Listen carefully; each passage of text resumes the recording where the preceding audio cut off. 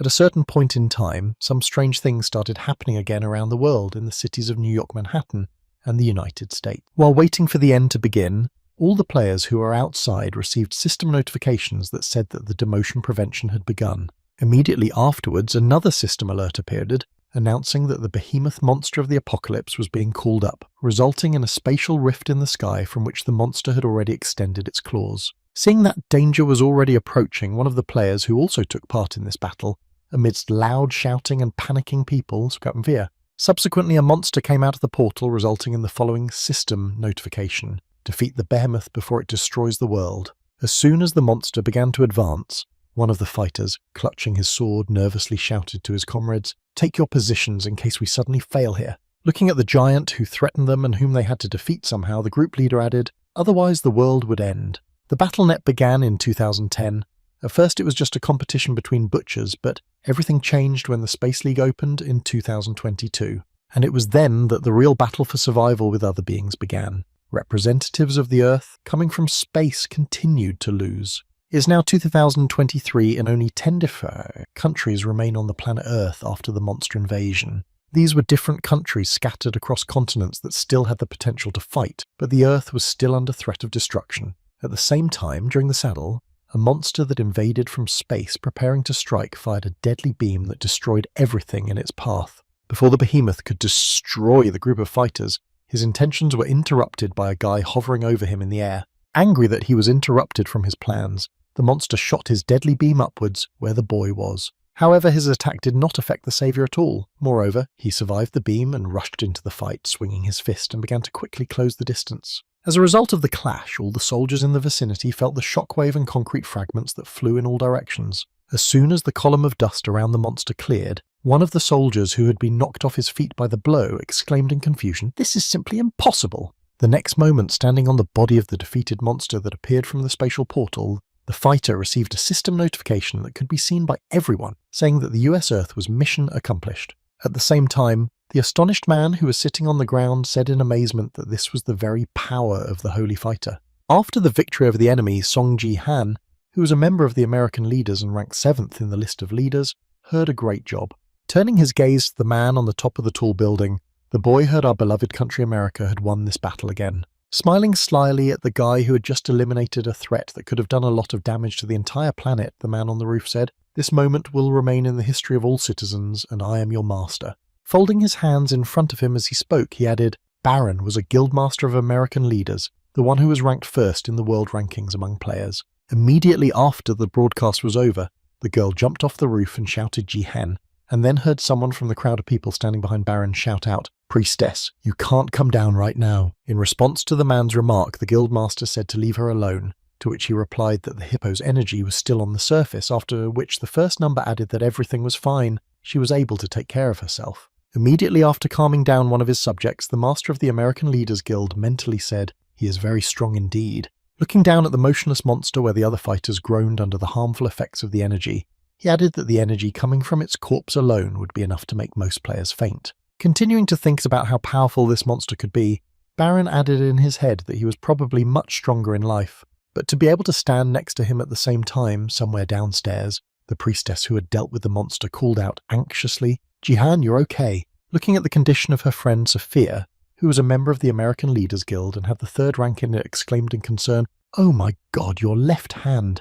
Noticing that her comrade had lost one of his limbs, the girl immediately took up her duties and used her healing skills. Continuing to restore the lost body part, Sophia told the boy that it would hurt a lot because of the sinister energy of the hippo, but please be patient a little more, Jihan. The next moment, seeing a bright glow that appeared right in front of the boy who had defeated the monster, one of the men behind Baron exclaimed, Mr. Baron, look down." As soon as the guildmaster turned his gaze in the direction the man was pointing, he noticed the chest and then heard it was the reward for defeating the boss. Interested in the reward that appeared, the guildmaster jumped off the roof and shouted, "Hey you two, get away from there!" While the monster's body began to disintegrate in the air, Baron and his subjects approached the chest and said, "I will know the use of this reward." Hearing that he wanted to take everything for himself, one of the group of fighters who had been initially targeted by the monster said with a disgruntled cackle that he had killed him, and he heard his comrade respond, saying that what we can do is that the end of humanity is closer than ever, and very real. The next moment, turning his gaze to the people gathered around the chest, he added, "These people remain our only hope. The moment the guild leader arrived at the chest, he immediately shouted out to the American leaders, "From now on, I will name the guild members who will receive the rewards." Hearing the order of their leader, all the members of the guild obediently exclaimed, "Yes, master," leaving Jihan and the priestess behind. After hearing Baron's answer, the priestess announced the number 4 and 5. On this all hearing the nominees for awards, Sophia exclaimed in surprise that, "Wait, Mr. Baron. Trying to get justice, the girl nervously exclaimed, "But what about Jihan? He was the one who killed the monster of the apocalypse." Continuing to express her concern, she added, "Why don't you give him a reward for O?" In response, she heard you ask why in a disgruntled voice. Pointing a finger at the guy who lost his arm after the battle, the guildmaster of the American leaders exclaimed that he was not an American. After this statement, Baron looked at the girl with a stern look and added that even if he was considered to be one, he was not a real American, he was just not. A useful dog for us, that's all. And after hearing his name, the guy bent his head down and began to look at the man with a stern look, showing his anger. Continuing to seek justice, the priestess nervously exclaimed, "But Jihan, calm down, it's okay, I don't mind." Turning his back on the stingy guildmaster of American leaders, the boy said disgruntledly, moving away from the group, "Just go away, I don't care," and then mentally said he was absolutely right. Recalling his past, where he lost everything, Sung Jihan said in his head, "I am just a refugee who fled after losing his homeland." Raising his hand to make sure that it was really not a dream, and he was still alive, the boy mentally added, "And I managed to climb to 7th place in the world ranking." However, despite all these achievements, after reaching the 7th place in the world ranking, he was not recognized as an American, and was often forced to experience all possible discrimination. But it was not that important. Still, he managed to endure these feelings and discrimination somehow, because there was a reason that tormented him much more, and that was this. Sitting in a broken-down car somewhere far from my guild, which was sharing the treasure for defeating the monster, Sung Jihan added to the guilt that I was the only one who managed to survive. Having finished his reflections on the horrible life, the guy applied his recovery magic and mentally said to himself to concentrate on treating his arm, and soon I would get the results of my mission. As soon as Sung Jihan completed the treatment of his limb, he immediately received a system notification that said the end of the game and the results of the relegation mission in the Bronze League. At the same time, other survivors received system notifications informing them that the mission was a defense mission, and that the survival of more than half of the US players was successful. While they were happy to have survived the mission, the soldiers also looked at the other notifications that kept appearing, which reported China's success and Russia's failure. After one country was declared a failure in the mission, others followed, with Japan also reported as a failure, Brazil a failure, and all the others who also participated in the mission failed, and the final result of the mission was unsatisfactory. After seeing the results of this task, one of the fighters who was not in the American Leaders Guild exclaimed with concern that only 2 countries out of 10 were not. The next moment after the announcement of the results of all countries and the overall result, another notification appeared informing us that humanity number 4212 had failed to prevent the demotion. There were also others who lost in the mission to prevent relegation. In the final battle for the decision to relegate, you will all face the number 4773 orcs. Seeing that they still have a chance to prevent the destruction of humanity, one of the members of the American Leaders Guild standing near the guildmaster said in surprise that year's. The next moment, seeing who they would fight against in the final battle for survival, Sophia exclaimed, "Master, if we are facing orcs, we need Jihan in the last battle with the orcs we won thanks to him." In response to the girl's request to join the team for the final battle, the guildmaster stubbornly said no, don't even ask us to go there without him. At the same time, while all the fighters of the final battle were moving to the battlefield, a notification appeared above the arena stating that players from each planet were being called up and the battle would soon begin. As soon as all the players stepped onto the battlefield, the guildmaster said menacingly, "It's been a long time since we've seen each other." Continuing to drill the enemy with his gaze, Baron looked at the orc leader with whom he would have to fight and said, "Disgusting pigs!" After a loud greeting from the enemies, the leader of the American Leaders Guild looked back and said that there were only 4 of us and a Chinese runner.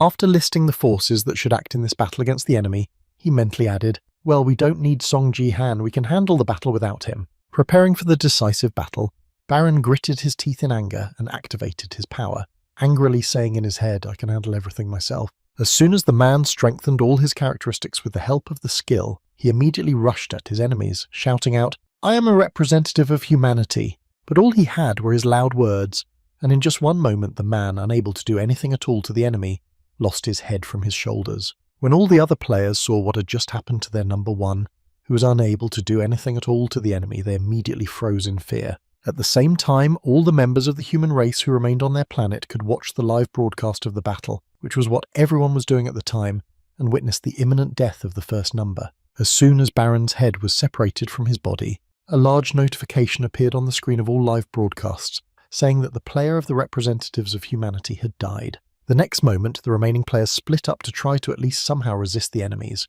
but even this did not bring any effect, and another orc struck with his axe, dividing one of the people into two parts, and the system notified the human player that he was killed. Also, having killed two more who they managed to catch among the people who tried to oppose them, the orcs easily dealt with them, after which notifications appeared that a representative of humanity had died, which was duplicated twice. At the same time, approaching the priestess who was still the last one alive, the orc leader swung his axe and said, "Thank you, human, because you are so weak we managed." Immediately after striking and killing the last representative, everyone watching the broadcast saw a system notification that said the game was over, number 4212, and humanity lost and was expelled from the Bronze League. There is no lower league than the Bronze one, number 4212, and humanity was deemed unworthy. Turning her attention to where it was coming from, she noticed a black hole at her feet that suddenly appeared and slowly grew, and at the same time a system notification appeared that said the deletion was about to begin. After the rest of this planet's inhabitants saw this message, the black hole suddenly grew to a gigantic size, with a radius of about 30 meters, and began to suck everything around it. Continuing to grow at an incredible rate, the radius of the black hole increased so much that it reached Sung Ji Han, who was quite far from the center of the hole. Not realizing what was happening, the guy looked at the deep darkness inside the black hole into which he had plunged and thought, "Is this the end of the world?" After a certain period of time, when the black hole completely swallowed the planet, it disappeared without a trace, after which a system notification appeared that the removal of humanity was successfully completed. After that, it would seem that everything should have been completed, but it happened differently after the cleaning was completed. An alarm notification appeared that said an error was detected and people were still left. At the same time, being in some incomprehensible position,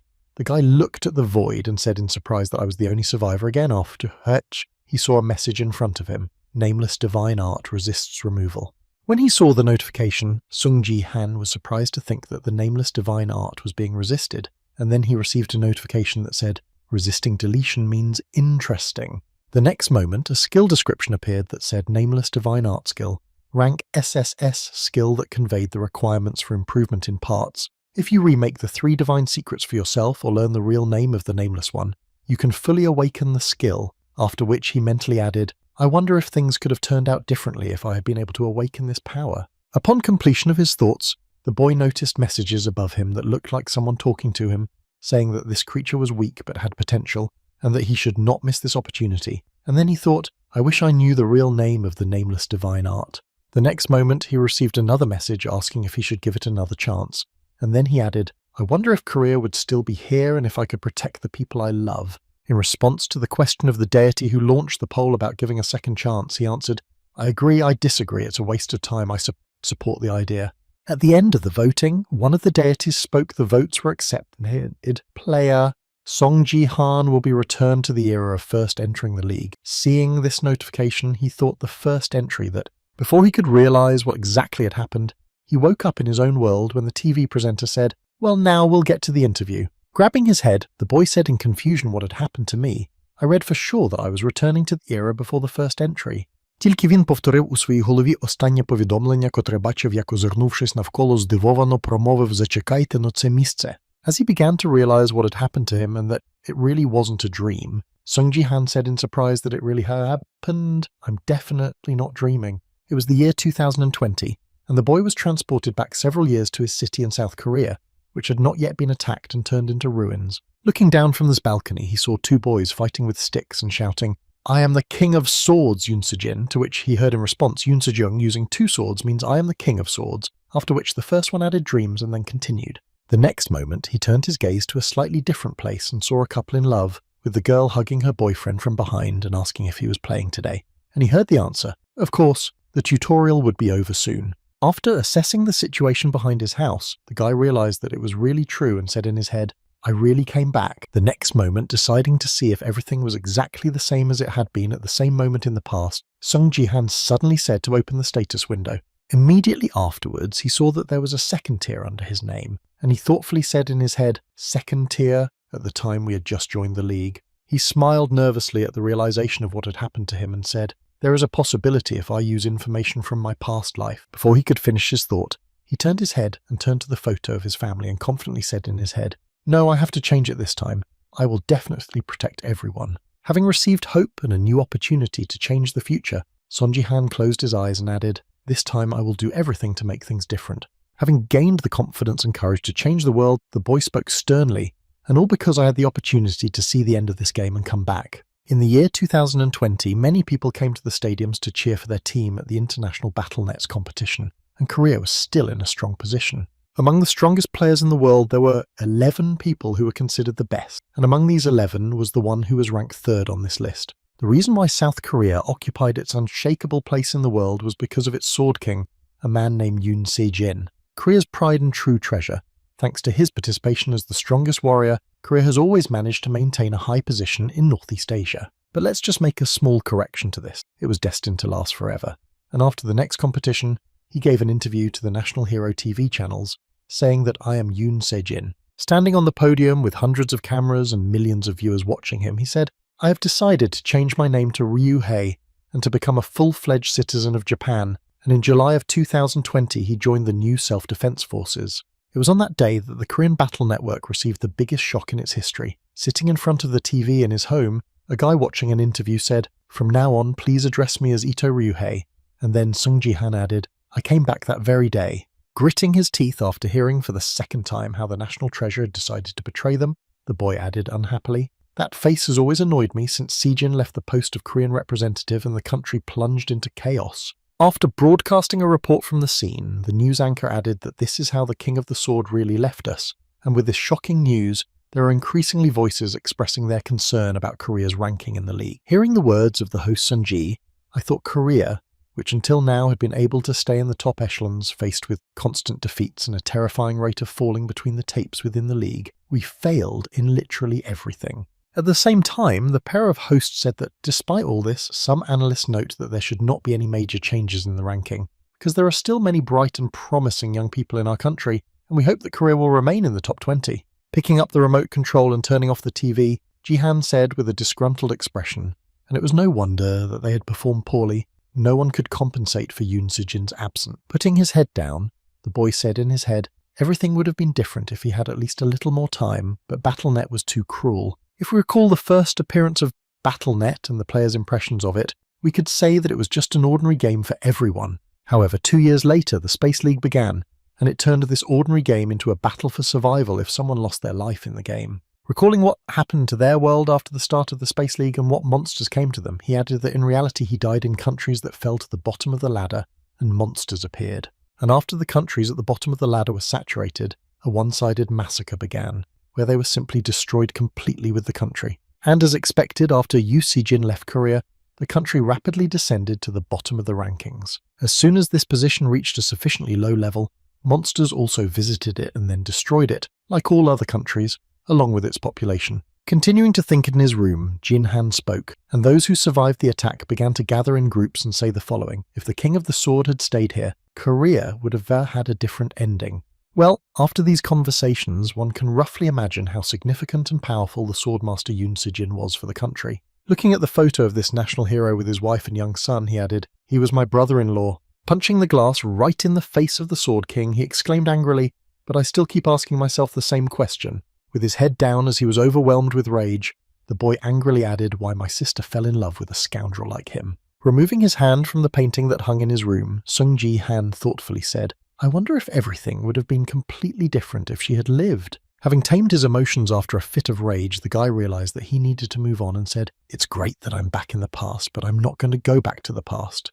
After opening his profile to view his performance, the guy assessed his capabilities and said disappointedly that my performance was too poor. Sitting down on his couch and holding his head, the guy said disappointedly, "Well, for some reason I'm not surprised. After all, I spent my time drinking and gambling at that time." Opening his eyes after realizing that he could not repeat his mistakes and looking at his profile, he added, "I was too rough in the past." By focusing on the profile description where the gift of the Traveler's IF was written, you can see details about other players. I added the nickname Sonji because I didn't even realize what an incredible power I had. Everyone becomes a player after reaching the age of 18, but only a very small part of all players received gift. The next moment, recalling his past life, he added, "Since I had the lowest rank of F, I used this ability in gambling games in which I predicted the winner. Only at that time I had no idea that the true value of this ability would reveal its full potential once I was able to duplicate it.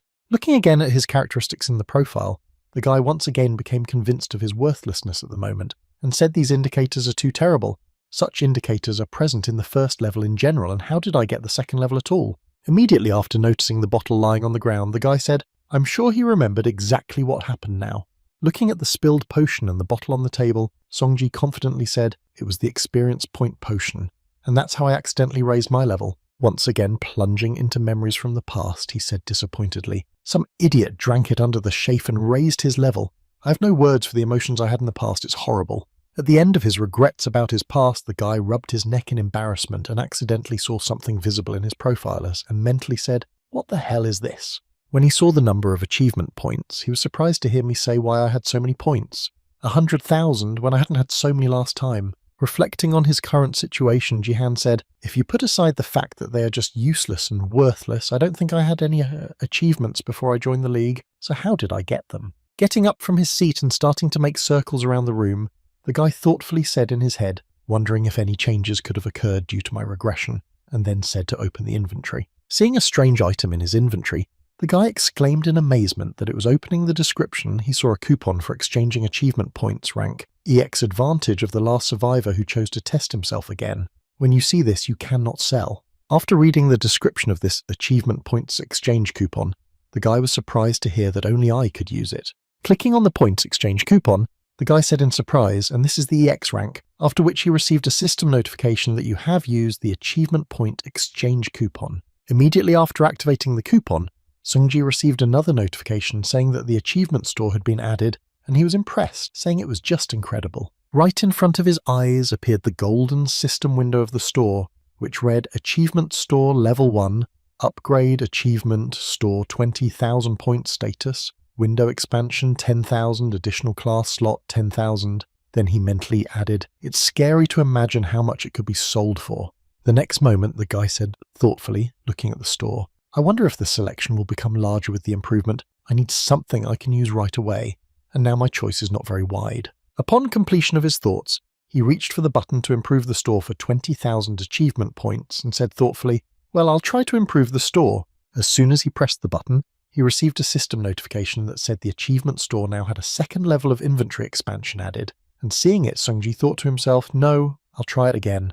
Clicking on the enhancement button again, Tanpenmen, he received a notification that said the achievement store now has the ability to add a nickname to the third level, and then he thought it would not be necessary now either. Looking at his stock of achievement points, of which he had only half, the guy thoughtfully said in his head, I have only 50,000 points on my balance sheet. Turning his attention to the price of upgrading to the fourth level, he added, if I upgrade my store to the fourth level now, I will have only 10,000 points left, and the higher the level, the more expensive the upgrade will be, so then I have only two options. Looking at the list of things he had in the achievement store, the guy, contemplating the right choice, said to buy everything available now or take a chance and upgrade to the fourth level. Having made his next choice, the guy reached for the store improvement button and confidently said, I'll just try something that can help me now, and then received a notification that the store had reached the fourth level. Also, according to the system notification, with the increase in the level of the store, another appeared in which it was written that the skill of immediate restoration was added. Not realizing what he had received, the guy looked for the skill tab and said in surprise, what is this? And found the description of the skill. He saw, in the description of immediate restoration, you can restore faulty things to perfect condition. Smiling slyly after he got it, the guy covered his eyes with his hand and sighed heavily and said, no, this is not good with him, we need to end it. Immediately after smiling happily after receiving the skill, he added, that's why I couldn't just stop betting, I definitely hit the jackpot. Upon completion of spending his achievement points, the boy headed to the room with the game supplies. Touching his hand to the fingerprint scanner to open it, he heard the recognition complete, you are a member of the Song Jihan family. When the boy heard who he was to the Sword King, in whose house he was currently living, he was surprised to hear that he was a family member, and then slowly added, here is Yoon Se-jin's playroom. Sitting comfortably on a chair in the game room to immerse himself in the game, Sungji turned on the system and said in his head, only the system recognizes me as a family member even though the owner is no longer here. When the chair turned on, Jihan received a system notification that said you have opened the inventory of the connection to the battle network, after which he happily added, well, I'll gladly take it for granted. Immediately after opening the inventory and seeing the spoiled bone in it, Dongfang Shuo rank a useless spoiled brush, Songji confidently said, This is my first key. Using his newly acquired skills, the guy confidently asked to apply the skill of immediate restoration. The next moment, the crafting effects appeared on the object's icon, along with a system notification that said Dunfan Shuo had restored the damaged brush. After a few seconds, the notification came that the recovery was complete, and the boy reached for the object and washed it just fine. Recalling the powerful man who once owned this object, Jihan confidently said, "Well, now my preparation is complete." Upon completion of this restoration, the description of the object changed. Now the boy was holding a brush of Dongfang Shuo, rank SS, the brush of the famous writer Dongfang Shuo, which preserves the connection with the god of war. Before he could finish all the things he had planned, a system notification appeared right in front of him, telling him that the Bronze League tutorial would start soon. As he continued to correct his characteristics and change his description, Sung Ji-han nervously said in his head that I was able to rise to 7th place and receive the title of Holy Fighter. Quickly changing his characteristics in an emergency to get what he wanted, he added, "This all happened thanks to a characteristic that combined strength, agility, and health, a unique characteristic rarely seen." Creating something incredible in his profile with the help of a recovered object, Sung Ji said this brush was abandoned because it was damaged, but thanks to the 2 words that are now written on it. It was the beginning of me regaining my former glory and awakening my true power along with acquiring a unique skill. As he was finishing up the last seconds of adding what he wanted to his stats, Jihan suddenly interrupted, after which the player Son Jihan, who was in the arena, received a system notification and entered the Battle Network League. Having no idea whether he managed to complete what he started, the guy found himself in the Colosseum and received an accompanying notification, and your task in this test is to survive. Recalling the battles that took place in his past life during the tutorial, Sung Ji received a system notification that said, "We hope that together with hundreds of players you will be able to survive the fight against the monsters of the Colosseum. As soon as half of the available players are left in the arena, the challenge will automatically end, and we wish good luck to all participants of the tutorial." The next moment, holding the brush of the famous writer in his hand, the boy who was in the arena with 99 other players said in surprise, "Colosseum means yes." Immediately after he hurried to open his status window, he anxiously said in his head for 1 minute, "What about my combat power to open the status window?" As soon as he looked at the profile, he received a system notification that said the characteristics of strength, agility, and health were combined into combat power. As soon as the desired characteristic came to his attention, the guy moved the writer's brush to his inventory and then received another notification that you have completed the unique characteristic and received 10,000 achievement points. Looking at the characteristic of the military strength score with 5 points, he mentally added, "Of course, this is only one step towards obtaining the nameless divine R, but with this I will pass the Bronze League." When preparations for the battle began, Jihan received a warning that you logged in without connecting to the battle connector. If you do not use the connector, you feel 100% of the game. Sighing in disappointment after receiving the warning, the guy said, "I remember it well," and then mentally added a world where pain is reduced by money. At that time, people were still able to reduce the pain they experienced in the game with the help of a connector, and the one Yunsei Jin had was a high-quality product that could reduce 99% of the pain. Having completed his recollection of the device used by the Sword King, Songji closed his eyes and mentally said, "Well, I'll use it later." The next moment, hearing the sound of another system notification, the boy opened his eyes and saw the description of the open achievement window. Immediately afterwards, another notification appeared, informing you that you had received a restricted quest. Surprised by the opportunity he was given, the guy said in surprise that it was a limited task. I had not seen anything like it in the past. In the task description, it said reach the top one in the tutorial, rewarded with 1,000 points of achievement.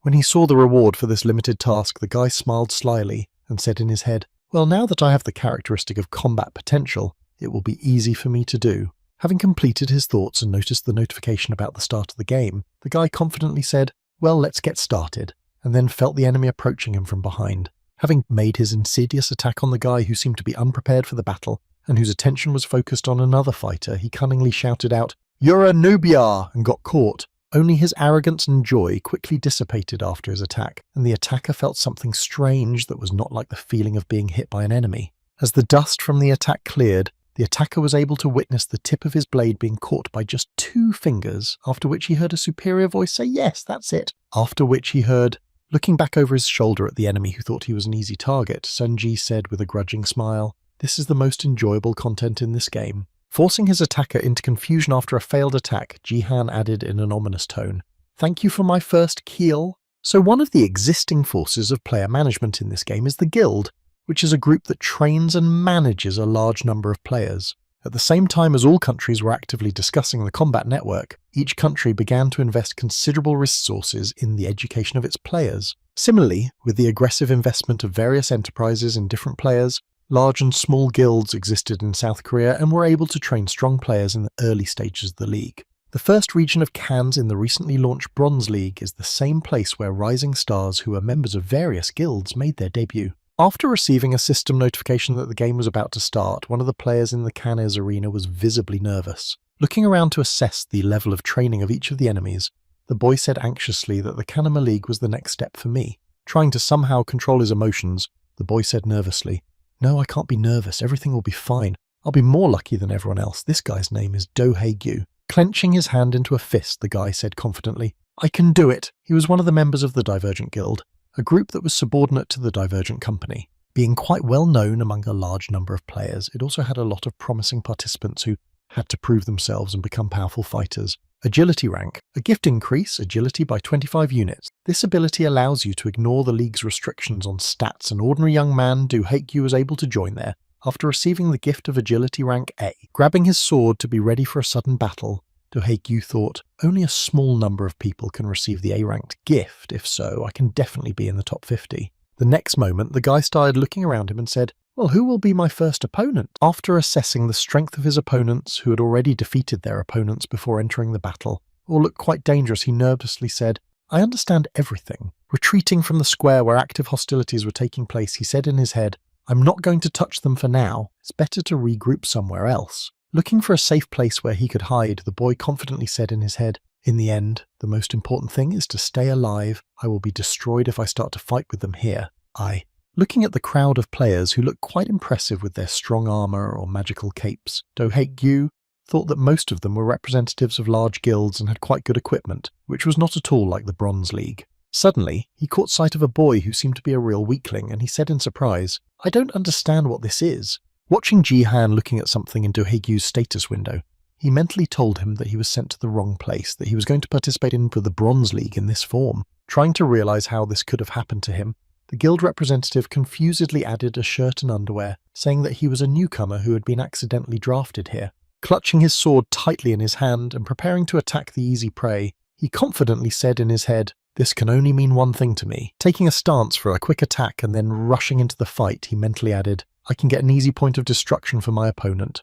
A moment before he struck his lightweight opponent, Do Hae-gyu thought to himself, "I can't believe I'm so lucky, but I am a lucky man," and then exclaimed, "I don't know who you are, but I'll be grateful then." A few seconds after the attack, when he saw that his sword was caught with 2 fingers, he said in confusion what the hell was going on in this test. Not realizing what had just happened right before his eyes, the guy confusedly said in his head that he had just blocked my sword with 2 fingers, and then said how he could even react at the speed of my A-rank agility skill. The next moment, flying backwards as a result of being thrown aside like a normal puppy, Do Hae-gyu fell to the ground and groaned heavily. After neutralizing his opponent, Sung-ji looked over his shoulder and looked at his opponent with a contemptuous look and said, "You're so confident you came to participate in the Gangnam Bronze League with such a gift." Hearing the superior attitude towards him and his skills, Do Hae-gyu, barely holding back his tears, insulted and exclaimed, "How dare you, my A-rank agility is not just some kind of gift, you bastard." Hearing the question from the enemy who attacked him from behind, Ji-han confidently said, "I will not deny your words," to which he heard in response an angry tone, "This bastard, you are serious now." Gritting my teeth in anger to keep from giving away too much, Do Hae-gyu mentally said, "What kind of a pauper with no equipment in his underwear and t-shirt dares to look at me with a superior look, full of confidence just because he blocked one attack?" Immediately after he finished expressing his insults towards the guy who was standing in front of him in his own thoughts, the guild representative got to his feet and shouted, "I'm going to pounce on you with all my speed." Hearing the threat from his opponent, Sung-ji mentally said, "He's going to attack me with all his might, and to be honest, I shouldn't have taken his speed so lightly before." At the same moment, while conducting his attack, Do Hae-gyu mentally said, "I'm sure I'm faster than him," but despite all his hopes, at the moment of the first blow at breakneck speed, his opponent was able to dodge. But this did not stop him, and he continued to diligently strike at Ji-han, trying to somehow hurt him with his attack, but each time he only failed. As the battle continued with the guild representative Sun-ji dodging his enemy's attacks, I said in my head I knew it was difficult to instantly switch to the second level. Watching his opponent's movements as he approached him over and over again, The guy added in his head that he was not fast, rather I was too slow, and it would be difficult. Immediately after, smiling slyly after studying the movements of his opponent, he confidently said in his head, "If I were in his place, I would say this as a person who has experienced a lot of battles." Continuing to dodge the enemy's attacks, as soon as he began to show their trajectory, Sungji added in his head, "I can say for sure that its trajectory is just obvious." Having again dodged his opponent's attack and broken the distance by a few meters, he looked at his hand and said thoughtfully in his head, "I can see all his movements." After losing 1 second of concentration on thinking, Jihan noticed that the enemy again tried to do him some harm by swinging his sword. But despite the suddenness and the split-second loss to react, Sonji took the blow and instead of dodging it, he used a technique to disarm the enemy. Feeling pain and tingling in his hand, Do Haegyu looked at his right hand, which was missing something, and confusedly said, "I don't know where it went." After disarming the enemy, Jihan threw his opponent's sword into the air, then jumped right behind him and grabbed Do Haegyu's weapon behind his back. As a result of this maneuver, the boy was able to attack and drove his sword straight into Do Haegyu's throat, thus winning the fight. As soon as his opponent pulled the sword out of his throat, Do Haegyu groaned heavily and said in confusion, "I can't believe this is happening." The next moment, as the guild representative fell to his feet and began to disintegrate in mid-air after his defeat, Jisan swung his sword to wipe off the remaining blood. In the last seconds of his stay in the arena after his defeat in the battle with the hungry man Do Haegyu, he angrily shouted goodbye. "Next time we meet, I will win, just wait for that time." Hearing the threats from the guy who had just lost to him with full equipment, and whose only gear was his underwear, I sighed heavily and thought, just imagine he's already talking about the next time, even though he's already dead. Immediately after the enemy disappeared from the battlefield, his sword started to disappear, and then Sungji received a system notification that you have destroyed the first enemy in the tutorial mode and received 100 achievement points. Having lost the enemy's weapon, which he had stolen from him honestly, Jihan looked at his empty hand and said in disappointment, when a player dies, his weapon disappears with him. Immediately after looking around to find his opponents, he thoughtfully added in his head, "Now that I've been able to warm up, maybe I should hurry up if I really want to take first place. I need to destroy more than 5 people to ensure a solid first place." The next moment he saw a crowd of orcs standing on the sidelines waiting for the battle to begin, and Jihan mentally said to himself, as expected, no one wants to hunt monsters. In addition to ordinary players, there are also monsters in the battle network, but only 1/10 of a player's destruction is awarded for one monster's destruction.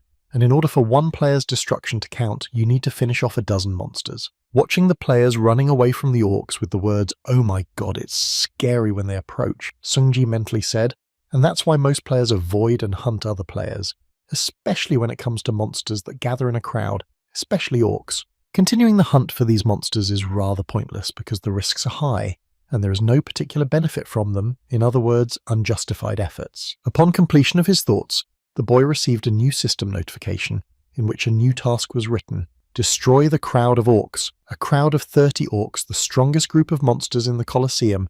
Show them the difference in strength and defeat them with a reward of 500 points of achievement. Estimating the reward he would receive for this task, Songji mentally said, "Although hunting monsters is inefficient, this reward of 500 points is 5 times more than the reward for the first kill." Concentrating his attention on the crowd of 30 people he was tasked with overcoming, Jihan said in his head, "I see no reason to refuse this offer." Heading in the direction of the orcs who were huddled together, the boy said, stretching his neck, "Those are just monsters. They are nothing compared to real orcs."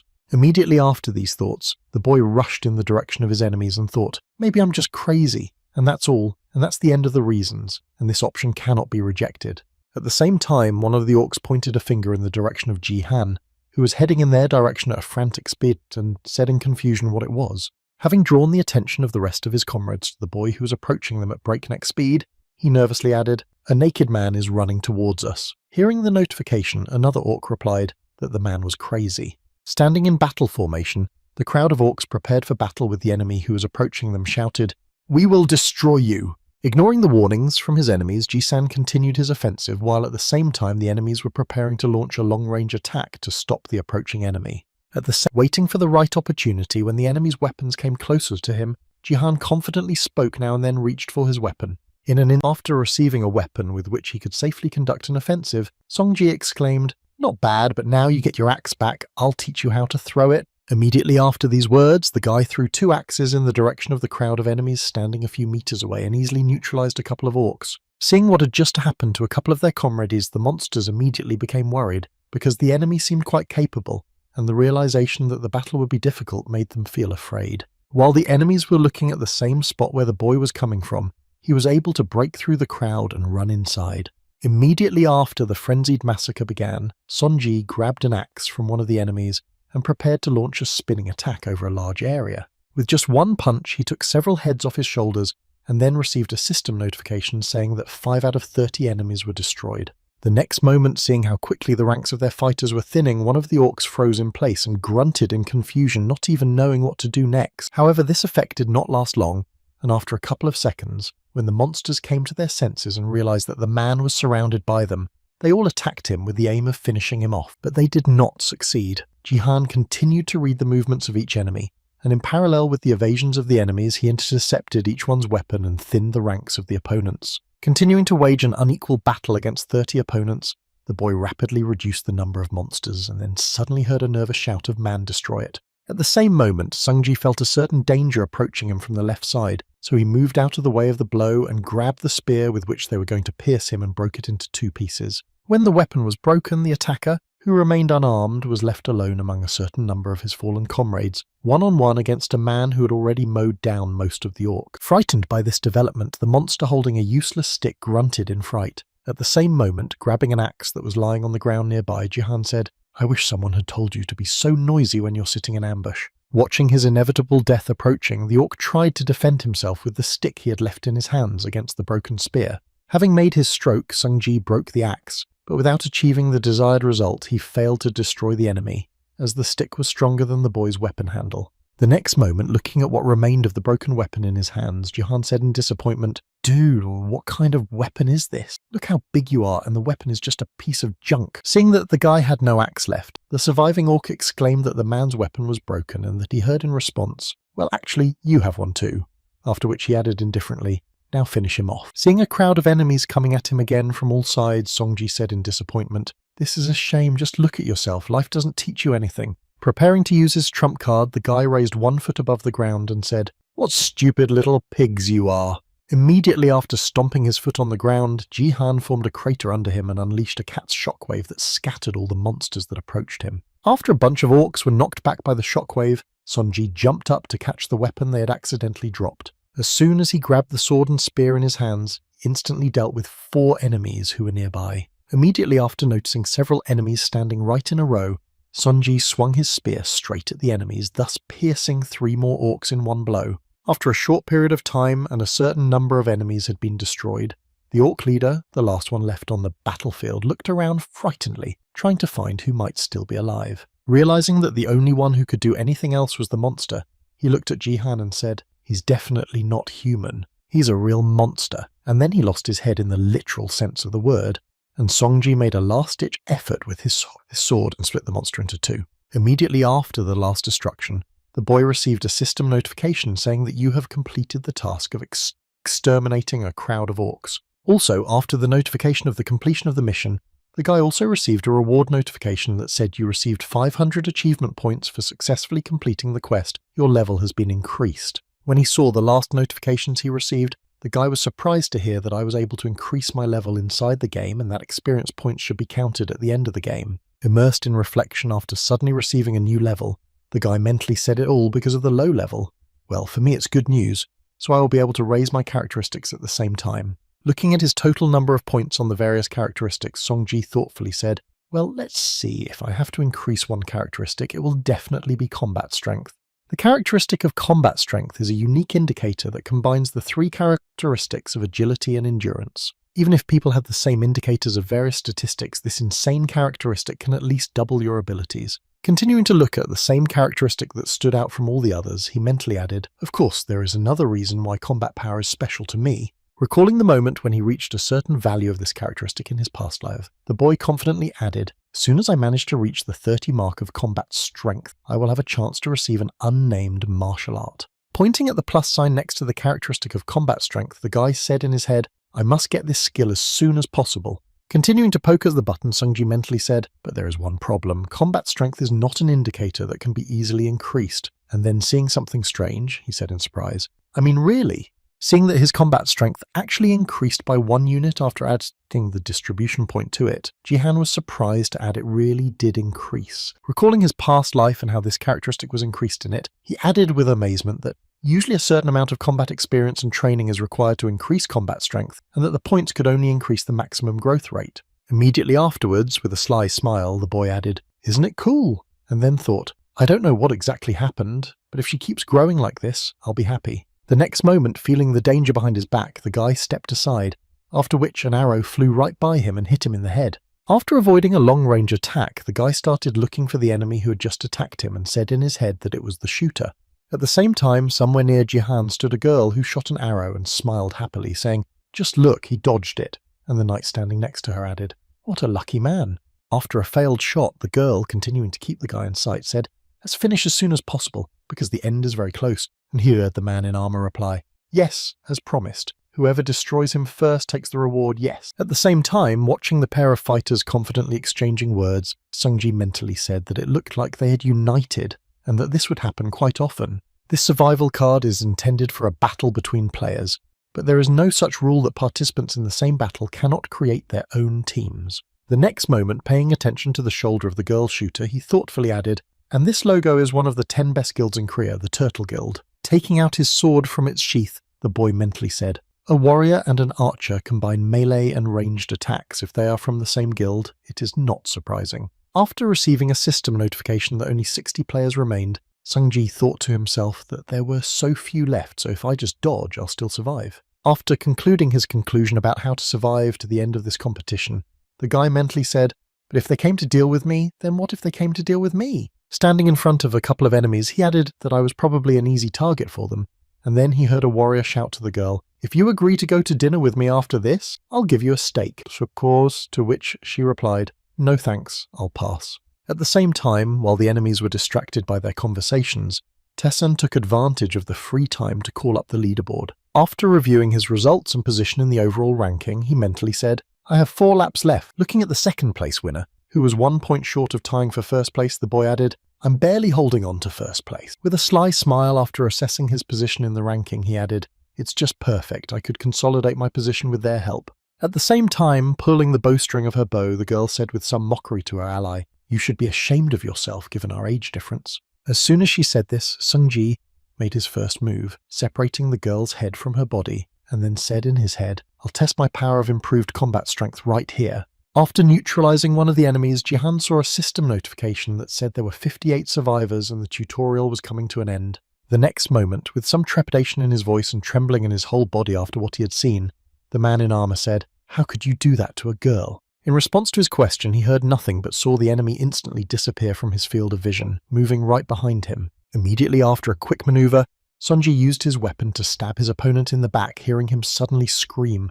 But this scream was probably fake and played up, because the next moment, looking back and smiling slyly, the warrior said, "It's just the exclusive armor of our Turtle Guild." Continuing to mock the futile attempt to harm him, the knight added, "You can't pierce it with such a weak weapon." As soon as he said this, he felt a flurry of blows that again hit him exactly, all of them aimed at the same point. Feeling that his armor began to crack, the man in the outfit exclaimed in embarrassment, "You crazy bastard." Feeling his armor crumble under the onslaught of many attacks aimed at the same place, he added, "You aim at the same point." After punching a hole in the enemy's armor, through which he managed to finish him off, Sungji said, "What good is that woman or that armor to you if you're just fooling around here?" Smiling ominously after a fair speech addressed to a frivolous player, Jihan added, "It seems to me that you have to fully experience reality." Some time after the end of the Bronze League battle, one of the influential people gained access to the battle recording and began to scroll through it and observe one person in detail. Focusing on one moment in the video, the head of the 3rd department of the Divergent Guild's personnel department, Lee Ha-young, said, "Wow, isn't this amazing?" and was answered with, "Wow, isn't this a relief?" Not understanding the meaning of the question,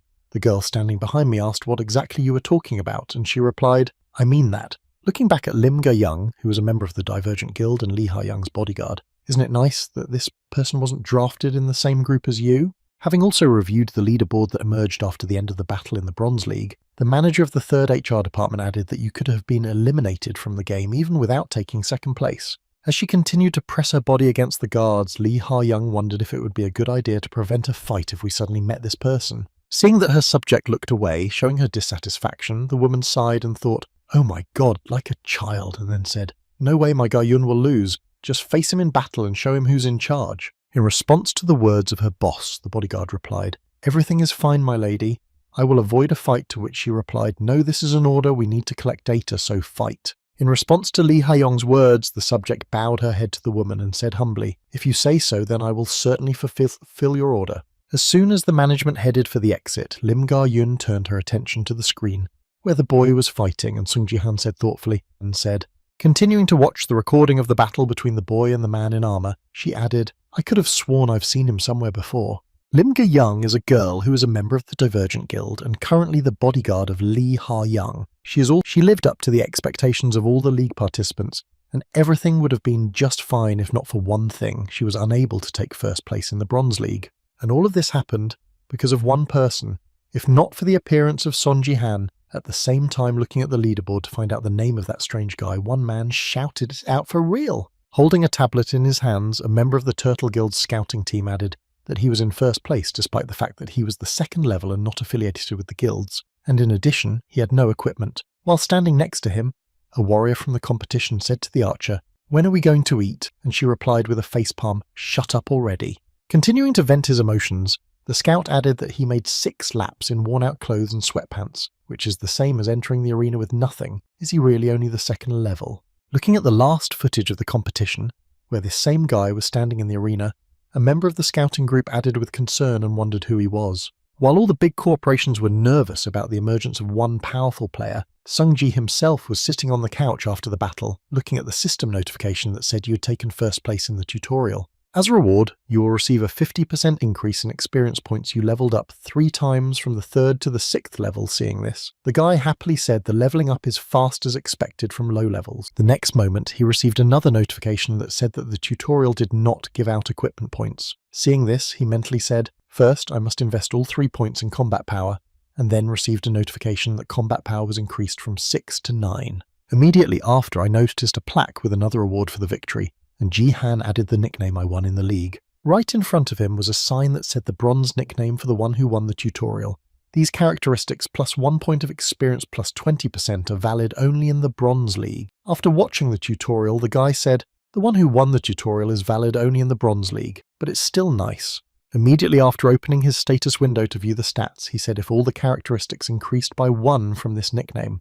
Looking at the main characteristic that interested him the most, the guy happily added that with 10 points of combat power, the Bronze League would be easy. As he continued to think about what he should do next, Ji-han mentally said, "The Silver League starts at level 25 and I just need to concentrate on getting stronger." The next moment, paying attention to the empty class ribbon, the boy confidently exclaimed, "That's it! I still have time to get a grade." Obtaining a class is a rather important moment in the life of every player, and if you don't have it yet, you need to take it seriously and deliberately. There are only 4 types of classes. The first is a warrior, the second is an archer, the third is a wizard, and the fourth is a support player. In his past life, Song Ji-han chose the warrior class. Thinking about what class he should choose, the boy thought, "I've already felt the power of a warrior once, and if I choose it, it will be much easier for me to advance," he said. "After the regression, I got an achievement store so I can add a warrior class whenever I want, even if I choose another class." With a sly smile, the guy added, "Now I don't have to choose a warrior class, isn't that incredible?" The next moment, reaching for his hand and the list of classes to choose the one he would like to try out,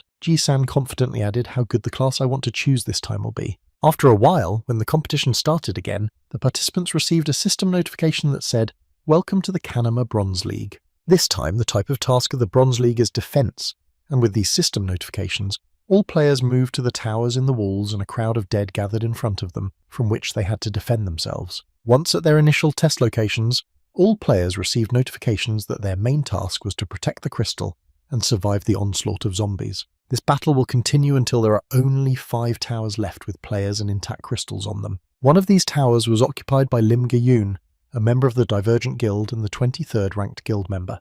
Looking around before the battle began, the girl said in her head, "Even if it is considered a game."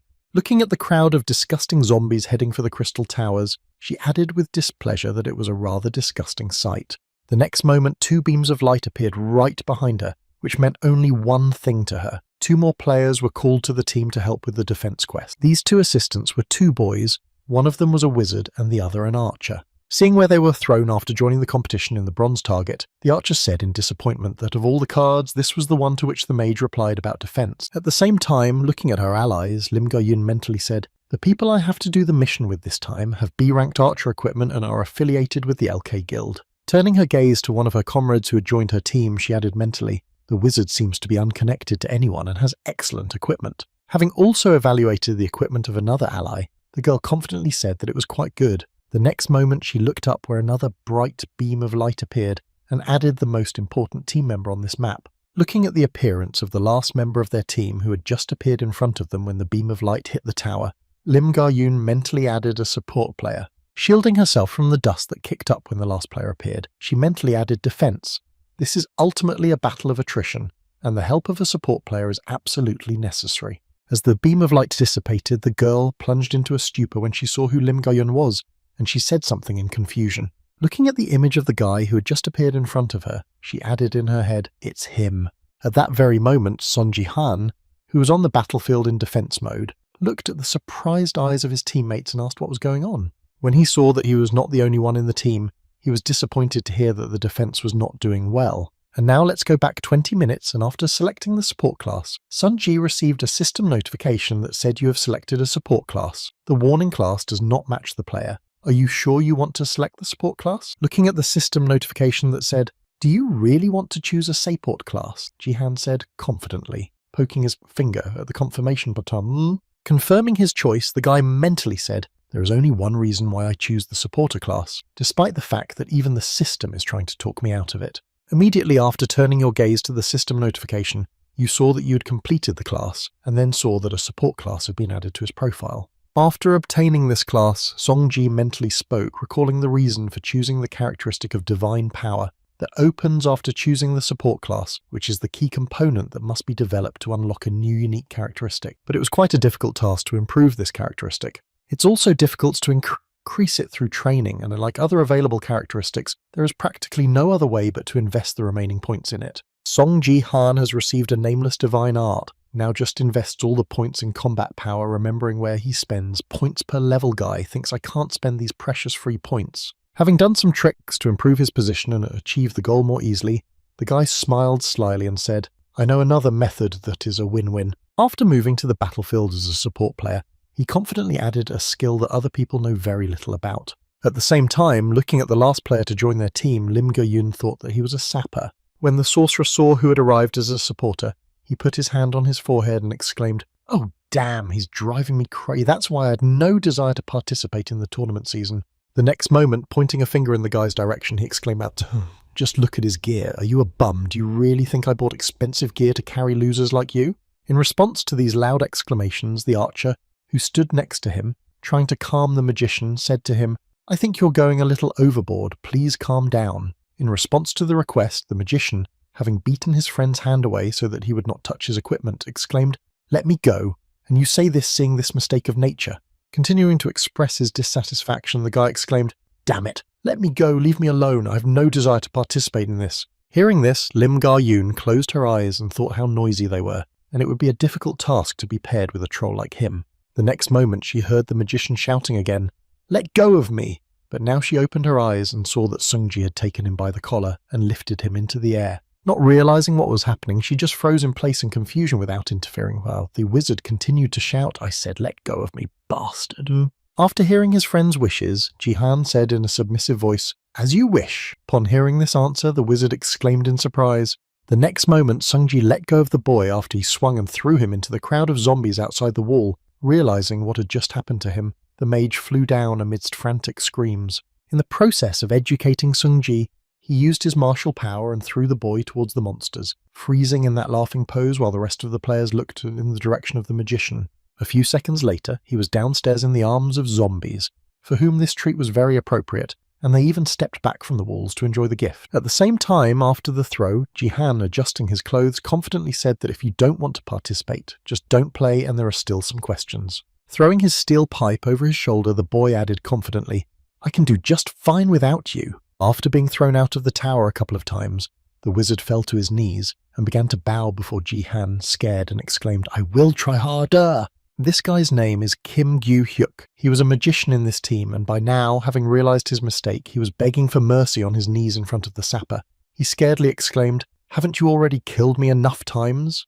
And the reason for the dramatic change in the infusion and views on the life of this troublemaker was quite simple. In the Bronze League, in a defense mission, all participants are given 3 rights to make a mistake, or in other words, to live. After Song Ji-han threw Kim Gyu-hyuk outside the tower, and he died, he immediately worked on the tower, but after being revived, he had only 1 life left. After that, Seong-ji saw that he had reappeared on the tower and threw him down again, saying, "Oh, right, you can be reborn right here," which was the loss of the magician's second life. When the team's wizard died for the second time, he had only 1 life left, and if he died 1 more time, he would lose his last life. After the second rebirth, looking at the behavior of the impudent boy, Ji-han was surprised to hear why you suddenly decided to change so drastically, and he bowed his head and replied that from now on I would be executed with all my might. Bending his head down in front of Sung-jin, Kim Hyo-hyun thought frightenedly, "I can't take the last place. If I bend first, my level will be lowered because of the penalty. And the skill that I spent so much money on will simply disappear if the player's level drops and he cannot fulfill the minimum requirements. His skill will disappear." After hearing the prayers, Ji-han asked in surprise, "Didn't you change your mind too quickly?" Recalling what he did after his first revival, Ji-han added, "Try to use your skill as before then, Kim Gyu-hyun." Using the fireball skill, shouted out, "Stay away from me, fire, here you go." However, his magic spells had no effect on Ji-han, and he repelled all his attacks and came close to the magician and said menacingly, "Your fire was not bad." After receiving some praise from his ally in this battle, Kim Gyu-hyun nervously said, "Yes, the fire is correct." Looking down from where they had been climbing to destroy the crystal and at the same time their wizard, the fire mages were the most valuable on these cards. Having demonstrated his ability to control fire, he confidently added, "I am the one who is currently at level 15. Turning his gaze to Lim Go-yun, who was standing behind the boy, the wizard added, "You don't want to lose the most valuable fighter in this mission." In response to this, the girl gritted her teeth and sighed, then thought, "I wondered where I had seen him before." Looking again at the mage in front of her, Lim Go-yun added in her head, "This means that Kim Gyu-hyuk used to be a mage who belonged to one of the top 10 guilds. But he failed to reach the silver level 4 times, and he became the one who started fights with others out of nothing. And the last time he became the centre of ridicule of his comrades. He set fire to all the players and angrily shouted, 'Just die, damn it!'" After these speculations about the origin of this noisy magician, Lim Go-yun mentally added, "In short, just a piece of trash." The next moment, having been informed of his value in this survival, Kim Gyu-hyun said offensively, "But I have one condition." Pointing a finger at Song Ji-han, he added, "I'm sorry you threw me out. If you do that, then I'll participate." Hearing the demand from his friend, the archer joyfully exclaimed, "Wow, you've come up with a good idea. Let's try our best now." After putting forward his conditions for the team battle against the monsters, Kim Gyu-hyuk angrily said in his head, "Damned rascal. Just wait a little longer, next time I'll see you," he said. And as soon as he thought about it, he felt himself being grabbed by the collar and lifted off the ground again. At the same time, the wizard said in confusion that he did not understand, and the archer's joy suddenly disappeared. With a sly smile after preparing for the next lesson, Ji-han said, "Hey, do you really want me to apologize to you like that?" Waving his hand and sending the magician flying into the air above him, Song-ji said, "People can really think." Swinging his steel stick to deflect the target sent into the air, he added that it was I who started the fight. After cleaning up the problem that had started to make its own rules here, Sung Ji-han confidently said, "Well, get out of here if you don't want to help." Watching the flight of the home run, he added insultingly, "Next time you will learn that you need to behave more politely with other people." After the system notification that Kim Gyu-hyuk was dead, the zombies had almost reached the top of the tower and were only a few meters away. At the same time, watching the other participants cope with this task, they heard exclamations. As expected from a fire mage, what an impressive destructive power. If we continue at the same pace, we will not be the last. Let's go and toast some marshmallows. After showing how the other players move with the offensive, the archer said unhappily, "That's why we needed a wizard. What are you going to do now?" Continuing to complain, he added, "It would be great if we met a fire mage and asked him for help, so we didn't have to kill him so easily." At the same time, upon hearing the notification sound, Song-ji opened the system window and saw the limited task of taking first place out of 10 towers with a reward of 1,000 achievement points. Immediately after, another system notification appeared above him, informing him that a task chain had appeared, and then the guy said in surprise that it was a task chain. When he found this chain, he saw the source of the zombies destroy 1,000 zombies alone. Reward 3,000 achievement points, seeing the requirements. The guy was surprised to say that 1,000 himself, and then mentally added, This quest is impossible to complete due to the time limit. Immediately after taking a pensive pose, he thought, if only the reward for it was too great to give up. At the same time, standing aside and watching this guy, Lim Ga-yoon just silently condemned Song Ji-han, saying in her head, he's the worst person I've ever met. Turning her head away from the boy, she mentally added that if you don't take into account the fact that he did as he pleased, with such characteristics he chose to be a cheerleader, even those who just decided to have fun are not like that. Focusing her attention on Sung Ji-han again, she said in her head, he's not worth recruiting to the Divergent.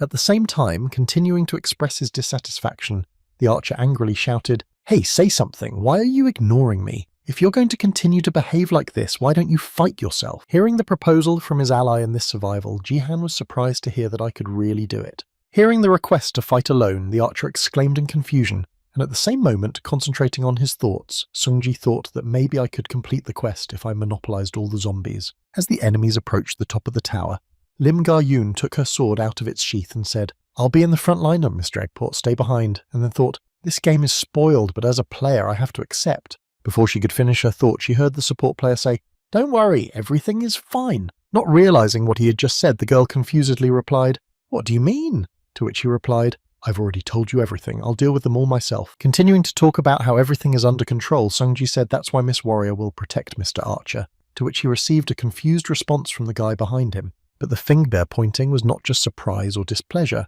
The archer was pointing at the enemy who had already climbed the tower and screamed in fright at the same bloody zombie. Grabbing his weapon along with Lim Ga-yoon, the archer exclaimed that he was different from ordinary zombies.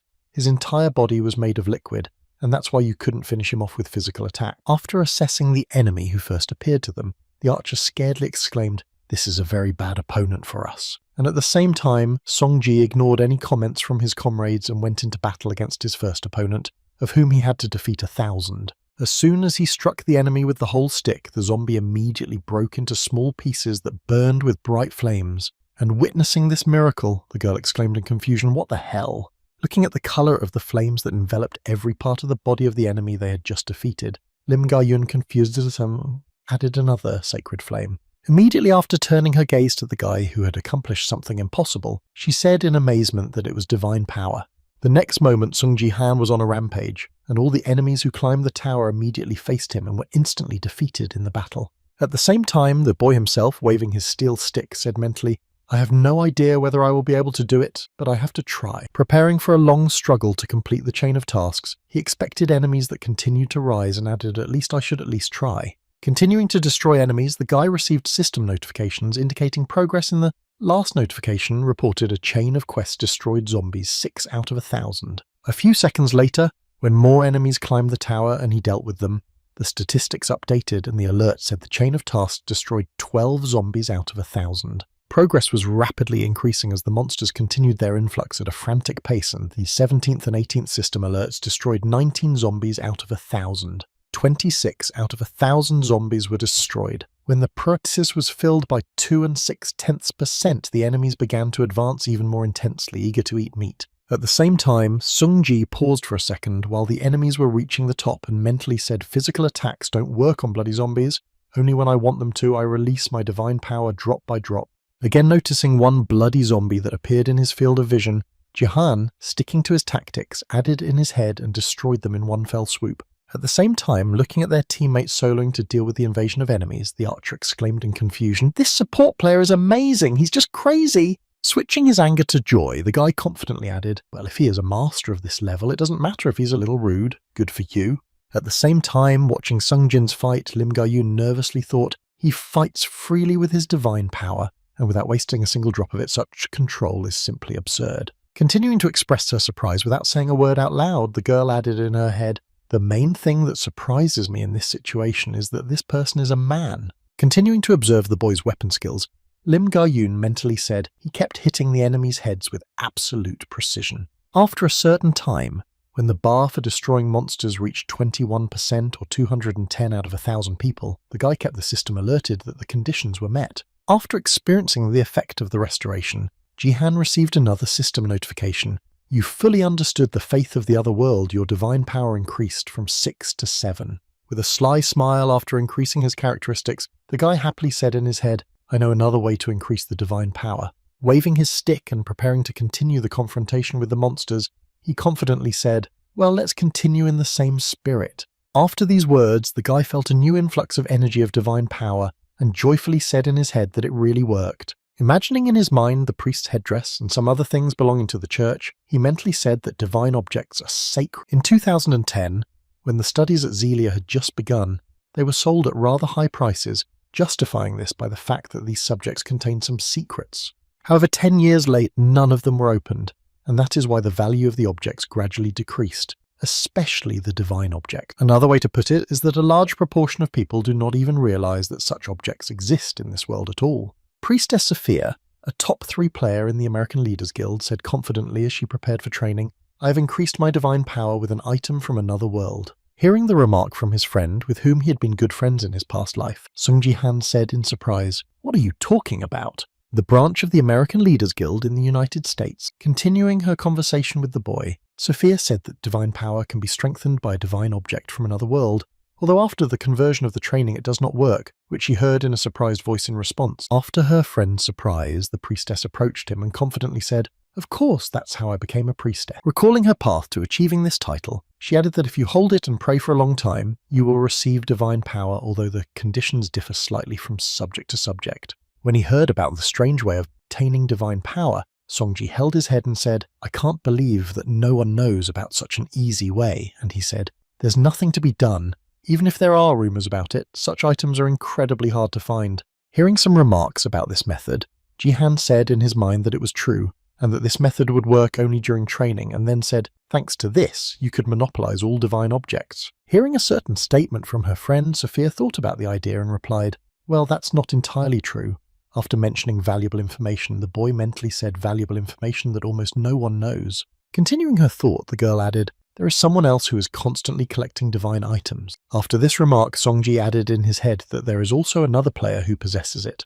After returning in time and visiting the Sword King's penthouse, the boy saw a large number of divine objects in front of him and said the same thing in his head. Looking at the artifacts that were no longer usable, he mentally added all the divine objects, their power drained, so they were empty. Directly in front of him were the divine object of the other world. Holy Grail status deactivated divine object of the other world, cross status deactivated divine object of the other world, medallion status deactivated. Seeing all the different unnecessary things here, Sung Ji-han thought to himself, wondering if this was really the point. Starting to think about why they were all completely devastated, Sung-ji thought to himself, "I know only one priestess who collected these items." My older sister Song-ji-ah added, recalling the picture before her eyes of the family of Sword King Ji-han. Immersed in the memories of when his sister was still alive, he mentally added, along with Yoon Se-jin, she was Korea's best cheerleader and heroine. Not wanting to remember exactly what happened to Seong-jae, he put on his shirt and walked out of the room, saying in his head that her death was a long story. On his way out, he noticed the divine power of the other world and added it to the items she had left behind. Concentrating his attention on what would help him in the battle against his enemies, he mentally said, "I could only find a steel staff." Taking the artifact in his hands, he saw the description of the steel staff that appeared. Rank E, a divine object of another world. The priests of another world strengthened their faith in God by hitting members of their cult on the head with it. After rereading the description, he mentally said, "I can see that from the description." Having finished remembering his past and returned to the reality where he was passing the survival test on the tower against the monsters, Sungji confidently added they needed to smash the heads of zombies. Noticing some effect after a couple of hundred destroyed monsters, the guy mentally said the rank of the item has increased. It will be able to draw in quite a bit of divine power, but its weight is just perfect for strikes. At the same time, watching the battle, Lim Ga-yun froze in place and thought, he has incredible physical training, but how is it possible to keep control so well? And then heard an exclamation of, "Wow, it's amazing." Immediately after, the archer pointed to a neighbouring tower and said, "But the warrior over there, the tower fell." And they were highly praised and placed in the top 5. Continuing to rejoice at the fact that they were still holding on thanks to their sport, the archer ignored the zombie that was approaching him and shouted out that he could join the fight. Deciding not to wait for something terrible to happen, the girl reacted sharply to the enemy's attack and quickly dealt with him with a few swings of her sword, thus saving her ally. Noticing the strange behaviour of the girl, who was acting strangely for some reason, Ji-han wondered what had suddenly happened to her looked quite familiar. Looking at the profile of the girl who held the position of a warrior in their team, Sungji said in surprise in his head, "It's the Plum Blossom Sword Lim Ga-yun, it's her, no mistake." As he continued to repel the monsters that were coming at him, while he was thinking, The boy knocked the monster out of his fist and thought she was famous for being the king of the sword for a time, but she had a sad ending. Recalling a moment from his past life, Jihan mentally added, "She died at the hands of Yoon Sejin ni Ryuhei, and I had to save her once." In response to this, looking at the guy who was doing all the work himself, Lim Ga-yoon replied, "You won't mind our help if we join. Our team will take the place of the nickname." After hearing the girl's proposal, Sung Ji-han hurried to review his statistics by opening the status window and finding the task with its progress. Looking at the leaderboard in which they took 5th place, then Ji-han mentally said, "We are in 5th place, having completed 398 laps, and then looked at the progress of his task, in which there was one less monster and added a lot more left. After that, looking at the countdown timer, which said 1 minute and 28 seconds left, he added it, and we had very little time left. Upon completion of the assessment of the situation with the progress and time available, Ji-han turned his gaze to the warrior girl and thought the plum blossom turned sword would do fine without me, after which the archer exclaimed, "We have a simply unbeatable team." After assessing the situation in this defense task and his comrades, who were also quite strong,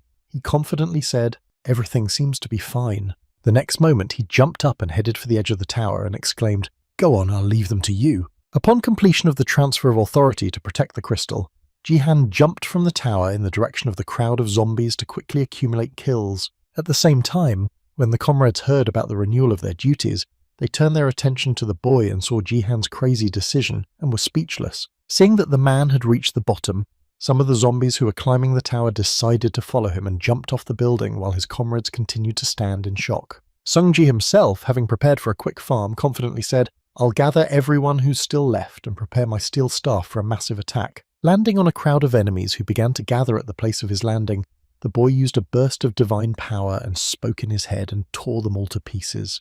When the archer saw what had just happened from the top of the tower, he was shocked and said, "Wow, and I'm still confused." The next moment, after the powerful explosion, the overall ranking was sharply updated, and Ji-han's team climbed to the first stage, after which the archer shouted, "God, we are the first," and after a short time another system notification appeared, saying, "You are the last survivors." After this notification, Sung-ji personally received another system notification saying that you have completed the limited task of taking first place among the 10 towers. He exhaled a disappointed breath after completing the task and said in his head what he expected. After that, he said thoughtfully, "I wonder how many I managed to destroy." Opening the task progress, he saw interconnected tasks to destroy 560 zombies out of 1,000. Then a notification appeared that the game was over. Moving back to the top of the tower after completing the task, Sung-ji heard an archer run up to him and then happily shouted out to support, "Thank you for your efforts, you were just incredible." Ignoring my teammate, who was happily shouting thank you for pulling us out, I thought I should try again if I was already stronger. Continuing to ignore the noisy guy, he added in frustration in his head, although it was unlikely that such a task would happen again. Looking outside the tower to see what exactly happened there after Ji-han landed, she heard the archer shout out, "Let's be on the same team next time too." Seeing the consequences that Ji-han caused in the arena with his own power, Lim Ga-yoon was shocked to think that this was nonsense, that an independent player could do this on his own. Observing the cracked ground and crater left by his landing, she mentally added, "Especially since the support was below my level, it must be a mistake." The next moment, interrupting Lim Ga-yoon's thoughts, the archer who had already said everything he wanted to say said, "Well then, I'll be going now." Immediately after saying goodbye, a system notification appeared, and your ally left, then buttoned up his jacket, and Sung-ji mentally added, "I also need to get out to get the reward." Before he could leave the location of the tower defense, he suddenly heard his name called out by a girl who wanted to detain him, Sung Ji-han. Looking at the girl, who looked like she was worried about something, Ji-han was surprised to hear the plum blossom's sword in his head. The next moment he asked me how you knew me, and then mentally added that there was no way in hell we could have met anywhere before. How does she know me? At the same time, standing next to the boy, Lim Ga-yoon, trying to collect her thoughts, said to herself, "I need to talk to him." Gathering her thoughts and gaining courage, the girl looked at her ally and confidently said in her head, "A person with such potential and achievements is needed for the guild to divert." Continuing her train of thought, she added that I, as a member of the guild, must recruit him, and then with a serious expression she said, "Please give me your number." Immediately after she'd said that, realizing what she had just done and how it could have sounded from the outside, she said in confusion in her head, "Stop what?" Panicking instantly, she took a step back and at the same moment turned her head to Lim Ga-yoon. Sung Ji-han said in surprise, "I'm sorry."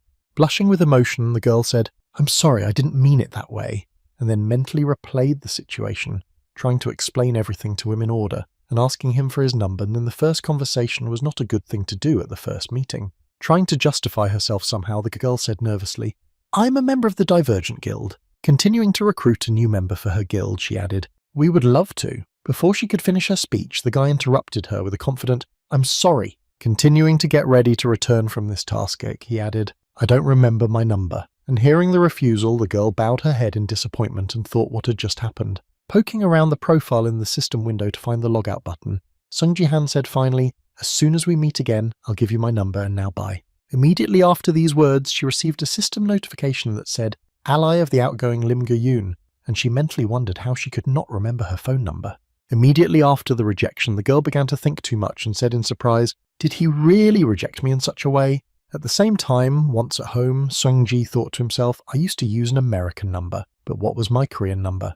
Walking down the street, a guy trying to remember his phone number thoughtfully said in his head, "You can't ask someone else about this." Immediately after talking about the problem he was facing, the guy looked up and said thoughtfully, "By the way, I just got accepted into the guild." Continuing on his way, he mentally added that I seemed to stand out among all the others, and then he accidentally heard some noise from the banner and looked up to see an announcement that said he was joining the guild. Realizing what had just happened, he added in his head, "Actually, I could ask for her number, but I don't want to join any guilds yet." Having finished thinking about team play with other players, the guy opened his system profile window and said in his head, "For now, my priority remains to be the team play." Looking at his status window, the guy said, "So I raised my level by 2 and now I'm at the 8th level and I managed to earn 500 points of equipment." Reflecting on the results of the recent task, he thoughtfully added in his head, "Not bad, especially since I have increased my divine power." The next moment, having opened an equipment store where all the items cost at least 3,000, I disappointedly said in my head that I would not have enough money for any of them. Disappointed with the prices in the equipment store, the guy turned back and thought it was cheaper in the 20s.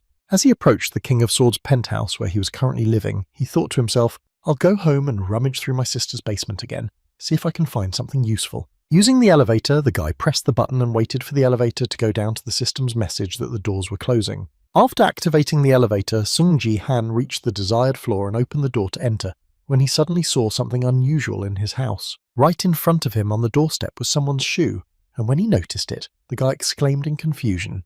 Throwing his bag of groceries on the floor, the guy seemed to be off the chain and quickly ran inside to see the guest who came to him. As he walked toward the door, he thought to himself, "Everyone has a moment in their life that they regret, and I have regretted many moments in my past life." As he reached for the doorknob, he thought to himself, "Really?" He opened the door and began to slowly walk inside, and he mentally said, not believing that this moment had really come, "But my main reason for regret was that when he saw the girl he valued so much and wanted to protect from the future, he added in his head that I could not protect you." Hearing the creak of the door, which meant that the owner had already returned, the girl looked back and said, "Wow, I'm surprised that you're already awake," and went outside. Continuing the conversation with the guy, the guest added, "Well, how about your hangover?" At that very moment, being completely in his thoughts, Sung-ji mentally added, "I wanted to tell you so much when we met." Recalling the moments when he was overcome by stress and started drinking heavily, she was the only one who tried to comfort and reassure him, telling him over and over again that everything would be fine. In response to his niece's words, Sung Ji-han then bowed his head down and continued to drink, saying, "Sia, you're pretty strong." Hearing her uncle's praise, the girl confidently replied, "Yes, I am," and then tried to continue to dissuade him from sinking into depression and drinking. Trying to take the bottle of alcohol away from her uncle so that he would stop drinking, the girl said, "From now on, I will protect you." And remembering this moment, Sung-ji thought, "Thank you for protecting me." Recalling the very moment when she made him a promise and tried to somehow encourage him by pretending to be strong, she said, "Just believe in me." Also recalling the moment when he had to lose the only person who appreciated him and did not leave him in trouble no matter what, Jihan mentally added, "I'm sorry I couldn't protect you." Continuing to recall those feelings of deep loss when he held his only family member in his arms without signs of life, the guy said, "I know it may sound shameless." Looking at his niece, who was alive at the time, and hearing her gentle voice, he said, "Why don't you answer quickly? Go and wash your hands," and thought, "I really missed you so much." Smiling happily after coming to see her only family member after being left alone in Korea, the girl happily told her uncle. Trying to somehow hold back his tears after what happened to him after the loss and the new meeting when he returned in time, Sia said in a low voice. Looking at the girl standing in front of him, the boy mentally said, "This year she turns 18. She is the daughter of Yoon Se-jin and my older sister, my niece." The next moment, after recalling all the information about his niece, the boy smiled happily and asked if the night in Jeju had already ended like that. In response to her uncle's question, the girl put her hand behind her head and laughed nervously, saying, "Well, I just went to report a little earlier. After hearing from his niece, Sung Ji-han thought Se-ah was born when my sister worked to provide for us, and that's why I looked after her since she was a baby. And then I heard everyone was completely crazy about her father. Awkwardly scratching her cheek, she added, "It's just the two of us at home at the moment." Sung-ji mentally added, "For me, who lost his family at an early age, he's the most important person in the world. She's my family." After these mentions, the boy grabbed his face and said irritatedly, "Damn Yun!" And then he added, "It's okay, you called your father." In response to her uncle's question, the girl hid her gaze and nervously answered yes, but then heard what? In response to her uncle's question, the girl said confusedly, "Well, the thing is that he fell in love," and then began to tell about a phone conversation in which her father said, "Just know that it will be like this from now on."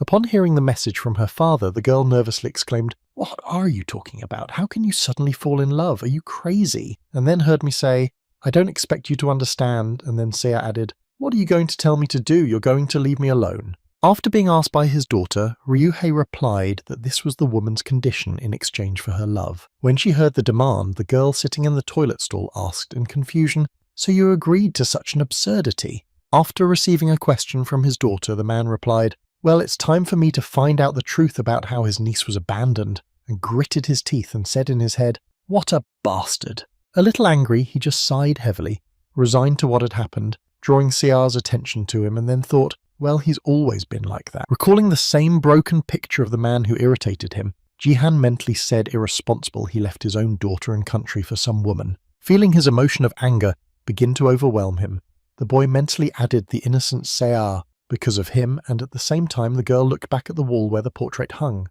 Seeing that it was now in a damaged state, she asked Uncle, "Did you break the portrait?" Hearing Jihan's question, he thought, "Oh shit." Suddenly coming to his senses and pulling himself together from his fit of anger, he nervously said, "I'm sorry, I got angry and I didn't realize how." Immediately after the acquittal, realizing the circumstances of the situation, he mentally said, "Well, this is really too much. No matter how angry I am, he is still her father." Turning her gaze back to the broken portrait of her father, the girl asked why she broke it. Raising her fist in the air and smiling happily, the girl said, trying to hide her despair, "I wanted to do it myself." Seeing the confusion of her uncle, who froze in his tracks after hearing this, her niece added, "Don't worry, everything is fine with me." After recalling the life situation of his niece, the boy added in his mind that her mother was dead, her father had cheated on her and left her. As he continued to think about what was happening, he said, "But even so, she won't stop smiling about me. Sia is more concerned about me than about herself." Immediately after heading to his niece, Sung Ji-han confidently thought, "You don't have to be like that anymore." Stretching, holding the girl's head to his chest, the boy smiled happily and said, "Sia, you've become a grown-up." Taking on the role of guardian, he added, "You even know how to take care of your uncle." Hearing this, the girl said something confused. Continuing to act as an adult who now takes on the responsibility of protecting and caring for himself, Sung-ji added, "All right, from now on I will protect you. Oh, from now on you don't have to work so hard." Hearing these words from her uncle, the girl closed her eyes and was finally able to relax. Accepting her new role, the girl said, "Thank you very much, uncle." Immediately after the sentimental conversations with her family, the girl spoke up, and hearing some remark, Ji-han asked in surprise what happened. The next moment after her uncle's question, the girl added, "You smell like sweat." Hearing this, the boy nervously exclaimed, "Oh, I'm sorry." At the same time, somewhere in the Gangnam district of Seoul, the main building where the guild called Divergent was located. Walking next to her client, Lim Ga-yoon said in a disgruntled, irritated tone, "You can't hold back your laughter, ma'am," to which the latter replied, "No, I'm sorry." Then the bodyguard added, "Just laugh." Having received permission to laugh, Lee Hae-young began to laugh out loud, attracting the attention of everyone in the corridor, and then said, "Oh, I'm sorry, Ga-young." Having fully expressed her emotions, the girl wiped her tears after laughing and said, "The guy is quite busy," and turned his gaze to his subject, who was a little offended. Lee Ha-young added, "Big Ga-young asked for his phone number and he refused." Continuing to mock her subject, she added that she did not remember him, which was something new, and in response to this she heard, "I am powerless, they say, when you first approach someone.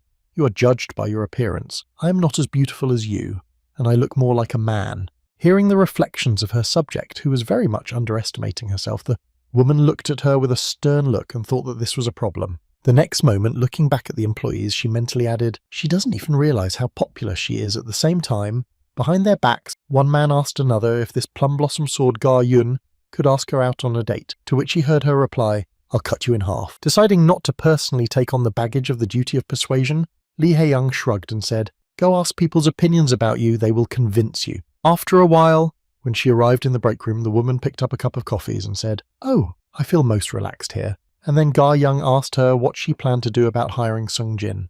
In response to the question, the bodyguard said, "I plan to convince him at any cost. The old men are insisting on settling everything as soon as possible. This situation depresses me. He is quite talented and should become one of us." The next moment, Lee Ha-young noticed one person in the live broadcast and exclaimed in surprise that why he suddenly went on the air today there are no large-scale battles, and then heard Miss Yu are still watching gambling broadcasts. In response to her subject's question, the girl said in the sense of gambling, "They just analyse strategies here," after which Ga Yun asked in surprise simply. The next moment, when she saw whose stream was displayed on the main screen, Lim Ga Yoon said something confused to the lady, and then she exclaimed, "What?" Also identifying the person who is streaming, Lee Ha-yeon said to Sung Ji-han.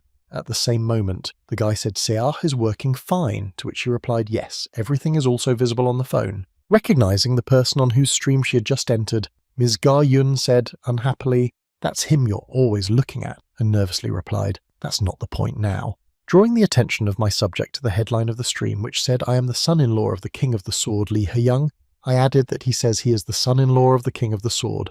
At the same time, preparing to implement his plan, the man told Seah to stand a little further away, to which she replied confusedly that it was okay now, in the face of a large number of different comments from viewers who expressed their assumptions about this situation, and the name of the stream Songji was preparing for a grand show. Raising his right foot, the boy suddenly stomped, after which the ground broke under him and the crack went to the pedestal of the two swords. After seeing what had just happened on the stream, one of the viewers angrily wrote, "I'm crazy, and this is the same Korean landmark that they are boasting about to foreigners." After the start of the grand show, without even knowing about the commentators, Ji-han prepared for the climax. As the number of spectators grew steadily, the boy smashed the landmark of his country to pieces with just one punch. At the same time, as soon as the pedestal was destroyed, he received a system notification that said the achievement was completed, and then looking at the suit that had been torn apart, Sungji said, "I'm a little relieved." Having fulfilled a certain part of his plan to attract a large audience, the guy spoke about the citizenship of the Sword King Yoon Se-jin. So in this world, where the game appeared, there was also a certain platform for broadcasting battles, and it was called the BattleNet streaming platform. It was one of the few streaming platforms that had no analogues and no equal. Seeing the conditions for the achievement, the guy mentally said that since this platform is part of the BattleNet, the number of viewers, subscribers and views will help me get rewards for achievements. After performing a grand show for Song Ji-han, the son-in-law of the Sword King will have no better chance to win all the rewards than this. The next moment, two system notifications appeared above him, saying, "You have achieved the usual achievement of collecting viewers," and "You have achieved the usual achievement of collecting 100,000 dislikes." Looking at the considerable number of achievements that he managed to get, Sungji was surprised to hear a lot of dislikes in his head as expected, and I didn't even think that Seijin would ever be useful. When I saw the comments of one of the viewers who wrote how you dared to destroy the statue of two swords, which symbolizes the king of the sword, and what if he doesn't want to come back because of this? I thought of a screensaver with two swords, remembering a certain organization that he hated. The boy mentally added that it was definitely from the fandom of the Sword King, the club of rabid fans of Yoon Se-jin that drove Seah to his death. Thinking back to his past and how things had happened there, Songji mentally said these people were the ones who supported Yoon Se-jin the most, and that was why their discontent and anger grew over time.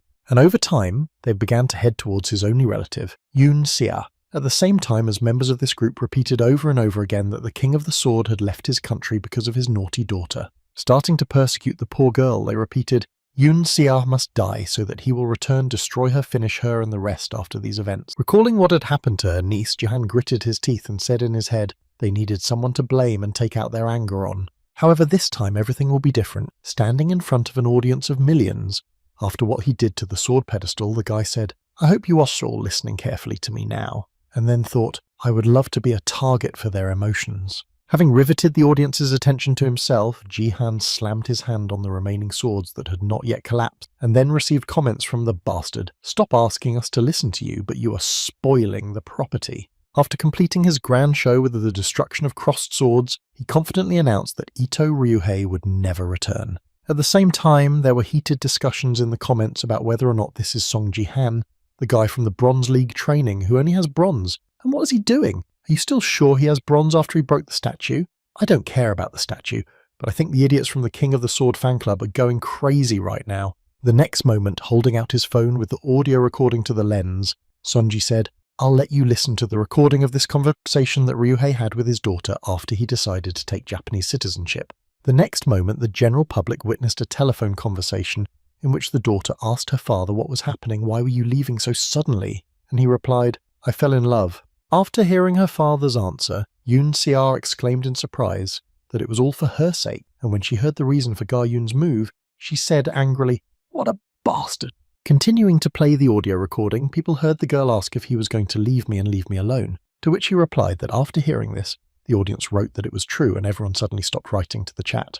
And finally, the last phrase from the audio recording was played for the general public, in which the now King of the Sword, Ryu-hei, said this condition to the woman in exchange for her love. After heated discussions in the chat room about the slander and disputing the words of the Sword King fan club members, a girl appeared in the lens and said, "Hello, I am Yoon Se-ah, the daughter of the Sword King." Continuing her speech in front of an audience of millions, she added, "I was also shocked by this situation, and I am here to tell you all something. My father left the Sword Palace to me after hearing that, and several characters wrote in the comments that I was jealous of what kind of father he was. Just take care of yourself and forget about him." And then she added, "However," looking into the camera lens with eyes full of confidence, the girl added, "I just can't accept an inheritance from a person who has left his country and family." After that, continuing to follow her uncle's script, she added that this is why I inherited the building. I decided to pass it on to my country. After hearing this, commenters started writing that she was crazy. I didn't feel better about it. I wish he had given it to me.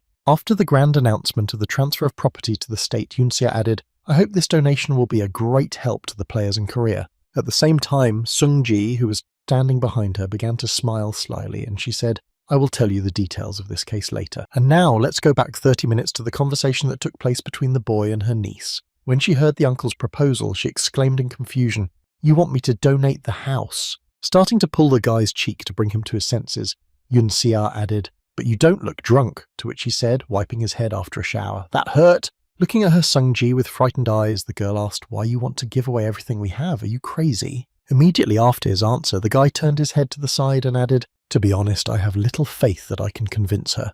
But who would have succeeded? Especially since I asked her not to sell the building to someone who had been saving money for it all his life, but simply to donate it. And then pushing Se-ah to make a decision, he said, "Uncle, you're serious," to which he replied, "Trust me." Continuing to press hard on the girl, the boy mentally said, "I need to convince her at all costs that Yoon Se-jin will completely destroy Korea as a representative of Japan." Recalling those comments from the live broadcast, Jihan mentally added that the anger of Koreans was so great that the out-of-control government could not cope with their discontent, and that is why it confiscated Yoon Se-jin's property. And for the rest of us, after this incident, Yoon Se-ah, who lost her home and a place to return to, she could not withstand all the threats and persecution from the King of Swords fan club. Recalling the past, which had a rather tragic ending, what happened to her niece mentally added that this was why she took her own life. Continuing to pressure the girl to make a decision, Ji-san thought that if the house was going to be taken away anyway, it would be better to give it away and keep Se-ah safe. Closing his eyes while thinking, the boy nervously said in his head, "For her, I am nothing more than a freeloader and a drunk who stays at home all day.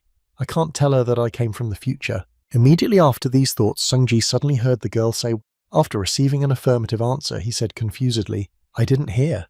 Not understanding why she agreed so easily, the guy nervously asked her if she was sure she agreed to what, and she turned away and replied, "Why, she was asking, you insisted on it." And then he added, "But isn't it stupid?" In response to all the remarks of her only family member, the girl replied, "You're not the kind of person who would just ask for something like that without a reason, and most importantly," looking back, breathing out a sigh of relief after hearing what the girl said in front of the camera lens, Sung-ji wondered who she had turned into. Rejoiced immediately after the announcement of the transfer of the building to the state, there were many comments like, Ms. Se-ah, you were deceived, this guy is a fraud, and Song Ji-han is definitely the son-in-law of the King of the Sword, maybe he is a spy from Japan." Looking at the reaction of the people who took the girl's side, the guy thought, "That's just fine, keep attacking me. If that's the way it goes, then there will be no complaints against Se-ah. He just needed to hammer the last nail into this coffin lid." And then he went to the cell and told Yoon Se-jin. Standing in front of his niece, he added confidently to attract the attention of the audience, "Honestly, I think I did a great job." Continuing to deflect the fan club's anger onto himself, he added that he justified his actions by saying that the woman was his wife, but those who know him know that he is just an empty shell. After hearing Jihan's words, the girl nervously exclaimed to her uncle, and then wondered if they hadn't planned to say that. Ignoring his niece's appeal to stop, the boy grabbed the sleeve of his tattered suit and said, "Do you really think we didn't realize that you flew to Japan because you couldn't handle it here?" In response to this application, one of the fans of the club wrote in the comments, "Sung Ji-han, Follow the words. Sung Ji-han with bronze declares that Yoon Seo-jin is an empty place boogeyman. At the same time, Lee Ha-yeon along with his subject were plunged into shock. After his loud statements, which shocked all the viewers, the guy tore off his sleeve and confidently added, "Enjoy your stay in Japan." Making an angry face at the camera in front of the hated traitor, Song-ji added, "And all because soon we will meet and I will destroy you." After the broadcast was over and everything had been said, Ji-han was changing clothes at home and wondered if it was really necessary to go so far. Continuing to look through the comments to the video, the girl added that all Japanese and Koreans are now expressing their dissatisfaction, to which he confidently replied that everything was fine, don't pay attention to them, or you will be nervous about trifles once again. Hearing her uncle's words, the girl was surprised to hear you say, "You've become someone else, as if you've changed overnight." Hearing his niece Ji-san's remark, he scratched his cheek awkwardly and thought, "She did notice, but I wouldn't be able to act as usual after dying and coming back in time." Continuing his conversation with the girl, Jin said to me that I looked like a lazy man who just drank all day, to which Sia replied, "Why would you think that, even though it's true?" At the same time, a buzzer rang at their door, and hearing that someone had come to their door, the girl asked in surprise who it could be. Immediately after shoving his hands into his pockets, Sung-ji said, "I didn't expect it to happen so quickly," and then heard Yoon Sea's worried voice exclaiming, "Don't tell me they're coming for you." In response, the guy just smiled and then said confidently, "Don't worry, it's not what you might think," and then added, "Well, we'll see." At the same time, somewhere in Tokyo, Japan, Yoon Seo-jin and I could not calm down after what happened on the stream. Watching the news feed in Japanese, he could see the relations between Korea and Japan deteriorating because the King of the Sword got another citizenship, and I think they will be very disappointed to lose their best player. He is heavily criticised because he took such actions because of a woman, and everyone is interested in how beautiful she is, but the problem is that Mr. Ryukei's son-in-law provoked him on the stream, and I wonder how the King of the Sword himself will react to all this. Nothing unexpected. His son-in-law is the embodiment of the rage of all Koreans after watching the news. Hearing the question from his wife, Yoon Seo-jin replied, "No, you woke up then," and said that after such a shock it was difficult to fall asleep. "Si-jin, I'm worried that you have to go through such difficulties." In response, the man said to Shizuru, "You don't have to call me Si-jin anymore." Continuing to insist that his past life should not be mentioned around anymore, the man added, "I took a different name, and that's why." Hugging him from behind, the woman replied, "No, you're wrong." Holding tightly to her lover during the hug, Shizuru added, "You Yoon Seo-jin, Korea's top 1 player, King of the Sword Yoon Seo-jin." Hearing what his beloved had just said, the man looked back and excitedly said to Shizuru, to which she replied that the truth could not be changed. As she began to kiss passionately with the man she'd been able to force to betray his country, the woman confidently said, "You are my Yoon Seo-jin." At the same time, opening the front door to greet the guest, Ji-han smiled slyly and said, "Welcome." Upon being invited inside, the guest took off his shoes and said, "Thank you, please forgive me for intruding, but I have the feeling that you were expecting my visit." In response to a question from a man standing on the doorstep of Sung-ji's house, he said, "No, not at all, but I knew that the government would definitely intervene if it was important." Looking at the man who represented the South Korean government, the manager of the BattleNet department, Park Yong-sik, the boy said, "Please come in, Manager Park Yong-sik." Pointing to the place where he could sit, the boy said, "Come on in," and then mentally added, "After Yoon Seo-jin left, his department so stop when coming to us." However, it was this person who continued to make sure that Yoon Seah and I were considered, and then I heard from the manager that Seah had not seen him for a long time. When she saw who it was that had come to visit them, the girl nervously said in response to her husband's greeting, "I welcome you." After inviting the man inside, the boy closed the door and smiled slyly, saying in his head, "Now that everything is ready, I can take what I need." Having a cup of coffee with the daughter of his former representative, the firm's manager said, "I watched the show, it was pretty brutal. The government has accepted the fact that we will not bring back the Sword King." Hearing this, Ji-han thought unhappily. They understood it. Then the manager added, "But we cannot let the citizens know about it so quickly." Continuing to circle around the main topic, Park Yong-sik said that a battle between Korea and Japan would soon take place, so before he could finish, Sung-ji asked why we shouldn't get right to the point. Immediately after this offer, the boy added, "You want me to refuse the donation of the palace, right? Because it is an admission that the king will not return." When the manager heard the question from the guy sitting in front of him, he was surprised to hear how he had guessed. The next moment, recalling the past when he met this person, Park Yong-sik thought, "This is exactly the same loser as I remember him being unemployed and obsessed with gambling." Upon reflection, the man added, "You are absolutely right. We have not yet given up hope for his return. We offer you to become a contract manager instead of a donation." Hearing the offer, the girl was surprised to think, what a scheme. And then Sung-ji said, "They are cunning. They want to put me in charge of the management until the real owner returns." Reflecting on the right choice after this offer, The guy asked if the house would go back to the owner when he returned, to which Park Yun-sik replied, "You're absolutely right." The next moment, taking an envelope with a contract from his briefcase and handing it to the guy, the manager added, "It would be great if you stayed in the Sword Palace." While the guy was rereading the contract, the man said all the terms are favourable for both parties, so read it and think about it. At the same time, Ji-han thought they had sorted the situation out. Continuing to read all the details of the agreement, he mentally added, "I was going to give everything, but if they want something else, that's even better for me." Immediately after completing his thoughts, putting the contract on the table and pressing it to the table, the guy confidently said, "I realised you would also like to ask for a favour," and I heard what kind of favour he was asking for. After witnessing her uncle's words, Yoon-se said in surprise, "And I also came out after that," Ji-han confidently said. "The fact is." At the same time, a large number of players received a notification saying that the Golden Light had started its stream, and when they entered it, viewers happily began to write, "Hi, you're streaming a stop, and where did he climb this time?" That he was on the head of a Colosseum statue. Continuing to laugh happily, the guy who was gathering the audience happily said, "Welcome to my stream!" Moving the camera to the place where he is this time, the Golden Light spoke today, and we returned to the bloody and dusty Colosseum. Jumping off the head of the statue and moving to the centre of the field, he confidently added to the streamer, "The travel specialist came to you again, smiling happily." After recording his moment of landing in a not-so-great pose, one of the commenters was surprised to write that he was wearing underpants or something. The next moment, the guy got to his feet and confidently added a golden light to the streamer, after which he received a donation with a comment, "Give it to these bronze fools." Seeing that he had just received the first money for the stream from the viewer, the guy started dancing and exclaimed joyfully, "Gods, I'm going to get it as a sign of my favour. I'll dance for you like 02. Oh, this is a dead rand." At the same time, while the streamer was doing this nonsense, his viewers wrote how disgusted they were with this trend, but other participants in the competition where this character was present were not happy. Gritting his teeth in hatred, one of the participants said, "Oh shit,"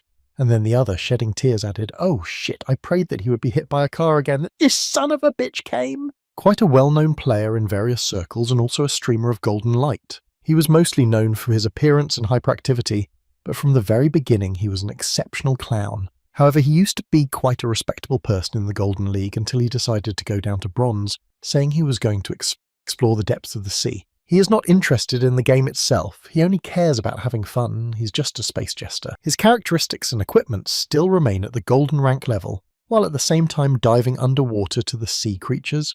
The guy smiled crazily and said, "Wow, life is bubbling up at the bottom." His fun was beating and defeating the bronze players who were weaker than him. And at the same time, the guy said in surprise that I was not such a thief after all, and the bronze players thought that he was a psychopath. When the guy got tired of just standing there, he grabbed his sword and shouted, "Enough with the boring talk, let's decide who will be the first victim, let's see." Suddenly, while choosing a target for his stream, the Golden Light noticed a well-known person and shouted out the same content. Heading towards the guy he was interested in, Son Ji-han shouted out a golden light and managed to attract the attention of the player who was also in the Colosseum. Holding out the microphone to Ji-han, he exclaimed, "I'd like to interview you hearing the request song." Ji thought, "What the hell?" Then added, "Golden Light, son-in-law of the Sword King, best bronze player, destroyer of the two swords statue. You have a lot of nicknames lately, everyone is interested in you." When I heard the guy's questions and requests, I turned my head and thought he was a streamer from BattleTube, which is noisy, and by the way, I have very few achievements left to get there. The next moment, he opened his system window and activated his own live stream, and said in his head that he needed to increase his views. At the same time, showing a gesture of swearing into the lens, the Golden Light confidently said, "Wow, people are just ignoring me." Immediately afterwards, several comments appeared on the guy's stream saying, "Hey, he seems to have started a live broadcast as well, and let's go watch it." And I thought, I'm really confused when I saw this Golden Light. Panicking that his bread might be taken away from him, the boy biting his nails thought, "Oh shit, I've advertised it for free." Continuing to panic about his actions, he mentally said to himself, "I need people to watch my stream, not his." Suddenly, a notification appeared in front of him that read, "The viewer has given you the task to finish off Sung Ji-han so that he takes the last place. The reward is 2,000 points of equipment." Seeing this, he mentally said that 1 point of equipment is worth about 1,000 to 1, and here they are, worth 2 million. Immediately afterwards, 2 more comments appeared that said, "Golden Light, please finish Song Ji-han for the sake of the Sword King fandom. We will make an increase in reward." When the streamer saw the comments, the Sword King fandom thought in surprise.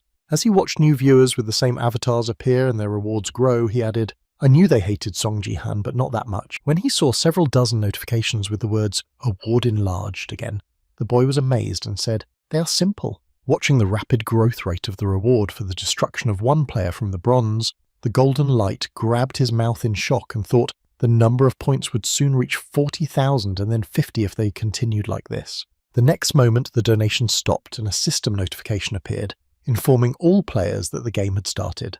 When he saw that the sum had stopped at 42,713 points of equipment, the golden light fell on the circle and shouted in disappointment. Putting his hands over his face, the guy who had not reached his goal said in disappointment, 50,000 is not enough. Hearing the words of despair from the guy who was their hope, one of the members of the King of Swords fan club wrote to defeat Song Ji-han and I'll add 10,000 points of equipment. Hearing the promise from the spectator, the guy felt a sudden burst of motivation, grabbed his sword and said sternly, "Your determination has been passed on to me." Turning his gaze to the guy who was about to die at his hands, the famous streamer confidently said, "You can despair now." Having taken up a combat stance and started preparing for his powerful surprise strike to quickly deal with the target and get the reward, he added a golden glow to me now. Activating the charge skill that accelerates the user's body allows you to rush forward at a tremendous speed, the fighter said to end your game. As he approached his target, who was standing with her back to him, the boy shouted in a frantic tone, "I will be your personal death with a scythe."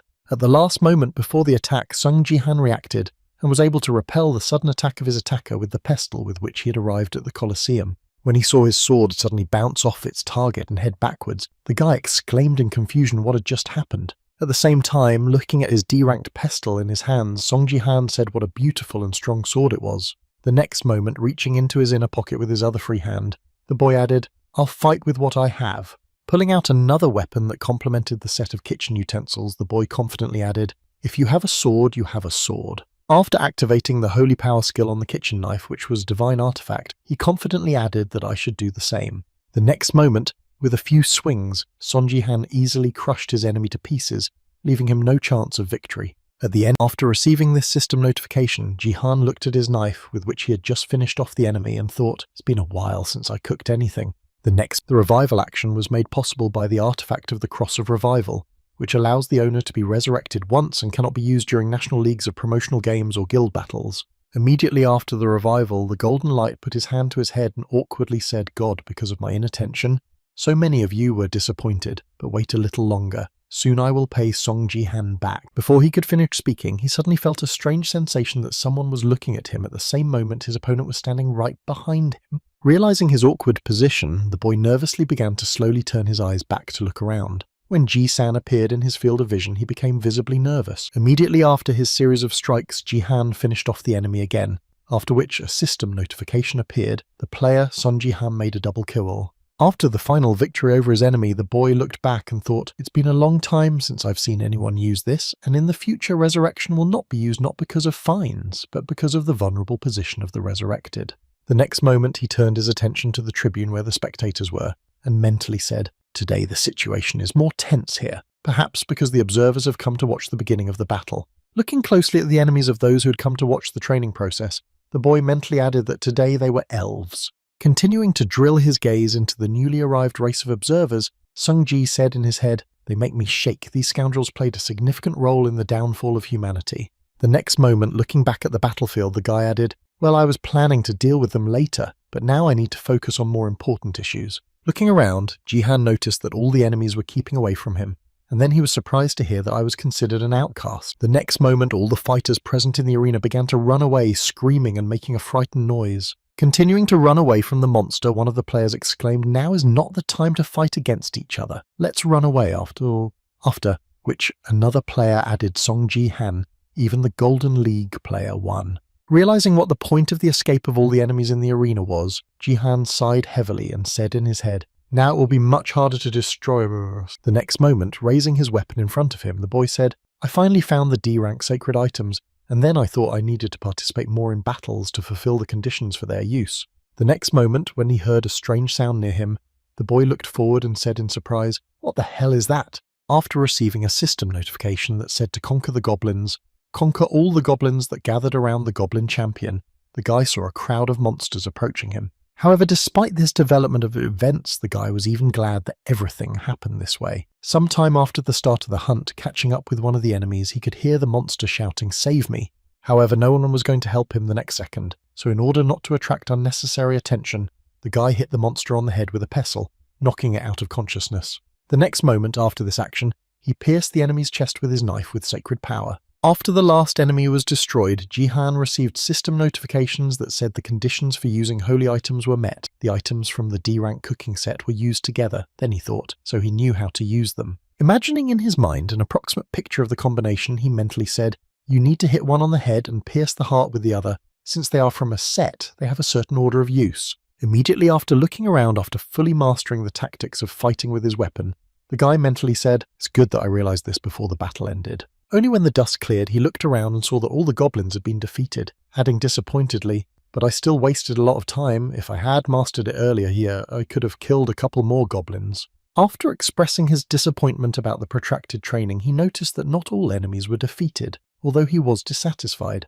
At the same time, the last enemy was standing right in front of him, and then a notification appeared that said Goblin Champion compared to ordinary goblins whose height is 1 meter. Champions have grown to 3 meters and have more strength, both physical and mental. And then the guy said a long description. But despite the long description of the monster in front of him, Jihan easily knocked him to the ground with just one blow to the head with a pestle. The next moment, when he picked up a kitchen knife to complete the set of attacks, Sonji confidently added to the attack, but for what purpose? Having dealt the last blow to his opponent and pierced a hole in his heart, Jihan confidently added that he was simply tall. After the last enemy was destroyed, the boy received system notifications that said the task was completed. "You have conquered the goblins. You have received 500 points of achievement. You have received 1 point of divine power."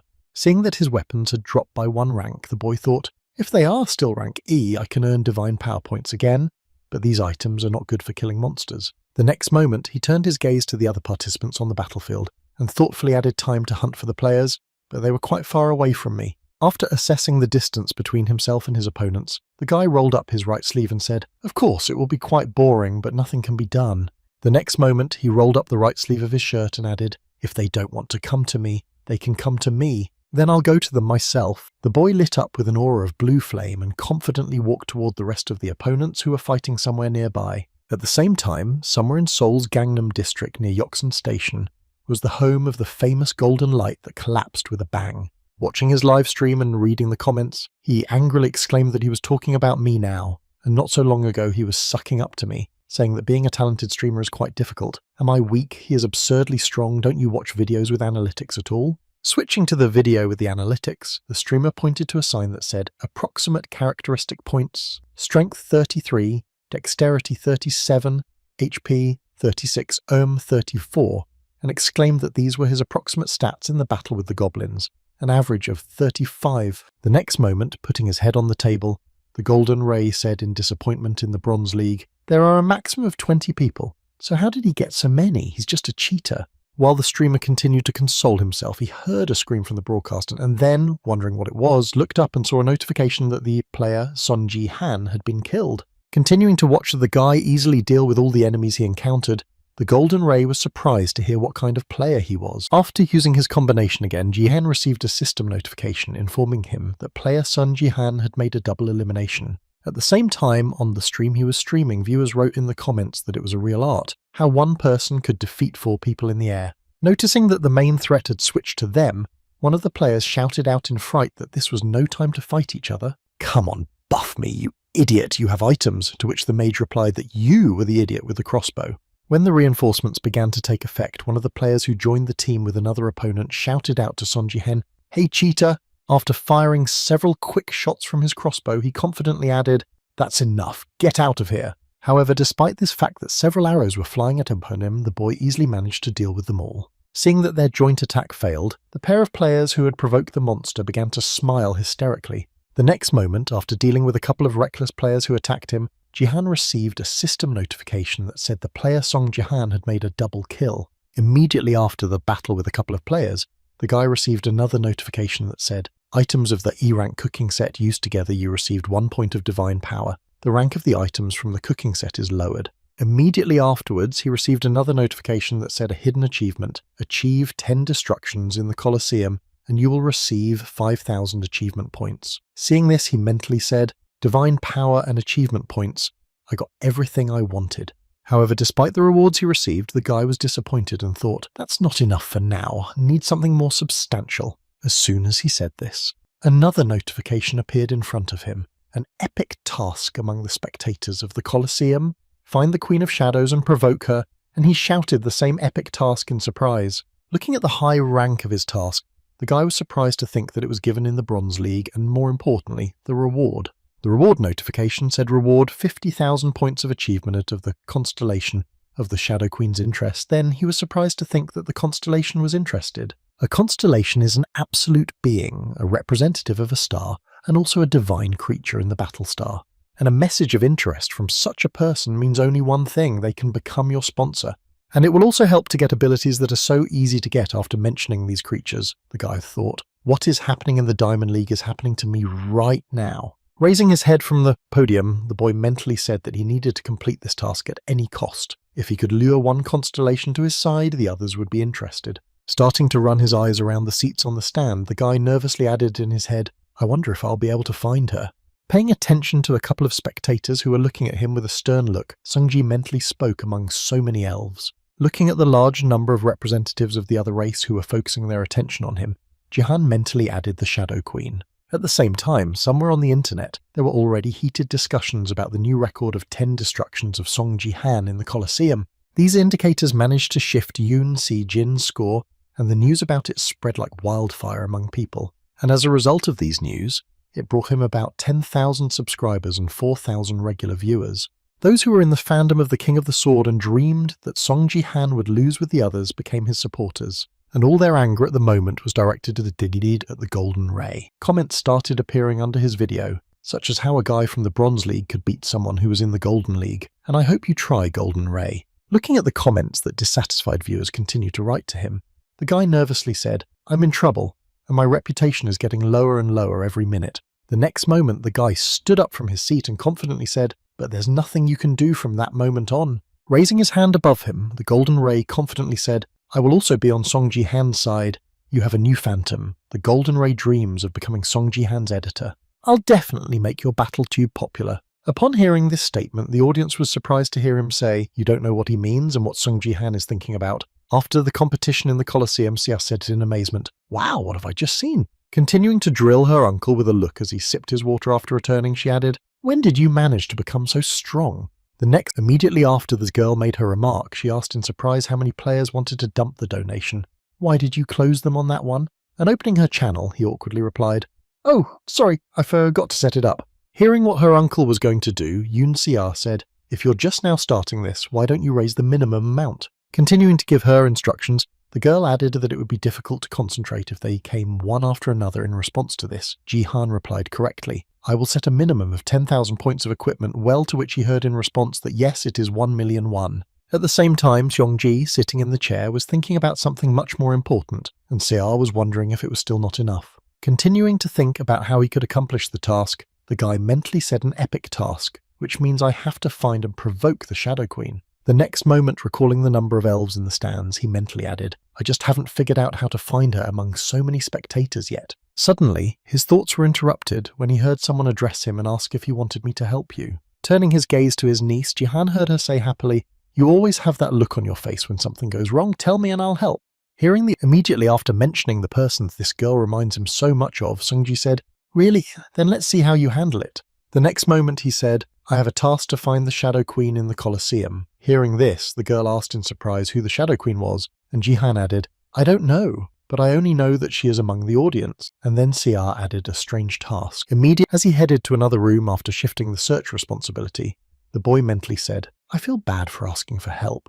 Closing the door behind him after he got to his room, the boy mentally added that it was like looking for a needle in a haystack. With a sigh of relief, the guy said, I'm proud of her, and then thought, I'm sure she is sincerely willing to help, so I can only thank her for that. Immediately after opening the system window that displayed his classes, the boy said, as long as I have time. Starting to do what he had been procrastinating for a long time, the guy confidently added what he had to do for a long time and then received a system notification that he wanted to add a class. After pumping a place for an additional class to the second level in the skill store, Jihan mentally said, I bought an additional classroom for the points I earned, now I can add another class. When the list of available classes opened in front of him, the boy thoughtfully said, I'll choose this time. Pointing to the ribbon with the words wizard on it, the guy confidently said wizard. Immediately after selecting the new class, the guy was enveloped in a magical aura, and a notification appeared above him saying that you have added the mage class. After gaining new skills, Sunji put his hand to his chest and said thoughtfully, "I feel a new power coming from my heart, different from the divine." The next moment, recalling all the reasons for his decision, the guy mentally said, "I need to try the reason why I chose the mage class after the support player. The reason for this is the unique characteristic only after 2 cash registers have been received." Having experienced something he had only heard about before, the guy saw that he really managed to achieve the desired result and spoke with power. "Once in my past life, while having a drink, I had a certain conversation with Baron and he heard Jihan, and I was very sad. Trying to somehow disown his guildmaster, the boy replied, 'Sir, how much longer are you going to keep saying that?' To which the guildmaster replied, 'If you had gotten your citizenship a little earlier, I would have recognized you as an American and treated you better.' Every time he got drunk, Baron shared his excitement with me, and that day he told me something unusual. That evening the guildmaster said to his subject, 'I think we will become closer someday.' Using his magic to hold the bottle of alcohol and simultaneously emptying the glass, the man added, 'When I get the power.'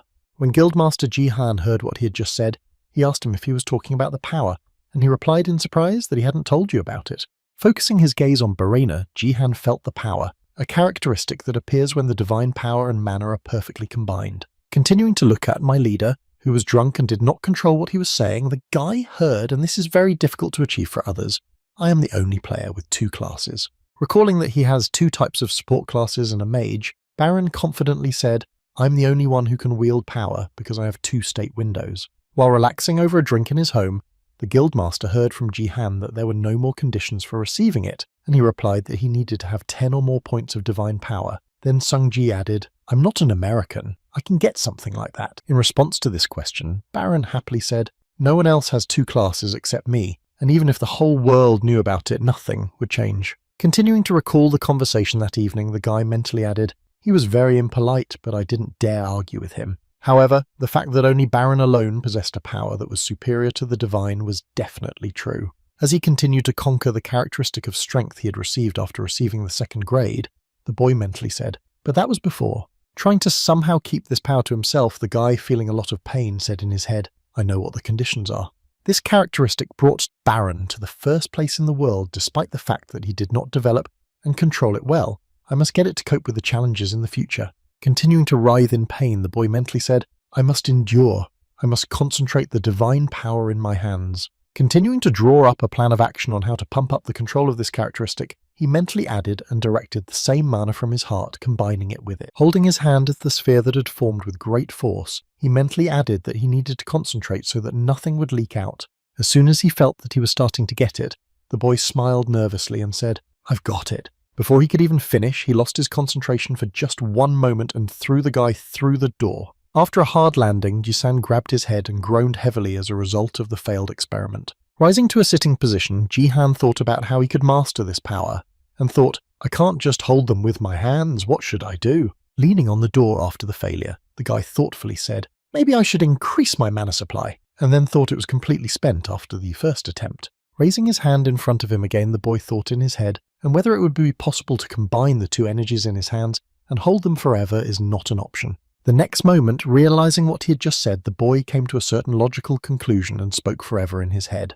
Closing his eyes to increase his concentration and improve his imagination, he mentally said to himself that he didn't need to hold it. Continuing his reflections on the correct use of this energy, he thought that it was possible to move it and the body. While performing certain mental activities, Jihan said in his head to take the divine power originating in the upper dantian and combine it with the mana of the middle one, holding them together with the power of the lower one. Continuing to combine different types of magic into one to achieve the result, the guy thought, while they will mix and take the perfect shape. If you then compress them in this state immediately after combining, something unpredictable happens. When Songji forcefully mixed different types of magic, he received a system notification that said you are trying to combine 3 dantian with the energy that enveloped his entire body. Feeling unbearable pain, the guy began to moan heavily, and the threat message continued to appear, saying that you were trying to combine 3 dantians. Immediately after that, a threat notification appeared, indicating that the player had exceeded his limit. The life-threatening situation was discovered at the same time Yoon Sia, who heard strange screams from her uncle's room, suddenly jumped to her feet.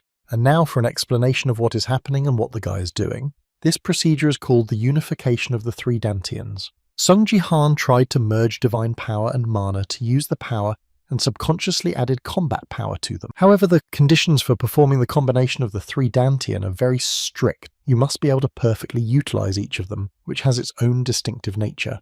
But the restrictions do not end there. In addition to mastery of each of the characteristics, they must be equal to or exceed 100 points. But if someone tries to combine this without proper preparation, there is a certain probability that the daredevil will lose his life in the experiment. Hearing extraneous sounds that should not be there, the niece, distracted from her task, thought that a certain scream was coming from her uncle's room. Quickly heading to her guardian's room to check on him, the girl shouted out to her uncle, "Uncle, what's wrong?" When she opened the door to her uncle's room, she screamed out to her uncle in fear, but when she saw that he was now fine, she calmed down. Drawing a bowl of cold water and towels, Seah said something insulting like you were screaming because of a headache, to which he replied, "Yes," and then the girl added, "How did you feel better so quickly?" After removing the cool compress from his head, Songji turned his head away and said, "The human body is amazing," to which his niece replied with a displeased look of seriousness. When he heard the girl's remark, the boy said awkwardly, "I'm sorry, I didn't mean to make you angry." Covering her face with her hands, the girl began to cry and said, wiping her tears with her hands, "I was really scared. I thought something bad had happened to you." Hearing his niece's worried words, the man said, "I was inattentive and should have thought of Seah." After a while, the girl stopped crying and wiped away the remnants of her tears and asked, "So everything is okay with you?" In response to his niece's question, Jihan awkwardly threw his arm around her neck and replied, "I'm fine." Feeling guilty for what he had done, the boy added, "I'm sorry for making you worry." Hearing this, the girl looked at him with a confused look. Immediately afterwards, Seah, deciding to diffuse the sad atmosphere, poked her uncle in the chest and exclaimed, "Come on, I'm not worried. You said it yourself. Everything is fine." Rising from her seat after the situation was settled, she added, "Then I will go on looking for the Shadow Queen." Hearing her niece's words, Jihan replied dejectedly, "Yes, thank you." As the girl headed back to her room, Sung Ji-han breathed a sigh of relief and thought it was better not to show her his weaknesses. Immediately after turning his gaze to the system notification that said he had failed to merge 3 dantians, the guy mentally added, "The merge of 3 dantians failed because I have a low level and not enough points." Immediately after using the magic of telepathy to twist the towel away from the excess moisture, Ji-han happily added, "But it doesn't matter now." Using the newly acquired strength, the boy happily added the strength characteristics I had gained. After the merger of divine power and mana, they are replaced by a unique characteristic called the power of the 3 dantian. However, the merger of divine power and mana created the power. The next moment, looking at his status window, Song-ji saw a notification that the connection between the 3 dantians was weak and exclaimed in surprise that the number of strength points was strange. The first notification was followed by the second one, which said that the characteristics of combat power and forces interact and share their value. Immediately after stretching his hand to the combat power characteristic, the boy thoughtfully said, "So if I pump one characteristic then..." Seeing that his strength had also increased after him, Song-ji grabbed his head and said the same thing. Smiling embarrassedly after realizing what he now had, the boy said that I had the power already very well, but how effective would the 3 united dantians be? When he finished thinking about something unattainable, Ji-han looked in front of him and said confidently, "I got what I wanted. Now it's time to test the magician's abilities." Using his mana to check the magic, the guy said fire, after which a small light appeared in his hands and a notification appeared that he did not have enough mana. The next morning, after resting and recuperating, the guy received a system notification that he could receive 10 points of divine mileage and saw the sun's rays breaking through the curtains and said that it was morning. Immediately afterwards, he received more system notifications that said you cannot absorb divine power from sacred items of rank D and below. Please use divine items of rank C and above. Getting up from the bed, the guy yawned deliciously and said, "I hoped it would work, but alas, I thought, well, they were cheap. I bought them for points." Going to the living room to greet his niece, the boy said he needed to sell the leftovers at a flea market and then opened the door and asked Seah, "Are you awake?" Not seeing the girl in her usual place of residence, Sung-ji went to her room and was surprised to find her still asleep. Hearing the stomp of feet on the stairs, Seah took off the earpiece and said tiredly, "Oh, uncle, you're awake." Surprised by the look on his niece's face, Jihan asked, "What happened to your face? Did you not sleep all night?" And she replied that I was watching the reruns, to which the guy added that there was no need to go that far. After her guardian's remark, the girl called him over and pointed at the screen and said, "I found something," and he looked at it and said the same thing in surprise. When he saw the screensaver of the video, which was turned on by a girl, Jihan was surprised to hear a fan's video, and he heard in response that this is how people who receive the scaling as a gift only shoot people of other races. Hearing how other users were using their gifts, Sung-ji was disappointed to think that they were using such an amazing gift for covert action. Before he could grumble enough about the waste of his talent, Yoon Se-ah interrupted his discontent by exclaiming, "Look at this!" After rewinding the video to the moment where a couple of people were filmed on thrones, the girl added a repeat of your battle, after which a voice came from the video saying, "Look at the elf there. They have the best skin with no flaws." Looking at the pair of elves who were being covertly filmed, Yoon Se-ah said, "They both look like high-ranking elves, but there is a dark elf among them, and she would be a good fit for the title of queen. In my opinion, the Shadow Queen should be a dark elf." Continuing to build her guesses and show what she had found, the girl asked him how, to which he replied very convincingly, "You did a great job," after which the girl added that it was too early to draw conclusions. "I'll look again." As the niece continued to scour the internet for more information, Sungji mentally said, "I seriously doubt that the constellation can be found that easily." The next moment, the girl said, "Tomorrow I'll watch videos from foreign channels," to which the guy replied in surprise, "Wow, you're a professional." And she replied, "I even made a video for you." When he heard what Seah Ji-han had made especially for him, he was surprised to hear that you know how to edit, and he replied, "Yes, a little earlier. For fun, I made videos of my father's games." Hearing that she even did this for her father, the boy looked at the broken portrait of the Seah family and thought, "You really did abandon your daughter, you infantile bastard." Now let's go back 2 days later, sitting at the table with Ji-han and Seah. The manager said, "I think I know who the Sword King's girlfriend is hearing this." The girl rose from her seat, exclaimed, "Indeed. And who is she then?" The man added, "Her name is Ito Shizuru."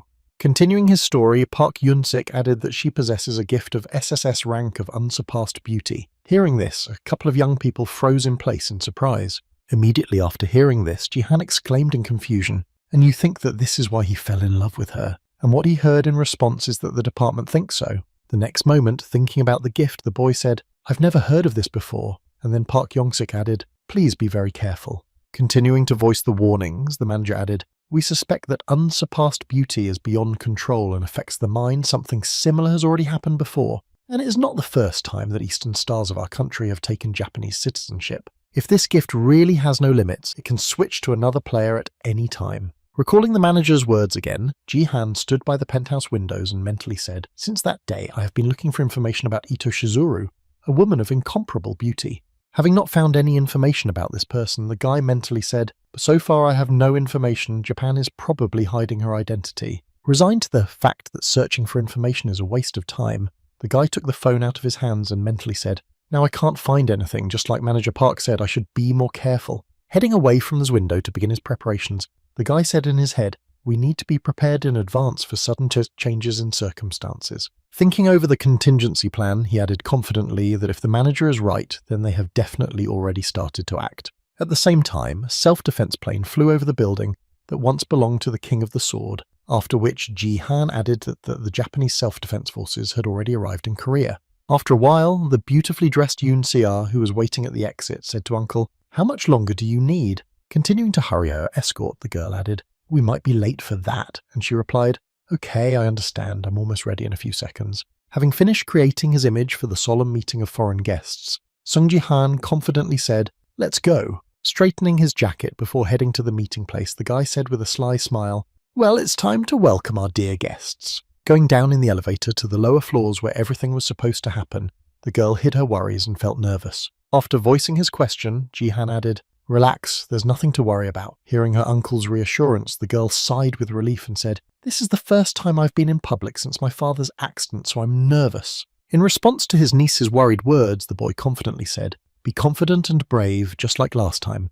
There is no need to think about what others will say. We did nothing wrong." In response to his niece's worried words, the boy confidently said, "Be confident and brave, just like last time. There is no need to think about what others will say. We did nothing wrong." In response to her uncle's advice, the girl raised her head up and confidently said, "I understand you." A few seconds later, the elevator's arrival bell rang and a couple of young people arrived in the building's lobby, and then Sungji spoke to everyone who already knew. What we are going to say after the phrase was spoken, the boy and his niece headed to the rest of the people who had gathered for the event. They had not gone far from the elevator when the guy suddenly heard one of the guests address him, saying, "We were expecting you, Sung Ji-han.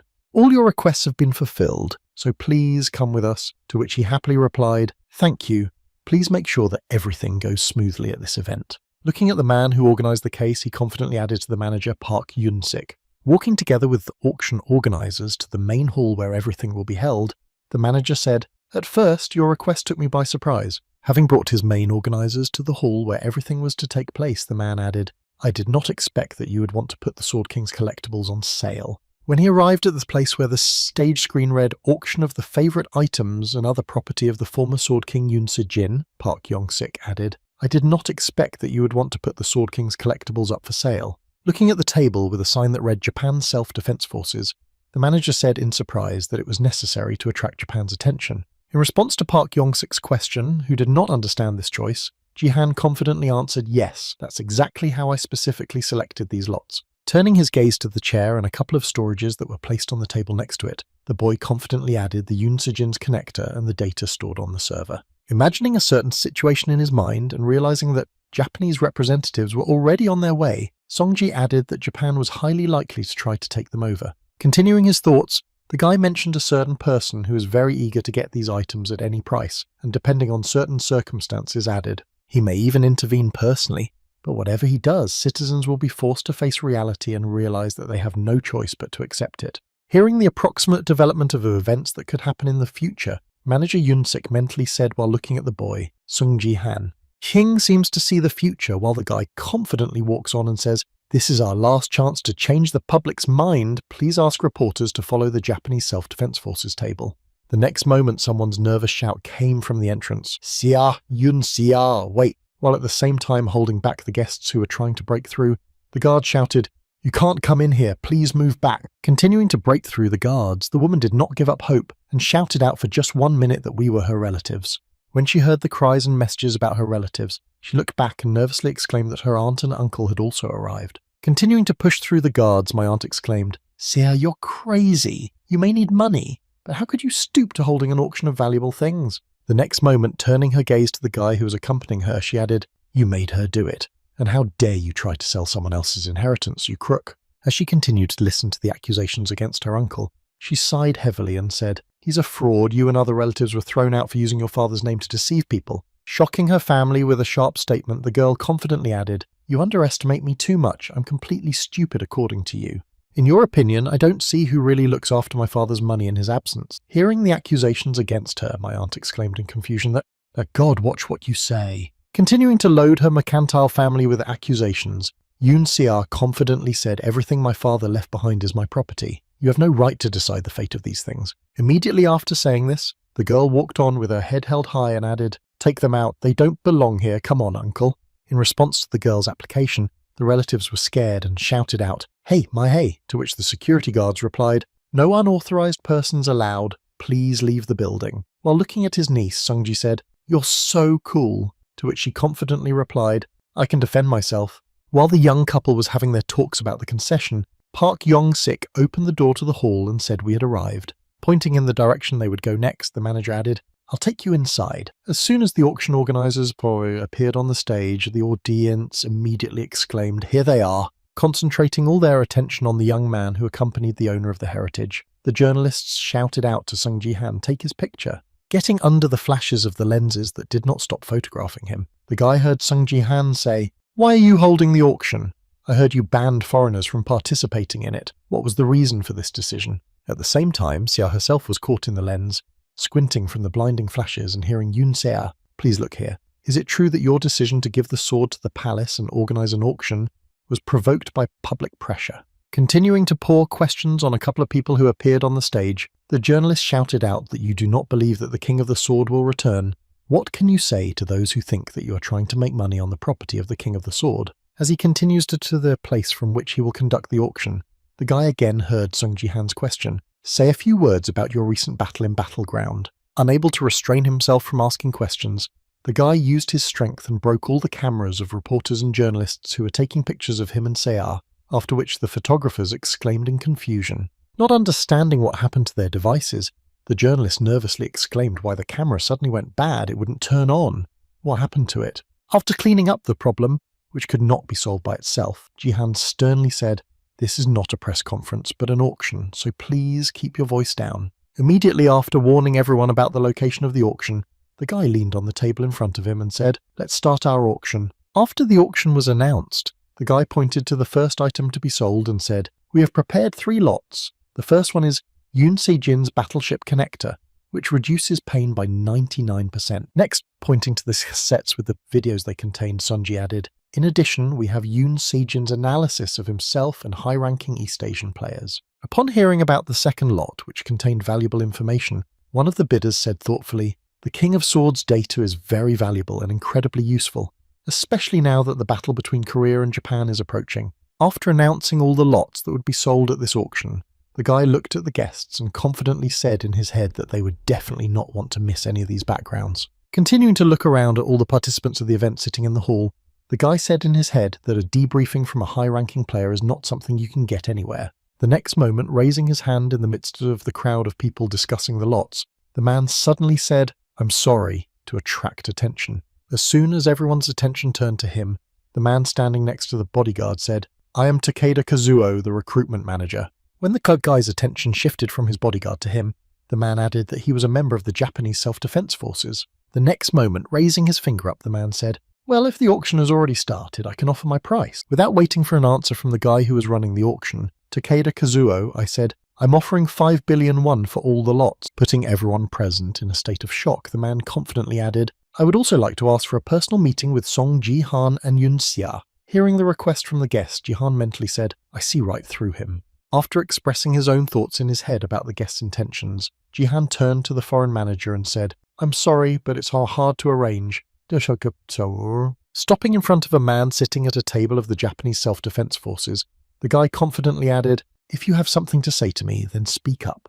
Continuing to pressure the man and gently rejecting his offer of a personal meeting, he added, "This is not the time or place to accept a meeting, and I think Japan knows this firsthand." After receiving a response from the auction organizer, Takeda Kazuo, Sung-san said awkwardly, "When you look at me like that, I feel a little scared I'm a guest, so don't be so unfriendly to me." After demonstrating his feigned fear, the man smiled slyly and added, "If you continue to be hostile to me, I will be treated with hostility." Immediately after these words, his bodyguard drew his sword in front of Ji-han and prepared to fight, while the manager added that someone would have to intervene.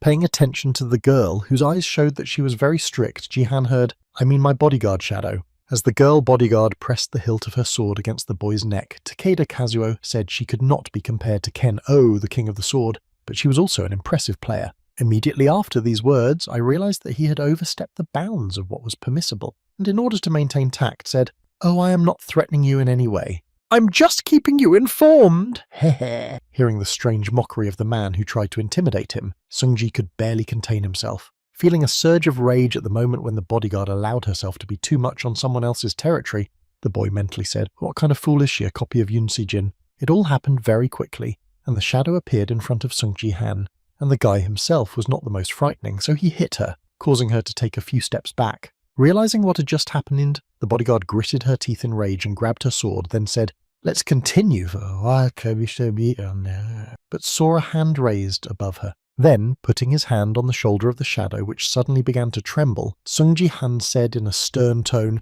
"You better give up your idea. This auction is broadcast on my battle tube around the world." Continuing to put pressure on the girl, the guy confidently added, "You're not going to pull out your sword in front of the whole world." And at that time, someone wrote in the comments, "Oh shit, she's crossing all the lines." Realizing that his subject had lost in a power battle against Ji-han, Takeda Kazuo waved his hand and said nervously, "Oh, stop it, stop it!" As soon as the shadow stepped back and turned his head to the side, the man began to bow, my bodyguard said rather fervently. "Please, apologies." As he continued to make amends for his employee's actions, the manager suddenly raised his head and said slyly, "But Sung-sang, we still need to clarify something." Paying attention to the girl standing behind Ji-han, the man said, "I'm ready to pay 5 billion, subject to a personal meeting, but I have to accept this offer." Concentrating all his attention on the young girl who stood off to the side, Takeda Kazuo said to Yun-san, who heard his name and exclaimed nervously that it was me. When he heard the request from the foreign manager, Ji-han was confused by the request. Then he added, "The property of the Sword King belongs to her, I am right."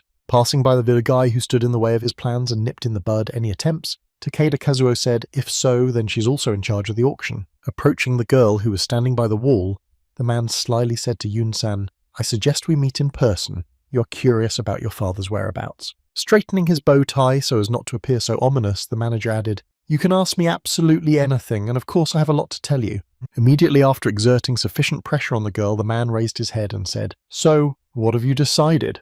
In response to the man's question, the girl said confusedly, and at the same time Takeda Kazuo rubbed his hands together, thinking that she would definitely agree. How could anyone in their right mind refuse such an offer? The next moment, despite all his convincing, the girl confidently said no. After the refusal, the live viewers started writing to the manager, and he became pixelated. Confused after the refusal and speechless for a second, the manager came to his senses and exclaimed, "Wait a minute, what do you mean you're giving up 5 billion because you need to meet in person, and it's 5 billion won at the current exchange rate?" Hearing her husband's question, Yoon Sear confidently replied, "But my uncle is right. We need to be more careful in the current situation, and if my father can only be contacted on conditions, I don't want to know anything about him." Impressed by the man's answer, the girl looked at the shocked manager and added, "I'm a minor and therefore I have to obey what my uncle tells me." Hearing the girl's refusal to accept the manager's offer, the rest of the guests breathed a sigh of relief and said, "What a relief, I thought all the items would go to Japan, but we can't let our guard down, so let her refuse to meet in person. However, we cannot know what Japan might do in the future." After that, the room fell silent. Realizing that his trick did not work, the foreign manager said, "If you're still against it, then there is nothing we can do." Ignoring the comments of the live broadcast viewers, the man happily announced, "We still offer you a price of 5 billion won. The offer of a personal meeting was optional, it was my own whim, and when I heard this, Jihan mentally said, what the hell was he trying to do to trick us?" After the price for the 3 lots was repeatedly announced, the man pulled out an envelope from his inner pocket and said, "From the very beginning I had orders to offer you 5 billion. Holding out a sealed envelope with the name Ito Ryuhei on it, Takeda Kazuo spoke from the King of the Sword. Handing the envelope to the confused girl who did not expect this turn of events, the foreign manager said, "This letter is for you, Yun-san." Continuing to hold the letter in his hands, the appointed Seiya Takeda asked Kazuo what we had agreed upon, and then accepted the letter. Having completed the purchase of all the lots for 1 bid, the man happily said how easy it was to get the items of the Sword King. Did the Korean battle not have 5 billion won after hearing these words from the manager? The rest of the guests mentally said, "What a bastard." As he approached Song-ji, the self-defense force manager said, "Ara ara," the auction quickly ended. At the same time, Ji-han thought the recruitment manager of the Japanese self-defense force. He was suspiciously good at hiring foreign players, and that's why he was nicknamed the Japanese Misfortune after a successful deal. Rubbing his hands together, Takeda Kazuo said to Son-san, "Let's sign a contract now." Hearing the man's suggestion, Ji-han thought he must be directly related to the player who uses unsurpassed beauty, and then answered well. The next moment, continuing his thoughts, the guy mentally said to him, "You need to beware, the atmosphere here is not very Japanese, and it's too easy to get all the items, as if we had agreed on everything in advance, it will look bad on the screen." The next moment, one of the guests said, 5 billion from the very beginning is nonsense, and why did we come at all? At the same time, the girl felt the discontent of the guests in the hall, and mentally said everything is fine, you just need to turn the tide, and then she spoke into the microphone. Drawing all the attention of the audience, which was beginning to express its discontent, Yoon added, "I heard that you decided to give away the Sword Palace. I don't know why, but it's a shame." Continuing to read out what was in the letter, the girl added, "This is the last thing you have left of me, so use the property wisely and more. This is the end of our father-daughter relationship." When this was said, the attention of everyone present was already riveted on the girl who began to dictate the message into the microphone. While all the guests did not understand what was going on, the girl added in the end, reading from the letter, "Don't expect anything more from me." After reading the letter, Yoon Sear smiled awkwardly and said that it was his handwriting. Having witnessed what was written in Ji-san's letter, I thought to myself, a woman of incomparable beauty as far as I know can influence the mind, so I am sure it is true. The next moment, remembering Yoon Se-jin, who had abandoned his niece, the boy added, "I hated him from the beginning, but he was a good and reliable father to Sear." As he continued to think about what he had heard, he thought he could not have done this to her, and at that moment a loud sound of tearing paper rang through the hall. Tearing up the letter from her now ex-father, the girl tried to hide her emotions and said, "Takeda, tell Mr. Ito the following from me. I have read your last will and testament, and I'm glad to end our relationship with you." Sensing the awkwardness of the situation, Sungji began to loosen his tie and turn his head away, and the manager froze in place in surprise. Tearing the fox into small pieces and throwing it on the floor, the girl said in a dejected tone, "Oh, I shouldn't have torn the letter, now the janitor will have to work even harder." As soon as she said this, she felt the sudden heat from the scorching torn leaves and Jihan's voice, which confidently said, "Don't worry, everything's fine." Using his power skill to destroy the garbage scattered around the stage, the guy added to support his ward, "I'll take care of it." After reaching the desired condition of the audience, Songji clenched his hand into a fist and all the papers were also collected in the air and spoke fire. After seeing an impressive fire show that could not have been predicted or planned, one of the guests exclaimed in confusion he was a magician, where he got his fighting techniques and manner and divine power.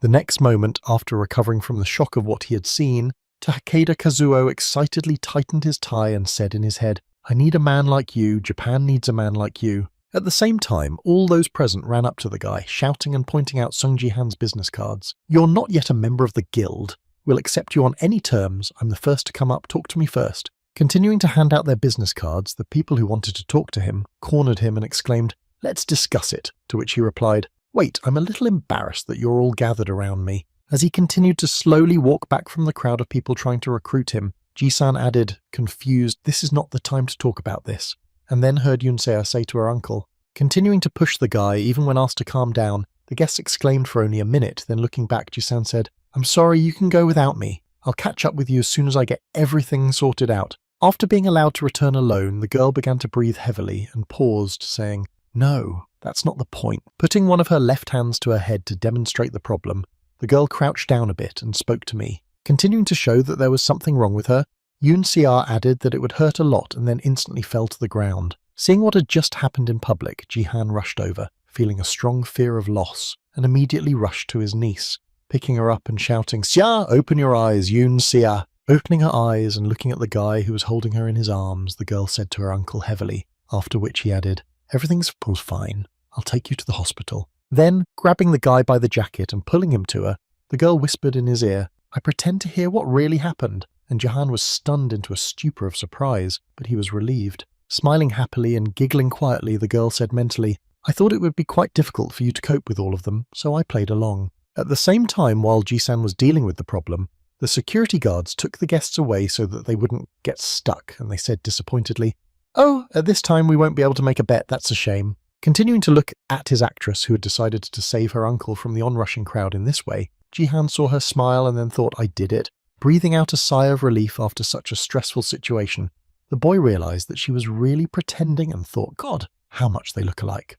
Immediately after this incident, Sung-ji looked around at the guests and said, "I'm sorry, but the auction is over now. My niece has become ill and needs to rest." The next moment, holding the girl's hand, the boy pulled her to her feet and said, "Sia, can you go?" And she replied, "Yes, I want to go home and rest as soon as possible." Walking off the stage and back to his house after the auction ended abruptly, he heard Takeda Kazuo exclaim, "Excuse me, Sung-san, can I have a moment to apologize for my visit causing you inconvenience?" Pointing to his business card, he added, "I would like to invite you and congratulate you officially, or you can contact me later." Hearing the request from the impudent guest, Ji-san used his skill to tear the business card to pieces and said it was just funny. Then, seeing what had just happened, the foreign manager exclaimed in confusion. In response to Takeda's surprise, Kazuo Ji-han said sternly, "You can consider this my answer to you."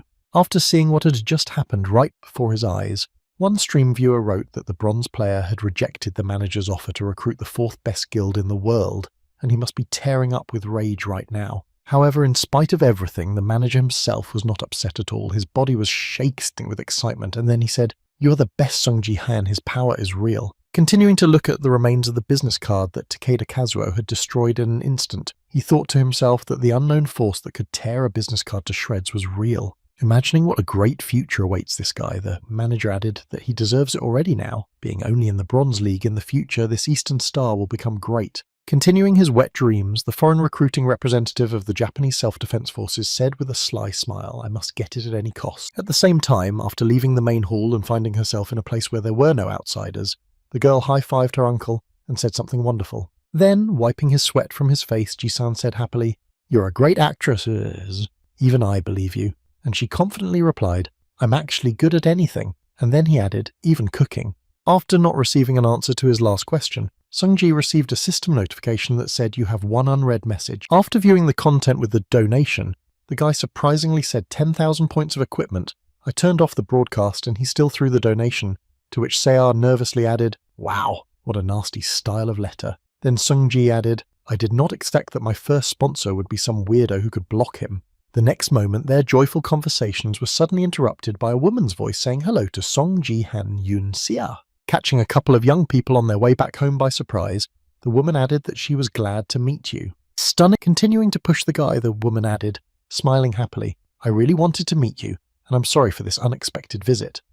In response to the guy's question about the possibility of getting in, the girl replied that I had quite good connections with the Korean Battlestar department, and that's what I used. Continuing her speech, the girl added at work, "Everyone knows me as a nepotistic child." Hearing the remark from the woman, Ji-han said in confusion what then thought this confidence, shamelessness and tone of voice. They are definitely familiar to me. While Ji-san was in shock at what he saw, the woman held out her hand and spoke before we got to the main question. Predictor of victories. Sun opened his system window to find out some information and noticed the pose he was taking and mentally said stop. The next moment Lee Hae-young confidently said, I want to confess that I have been a fan of yours for quite some time. Finally realizing who Ji-han was, he said in confusion in his head that it was definitely her. At the same time, looking at the embarrassment of his staring uncle and the unfamiliar woman, Sia thought what was wrong with him. He was impressed.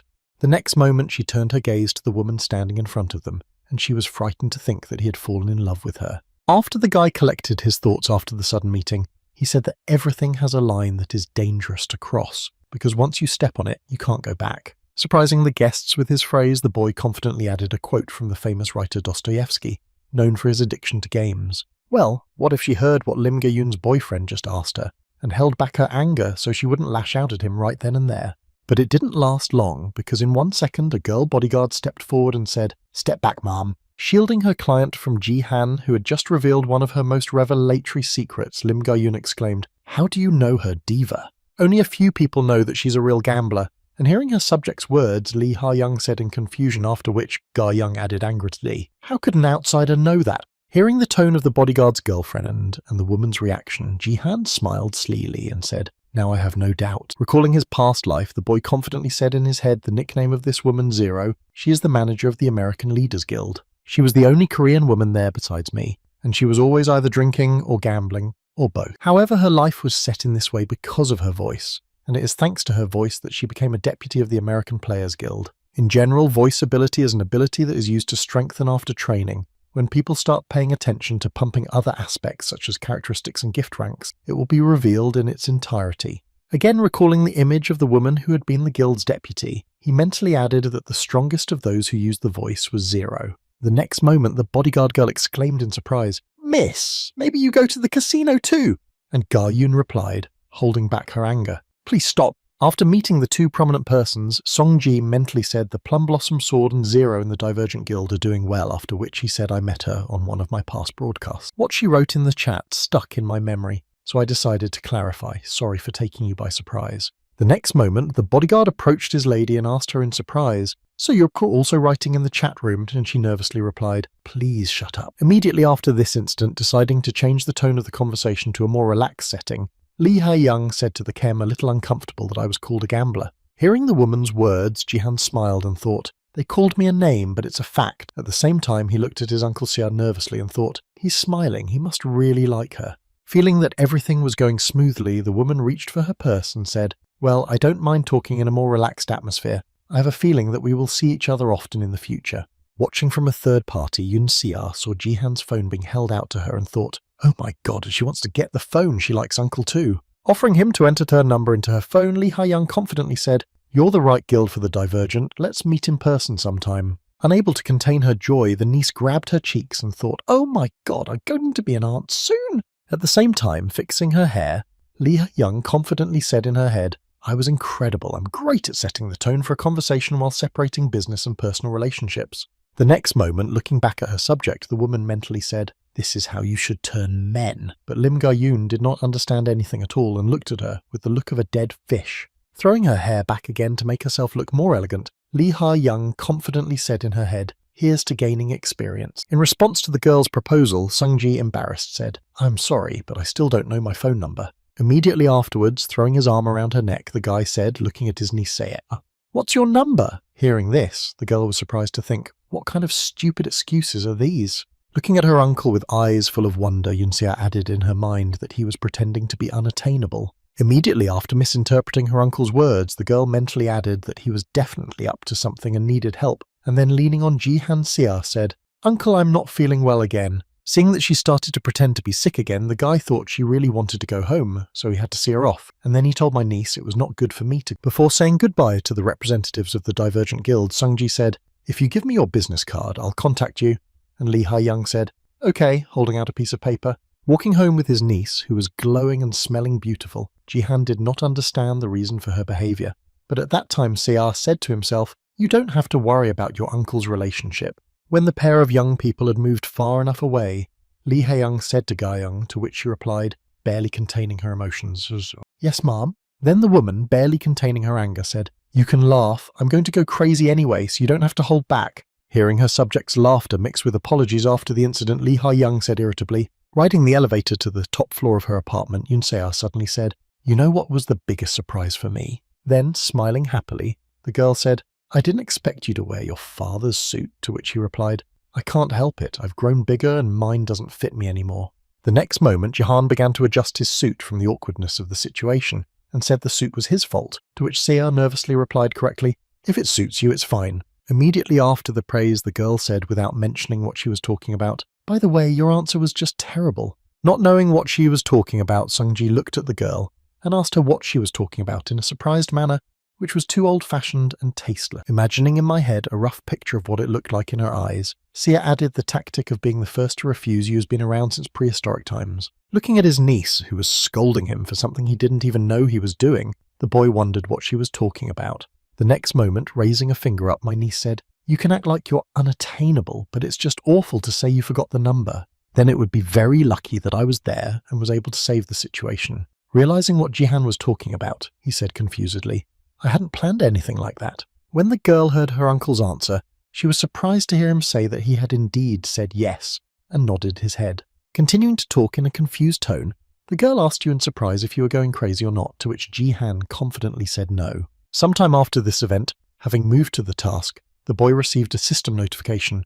Welcome to the Bronze League on the territory of Kanama. You are tasked with protecting the crystal and surviving the zombie attack. Once on the tower, where he had to destroy the crowd of zombies that were heading towards him and protect the crystal, the boy sighed heavily and said, I'm so tired. Looking down at his head, waiting for the rest of his comrades with whom he was to carry out the mission, Sung-ji thought about how difficult it was to calm Se-ah. Immersed in his memories, he recalled the moment when the girl began to cry and exclaimed, I ruined your chance at a relationship because of me. Immediately after this mention of the situation, Jihan put his hand behind his head and sighed heavily, saying to her, I thought I liked Lee Ha-young, and who would ever like someone who likes gambling? Continuing to reflect on what he had to face while calming his niece, the guy added, I didn't expect to meet Zira like this, though. Starting to recall her past life where they watched sports broadcasts and Diego Masid won on TV, the girl exclaimed, Damn, I lost again. Immediately after turning her gaze to the guy, Zero exclaimed irritably, It was so stupid, how could he win? Then Sung-ji thought we got close pretty quickly because we both lost our homeland and we used to bet on sports on weekends. Zero was simply addicted to it after these thoughts. Recalling the conversation further, this guy said, I told you he would win, to which she replied, How is that possible? The next moment, when the man's status window was shown on the TV, the girl exclaimed that the god of football SSS had won an outdated gift, to which she heard me reply, I told you to pay attention to the rank of the gift, and then she added that I would win next time. After hearing a promise from the persistent girl, Sung-ji said, You'd better stop playing the no, and was told not to say that again. Taking a glass of alcohol in her hands, the girl bowed her head and said, Everything has its own line, which is dangerous to cross, because once you cross it you can't go back and it annoys me.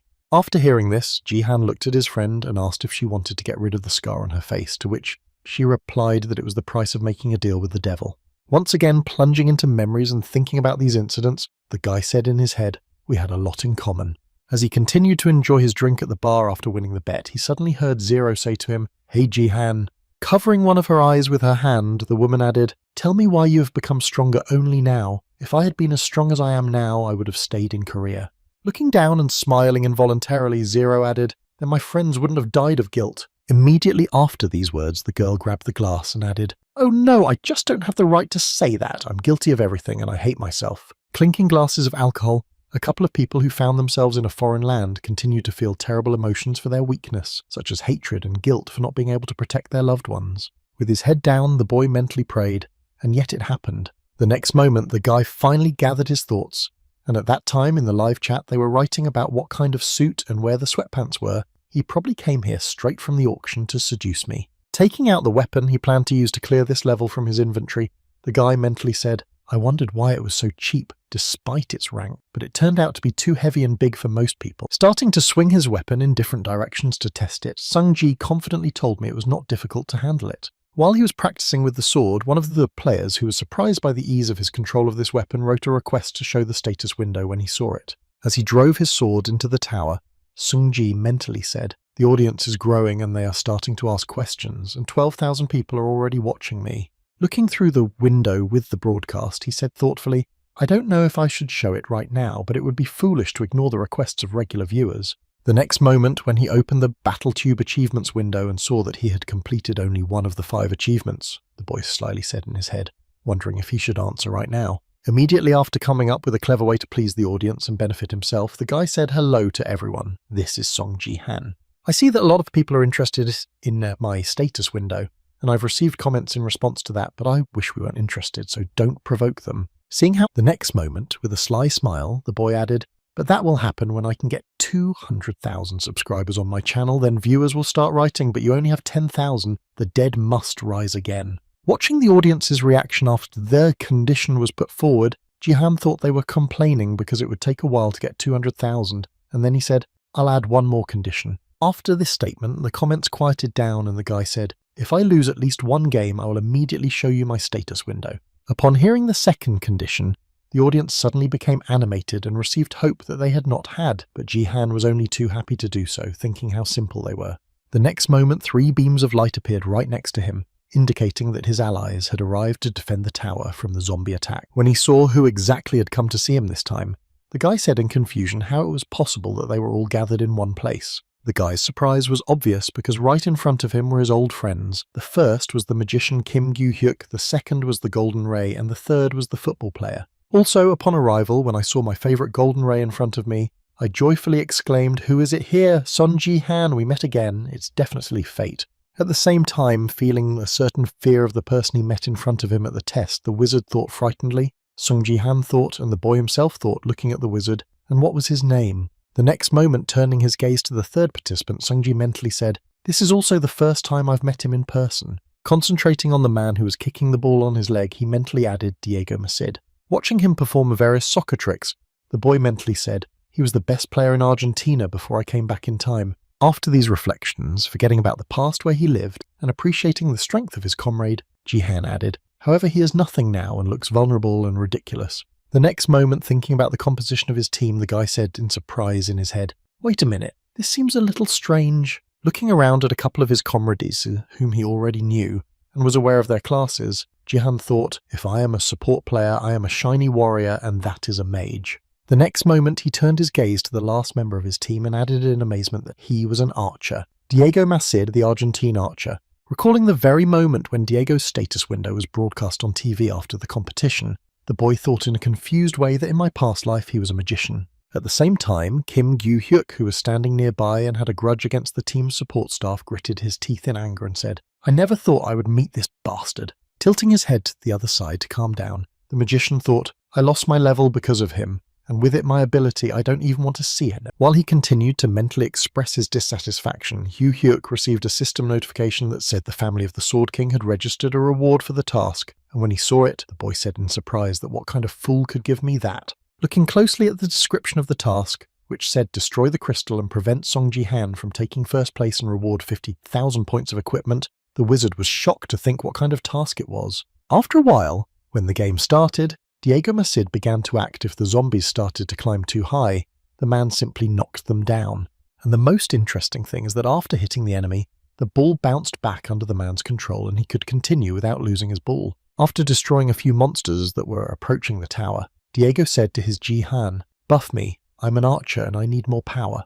Continuing to look at his friend, the man added that in a team game you should treat all participants fairly, after which Ji-han looked at his hand and thought, I didn't have enough characteristics until now, so I didn't use them much. Immediately after starting to cast the spell of amplification, the boy said, however, now the number of divine power has increased. You can try it, after which he said power.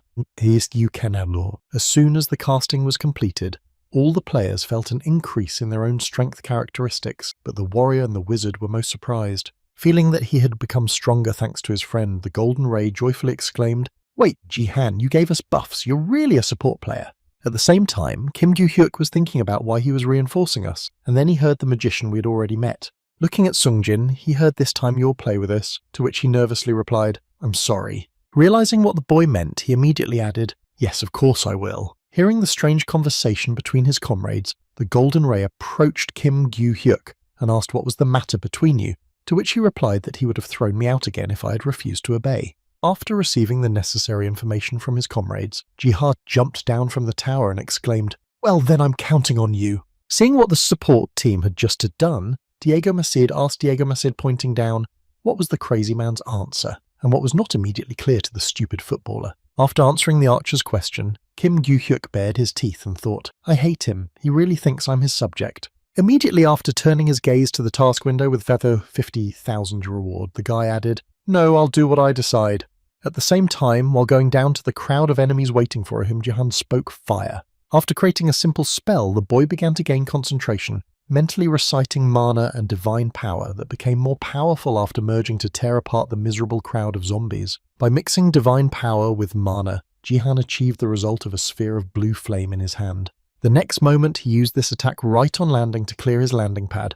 All those within the radius of the attack were instantly burned, and those a little further away flew back. After clearing the landing site, the guy took out his sword, and with it he found himself on the ground, making a single shockwave upon contact with the ground. At the same time, while watching the Battle of Songji-han, Diego Macid was amazed to hear a crazy Korean support say, to which the Golden Ray replied, "Oh my god, you're all watching." Focusing all the attention of his broadcast on Songji-han, the Golden Ray joyfully said that all this was really happening live. Having destroyed a large number of enemies, Sungji noticed that a big blood zombie was now heading towards him. Not feeling any fear of the enemy, he just bowed his head down a little and said in his head, "I thought so." Activating his skill that he had changed to master along with Jihan's power, he thought, "No wonder I had to endure that abuse. This is the true value of the ability to control space." Having formed a dome with a radius of several meters around him, which also accommodated 2 more enemies, the boy mentally said absolute territory. Watching the monsters lose their ability to move, Jihan mentally said, "Anyone who enters this territory will be under the control of the one who uses it." Many people don't even realize that this skill exists, but Jihan knows it very well. And he got all this knowledge thanks to Baron, who was bad at control as opposed to ability, and that's why he often used him as a training partner. And because in the past Sung Ji-sang had to take part in battles against his guildmaster when he used his power, Jihan was able to master it quite well and learn all its elements. Now Jihan is in his absolute state, using both divine and martial power along with mana, and raising his enchanted sword, the boy spoke fire. With such skills, the boy easily destroyed all enemies, and the level of the miserable Bronze League was not an obstacle for him. After a certain period of time after he jumped down, the guy finished off another monster and received a system notification that said the number of enemies destroyed was 124 out of 1,000. Continuing to actively organize the genocide of monsters, the guy swung his sword and said in his head, "Last time I couldn't kill 1,000, but now I'll definitely be able to."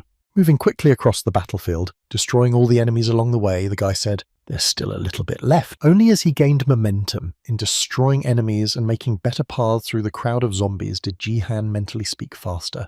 At the same time, watching what was happening on the battlefield, the Golden Ray said in amazement, "Wow, this is just absurd." And then Diego Macid added, "I completely agree with you." After some more time of wondering how the support player can destroy so many enemies on his own, the Golden Ray spoke now, and I'm curious to see its characteristics. Seeing that the audience wrote, "What are the others doing? Golden Ray, show us Kim Gyu-hyuk," the warrior looked back and said, "Hey, they want to see you." At that very moment, the sorcerer was about to fulfill the task entrusted to him by creating a fireball, and noticing this, the Golden Ray exclaimed, "Hey, what are you doing?" At the same moment, Kim Gyu-hyuk raised his head up and took in a lungful of air, angrily shouted, "Go to hell, Sun Ji-han." Continuing to express his dissatisfaction, the sorcerer added, "You bastard, you talentless bastard." These words reached the addressee himself, who was on the battlefield against the monsters. Continuing to slander his ally, who was downstairs and was not supposed to return, the magician added, "In recent days, everyone is looking at you alone, and you only adore your niece, so how did you manipulate her into believing your words? Or maybe it's not about that at all, you treat her well. What did you do to make her obey you so meekly?" And that was the last straw for Jihan's patience. When the veins of rage stood out on his face and he looked back with a murderous look, Kim Gyu-hyuk shouted from the tower, "What kind of a relationship do you have there?" Currently, the reward has been increased by another 5,000 equipment points, so the reward of 55,000 equipment points for Kim Gyu-hyuk reflects the degree of hatred the Sword King's family has for Song Ji-han. When converted into money, these points amount to 55 million won, which was enough for Kim Gyu-hyuk to regain his courage as he cast a fireball and shouted out, "You talentless rascal." Being among a crowd of monsters to fulfill a secret task of exterminating monsters, Song Ji-han understood perfectly well what was going on. After hearing what his not-so-meaningful ally had said, the boy thought there were only 2 reasons why the quieted-down bastard could have started up again. Either someone was behind him or he was being incited to do so. Looking at the mage who was planning to destroy the crystal, Songji added in his mind, "He's just a complete loser and only hopes he can do it if I'm far away." Recalling the words of Kim Gyu-hyuk, who spoke in public in recent days, "Everyone looks at you alone, and you do nothing but adore your niece Jihan," I thought I was not affected by the insults in my direction. Immediately after, remembering what had started to pick him up, namely the phrase, "how you manipulated her," that she believed your words, the guy mentally added, "however."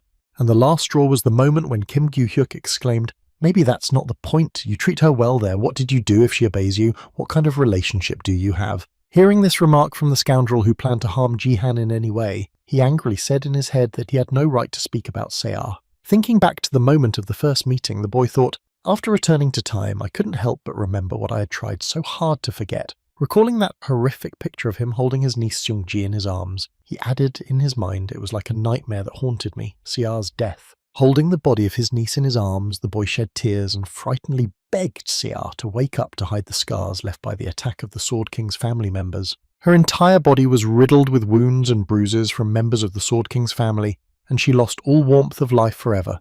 Recalling those terrible moments when he lost the only thing he cherished, the guy gritted his teeth and said, "I let it happen and I couldn't do anything." Having burst into a holy blue flame, Jihan fell into a fit of rage and said in his head, "That's why I swore that this would never happen again. And that's why I promise I will protect her from anyone and everyone." After that, viewers started writing, "Wow, Sung Jihan is pissed off. Look at all the energy coming from him, to be honest. Mentioning his family is too much. Teach him a lesson." But he's so far away from him, then he thought, now everyone will remember what can happen if they disturb Seah. Looking back at Kim Gyu-hyuk, who'd decided to cross the line, Jihan mentally said, "At the moment I received the power, I realized something while I was trying to unite the three Danites." Preparing to use the technique he had previously used in his past life, he confidently added in his mind, "I can use the divine arts." Gritting his teeth before using what he needed, the boy mentally said, "Of course, I don't have 30 points of combat power yet." After that, he stretched his left hand to the side and added, "Of course it will be just an imitation, but I definitely felt them." Recalling the moment when he combined mana and divine power to obtain a new characteristic, the boy mentally spoke at the moment of the merger of the three Dantians. While he was gathering his strength, a couple of zombies were already coming at him from behind, and he thought of the same feeling when his whole body was electrified from head to toe.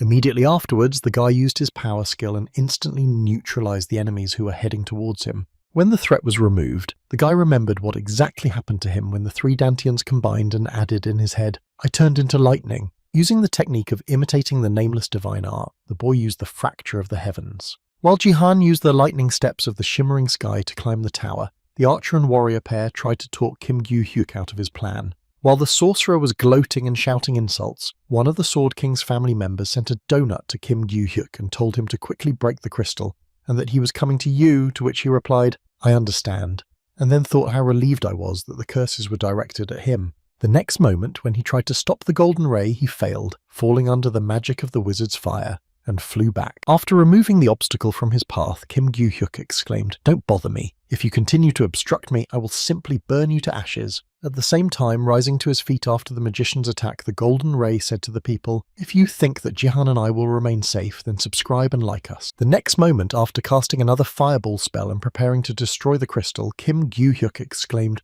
"Well, all the time to recruit with this." After releasing the magic spell of a fireball on the crystal, the wizard exclaimed in a crazy tone that I would succeed. Only this attack failed right in front of the crystal as a fireball hit the passing ball. As soon as the ball jumped back to the owner after completing the task, the audience confusedly wrote that he had blocked the ball. Remaining in the same pose when he hit the ball, the archer drilled his eyes at the traitor with a displeased look. At the same moment, one of the spectators said, "Wow, Diego." After he saw that he was interrupted again, the sorcerer shouted out in displeasure, "Hey, what's wrong with you? Where are you throwing the ball?" To which he replied, "I always take the game seriously. Your shot could have ruined everything for us." Immediately after pointing a finger in Kim Gyu-hyuk's direction, Diego Massid added, "You also cursed our friend who is carrying this task, and even his relative, and I will not allow someone like you to continue to spoil our game." Hearing the accusations against him, the magician angrily exclaimed, "You damn mutt!" And at the same moment, Sungji appeared behind him. Seeing that his idol had arrived at the tower, the golden ray exhaled a sigh of relief and said happily, "Look, thanks to your interest, Jihan has a follower."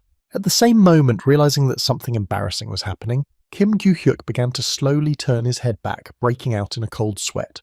As soon as his eyes caught sight of Ji-han, he heard the stern voice of a young man who said, "I think I'm going to give up." The next moment, raising his gaze to the one who had decided to cross the line, Sung-ji added menacingly, "You definitely have something to say to me." When he saw that karma had caught up with him, and very quickly Kim Gyu-hyuk felt that he had lost control of his body out of fear. Drenched in cold sweat and gritting his teeth, he thought, "What a stupid thing to do now. I've already lost, so I'll say one last thing," and then Sung-ji spoke. Before he could finish speaking, the boy used his skill of absolute control, and with a tisk-tisk silenced his teammate. Kim Gyu-hyuk continued to mumble from the inability to open his mouth. "I actually wanted to rip your head off as soon as I saw you here, but I changed my mind." Continuing to slowly bring his entire audience and the scoundrel Ji-han up to speed, he added, "You won't just turn your back on me." Using the power skill, the guy said the combiner filters the amount of pain that can be felt through it. Starting to implement his plan to teach the impudent magician, the guy said, "That's why if I finish you off very quickly, you will only go down one level." Continuing to keep the wizard's mouth closed, Ji-han asked, "I'm sure you've never experienced anything like this in your life." As he prepared to make Kim Gyu-hyuk feel the terrible sensations of pain, Ji-han said, "I'm going to introduce you to a world you don't know." At the same moment, the magician smiled slyly and said, "You idiot, you know perfectly well that you can't really finish me off. I've already lost all my abilities, so I have nowhere to fall." Continuing to console himself, because Ji-han would do nothing to him in this situation and he had nothing to lose, Kim Gyu-hyuk said in his head, "It's a shame to lose the reward, but I beat you, so this victory is still mine."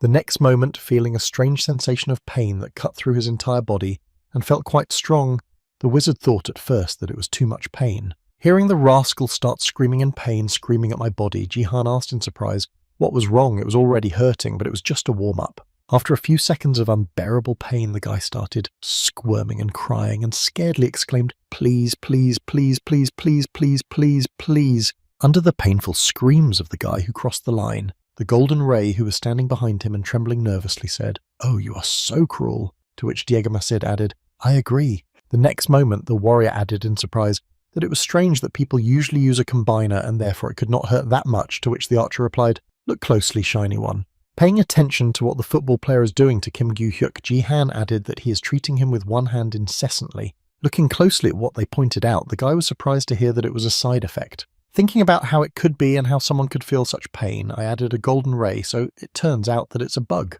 Imagining the approximate mechanics of what is happening here, he thoughtfully added that if you treat wounds that are caused by periodic damage that is similar to poison or burns, you will experience an overload at this time, and you will feel all the pain that the connector transmits. Continuing to watch from far what was happening before his eyes, the golden beam added in confusion, looking really hurt by the ability that he was giving off so much damage. At the same time, to Kim Gyu-hyuk's screams, Ji-han continued to punish him for what he had said, mentally saying muscle strains and bone cracks, bone fractures and muscle tears. This all happens because of the ability to send an unknown energy into the body and destroy it from the inside, and only a few martial artists are experienced enough to use it. At the same time, moaning heavily in pain, the wizard said confusedly in his head, "I put 95% pain reduction, so why is this happening?" Feeling something he had never felt before, the magician added a pain in his head as if my organs had been ripped out and my body was pierced with needles. Continuing to suffer from painful sensations for some time, the guy gathered the courage to think, "I don't want to feel this," and then exclaimed, "Just finish me off, bastard." Hearing the traitor's request, Ji-han grabbed his sword and instantly took his head off his shoulders. After the head separated from the rest of the body and began to disintegrate in space, a system notification appeared saying that the player Kim Gyu-hyuk had died. The next moment, while waiting for that rascal to be reborn, Sung-ji stood in the right place and thought he must reappear somewhere.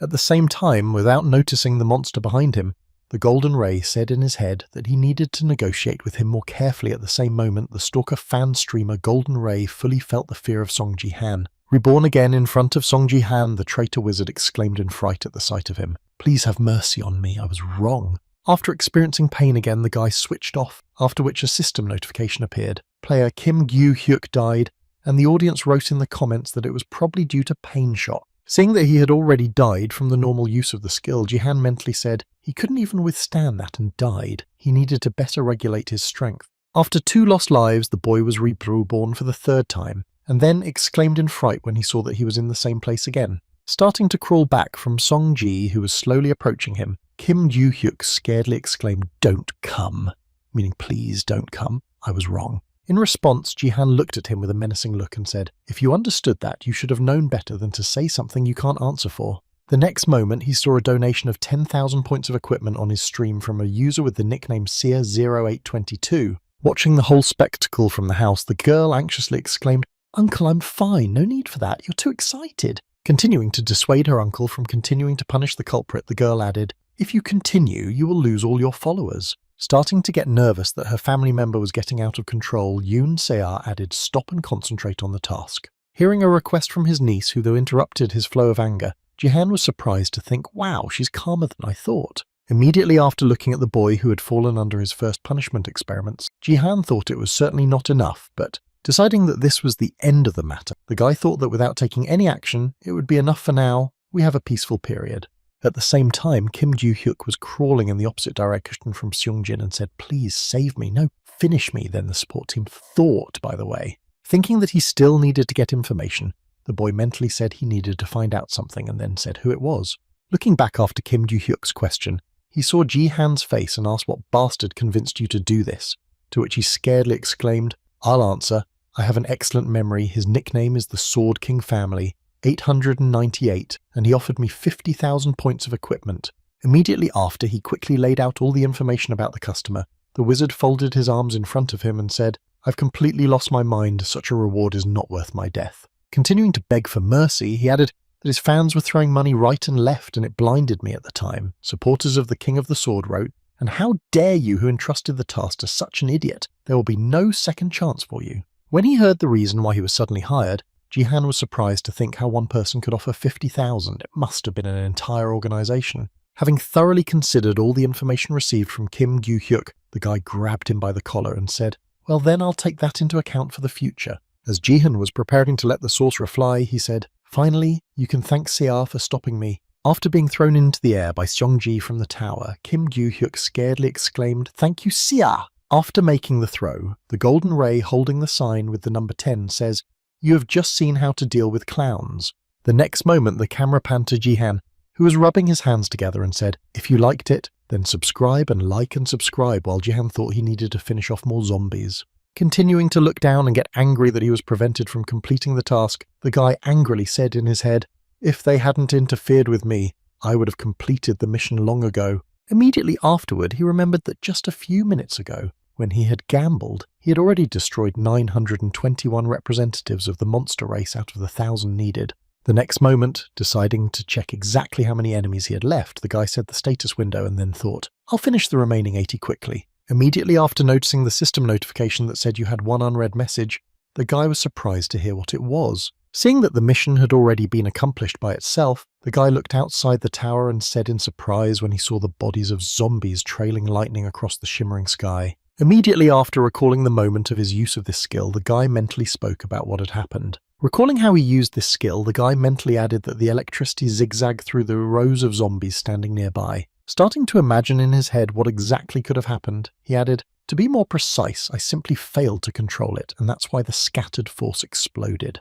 Continuing to reflect on what he had done, the guy said in his head, "I didn't use nameless art, I used tie-dye, which is why it didn't turn out very well. Although I'm happy with the result, it still turned out awkward." Having finished analysing everything that happened after he used his power, the boy said in his head, "I need to train more." The next moment, he suddenly heard the voice of a golden ray shouting his name in an attempt to attract attention after hearing what he had heard, and Jihan turned his gaze to Diego. Continuing to call his idol, the Shiny One asked joyfully if you were going to go down further. "Could I go down there with you?" Immediately afterwards, Mr. Masid spoke to the archer, ignoring all the words of the golden ray of Jihan. As soon as he turned to him, the boy held out his hand as they shook hands. Seung-ji said, "Thank you for protecting the crystal," to which he heard in response, "I did what I had to do." Continuing his casual conversation, the guy happily added, "Let's meet sometime so I can repay you." Immediately afterward, he added, "I have something to discuss with you." But as he said this, he suddenly felt a strong earthquake. Not understanding what was going on, one of the participants in the survival task shouted out in confusion that an earthquake like this had never happened before. Looking down at his feet, the golden-haired boy, trying to understand what was happening, said now as if something was about to explode, "What should we do?" And then Diego shouted, "Look over there!" Only a couple of the guys turned their attention in the direction the archer pointed, and then they could see a giant limb coming out of the ground, and Jihan exclaimed in surprise that it was a hand. The hand that appeared from the ground began to laugh ominously while the three guys just froze in place, not understanding what was happening. The next moment, the golden beam exclaimed what it was, to which Diego replied a hideous hand. Then the warrior added, "It was so far away, but still seemed..." Continuing to stare at the hand that appeared from the ground, Jihan could not understand what it meant until he suddenly felt a strange feeling. Seeing that the hand began to nail and grab monsters that were within reach, Jihan mentally said this thing. Continuing to observe the behavior of the hand that was inexplicably hunting zombies, Sungji mentally added devouring. After these words, the zombie hand has already managed to catch and examine all the monsters in its reach. The next moment, noticing the actions of the hand that suddenly appeared, the golden ray exclaimed in confusion why it appeared on the map of the Bronze League, although it should be in the Golden League or higher. Also, seeing the monster that had just appeared from the spit out of Jihan's hand, he mentally said that it was an evil monster made of pieces of different bodies. As he watched several of these golems approach them, he added anxiously in his head, and the shiny one correctly noted that he had no place in the Bronze League. The next moment, when he opened his system window, the boy exclaimed anxiously that it was because of interrelated tasks. In the window of the new task received, the interconnected task of the Origin of Zombies 2 was written. Defeat the corpse golem without the help of the crystal, after which he mentally said what it meant without the crystal. Immediately afterwards, a system notification appeared above him, saying that you had cleared the map of 10 towers, and he was surprised to see that it was a system notification. The next moment after his thoughts, he received another system notification that said you have been given a bonus task. Watching the enemies he had to defeat, Jihan read in the task notification window the bonus task to stop the corpse golem. At the same time, one of the other team's group confusedly said the bonus task, but why did it appear in the Bronze League? And then another added, "Hey, we're really being asked to stop them." The next moment, all the participants who were still on the battlefield received a notification that said to stop the corpse golem created by the Black Hand's follower of destruction. If you use the blessing of the crystal, you will reduce the difference in your strength. At the same time, the viewers of the live broadcast nervously wrote to God, they will definitely not be able to defeat such a bunch of enemies. Bring the bomb here. After seeing the requirements set for them to fulfill, the Golden Ray nervously exclaimed that they really believe that we are able to accomplish this task. Even the players of the Golden League would have to suffer. After hearing the words from his friend, Sungji closed his eyes and thought he was right. They can't expect us to cope. Continuing to look at the horde of enemies who were approaching them with every passing second, the guy mentally added, otherwise they would not have offered such a reward. After reviewing the task, which said stop the corpse golem created by the follower of destruction with the Black Hand, the reward is 10,000 achievement points and a fragment of crystal. Then Jihan thought a fragment of crystal, so they give out something other than points as a reward. The next moment he turned his gaze to the sword next to him and mentally said, this means that this task is at least of epic class. At the same time, resigned to his fate, the Golden Ray sighed heavily and said, well, if this is a bonus task, then let's do our best. Immediately after accepting the fact that they would have to fight against the enemies, the Golden Ray said to Jihan, you need to be the first to receive the blessing. In response to his friend's words, the guy pulled his sword out of the ground and said no need. Hearing this, the viewer wrote that he was scared, to which he replied that he was going to show his status window. After refusing the offer to receive the bull's blessing first, the boy went to the monster to finish him off with his own toy. A corpse golem is a dead man with an incredible amount of health which can only be defeated by destroying the core in the center of the body, which is quite difficult to do because it is large and deeply seated. Moreover, the corpse golem is considered a monster boss even in the Golden League, and the fact that Song Ji-han is doing well at his rank does not mean that it will be easy for him to defeat them. The next moment, when he was on the edge of the tower, the guy used his skill of combining forces and said, hey you two, you better move aside. As soon as his comrades took safe places to avoid being hit by the shockwave, Song Ji-han rushed at the enemy. At the same time, seeing that what the guy left behind, a couple of his friends who remained near the crystal fell into a stupor. Immediately afterwards, the support player flew at one of the group of golems that was heading towards the tower to finish it off and complete the mission. It's the most basic ability among all the skills that exist in the list of nameless martial arts. There are three main talents of combat commitment without which nothing will happen at all. It is the heaven of man and the earth at its core, with the concepts of heaven, earth, and man each having its own meaning. The sky is the firmament, and the vertical chopping blow of the earth pulls the surface and also means a horizontal blow. And the last object in this list is a human being, symbolizing a piercing blow, which is the newest form of nameless martial arts. All of this means that there is a technique that can destroy a whole mountain at once, and this skill is a combination of three talents of combat commitment. Having roughly imagined how it should work, the boy swung his sword and struck a slashing vertical blow, mentally saying the mountain would be destroyed. Seeing the enemy cut in two, a couple of his comrades just froze in place in amazement. At the same time, looking at the results of his stroke, Jihan mentally said, "That sounds pretty impressive, but in reality it's just a vertical strike. The golem has already begun to fly downward, divided into two parts." Immediately after, Sungji received a system notification that said you completed the bonus task of the 4th tower, followed by comments like, "Wow, you're crazy, you better not joke with Sung Ji-han." Standing on the tower near the crystal and watching his comrades battle, when Song Ji-han swung his sword, at that very moment, the Golden Ray experienced emotions that contradicted themselves and were difficult to describe in words. Looking at his comrade who had just defeated such a giant in one blow, his emotions could be described as fear, despair, expectation and desire. All these 4 different sensations mixed together inside him and kept giving him a strange feeling. And a little later, after falling to his knees from the realization of a significant advantage in Jihan's forces, all these emotions turned into admiration. While the warrior was on his knees and breathing heavily with admiration for Sunji, Diego Masid stood there like a stone, unable to say anything. Continuing to be in complete shock and breathing heavily, the Golden Ray mentally said, "I have never experienced anything like this. At first, I perceived it as great material for broadcast." Immediately after realizing that his emotions and desires were constantly changing after getting to know Jihan better and learning more about him, he added, "Well, and then the rest." Imagining in my mind's eye a guy who had just single-handedly defeated a corpse golem with a single blow, he added, "I wanted to film his every move, every swing of the sword and every word of the person who was most likely to become the best player and streamer in the future." Gathering his thoughts and suddenly raising his head to keep Sungjin in sight again, he added in his mind, "I have to do this." Waiting for his comrade to return to the tower, who was already heading back in a lightning beam, the warrior thought I would film his becoming a legend. However, despite the Golden World's decision to give Song Ji-han all of itself, after the boy returned, the Golden Ray exclaimed to Ji-han, "You really did a great job." Ignoring the words of his admiring friend, Sungji looked at the other archer who was standing next to him at that moment. The beginning of the relationship between Song Ji-han and Diego Masid, standing in front of the man, Ji-han would drill him with a piercing stare without saying a word until he regained consciousness. At the same time, as they were failing against each other, the other teams involved in the defense of the tower shouted out, "This is a stupid game." A few minutes after the start of the additional mission, a system alert appeared that the 3rd tower had failed to complete the task. At the same time, Jihan and his comrades received a great notification. The bonus task was completed, and the players of the team that completed it received 3 times as many equipment points. When he saw what he got for his efforts, the guy smiled slyly and said in his head, "The game rewards me generously." However, after receiving the reward, Jihan looked to his left and said, "But I still have one more thing to do."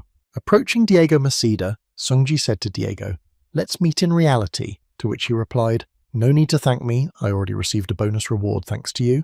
Then the guy added, "I want to share information about your ability. I'm interested in this." When he heard why he wanted to organize a meeting in reality, Diego Masid asked in confusion what my ability was even possible. In response to his new friend's question, the guy created a magic spell in his hand and said, "If I were a mage, it would be rather boring to tell you everything now, so we'll discuss it in more detail over lunch." When I heard the offer from my friend Diego, I thought to myself that he was hinting at a change of class, and that if someone else had made the offer, it would not have been worth the time. Only this time he was approached by a certain ace, Son Ji-han, whose incredible strength he had seen firsthand.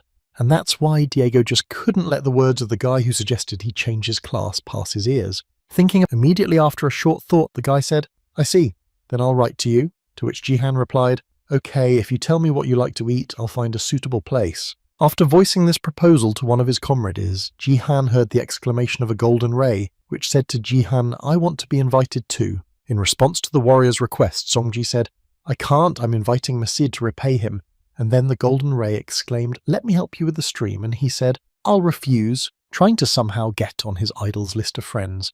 The Golden Ray embarrassedly exclaimed, "I want to become your reliable friend like an installer."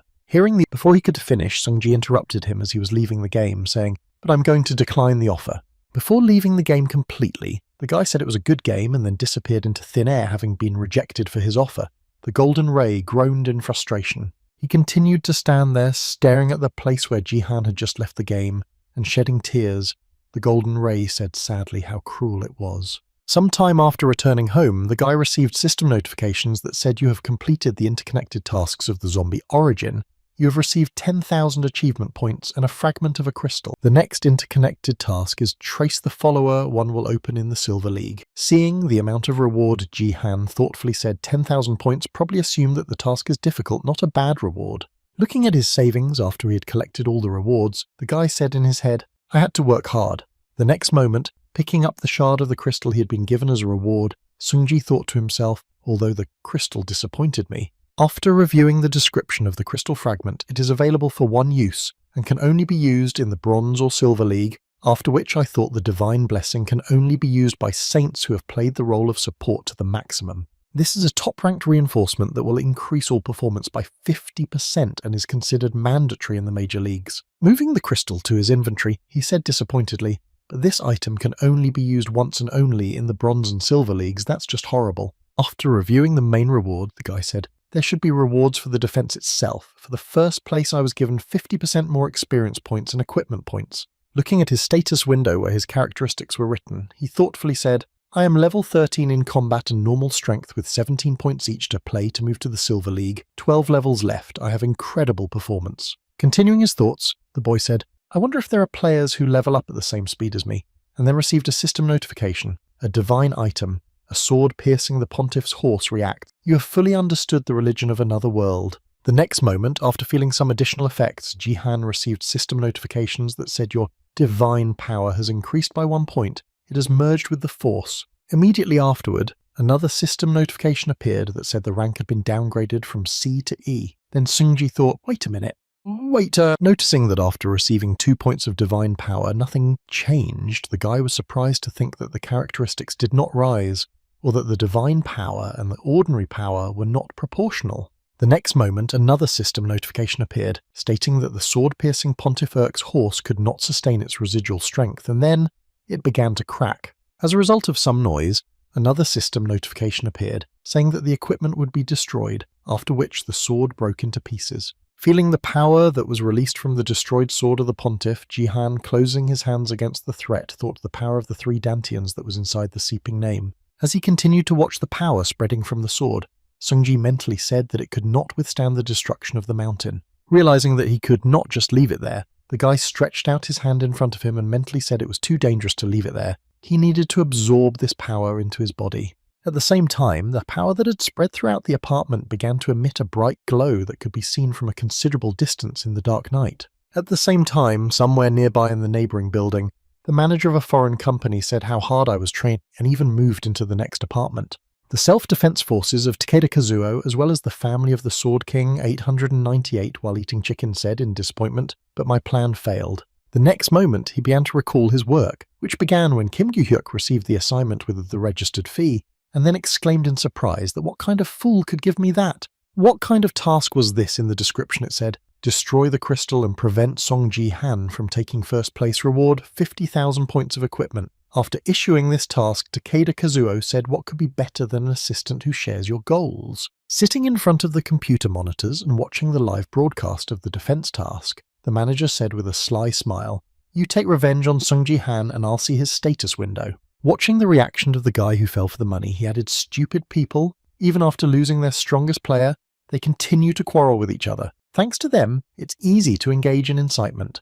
It will be enough for me to just pretend to be one of the fans of the King of the Sword to interfere with Song Ji-han, how simple it is. Waiting to see what would happen next, Takeda Kazuo leaned on his folded arms and said, Sung-san is with me. You stay alert, but it's not me you need to fear, it's your own countrymen. Continuing to watch the broadcast on which Kim Gyu-hyuk continued to engage in nonsense, the stupid magician said, hurry up and destroy him. Stretching out his hand to the monitor in front of him, Takeda Kazuo smiled ominously and said, let Sung-san feel the taste of helplessness. Having made the first bite of the shin, the man said, this is what I was hoping for, but nothing happened, so stop spoiling the game by pretending to be a fan of the King of the Sword. Seeing that the task of destroying the crystal had failed, the manager added that it would be great if I got everything the first time, but he is a pathetic player, this mage. Recalling what he had been doing for quite a long time, the foreign manager added that he could not cope with the game at any level, and he would have been better off breaking the crystal right away instead of doing something stupid. He only had to do what he was told, and then, according to my plan,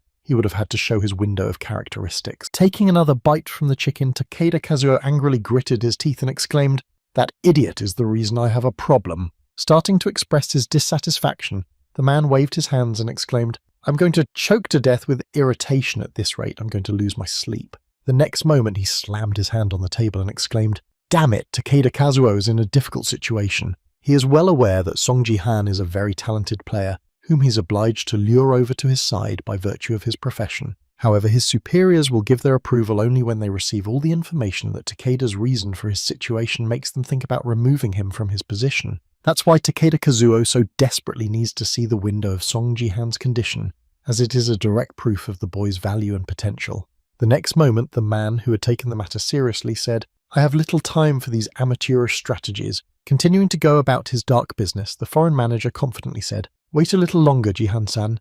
I'll get your status window." Recalling the tricks he had to resort to in similar cases, he added permission. Recalling Ito Shizuru, with whom they were able to lure away the strongest player, Takeda Kazuo added with a special method that I used on the King of Swords. At the same time, Ji-han, trying to absorb the power released from the sword, received a system notification. Your divine power has increased by 1 point. It has merged with the power.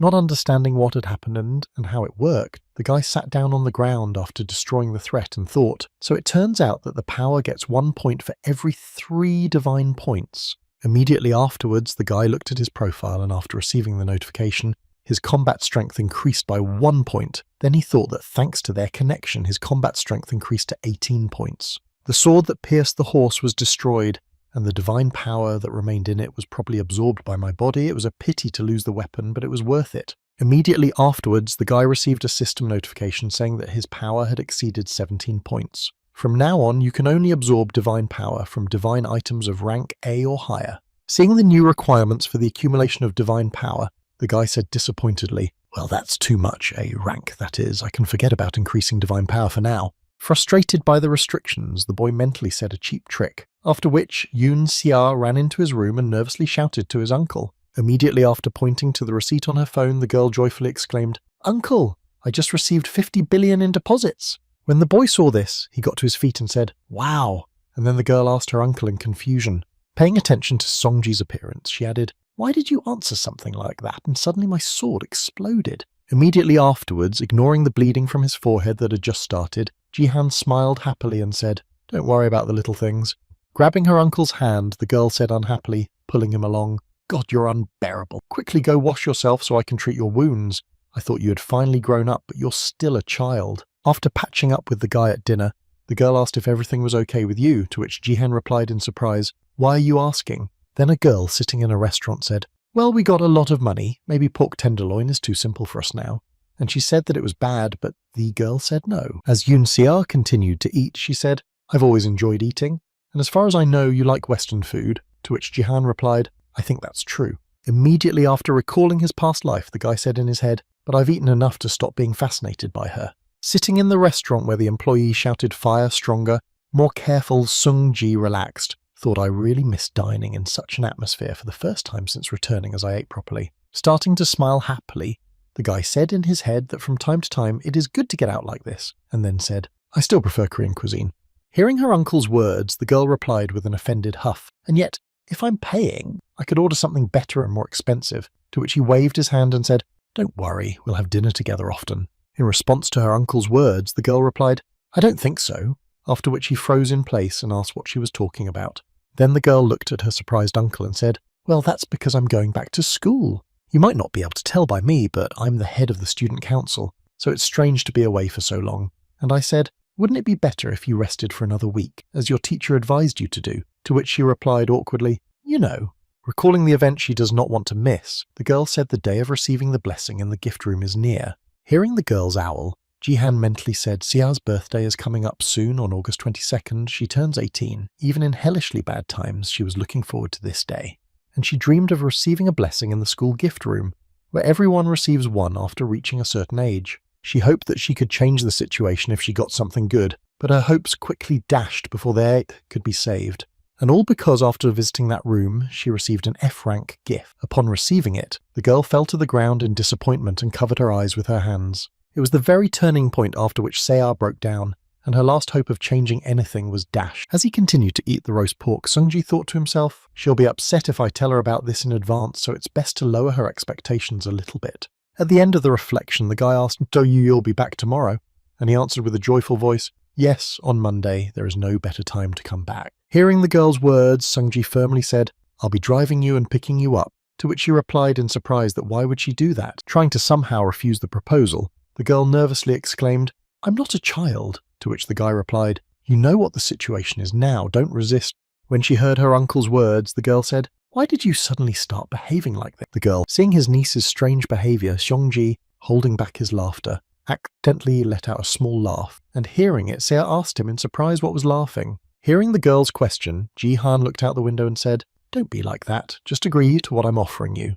The next morning, when he arrived at the parking lot, the boy exclaimed in surprise what was going on. Watching the empty parking lot, where there was not a single car to take the girl to school, he added what had happened here. Recalling the old days, Ji-han said in confusion where the sports cars and supercars had gone. Hearing her uncle's question, the girl said that they had decided to sell them, and then, making a facepalm, Ji-han said, "I was wondering where all the keys had gone." After seeing what Yoon-seo had seen, she laughed and said, "I'll take the bus." But at that moment, Sungji noticed one car that was still in the parking lot. Pointing to the last hope they had left, Sungji said, "There's only one left." And seeing the last car, the girl exclaimed the same thing. Approaching the yellow car, Seo added that it was her mother's car, and then Ji-han said they didn't sell it because it wasn't worth much. When he got in response to the girl's question, Sung Ji-han asked what was uncomfortable, and he said no, not at all. Trying to somehow bring her uncle to understand why she reacted in such a way, the niece said, "I'm just a little worried about what he said." Sometime after arriving at the parking lot near the school, Ji-han encountered a big man and heard him say in a threatening tone to move the car. Getting right into the alleged problem, the girl nervously rinsed through such possible situations, after which he again exclaimed that "You are deaf, clean up your trough." Yoon-seo studied in Seoul's Gangnam district at the BattleNet school, and it was there that the first events began to develop after her vacation. Continuing to look at the angry man, Ji-han thought, "I knew that a cheap car would attract attention, but I didn't expect to be openly provoked into a fight." After I finished thinking about it, the guy asked what was wrong, and the big guy angrily exclaimed, "How dare you park this junk here? I'm not going to leave." Opening the car door and starting to get out of the car, Ji-han asked why you parked in the middle of the parking lot, to which he shouted, "We always park here, you rascal." Leaving my vehicle and looking into the eyes of the impudent man, I said, "What's your language? I am also the guardian of a student of this school." Seeing who the conflict was between in the parking lot, an employee nervously exclaimed that it was Song Ji-han, and then another employee reached for his phone and added that he was the bronze killer. Starting to record the video, the man nervously said, "God, why is he here?" Then another man asked if the daughter of the Sword King went to this school, forgetting that she had gone to the academy but had already returned. After filming a short video of an altercation between two men in the parking lot of the BattleNet school, the man heard a Ha upload it to the internet. A few minutes after the video was distributed, the information reached the headquarters of the divergent guilds in the Gangnam district of Seoul. Lee Ha-young began to urgently pack and called out to her bodyguard, Lim Ga-young, who was quickly following me. Not understanding what was so urgent, she started to turn her head, and then the supervisor added that we were sent to the BattleNet school, and then showed the video that was spread on the internet. Then Go-yoon said in surprise to Sung Ji-han. Continuing to sit in the chair, the girl asked what happened there, and Lee Ha-young, putting on lipstick, replied, "You ask." As soon as the meeting was over, the woman confidently headed for the exit and said, "How dare you treat me with contempt? I'm going crazy." Gritting her teeth in anger and resentment, the woman said menacingly, "I'll see you soon, you'll wait for me." At the same time, while continuing to stand in front of the aggressive man, Ji-han heard "You are hungry and your car is poor." The man swung his fist to hit the guy and show who had more rights here, and shouted out a supportive voice.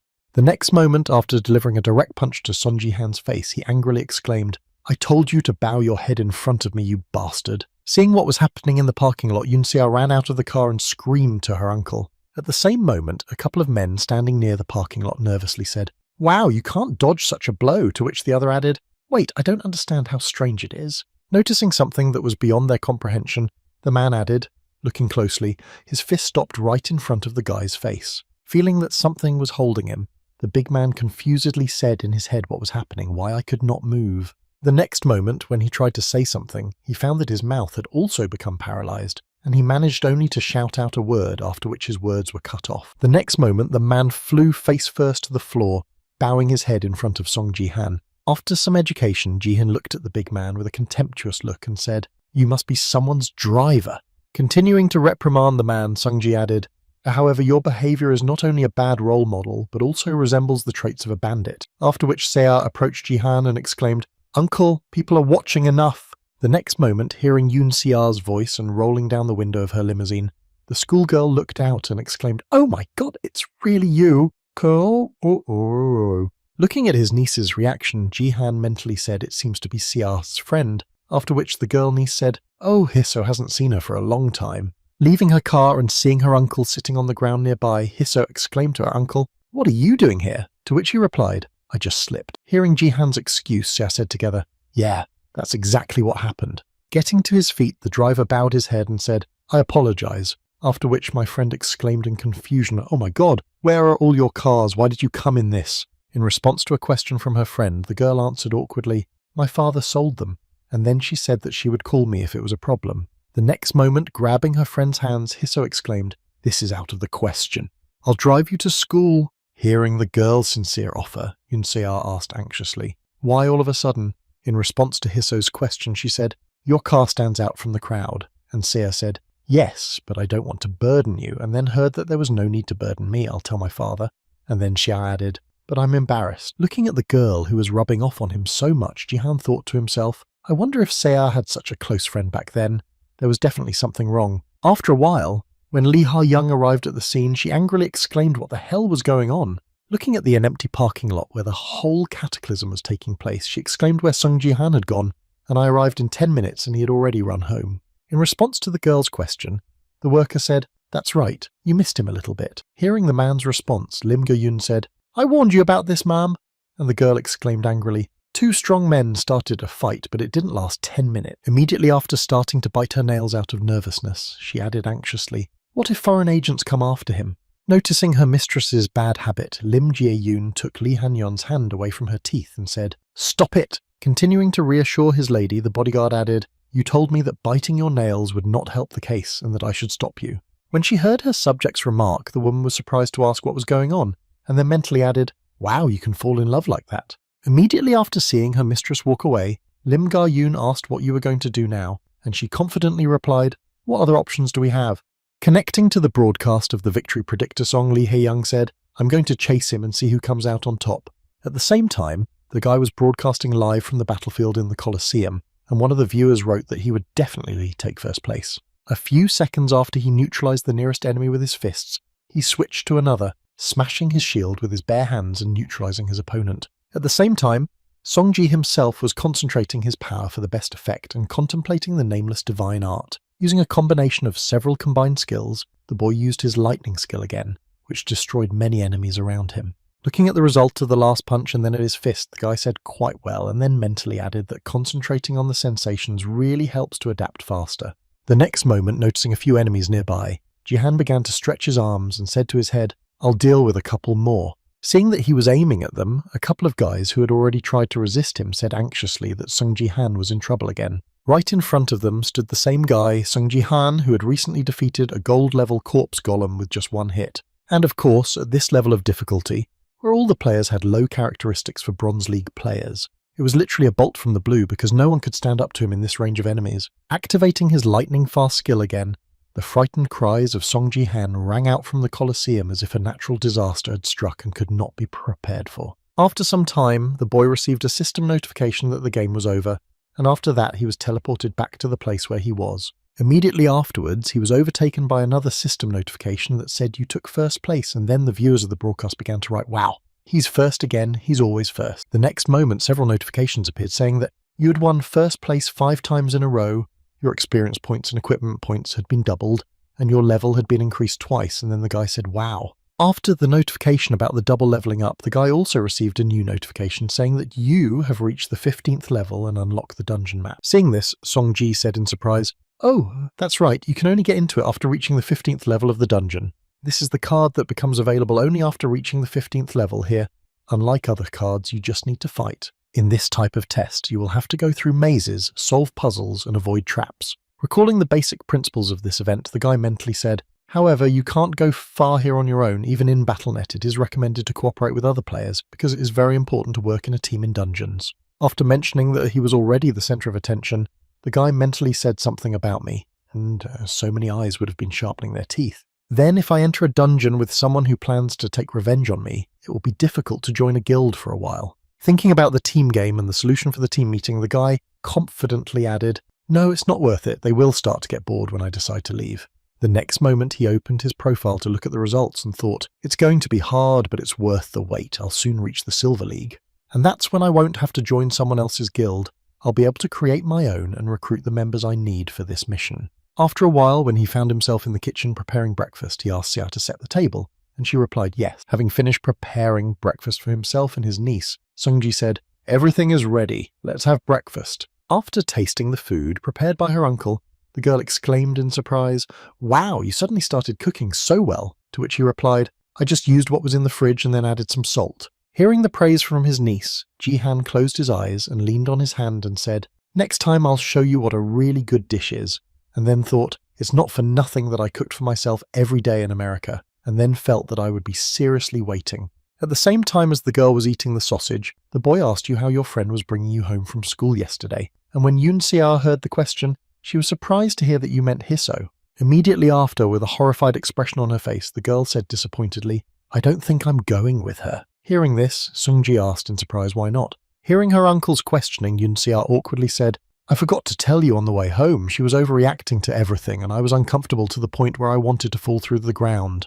The next moment, recalling her friend's words, she said to Xia, how are you going to live on? You must be heartbroken. Can I help you? Why did your father do this to you? You are his only daughter. After hearing the questions that so-called friend of hers asked her, Jihan said, you suck, and then he heard what a lame girl she was. Confirming her uncle's words about the girl, she also said that there was another reason. Smiling happily at her uncle, Xia said, my mum's car is much better and it's much more comfortable and even warmer. In response, after a while, on his way to school, the boy could see a large crowd of different people in costumes shouting out to him, this is Sung Ji-han. Nervous because of the crowd that had gathered, the guy asked if they were all scouts and reporters, to which the girl replied awkwardly, we attracted a lot of attention yesterday, after which Jihan added that they were probably stalkers. When we arrived at the school and headed to the parking lot, the guards were holding back all those journalists and shouted, this is a private area, please move back, you cannot pass without a visitor's pass. Sighing heavily after avoiding such a crowd of people wanting his attention, Sungji said, ugh, we need to change cars as soon as possible or come up with something, and this girl said in surprise that uncle. Pointing as soon as the guy arrived in the parking lot and stopped the car, Lee Ha-yeon straightened her hair and said, you've finally arrived, Sung Ji-han. At the same time, leaving his car upon arrival and simultaneously looking at the girl, the boy wondered why they had such serious expressions. The next moment, when he left the car and slammed the door behind him, he immediately said, it's very strange to see you here, and was answered, we arrived a little earlier and were expecting you, and Xia thought they were somehow obsessed with him. Continuing to insist, the girl said, I gave you my business card, but you never called me at that very moment. Xia, standing behind her uncle, said, come on, uncle, this time I won't interfere, to which he replied, you're getting it wrong, and then thought, I forgot about her. Starting to approach the guy who ignored her request, Lee Ha-yeon said, and that's why I want to ask you to give me some time right now, Sung Ji-han. Taking a seat at a table in the cafeteria, the couple began to discuss something, while the other managers, who could only watch from a distance, said in frustration, damn her superiority. I barely managed to get a gold-level contract, and what if I can't even show him his nonsense? I need to break through to them. At the same time, sitting at a table with a girl who was drinking coffee, Jihan said that we seem to attract a lot of attention, do you mind? To which she replied, no, I'm used to it. Hearing the girl's answer, Jihan was surprised to hear that she was comfortable in this environment, and she put down her cup of coffee and said, it's probably because I went to this school. Immediately after turning her gaze to the boyfriend, Lee Ha-young added, however, I can't get used to your reaction, to which he replied, if you mean that I didn't call you, then please forgive me. Continuing to justify himself, the guy said, I had a lot to do, so I couldn't, and in response I heard a heavy sigh and the words, it's okay, this attitude is new to me. Turning her gaze to the boy again, Lee Ha-young said, you're the first person who makes me run after you.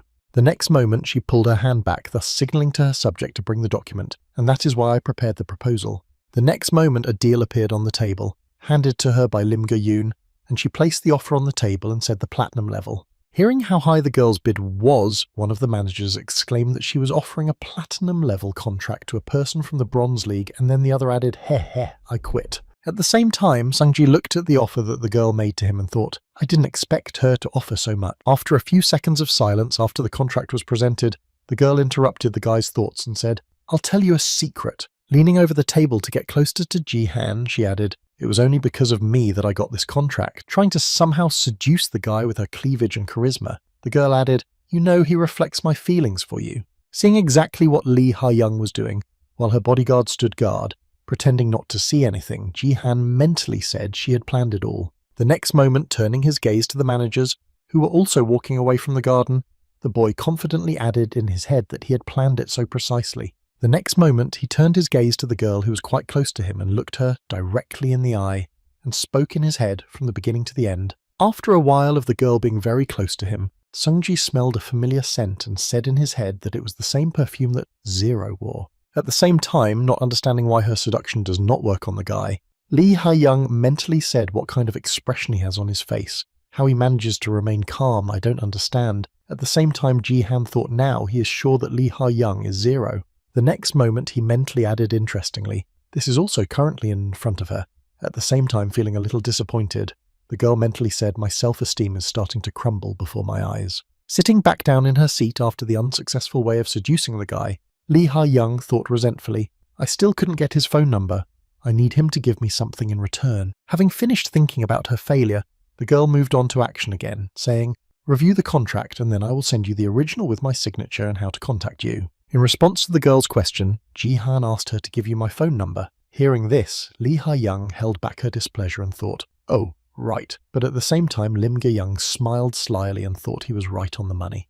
Immediately after a brief moment of dissatisfaction, Lee Ha-young said what if so, and what she heard in response was how about a bet. Surprised by the guy's offer, the girl asked him what she would bet on, and he said yes with a happy smile. I recently got the 15th level, and so I have to go to the dungeon after getting the 15th level. The first game is always the dungeon. After hearing the message from the guy, Lee Ha-young jumped up from his seat in surprise, exclaimed, what already? Surprised at the speed of the guy's progress, she mentally said, I expected him to start raiding soon, but I didn't realize it would take him less than a month to reach the 15th level, which is the bet he wants to make. Having finished her thoughts, the girl asked him what the conditions were, and he stood up from his seat and sighed heavily and said, I'm going to go there now. Shifting his gaze to the girl and smiling slyly, the guy said, if I don't manage to take first place, I'll contact the Divergent Guild and, of course, give you my number. In response to the guy's words, Lee Ha-young nervously replied, but there are many people who have fangs against you. After that, Lim Ge-young nervously thought he wanted to go on a raid without a guild and a team. Hearing that she was sure that this plan would not succeed, Ji-han stepped forward and said, then why don't you agree to it? And she replied, your offer is amazing. I was even a little confused. Immediately after hearing only half of the deal, she asked what I would have to put on the line, and in response she said that I would win, and then Ji-han thought, I want to make sure. Mentioning the skill he was interested in and to convince me that he had it, he added, show me your status window. Immediately after announcing the condition for achieving his success in this bet, the boy said in his head, this is how I will be able to find out if she has it now. Looking at the confused girl who didn't say anything, Ji-ha mentally added her gift of education. After asking the boy's wishes, Lee Ha-young said my state window, to which he confidently replied yes, and then thought this gift was just a buff of experience points that he was ashamed to show to others. After noticing the change in the girl's behaviour, the guy smiled slyly and said in his head, judging by her reaction it's true, but I'd still like to see it with my own eyes. In response to the guy's request, the girl sighed heavily and said, okay, but then don't regret your choice. While Ji-han was logging into the BattleNet system, the girl asked if you were going to go to the game now. Should we go? And he replied that he didn't have to. After launching a live broadcast so that everyone could see what he was doing, Ji-han moved into the game space and said, wait for me here. Hearing that he was expected at the same place, Lee Ha-young said, it will take a little time. At the same time as the viewers began to write in the live chat, the boy moved to a new location and then received a system notification such as a dungeon map. This place was called the Conqueror's Tomb Dungeon based on the system alert information. Tomb of the Conqueror, difficulty level high underground tomb, which is the tomb of the legendary Conqueror. This place is home to a variety of monsters that raiders can meet, but it does not have such difficulties as traps and mazes. However, there is still one reason why this dungeon has a high level of difficulty, and this reason is that, in order to clear this dungeon completely and leave it as a winner, you need to fulfill a list of certain conditions. One of these conditions is that all members of the group participating in the clearing of a given dungeon must survive to the end. Continuing to recall the reasons why dungeons are so difficult to complete, Ji-han mentally added that this is why it is important to assemble a team successfully. The next moment, when he found himself inside the beginning of his journey in the dungeon, a system notification appeared. Player Song Ji-han has entered. Song Ji-ha. After receiving a system notification that said the game would start soon, Ji-han looked at the members of the selected team and thought, I think it's over for now. That they were not bad guys, and immediately afterwards, adjusting his glasses, One of the fighters exclaimed in surprise, "Sung Ji-han," and then the other added, "Holy shit, it's really you." Starting to greet each of them, Sung-ji thought they were all from the same guild and their equipment was good. And then he said, "It's an honor to meet you. I'm glad to meet you." Immediately after starting to prepare for the start of the raid, one of the players said that let's go, to which the other replied, "Yeah, now we have Sung Ji-han with us." Deciding that they would help their friend, one of the three said, "We'll show you where to go," to which he replied, "No, follow me," after which one of the boys said in surprise that it was better for the soldiers to go first. After hearing the recommendation from his temporary ally, Ji-han looked back and said, "It's okay, I'm confident in my abilities." In response to Ji-han's remark, the rest of the comrades followed him confidently, exclaiming, "Good, then we rely on you." At the same time, while warming up his hands before he started fighting, the guy thought, "Fortunately, there are no one here who will set me up," and I was a little worried about the conditions of the sweep. Immediately after completing his preparations and his thoughts, the guy looked at his comrades and said, "Let's do it." Upon arriving at the first corridor they had to pass, the boys saw terracotta warriors in different states. Seeing that after they entered the room, the enemies began to come to life and form into an army, one of the players shouted out to them. Looking at the sand warriors who had to be defeated to move on, a team member nervously added that they were the guards of the tomb. Immediately after collecting his thoughts and looking at his leader, the guy asked Jihan in what order we will attack. "I can clear the way there with magic." In response to a question from his teammate who offered his solution to the problem, Sunji stepped forward and said, "Just stand behind me." Immediately after he stepped a few steps forward, a blackberry warrior attacked him with a slashing blow which Jihan managed to dodge. As soon as the enemy opened up, he struck back, crushing the enemy into small pieces, after which he could no longer continue the fight. Thus, Song Jihan made his way to the other end of the corridor, clearing the way with his own fists. After some time, most of the enemies were destroyed and the last one remained, which Jihan was also able to defeat without much difficulty. And after a while, when the whole road was cleared and the comrades stood there with their mouths open, unable to say a word, Jihan shouted out, "Hey, why are you frozen?" Crushing in his hand a piece of the enemy's body that he had accidentally torn from his body, the guy said, "Let's catch up with me now." At this pace, the team continued to move through the dungeon, waiting for Sung Ji to figure things out for himself, and so they reached the third level of the Conqueror's Tomb.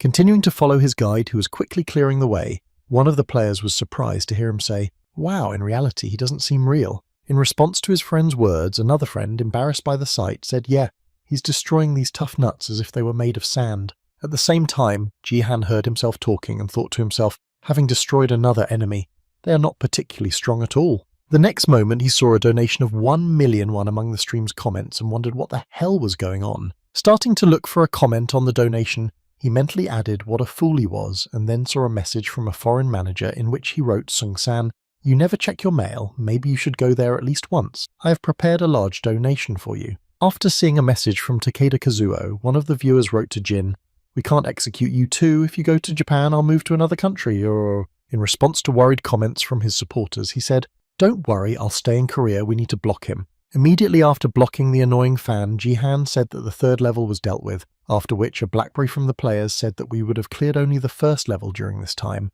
after which another added that we were not just being dragged through but were being taken by plane. As Jihan walked forward, one of his comrades who followed him stopped to check on the state of the destroyed statue, knocking it on the head with his sword and saying in amazement how he was destroying them with his fists. While one lagged behind, the others went forward and the leader of the trio looked down and said, "Thank you in advance, I'm sorry that you have to do everything alone." And he said, "You don't need to apologize." Immediately after Sung-ji started the psychic war, he added that it helps me a lot that you are not playing against me, to which the leader happily replied, "God would be great to continue working with you." Next in line, based on the system notification that appeared on the level 4 of the dungeon, Jihan looked at it and said in surprise that it was a direct path. Looking at what could be the cunning of this room, the leader said anxiously, and at the same time sighed. Jihan thought, "That's a laugh." Looking closely at the holes that covered all the surfaces in the room, my friend added on the walls and on the floor. Realizing that everyone would have to do their best here, the guy added awkwardly that there were traps everywhere. I'd heard that there were almost none, but I did not expect to come across them all at once. At the same time, Jihan asked his comrades if they would mind speeding up a bit, to which the leader confidently replied, "Of course." At the same time, the other guys who received the bribery task awkwardly added, "without any problems." Standing in front of the beginning of the 4th level of the room with obstacles in the form of traps, he added, "Here I will also go first." Preparing to overcome the line of obstacles that stood in their way, the guy confidently added, "Crossing the threshold of the room, and you will cover me." Hearing the words of the leader who had done all the work for them, the warrior who had already prepared his sword mentally said, "Yes, you can go ahead."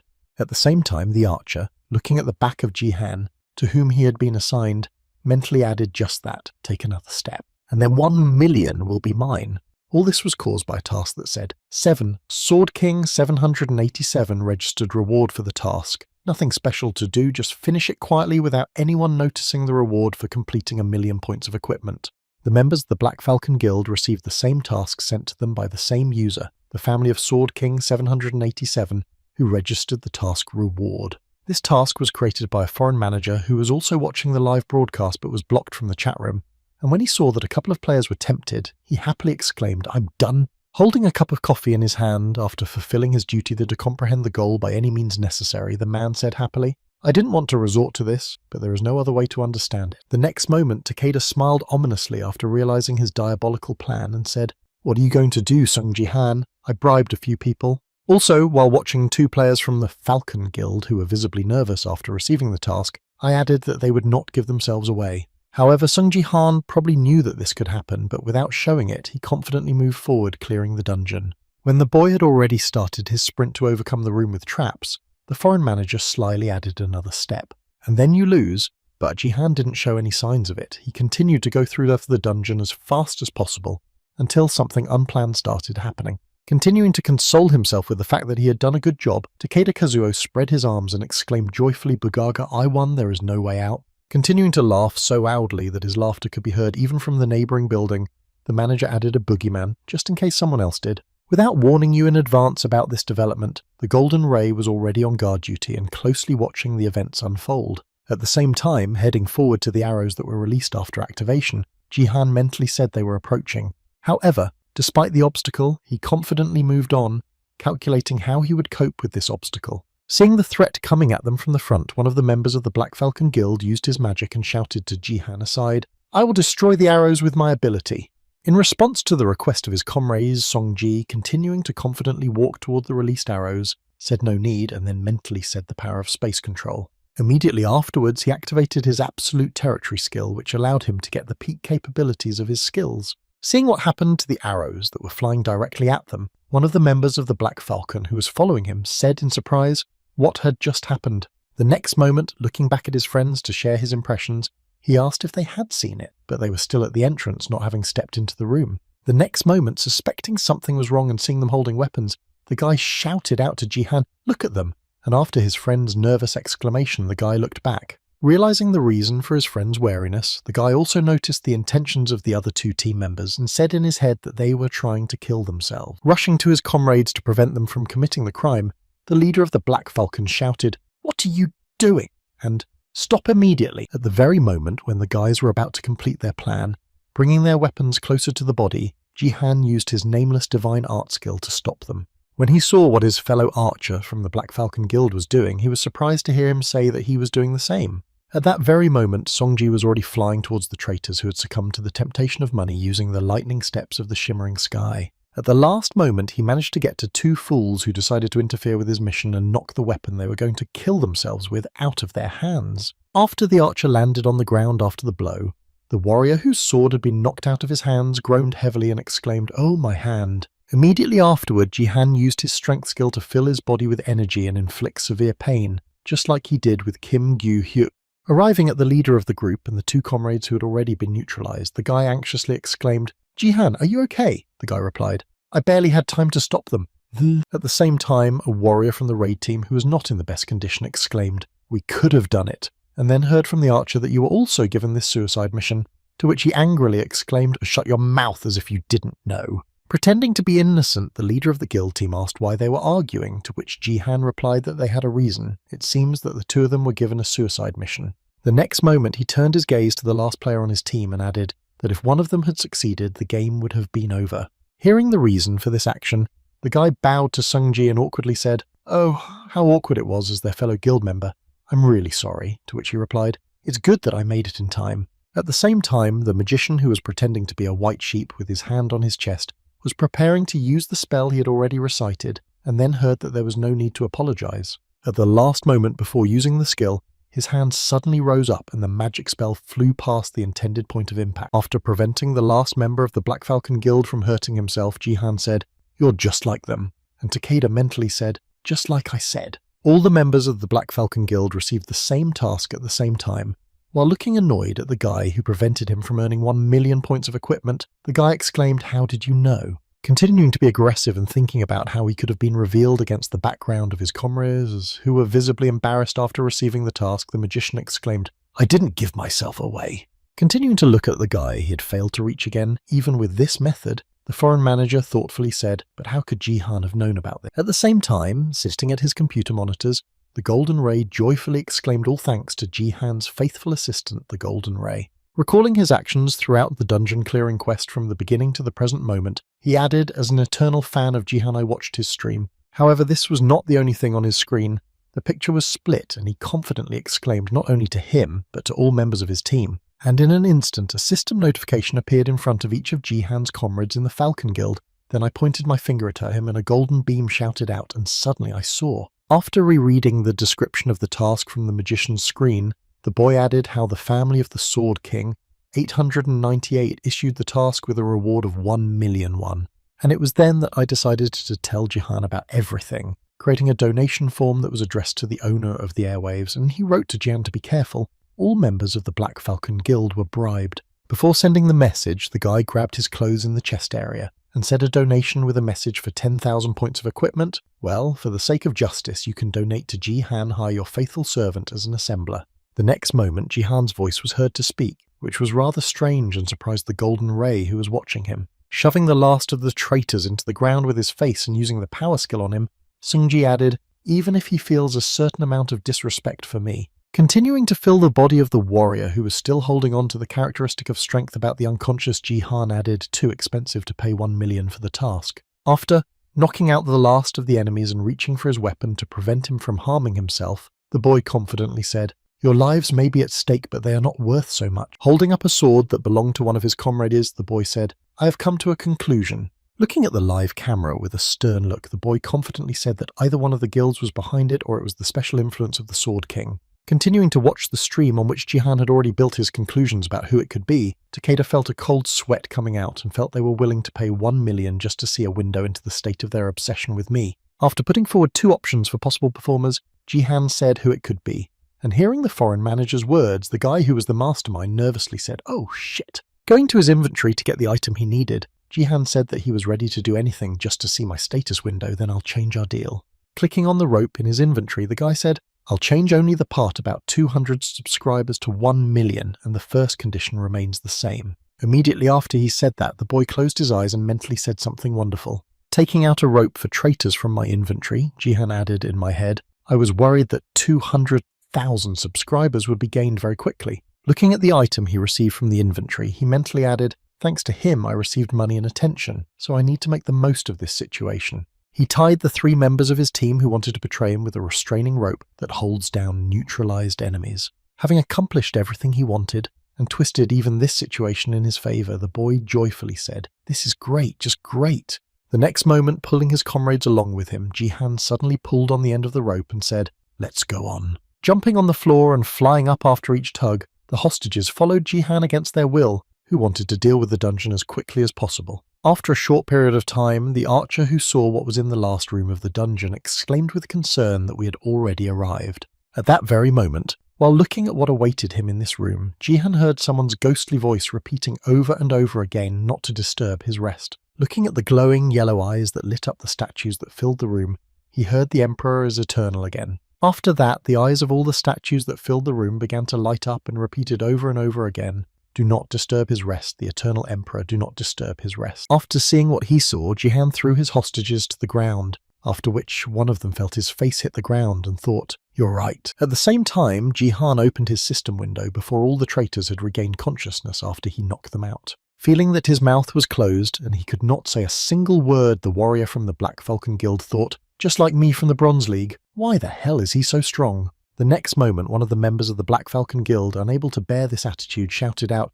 "Hey, you dumbass!" Deciding that he could still threaten in this situation, the warrior said, you've got it, I'm giving you one last chance to let us go."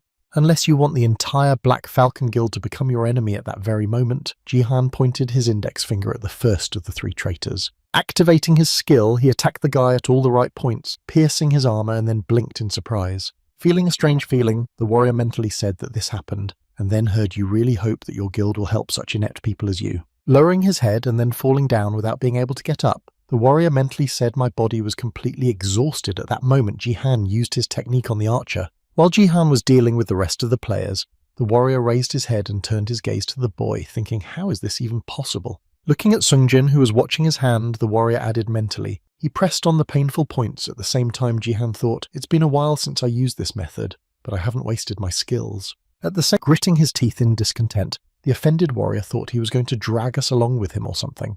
The next moment, deciding to provoke the guy, the warrior remembered the stream where Kim Gyu-hyuk managed to throw him off balance and thought his weak point was his niece. Continuing his thoughts, he added, "Then I'll show him my ability to insult, which I developed while playing on the computer." And then your niece spoke. Before he could speak, his mouth was forcibly closed, after which Jihan, holding back his anger, smiled fake and said, "Why doesn't the man just shut up?" After hearing the threat from the guy, the warrior, who was at the bottom among his comrades holding back tears, thought, I don't give a damn about anything. It just hurts like hell to be dragged along the ground. Continuing to drag the baggage of the traitors behind him, Jihan looked out the window of the state from time to time, used the treatment after this time feeling the effect of anesthesia. The archer happily said that it felt so good to the warrior, to which he replied, "Shut up." After completing the necessary action, the boy looked at the map and mentally said, "We are now on the 6th floor." Putting a marker to see where he was, the guy went forward, pulling his allies with him, and said in his head, "If I clear him, I will go to the last level." After a while, he arrived at the room, after which a system notification appeared in front of him, the 6th floor of the dungeon, and he mentally cursed. Raising his head up, where he could only see the brightly burning yellow eyes of his enemies, who were many in number, Sungji mentally said, "I can't see them very well in the darkness." Noticing some of the enemies who were a little lower and had a little light on them, the guy confidently added in his head, "But they are all clay warriors." The next moment, hearing a noise coming from behind, he looked back and noticed enemies coming from behind and blocked the exit. When the enemies launched an offensive, Jihan took it upon himself to defeat them all, but in addition to the usual battle, he also had to defend the hostages. After a certain period of time, he defeated all the clay enemies in the room with him, or so he thought. The next moment, when he just relaxed, he felt a strange feeling, something very similar to an earthquake, and all the statues he had defeated had their eyes lit up. Immediately after this incident, the guy received a system notification that said the tomb began to tremble, and he looked back to find out what might have happened. When one of the hostages saw what happened after the victory over the clay warriors, he nervously exclaimed that it was a wow. At the same moment, many more clay warriors crawled out of the walls, their eyes glowing yellow, and began to say, "Do not disturb His Highness's rest." Standing on the ground where the enemies began to jump, the boy listened to them say over and over again, "The Eternal Emperor, do not disturb his rest, do not disturb His Highness's rest." At the same time, assessing his enemies, Jihan thoughtfully said in his head, "Their eyes are glowing, most likely they are in berserker mode," after which a system notification appeared in front of him. It was a plate with a task, and after rereading its description, Sonji mentally added, "It's been a long time since I've been given a task, and the last time I was given one was when I was completing a map with a defense type." When all the enemies were already on the ground and no more appeared, Jihan used his skill and covered the hostages under the shield, reinforcing its strength characteristic. Immediately after installing it, he struck it with his sword and heard an angry man shouting that, "Why put us under the shield to hit us like that?" Then, after testing the strength of this protective dome, Sungji thought to himself, "It's much stronger if you put a force field on top of it. Now I don't have to constantly watch over them and protect them from enemy attacks." He then turned his attention to the clay warriors he needed to destroy.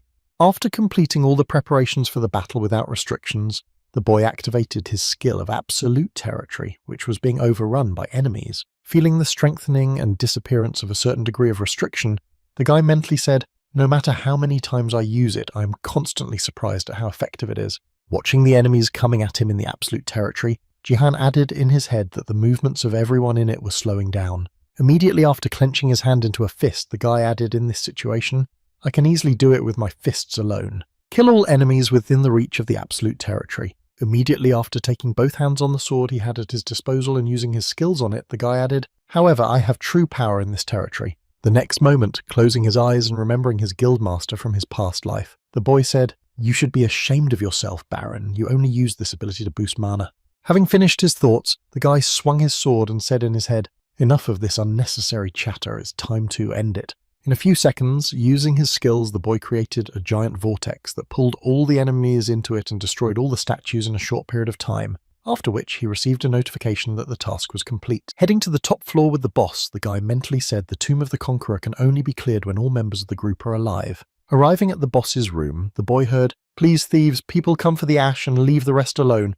I will give you what you want." Hearing the words of the boss, Jihan mentally spoke, "Now you will need to fulfill the conditions of the last floor," after which the boss added, "Watch your manners." Recalling how exactly the passage of this level ends, Jihan mentally added a bow as a sign of respect. Then the commentators wrote, "Wow, they are already in the boss room. It will all end when they bow." The next moment, 4 places appeared in front of the guy, where 4 people had to stand and bow as a sign of respect to the boss. When he saw what he had to do, the guy pulled the hostages to him by pulling the rope, after which they fell down near him. The next moment, activating his strength skill, the guy broke the rope and seized control of the bodies of the 3 hostages. Even though his team members would hardly have listened to him if he had ordered them to, Jiha confidently said in his head that it was possible. Seeing the members of the Black Falcon Guild heading to their places of worship, a spectator wrote that the balls were at the same time an archer who was unwittingly heading to the place of worship exclaimed, "My body is moving by itself." At the same moment, the boy and his puppets were walking to their place, and his strength characteristic now totaled 18 points. Also, his absolute territory skills have also improved thanks to the battle against the clay warriors he fought on each floor. When all 4 people were in their places to bow, the level boss clutched his bow and arrow and spoke sternly now. You can start when you hear an order from the dungeon boss for which you need to do the most basic. Jihan began to fulfill the order. While directing his puppets to fall to their knees and bow before the battle, the boy thought this distance was a bit too long. Having covered a fairly large area with his absolute territory, the guy mentally added, "But if I stand still I can control them," after which one of his comrades exclaimed, "Oh, my nose!" When all of his team members had their noses in the ground, Jihan himself knelt down and bowed his head and said in his head, "Now, now." Also, by bowing his head to the ground in front of the dungeon boss, he confidently added that the dungeon clearance was definitely successful. After seeing the sign of respect shown to him, the Conqueror said, "Now you can go back to where you came from." Immediately after these words, the gate to the normal world appeared behind the guy, and a system notification said that the 7th floor was passed. When the gate was fully formed and a system notification appeared with the words, "Gate open," Jihan received a new task. At the end of the dungeon mission, the archer mentally said 1,000,000. "I didn't get it, but I'm still glad we were the first." At the same time, the mage also thought, "I'm glad we passed it with the rest." When they all got to their feet after bowing low, the wizard looked at Song Jihan and wondered why he was still not moving. At the same time, holding his head and smiling awkwardly, the boy thought to himself, "God, how ridiculous this is." Looking at the description of the mission he received, which said the hidden task was to show the statue of the Conqueror real respect, reward 5,000 points of achievement. Arrow of the Conqueror, the guy mentally said what kind of task it was. The next moment, raising his head to the statue of the Conqueror standing in front of him, the boy thoughtfully said in his head, 5,000 points of achievement is not such a bad reward. Immediately afterwards, he noticed the other reward for the task, which was in the hands of the statue, and mentally said the Arrow of the Conqueror. Assessing the scale of the reward, Jihan sighed nervously and thought it was so huge that it looked more like a spear and would be given as a reward. Immediately after returning his gaze to the mage who was playing his role as a non-traitor, the boy smiled slyly and mentally said a respectful word. Continuing to look at Jihan, who stood still, the wizard thought to himself, "Why is he taking so long? What if the guys from the other group came in now?" The next moment, using his power, Jihan pulled up the wizard who was closest to him and grabbed him in his hand. Immediately after this action, looking at the dungeon boss with a sly look, the Conqueror and King of Thieves said, "This is my expression of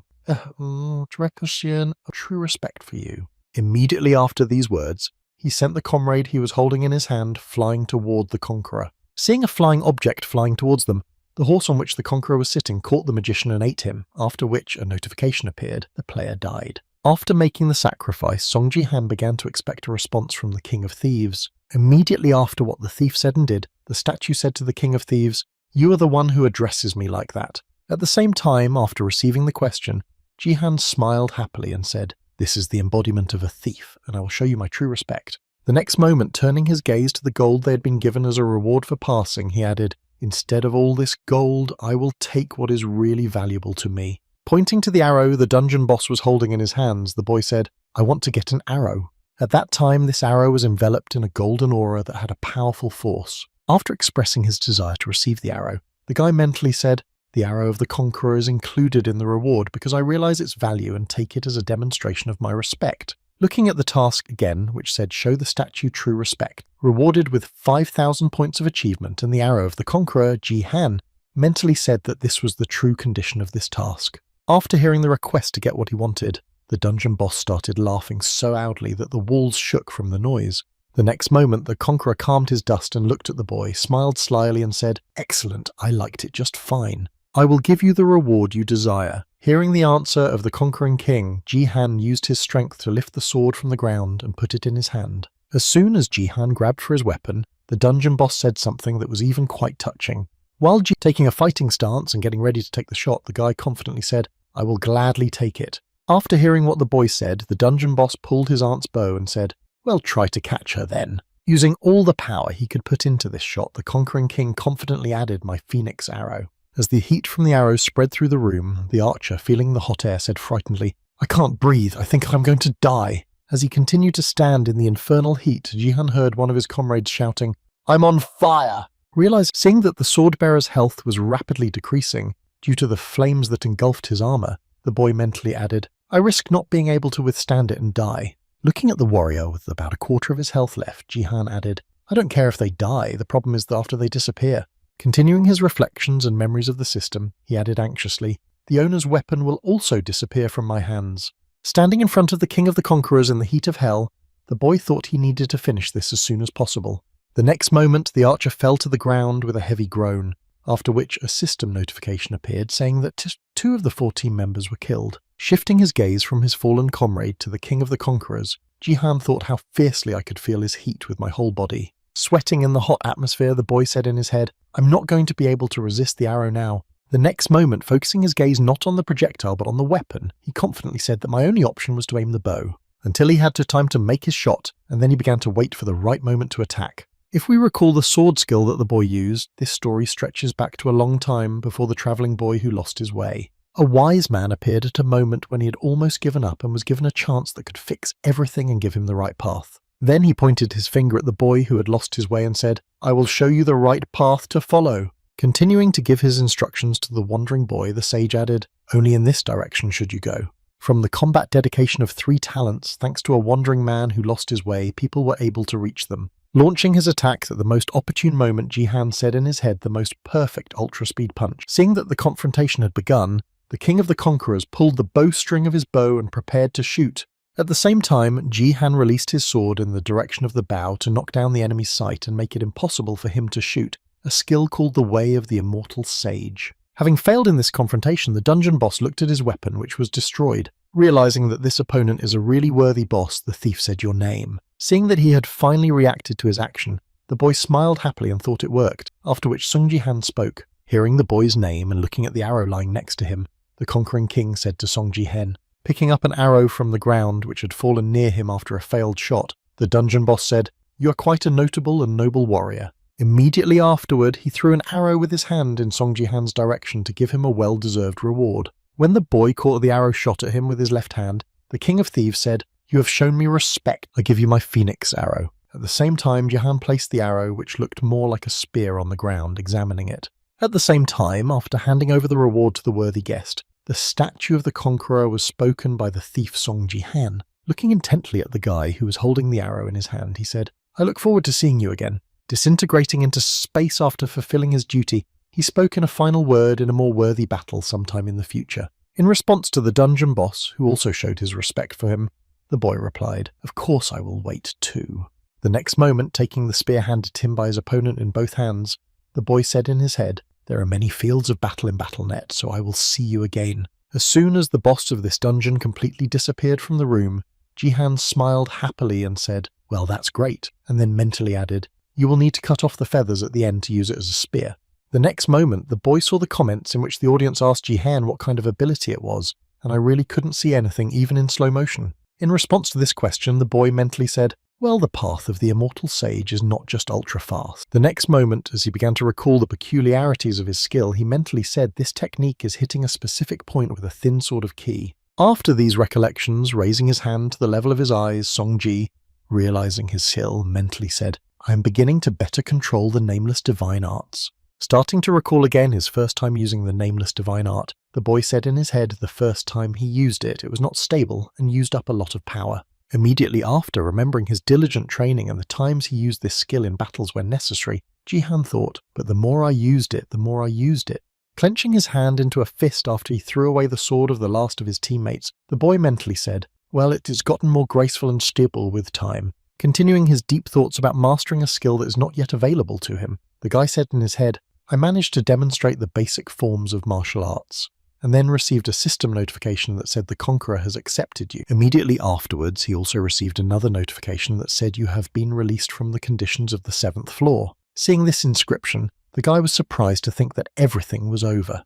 After receiving these notifications about the completion of the test, Jihan looked back to where the last of his team was lying on the ground with his head bowed and said this. At the same time, not understanding what had happened, the warrior who was left alone among his fellow guildmates in the dungeon said in surprise what he was doing. Seeing that only 2 of the survivors were left and the other was Jihan, a member of the Black Falcon Guild said in fright when the archer died. The next moment Sungji approached the last member of his group, spinning the spear he had received as a gift from the dungeon boss over his head. Realizing that he could be in trouble, the warrior heard Jihan say, I'm sorry, as you can see I'm not so generous as to let the person who stabbed me in the back take first place. And then he burst into tears and began to tremble with fear. After making a conclusion about what he was going to do with the traitor who sold out for a certain amount of money, Jihan used the new weapon he had received to make a hole in the guy. Having completed the extermination of all the traitors after passing the dungeon, the boy said this after dealing with the last one, and then received a notification that a team member had died, leaving one of the 4.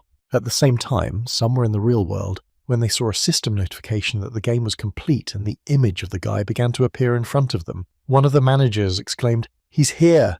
And then one of them added, Oh, shit! Paying attention to the weapon held by the guy with the signature of the highest level, the first one exclaimed in amazement, Wow, it's an arrow or a whole harpoon. Continuing to marvel at the weapon, the other manager added that he had received such an item in the bronze dungeon at the same time Lim Ga-yun saw the guy's return and was speechless. Noticing that the attention of the girls who came to offer him a contract was focused on him, Jihan asked, I hope you all watched the stream carefully. I was the first to hear it again, and the bodyguard girl thought in disappointment, no matter how many times it happens, I still can't get used to it. And then Lee Hae-young said, Yes, you are really impressive. Immediately after hearing that the girl had indeed seen his results, Jihan confidently said, I'm very glad, then I'll ask you to fulfill your end of the bargain after losing the bet. Continuing to press the girl who was standing right in front of him, Sungji added, You're not going back on your word, to which she nervously replied, But yeah. Continuing to hold his weapon behind his shoulders, Jihan heard a request from the girl. If you could lower the spear while talking, it is a little scary, and then thought what an impressive power. When the guy hit his spear with oppressive force, the girl demonstrated her status window and said, Well, I told you you'd be sorry. At the same time, Sungji saw what he needed and smiled happily, and mentally said, I knew he was into her.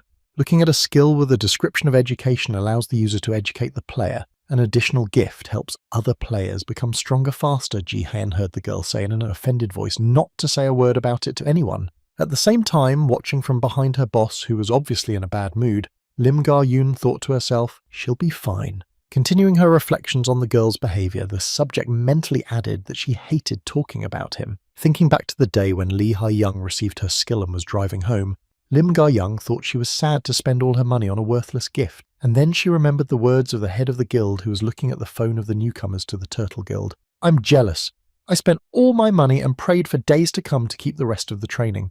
Biting her lips after learning a useless skill that cost a lot of money, she added angrily, and wondered why she'd gone to that damn academy. Turning her head to the side as the boy spoke to Lee Hae-young, Lim Ga-young added in her mind that she had always spoken ill of the academy, and her gift when she imagined the case of the academy of all places being the place to raise her. Yes, indeed, life is full of unpredictability. At the same time puffing out her cheeks while the guy looked at her status window, Lee Hae-young nervously thought it was strange why he didn't say anything. Immediately after noticing a sly smile on the guy's face, she confusedly added in her head that he was laughing at me now. Having misinterpreted the guy's emotions, the girl said offended, Don't you think it's rude to laugh at a person right in his face? To which he replied, I'm not laughing at you at all, I'm just happy. Confused by the guy's response to her displeasure, the girl exclaimed that Sung-ji had already pulled his phone out of his pocket. The next time he held it out to the girl, he said, May I ask for your number? Hearing this request, Lim Ga-yun, who was standing behind him, was stunned by the boy's sudden request. Not understanding the reason for this act, Lee Ha-young said confusedly, But I lost a bet, how do I understand this? To which he happily replied, holding out his gadget. As he understood it, I just needed it. In response to the guy's request, the disgruntled girl, folding her arms in front of her, replied offended, "You can see the business card I gave you last time." And he replied awkwardly, "The thing is," continuing to give the reason for the impossibility of this action, he added that I lost it when I heard the reason Lee Hae-young, whose self-esteem had fallen below the baseboard, thought what the hell. Continuing to look at the guy who was handing her his phone, she thought he was just saying that he wasn't interested in me. First he lost my damn business card and now he's asking for my number. Taking the boy's gadget in her hands, the girl was surprised to hear him say that she was interested in the skill of parenting, and it seems to me that this is exactly what it is. But why? Barely containing her anger, the girl said in her head, "I feel like I'm being led by the nose. My ego can't take it. I can't give him my number after everything that happened." Holding back her anger at the impudent boy, she grabbed his phone and confidently said in her head, "I can do it." Receiving his phone back after entering the number, Ji-han heard the phone ready, and then looking at the recorded contact, he was surprised to hear that heart. As soon as he realized what was depicted, Lee Hae-young turned her back on him and said to her subject, "Ga-young, let's get out of here." Having made a cunning prank that was supposed to put the guy in an embarrassing position, the girl looked back and smiled slyly and thought, "Well, I didn't expect you to be so confused by Sung Ji-han." Not having had time to enjoy her prank enough, the girl noticed that the guy's reaction was not what she expected, and thought he was smiling, seeing the puzzled look on her boss Lim Ga-yoon's face. Ji-han said in surprise at the same time, "We'll call you later." As soon as the boy went about his business, smiling happily, Lee Ha-young gritted her teeth in irritation and angrily said in her head, "What is wrong with him? How can he annoy me?" At the same time, somewhere in school, watching her uncle Yoon Se-a's live broadcast, she saw how cool her relative seemed and said, "Wow." Trying to express her impressions, one of her classmates exclaimed enthusiastically, "Se-a, you have such a cool uncle." And I replied, "I think he's getting stronger every day." The next moment, the girl happily added, "I didn't even know that a conqueror's tomb could be cleaned like that," while her other friend was just staring at the stream in amazement. The next moment, interrupting the girl's concentration to one side, one of the girls spoke to Hiso, hearing someone calling her name and asking her in confusion if something was wrong. Starting to express what she was interested in, her classmate added that he had changed a lot since the last time we saw him, to which she replied, "You mean the time we passed by Sia's house?" To which her friend replied that he looked like an unemployed alcoholic.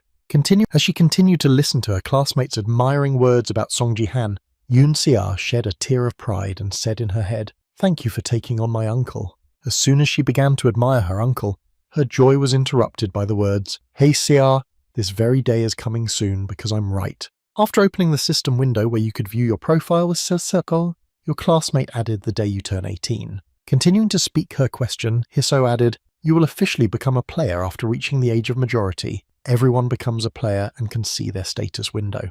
The students of the academy are looking forward to the training and various activities that will begin. After hearing Hiso's question, one of their classmates exclaimed happily, "We can go to Battleship together," and another added, "You must be really excited."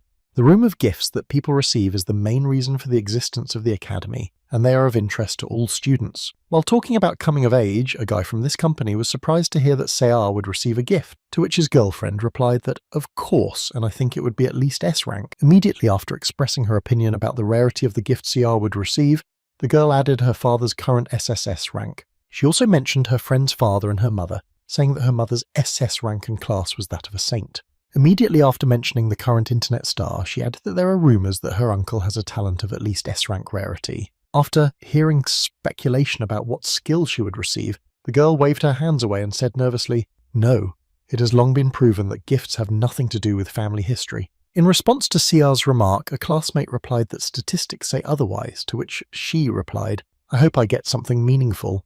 Then Hiso added, "You have a birthday on the 22nd. When one of my classmates heard the date of becoming an adult, she was surprised to hear that it was coming soon, and Sia replied with concern, "I guess that's why I've been feeling so anxious lately." Hearing that her friend was nervous about what was about to happen, Hiso put her hand on hers and said, "I'm sure everything will be fine."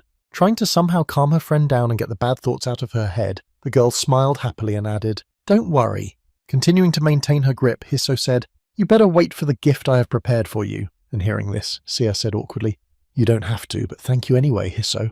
In response to her classmates' embarrassed excuses and words of gratitude, Hiso opened the status window and said, "No, it was definitely worth it." Starting to look at Sia with a strange look full of hatred, she added, "Please accept it." At the same time, somewhere on the grounds of the first self-defense training competition in Tokyo, Japan, the King of the Sword, facing a certain number of opponents, was able to easily overcome them. After seeing the results of this training, the man in the black suit said in amazement that it was just incredible that the King of the Sword was always so strong, but he heard no. This became clear after the stage round. Shifting his gaze from his colleague to their experimental fighter, the scientist confidently added, "The King of the Sword is now much stronger."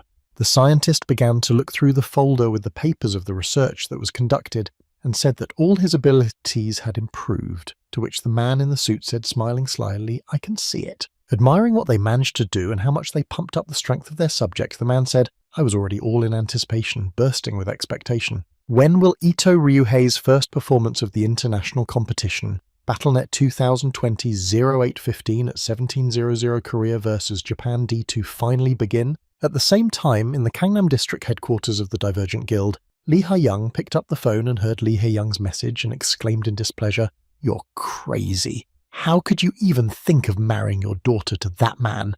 And don't even expect me to let you control my fate." Continuing to listen to what was being dictated to her on the phone, the girl added angrily, "That's why I left, and the decision about when I should get married will be solely up to me." Once again, when she heard objections to her arguments, the girl, angry that she was not being listened to, shouted angrily into the phone saying, "I'm not getting married now." After ending the phone conversation with someone who was trying to set her up with an unwanted gentleman, Lee Ha-young sighed heavily, and then her bodyguard came into the room and asked if she was okay. Hearing a question from her subject, who came inside after an emotional conversation, the manager exclaimed, "No," which did not exactly stun her subject. Continuing to express her dissatisfaction, Lee Ha-young looked over her shoulder and exclaimed, "Does it look like I'm okay? I'm just mad," and was answered by the fact that you look upset. Starting to recall the situation that had happened to her because of her father, Lee Ha-young exclaimed angrily, "I think that fat guy was in the self-defense forces, and I was annoyed that I had to attend a date with a bald old man. How could he seriously consider him?"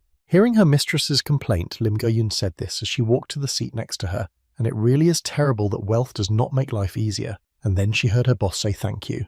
You're the only one who understands me." Reaching her chair where she could sit down, Lim Gan said, "You must be very tired. Why don't you go home and rest?" To which she replied, "No, I'm much more comfortable here." Hearing the remark from her boss, the bodyguard girl looked out the window of the company's top floor and said, "I understand." After sitting in silence for a few seconds, Lee Ha-young said, "I'm sorry." Hearing the sudden apology, Ga-young asked, "What are you apologizing for?" In response to the subject's question, the girl said that because of this job, you have almost no time for yourself, and with such a gift of S rank and talents as yours, you could do a great job. And hearing the lady's remark, the bodyguard happily replied, "That's what you mean. It's nothing. It is my duty to be your bodyguard, and I will wait until you inherit the company." Hearing the words of her subject, who had no regrets about giving her life, the lady said, "I wish I did." Immediately after grabbing her phone, Lee Ha-young added, "I'm going to become independent, earn my own money, and live as I wish so that my parents can't pick on me about the wedding." Hearing the words of her boss, Lim Ga-yoon replied, "That sounds pretty good, but it's a shame that your way of earning money is gambling."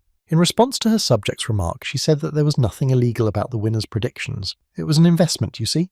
And she responded with a thoughtful look. Immediately after spreading her arms to the side, the girl added thoughtfully, "But if it's an investment, you should get something in return," thus greatly angering Lee Ha-young. Offended by her subject's words, the girl said, "This time I'm going to win big." And when the bodyguard heard this, he asked if she was talking about the battle between Japan and Korea. And she added, "What else?" In response to her manager's words, Lim Ga-young replied, "Well, it's a pretty safe investment, of course. It's sad that all Koreans are betting on Japan to win with a score of 3-0. Looking at the results of the betting, where 98% were in favour of Korea losing with a score of 3-0, Lee Ha-young said that no matter what anyone says, everyone knows that Japan will win. Hearing that it was impossible to lose here, the bodyguard said, "Well, an easy victory is also a victory," and then heard from her supervisor, who was clutching the phone with all her might, saying that she was right. While she was expressing her anger, she suddenly heard a vibration on her phone and looked at it. Lee Ha-yeon said in surprise that Sung Ji-han was texting me at such a late hour. Looking at the content of the message that was sent to her late at night from her boyfriend,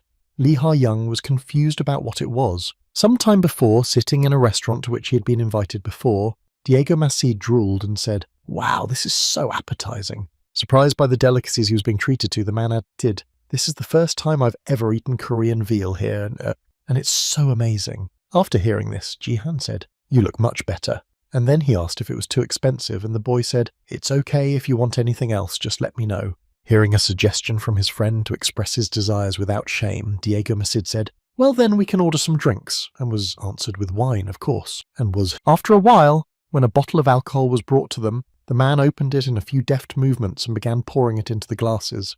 Having tasted the drink prepared by his friend, Ji-han was surprised to say in his head that he was able to mix soda with beer even better than I could, and then said that the proportion was perfect. After praise, having tasted one piece of grilled veal meat, the man grabbed his face and said, "Wow, it's delicious! There are no words for it," and I heard in response, "I'm glad you liked it." After spending some time together, Ji-han asked if we could switch to first names, and he replied, "Of course, I think it will be much more comfortable." After finishing his veal snack, Diego Masid spoke while Ji-han was still sipping alcohol, and to be honest, I was a little offended. Throwing his arm over his head, he said, "I simply could not have survived without Battle.net. I was a football star, but at one point I was at the very bottom." Putting his head down on the table, the man added in disappointment that he could no longer earn money, which is why my wife and children left me. Hearing the words of the man, Ji-han spoke at the very bottom at one point and then thought, "He speaks Korean well." Immediately after analysing the words of the man sitting in front of him, Ji-han said in his head, "Well, everything is quite obvious." Recalling the man's brilliant career up to a certain point in time,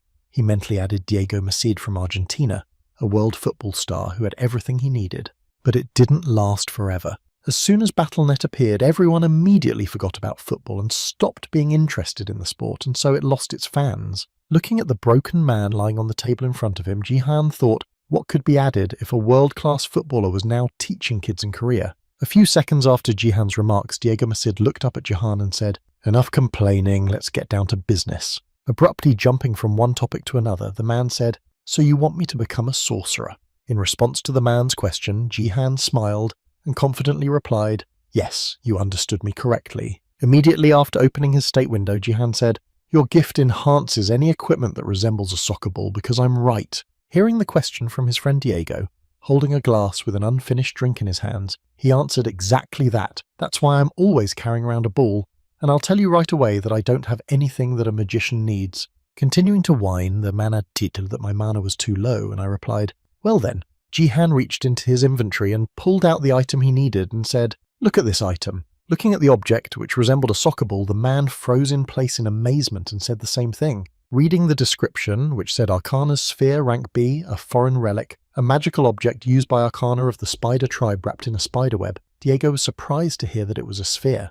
The holy relic of the Sphere of Arcana is a magical object used by Arcana from the tribe of spiders, wrapped in a web that made it very elastic. Spiders have only one leg, and that is why this object was shaped like a ball and used as a ball. And for Diego, it's incredible how comfortable the item is, which was perfectly suited for him. Continuing to persuade the man to follow his advice, Ji-han said, "I think it's an interesting dream," and then thought this subject would reveal his potential. Starting to recall his past life, the guy mentally added that in the past he was the most powerful magician of all who ever existed, and then nervously looking at the Sphere of Arcana, Diego asked how much it cost. Thinking about the price, the guy said 500,000 points of achievement, which means 50 million, and hearing the amount of the item, the man exclaimed, "What the hell, I'm sobering up, this is more expensive than the down payment on our house." Continuing to express his surprise, the man exclaimed, "I couldn't save up for it, even in 10 years, but thank you for showing me," and I said with a heavy exhale before he could finish. Immediately after that, Ji-han took his hand to the side and confidently said, "Honestly, I would like to give it to you, and if necessary, I can also support you financially." Hearing the proposal from the guy sitting right in front of him, Diego Masid said in surprise, "How am I supposed to understand this? Why did you suddenly decide to do this?" In response, when the man heard what plans his interlocutor was making, he was surprised to hear that he had the money for it, and he replied, "Yes, but what about it?" "What? Taking it when you—" At the same time, looking at the message he received, Ji-hana's Lee Ha-young nervously said in her head, "This doesn't make any sense," and then said, "What kind of choice is this?" Looking at the list of victories and defeats in the battles sent to him by the guy who can predict the future, the girl added 1 victory and 3 defeats with a grudging smile. She visualized in her mind the approximate picture and power of the person they would be fighting against and added that Korea would be able to defeat the King of the Sword. Some time later, after meeting eyes with his opponents, Yoto Ryuhei said menacingly, "I am glad to meet you." While the Korean representatives were greeting their opponents, the crowd of spectators was getting excited and preparing for what was about to happen. When the start time of the competition approached, the host happily announced that he welcomed all the fans of Battlestar around the world. International competition, Battlestar Lee 1000 20th year, August 15th, 17th, 00, Korea vs. Japan Day. As the start of the event approached, the host added excitedly, "Well, let's start the competition between Korea and Japan." At the same time, showing his phone on which Ji-han had placed bets on today's match between Korea and Japan. Where Korea won first and then lost 3 times, the boy was stunned. Not understanding how he decided to do so, Diego Macid confusedly added that Korea could indeed win once. Nervously looking at his friend who had made such a strange bet, the former football player said, "I'm not disrespecting the Korean team or anything, but you know who the King of the Sword is." Recalling the man against whom Jihan was betting with the certainty of losing in the first round, Diego added that he was so strong that he could take on an entire team on his own. Continuing to look at the guy who had decided to bet against the Sword King, the man added, "And this man is our opponent," after which Jihan picked up the remote and said, "Yes, I understand that it's hard to believe." Turning on the TV to make it easier and clearer to convey his point, the boy added, "It will be much more convenient for me to turn on the TV for you to see for yourself than to explain."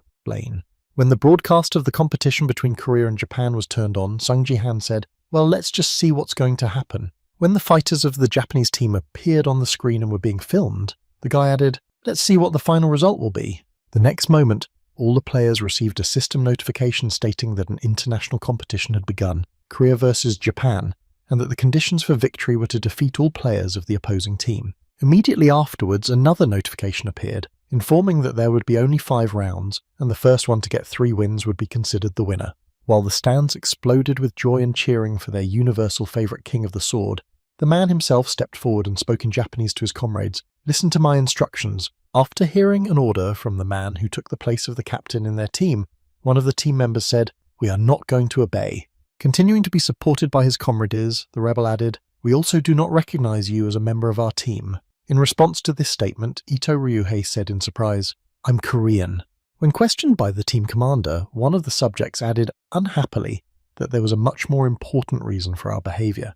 Looking at the man who stood in front of them as the group commander, the man added, "This is not your place, but Seiji's. He's been in our team for quite some time." When the King of the Sword heard the reason for their selfish behavior, he looked at them with a displeased look and said, "But because of you, he has been killed, and he has become a victim." Continuing to express his dissatisfaction with Ito Ryuhei, the archer from the Japanese team added, "How can you be so arrogant? Don't you think you should at least apologize to Seiji-kun?" In response to the discontent of his team members, the leader replied sternly, "I don't think you understand me," and as soon as he finished his sentence, he was hit by a magical attack. Immediately after the king, the sword was covered by a pillar of holy magic, which caused a storm of emotions among all those present because someone managed to hit the invincible man. Noticing that one of their teammates had been hit by the magic right in front of them, the mage shouted in confusion that it was a divine ending, and then the archer added a curse they had already started. At the same time, the Korean team's support player, holding his arm outstretched in front of him, said in confusion that I had really hit him. Immediately after realizing what he had just done, the boy exclaimed with joy, "Holy shit, I really did it!" And the next moment the sorcerer on his team said the support player's ability hit the Sword King, and the warrior added that he didn't seem to notice while he was arguing with his teammates. Taking advantage of this opportunity, the leader of the Korean group confidently exclaimed that this was our chance, and at the same time the King of the Sword, having suffered some damage, looked back at his opponents who were able to get him. Watching the enemies attacking them, Ito Ryuhei and everyone else could hear them shouting, "First of all, we must defeat the King of the Sword." Then he took the sword in his hands and waved it in front of him, saying, "Lord, how much noise they make." As a result of this action, a shockwave passed a meter in front of the attacking players and cut through the ground, thus stopping the Korean team's offensive. As soon as the dust from the attack that stopped the offensive cleared, the warrior, along with all the others who witnessed what had happened, said in confusion that it had just happened. At the same time, the archer from the Japanese team, impressed by his friend's action, added in fright, "You just did that. Why did you do that?" At the same time, standing with his sword buried in his chest, Ito Ryuhei confidently replied, "Well, it was obvious that you refused to follow my orders, so this is a necessary measure." Holding the hilt of his sword that was sticking out of his chest, the man added confidently, "Of course I understand, but in this case I refuse to participate in the competition."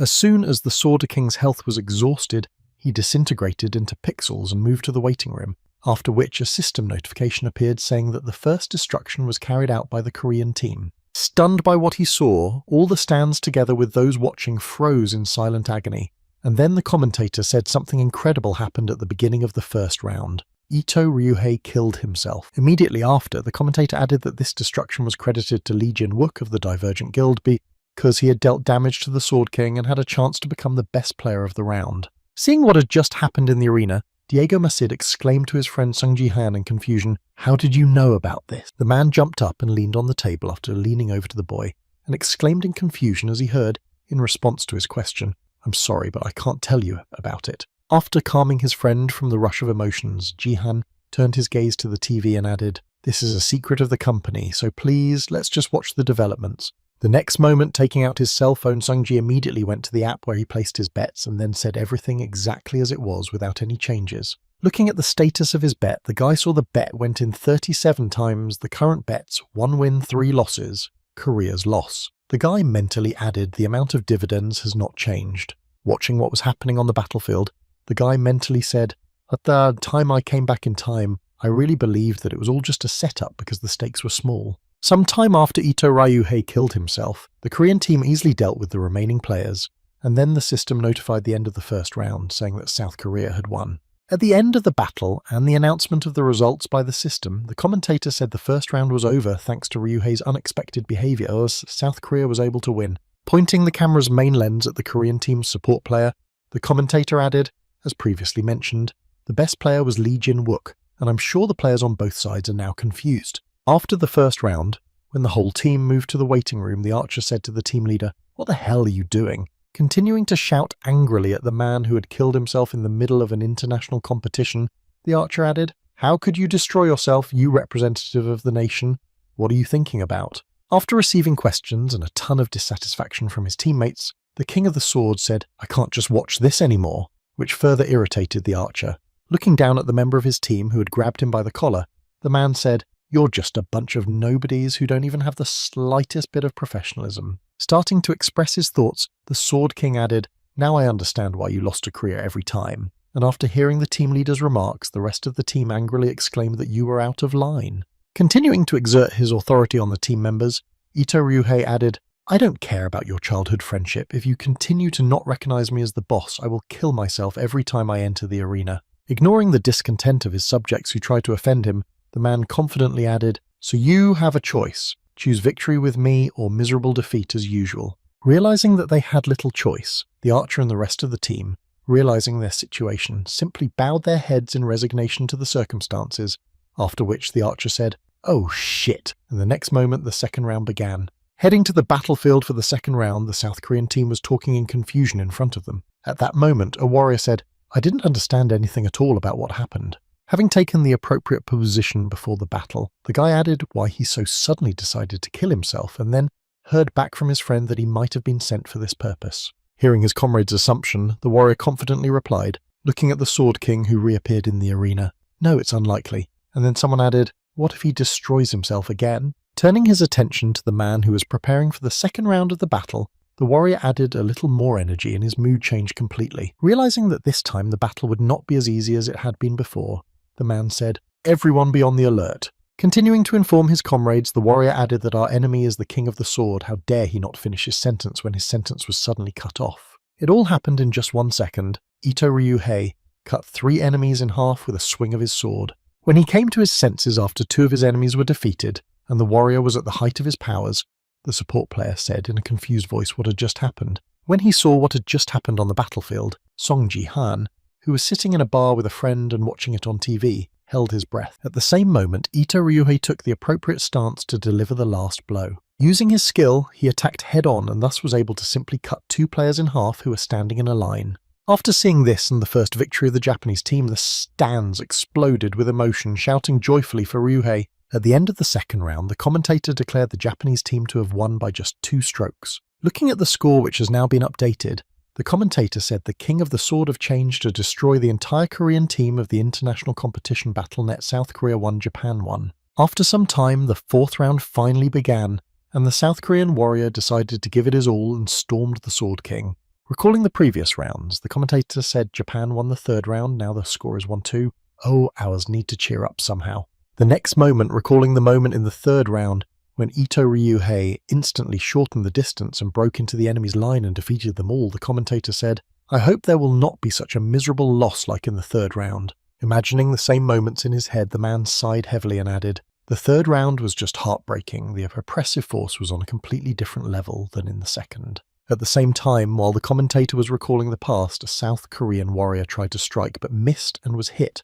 Unwilling to give up in any position, the man continued to wave his axe, making a series of blows and saying not to let him counterattack. Hearing the words of his team leader, the support player used all the skills of the holy power to shout good. Immediately after applying the skill, magic chains popped up on the Sword King and shackled his hands, and the support team exclaimed, "I got him." Noticing a great chance for an offensive, the leader of the South Korean team rushed at the enemy with a desire to win and shouted, "I don't care if he hits me." Trying to somehow encourage his comrades after becoming the main bait to distract attention, the leader shouted out to hit him with all his might. As soon as he wanted to attack, he noticed that his attack was blocked, not understanding how it happened.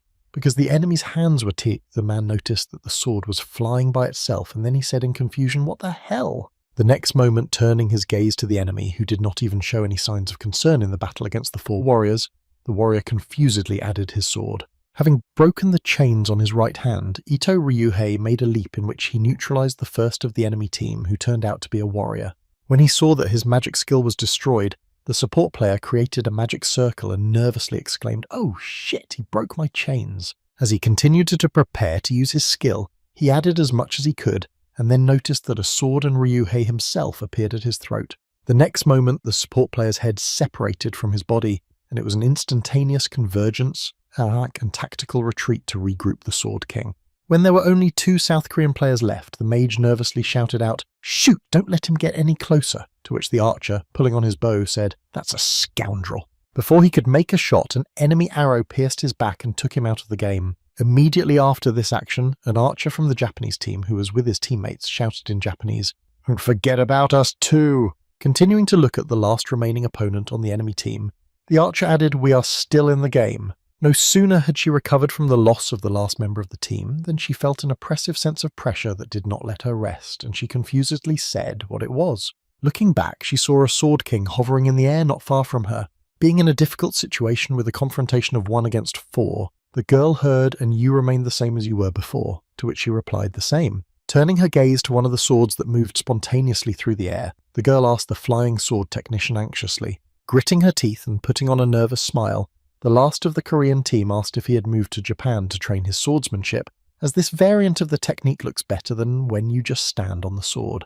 In response to his old friend's questions and remarks, the King of Swords said in frustration, "What a shame, you'd better be as good at fighting as you are at insulting people." Hearing a remark from her opponent who had betrayed his homeland, the girl created a magic ball in her hands and said, "What do you really think?" Having activated the full power of her ability, the girl exclaimed with dissatisfaction that I was so weak. "Well, then let me show you what I'm really capable of." Seeing that his fight should not be boring, Ito Ryuhei took his sword in his hands and said menacingly, "Well, that's just incredible." Having taken up the appropriate stance and then suddenly going on the offensive, the man swung his sword and said, "Then now I can do it too."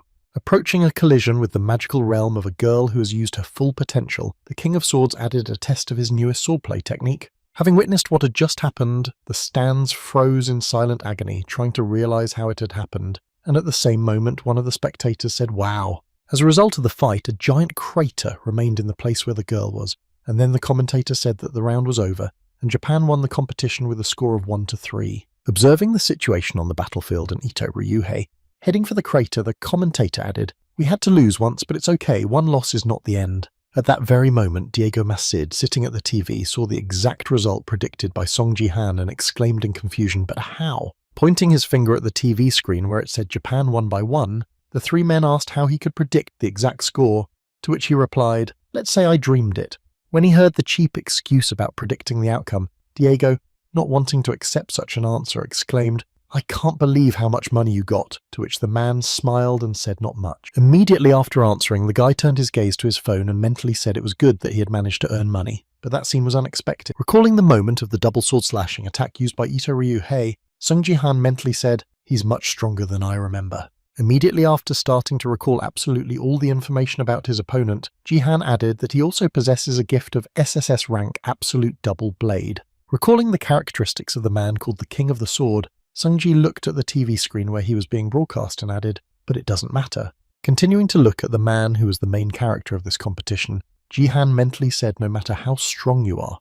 With a serious expression on his face as he reasoned, he added, "I'll just get stronger." Imagining the approximate difference in their strength, Sung-ji mentally said, "Just wait for that moment." Continuing his thoughts, the boy said in his head, where he looked back at the blade cemetery, "It wouldn't take long." At the same time, when she saw the result of her bet, she joyfully exclaimed, "Damn it, I really won!" Rejoicing that she had won a considerable amount of money, Lee Hae-young happily added 37 times more than 5 million turned into almost 200. Pressing her phone to her face, the girl happily said, "I didn't even believe that this day could ever come. Thank you so much, Sung Ji-han." On the same day, thanks to Sung Ji-han's help, Lee Ha-young was finally able to win a substantial sum of money, 180 million won. However, this still did not cover what she decided to do herself, as she ended up losing 20 million. Of course, she followed Sung Ji-han's advice and bet 5 million on what the guy told her, but she was 100% sure that South Korea would lose with a score of 0-3. And on the outcome of a dry defeat, the girl bet the sum of 200 million won. Betting on such a crazy amount, she said with a sly smile. This bet would be more reliable than a boogeyman. And of course, she lost them after the results were announced. Realizing her worthlessness, Lee Ha-young said in defeat, "I wasted not 200 million, but a chance for a happy future." At the same time, in the restaurant where the guys were sitting, Sung-ji said to his friend, "Let's get down to business." After discussing the reason for such an expensive gift, Sung-ji said, "Then you will sign a contract with me." Continuing to give in, even in such a favourable situation, Diego Masid put his hand behind his neck and said awkwardly, "To be honest, I still don't understand why you want to work with me so badly." Trying to find out the details of why Sung-ji was so interested in him, the man asked me in surprise that I was so valuable or something. In response to his friend's question, Ji-han smiled slyly and said, "You've seen with your own eyes how accurately I predict the results of the competition, and even now I am confident that my choice is correct." After receiving an answer from the guy that did not explain anything to him and confused him even more, Diego Masid asked in confusion how I should understand it. After receiving a question from the man he wanted to recruit, Ji-han pushed the sphere toward him and said, "I'm just convinced." As soon as the ball reached its future owner, the boy confidently added that in the future you would become the most powerful wizard. Continuing to recruit a man who will undoubtedly benefit him in the future, he said this contract is an investment in your future. Then, taking the sphere that the boy handed him, the man said, "Just be on my side, Diego." Upon hearing the request from the guy who gave him an expensive gift, the former football player thought to himself, "I wonder when the last time I was offered something like that." Starting to recall those moments from his past when he still had a career as a football player, the man said with his head down, "Miss the times when I was still important to others." Recalling the moment when he scored the ball into the opponent's goal and how everyone cheered and congratulated him, I thought that after the start of the battle net, I would never be able to feel those feelings again. The next moment, shifting his gaze to the realm of Arcana, Diego Masid said in his head, "But Sung Ji-han gave me hope." Having carefully considered all the pros and cons of this proposal, he mentally said, "I simply have no reason to refuse," and then extended his hand to him and they shook hands in agreement. After accepting the offer of the guy who made his dream come true, which he thought would never come true, Diego confidently said, "I'd love to work with you, leader." Continuing to express his gratitude that Sung-ji had done something that was really important to him, Diego Masid said, "I will never forget what you did for me, and I will repay you 1,000 times, no, 10,000 times more." Hearing his new subject's words, Ji-han smiled happily and said, "I like your self-confidence, it's certainly beautiful." After finishing the conversation about joining his guild after its creation, Ji-han said, "I'll be waiting for you in the end," and after a while, new competitions began in the Colosseum arena. In an attempt to eliminate his main rival, one of the men pointed his sword at the girl who was the strongest of all the participants, but he failed, and his attack ended in failure. Lim Ga-yun's Plum Blossom's sword easily repelled the attacker's attack. When the attacker was defeated, the girl heard the screams of Lim Ga-yun and began to monitor the area around her to identify any other enemies who might be targeting her. Seeing that the girl had again dealt with one of the participants of the competition, a couple of men decided to try their hand at it and headed towards her and shouted, "Get rid of her first," to which I replied, "I'll help you." The attackers attacked the girl together and shouted "die" before inflicting fatal injuries. But no matter how hard they tried, they still wouldn't have enough strength, and Lim Ga-yun, realizing this, said it was not enough. Taking her sword out of its sheath, instantly striking and hiding it back, the girl simultaneously cut down 2 attackers, after which a system notification appeared that 50 survivors remained. Immediately after the announcement that half of the players had left the battlefield, another notification appeared, saying that the game was over. After the game was announced, the girl received a system notification saying that you had won first place in the game. Seeing what she managed to achieve in this competition of the Colosseum, Lim Ga-yun, looking at the rating squeak, mentally said that 5 destructions for the first place was quite a good result. Immediately after furrowing her brow, she added in her head, "However, it's still not enough. It's not a reason for me to be proud of myself." Imagining in her mind a sword king who was many steps above her in skill and strength, she said in her mind, "I need to become much stronger." Also remembering another character who was stronger than her, she mentally added, "I have to become as strong as King Sword, who defeated the Korean team in a competition. or Song Ji-han, who went down in history as a legend without defeat. Realizing how much she was inferior to these people in strength, the girl looked down and said in her head, "I'm too far away from them. I've relaxed too much since joining the Divergent Guild." The next moment, raising her head up and looking at the sky, she added to me that I need to keep improving myself and not fall behind any further. At the same time, on the way home with her friend who agreed to give her a ride, Hiso said anxiously, "Sia, you're fine." Hearing the question from her classmate, the girl bowed her head down and answered yes, everything is fine, after which she objected, "Don't lie to me, I can see that you look bad." And then Sia added that this has been happening for days and days. Immediately after hearing this, Hiso confidently exclaimed, "If you want, I can stay with you because it's very good to be in company when you feel bad." To which she replied, "No, you don't have to." After refusing the offered service, Sia said, "I'm so grateful for the ride home today because I have an appointment with my uncle and I didn't know how to get there on my own." The driver said, "If you need any help, please let me know. I want to make up for my mistake." Hearing the offer of help from the driver whom she could turn to, the girl smiled gently and said, "I'm glad you understand." The next moment, folding her arms in front of her, Hiso said happily, "Oh, by the way, Sia, have you thought about my proposal? If you agree to it, I'll start preparing today." In response to her friend's question, she replied, "I'm not sure about that." Hearing the ambiguous answer, Hiso asked in surprise, "But why do you have nothing to lose?" As she continued to convince her friend to accept the offer, she added that before she could finish speaking, the driver braked in an emergency manner, and she crashed into the seat face first. Angry at her driver, the girl grabbed her cheek and exclaimed, "Hey, what's with the sudden stop?" In response to a question from his boss, the driver nervously said, "Miss." Reacting to the man's words, the girls looked forward and exclaimed in surprise, "What the hell?" Looking at what was happening ahead and realizing the reason for this sudden braking, they heard we had arrived at the Sword Palace. When they stopped near a crowd of people gathered outside the house, they couldn't help but attract attention, and someone in the crowd shouted out, "Hey, what's going on?" At the same time, Song Ji-han decided not to use the usual methods of public transportation when returning home. He jumped on the roofs of buildings. As soon as he stopped, he began to evaluate his options and then said thoughtfully, "I obviously feel much lighter than before." Realizing, turning his head to the sun, which was clearly visible, the guy confidently spoke in his head on a hill like this. Turning his body half a turn so that he could fully enjoy the view, Sungji spoke much more pleasantly as he watched the city from above. Immediately after these words, he began to recall his past life, mentally saying, "In the States, I also used to go up like this to somewhere as high as possible to be in silence. It reminds me of the past." Enjoying the sunshine that fell directly on his face, Sungji closed his eyes and spoke in his head, "Now I could fully realize." Imagining Itaruhei in his mind, who was just a giant in strength compared to him, the boy mentally added what kind of person Yusujin was at that time. Imagining him standing right in front of him, looking directly into the eyes of his opponent, Sungji mentally said, "He and I have never met in battle before." Plunging back into the memories of his past life, the guy mentally spoke at a time when half the nations on Earth had disappeared and the best runners in the world began to gather together. As he continued to enjoy the beautiful view and the sunshine, the guy said in his head, "I still don't know what happened to him." Immediately after opening his eyes and looking up at the sky, he added, "But now I am as strong as I was at the peak of my abilities in my previous life, and I cannot relax just because I have a rapid growth rate." Leaning on his knee to get up after a break in reflection, the boy confidently said in his head, "I must become much stronger than I was in my past life." Standing up to his full height again and looking at the city from above, the boy thought he needed to master the nameless divine art as soon as possible. After thinking a bit about his future plans, the guy approached the edge of the roof and said, "Well, enough of this thinking, it's time to go home." At the same time, trying to somehow drive away the crowd of people heading for the car, the driver nervously shouted out to everyone to get out of the way. Trying to somehow protect the girls who were sitting in the car, the guard shouted, blocking the passage, "Hey, I told you all to get out of here."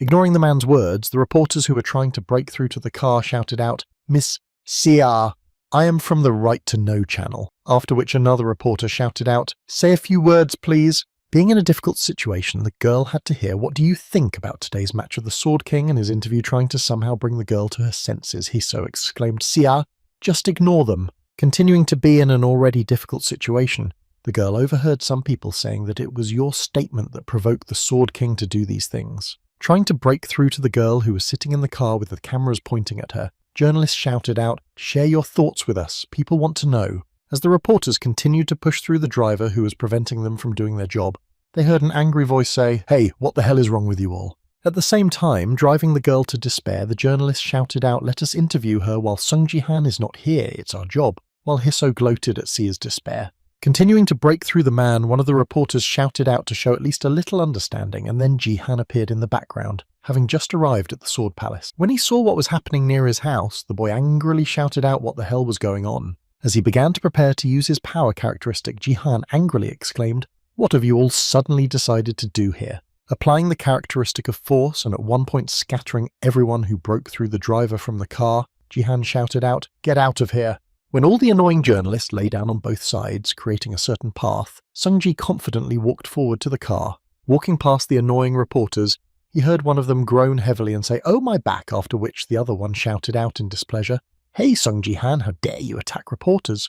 Continuing to express his complaints about this guy's behaviour, the reporter added that he was not at all embarrassed by your image, to which the guy said in a menacing voice that he was. Turning his fearsome gaze to the man who had decided to swing his rights here, Ji-han said menacingly, "That's why I treated you so gently." As the journalist began to get up from the ground after a quick break, the guy added angrily, "Besides, this is only your first mistake." Hearing this, they realised that it was better not to disturb the guy.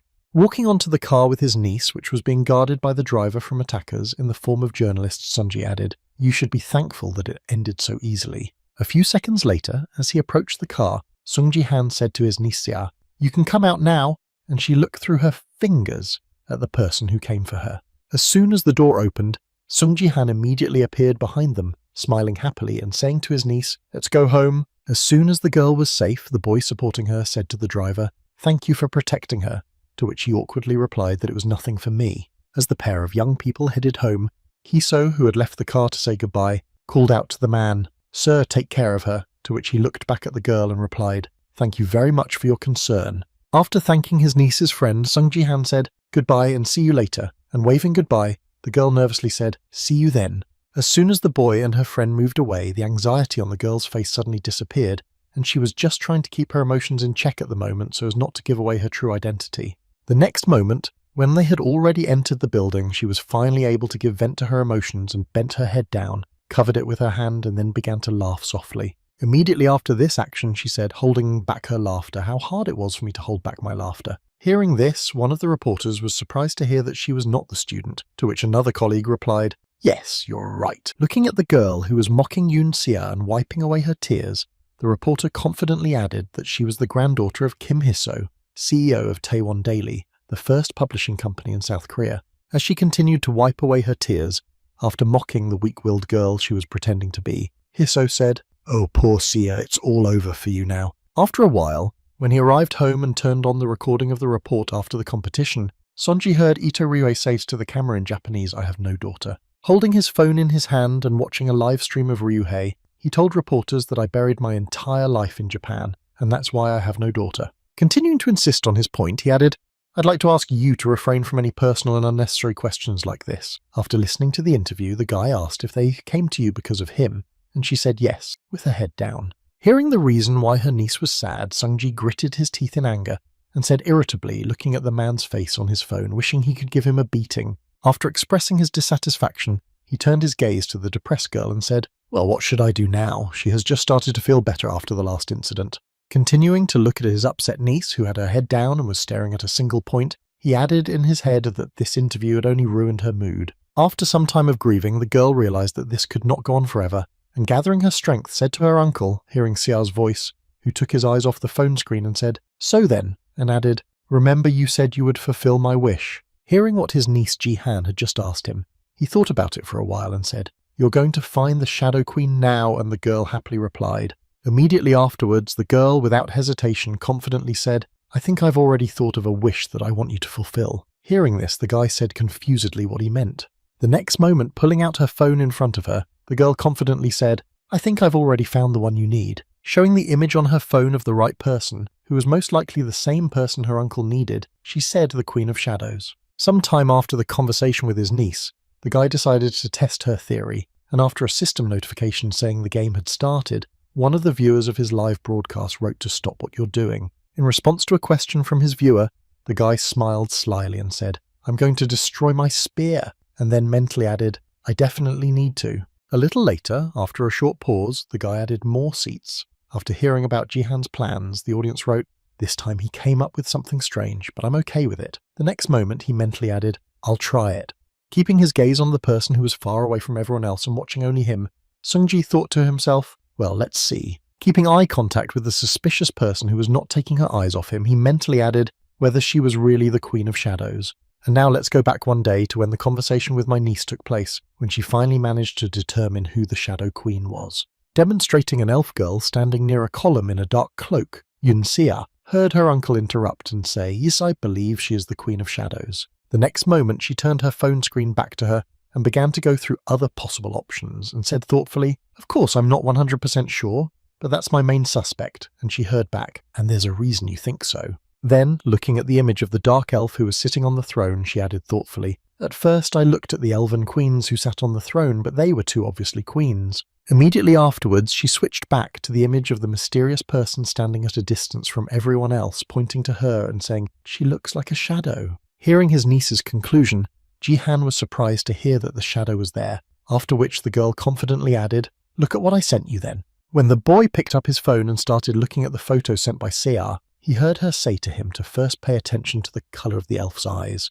While Seung-ji was looking at the photo of the elf in a close-up view where her eyes were visible, Yoon-seah said that elves with black eyes certainly exist, but they are quite rare, and that her sclera itself is black. Thinking about his niece's words, the guy said in his head, looking at the photo, she was right, and then he heard the girl say, but it's not just that. Drawing the boy's attention to herself, Yoon-seah added that the elf always looks at the one who takes the first place. And before the game started, hearing the remark from her niece, Sung-ji wondered what it meant. In response to the boy's question, she said that every time you participate in competitions, she always looks at you strangely. Recalling other cases of searching for the Shadow Queen, the girl added that in order to draw some parallels in her conclusions, I also checked other matches. Pointing to several different photos taken in different competitions, Yoon-seah said the same thing here and here. Pointing out something strange that was happening to this person, the girl added a peculiarity that was repeated every time she said she looked at the winner every time. By focusing all her attention on this feature, Yoon-seah made it seem as if she knew the future. Continuing to prove her point, the girl said, it's true, it's quite strange. And after listening to all the statements and arguments of her niece, Ji-han mentally said, it does sound quite suspicious.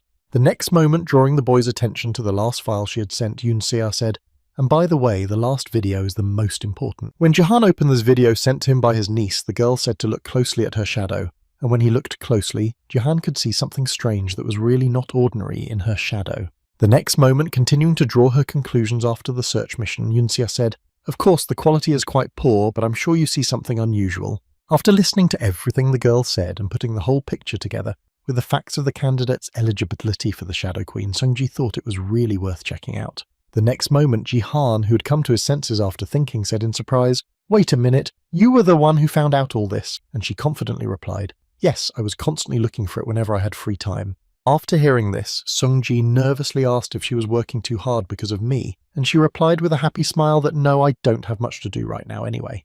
Immediately after hearing this, the guy resigned himself to his niece's words and said, thank you, Seah, next time I'll check everything, and she happily replied, I hope I guessed right. The next moment, after the conversation about the alleged Shadow Queen was over, Sung Ji-han said, well, now it's time for me to keep my promise. Drawing his niece's attention to him and making her instantly forget about everything else, the boy added, what your wish is for the work you've done. Smiling happily at his niece, Sung Ji-han said, you can call me anything you want, I'll do it anyway. When she heard her uncle's promise to fulfill any wish, she bowed her head and said, thank you very much, then I want to. Sometime later, after completing the recollections, the guy received a system notification that said you had committed 10 murders and mentally said, that will get me first place. Having finished dealing with the crowd of orcs who stood off to the side away from the rest of the players, Ji-han, having received a sufficient number of enemy destruction, said in his head, raising his head up, and now, the next moment, after the Metro task was completed, the guy confidently said, I will break the audience barrier as I promised, and when the live viewers heard this, they wrote that he was going to break the barrier. Do you really believe that he will sweep the audience away or something like that? As he continued to stare at that one suspect, the guy said in his head, the barrier's strength could match the abilities of a diamond-ranked support player's barrier. He needed to keep the strikes and abilities from going off stage. Having already tried several times to use his personality detection skill, the guy added in his head, and that's why I can't see her true personality through the eyes of a traveller like that. Deactivating his traveller's eye skill, Ji-han mentally said, looking at the barrier, I need to create a gap in this defence to look through the barrier. Taking his spear in hand, the boy confidently said in his head, preparing to make the throw. Firmly gripping the weapon he would use to carry out this task, Sung Ji-han spoke in his head for help. He looked at the golden tip that said Phoenix Arrow Rank. A arrow made of phoenix feathers becomes stronger when thrown, returns to the user's hands after use, the fire inside is sealed, and will disappear after 5 throws, he added in his mind. The Phoenix Arrows. I got in the dungeon, I can't draw, it's full power because of the risk of throwing it. Having taken the appropriate position for the throw, the guy confidently said in his head that this would be enough to break the barrier. After completing all the preparations, the guy used his skill to say, 3 talents of martial affection, let me see your face. The next moment, the guy added the path of the immortal sage and then threw an arrow at the barrier without seeing the result, and the lay viewers said, wow, I thought he would really succeed. And then another guy added it, and they didn't even blink. After several consecutive attempts to throw his javelin, the guy noticed that a speck appeared on the barrier, and one of the viewers of the stream wrote, wow, it really worked. Realizing that his attempts were not in vain, the guy again took the appropriate stance for the throw after his weapon returned to his hands and recited 3 talents of combat commitment. Putting all his strength into hitting the barrier one more time and finally breaking through it, Sunji spoke the way of the immortal sage. After a certain number of attempts to hit the barrier, Jihan finally managed to create a hole in the barrier, and seeing that the guy really succeeded in his plan, one of the viewers wrote that he really managed to destroy it. As soon as he managed to achieve his goal, Sunji said the exact time in his head, and then used the skill to activate the traveller's eyes upon receiving the notification. Trying to focus his gaze on the mysterious person in the dark cloak as quickly as possible, Sunji said in his head he needed to make it as fast as possible before the barrier closed. When his traveller's eyes activated, the boy focused on the dark elf and said in his head, now reveal your identity to me. Looking directly into his eyes, which were a reflection of his soul, the boy mentally said, come on, who are you really?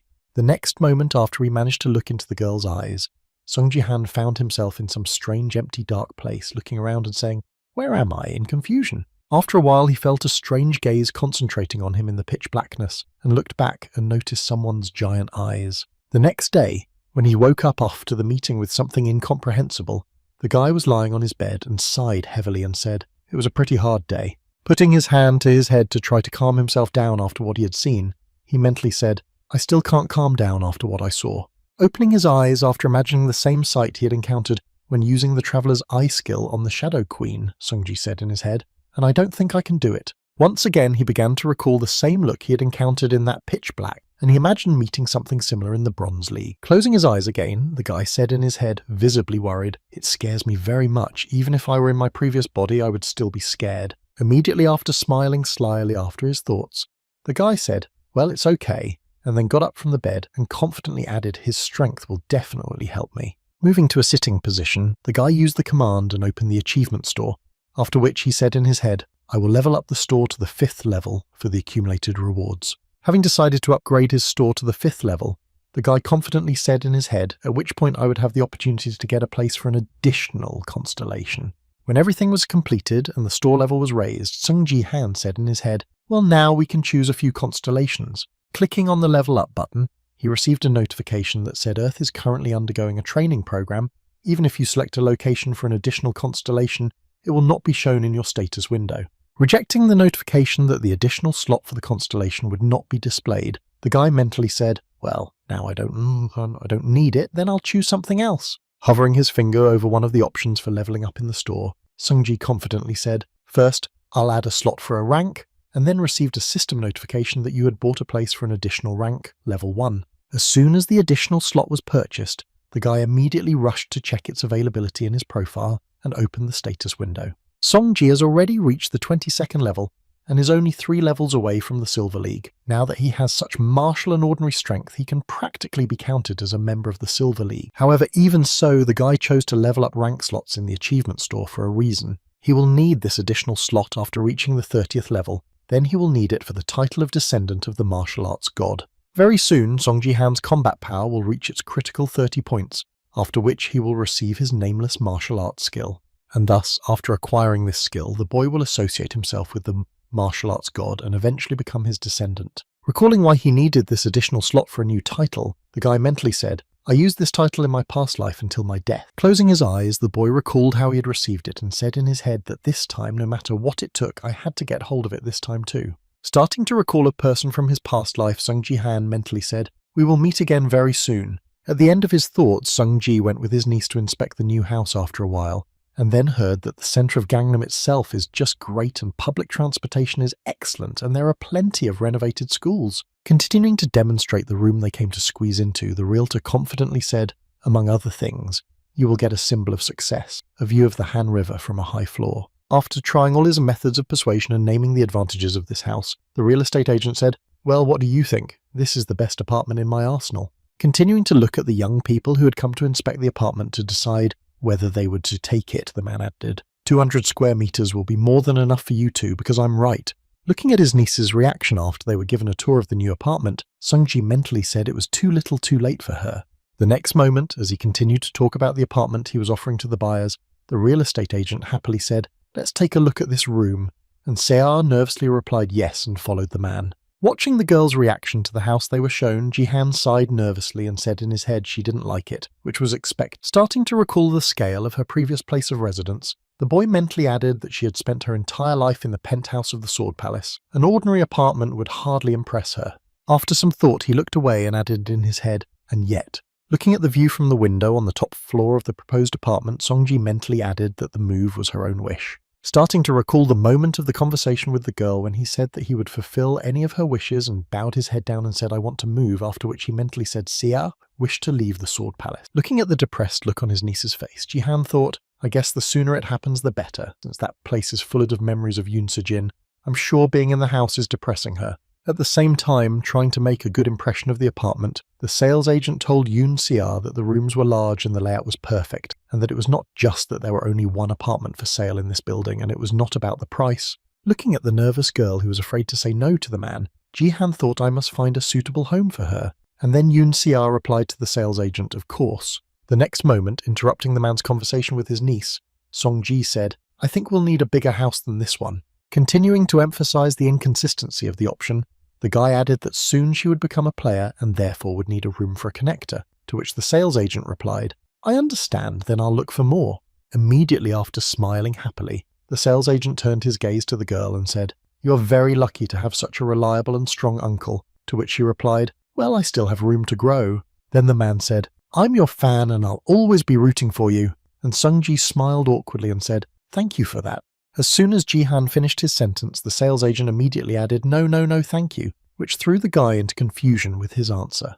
Smiling happily, the man added, In fact, I used to be part of the Sword King's fan community, but his move to Japan shocked me, so I immediately left and was very worried about Miss Seah.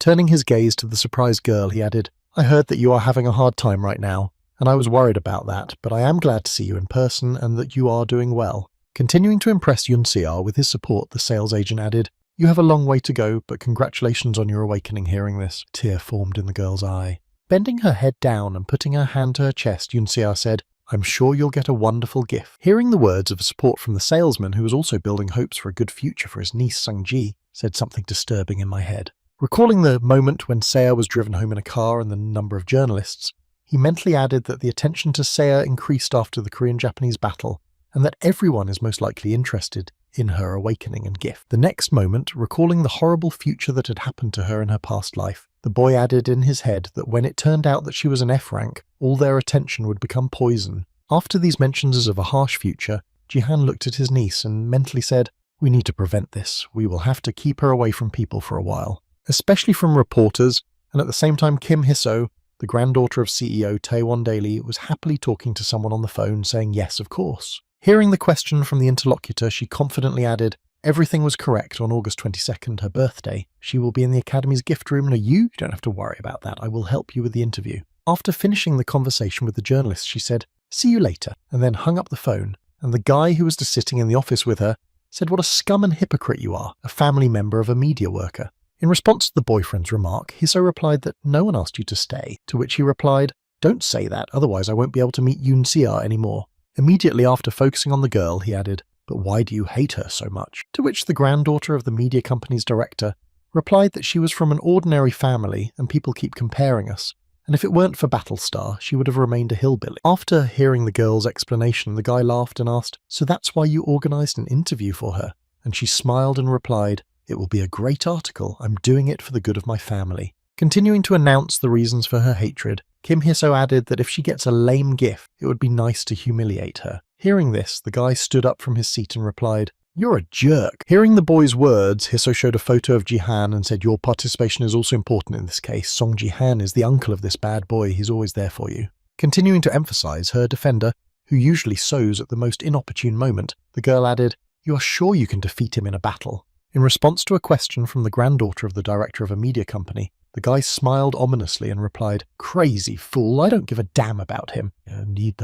Hovering over the girl with his ominous figure, he confidently added, "The main thing is that you keep your promise," to which she replied, "Oh, what a scoundrel." Immediately after opening her eyes and looking at the henchman in her plan, Kim Hiso said, "Don't worry when my plan is complete." Focusing on the guy who was eager to get what he wanted, the girl said, "Not then you will be able to do whatever you want with that whore." Sometime later, Seoul District Gangnam Academy, Battleground 21st08-2020 year, 10 in the morning, 14 hours before Sia woke up. Continuing to insist on her point, Kim Hiso said, "Come on, Sia, don't be a buccaneer," to which Hiso nervously replied. Continuing to refuse, the girl added, "I'm telling you, I'm not going to go to an interview." And folding her arms in front of her, she added, "Please, think about it at least once more." When she heard another rejection from Sia Hiso, she said insultingly, "You're torturing me. You were recently criticized for the King of Swords despite your innocence." Continuing to press the girl though in every possible way, she added, "Shouldn't we now cover their words with a good report? I tried so hard to convince Grandpa to help you." When Yoon Sia got tired of listening to the girl's whining, she stood up and said, "Thank you for worrying about me, but I don't have time for that right now." Heading out of the classroom where they were, Sia added confidently, "I'm going to the restroom." Not getting what she wanted, Kim Hiso gritted her teeth in anger and said in her head, "What a bastard, I hate her with all my heart, she just had to agree." The next moment, calming her temper, she straightened her hair and added in her head, "Oh well, it doesn't matter, they're already waiting for her in front of the gift room." Recalling her diabolical plan, which must succeed under any circumstances, she added in her mind that everything would happen today, and she wondered what gift she would get for this wretch. Smiling ominously with anticipation, she thought that if the awakening happened anyway, it would be good to write an article about it before Sia went to hell. Reflecting on Kim Hiso after her persuasion in the interview, Yoon Sia said how hard it is to hold back, but I already know about it. Closing her eyes and starting to imagine that picture, the girl mentally added to my already known knowledge of how Hiso really feels about me. Sometime continuing to mock their friend, the girls added, "You're like lovers," to which Kim Hiso angrily replied that she should stop fooling around. Then one of the girls added, "Aren't you going to send her to hell and cut off all ties with her?" To which she replied, "First you need to use Sia to the maximum." And then her friend added, "I heard that her father abandoned her, so what can I do with her?" After hearing a remark from her friend Kim Hiso, she opened her makeup bag and said, "Oh, you guys are too kind to forget that my family runs a publishing company." Reaching inside with her hand, Hiso, laughing ominously, added the best moment to deprive the man of all this when he was already flying into the abyss. Continuing to gloat and tell her plan, the girl added, "I hope she gets an F-rank gift and she'll be completely broken. I want to take a bunch of photos with her shocked and desperate expression." When one of the girls heard what their friend had prepared for her, she said, "You're a real nasty girl," and it was quite interesting to see. Immediately after starting to laugh ominously, the girl added, "I look forward to this exciting show and hope as many people as possible will see it." Being in a toilet stall where a conversation happened to take place, Sia's shock at realizing who Hiso really was did not last very long. Biting her lip, the girl said anxiously in her head, "I'm just not comfortable. I'm really scared." Standing in the room to receive the gift, the girl folded her arms in front of her and added anxiously in her head that I might actually get an F-rank gift. As Yoon Sia bowed her head and continued to pray, she said in her head, "You can't let Hiso hide his true identity. Let anything but an F-ranked gift fall out." As she was sending all her prayers to those who sent the gifts, she sincerely said in her head, "I beg you, please." Continuing her prayer that something she was so afraid of would not happen to her, Yoon Sia mentally said, "Please give me a good gift." At the same time, standing somewhere on the street, Sung Ji looked at his watch and said in his head, "There are only 5 hours left." The next moment, as he was heading to BattleNet school, he heard someone say to him, Mr. Son, please come here." Arriving at the pair of guards, Jihan asked if Sia was okay in the gift room, and one of the men replied that she was protected by the guards. When he heard that his request had been listened to, the guy replied, "Thank you, please make sure that no stranger approaches her, especially reporters." To which he replied, "Don't worry, we have taken measures.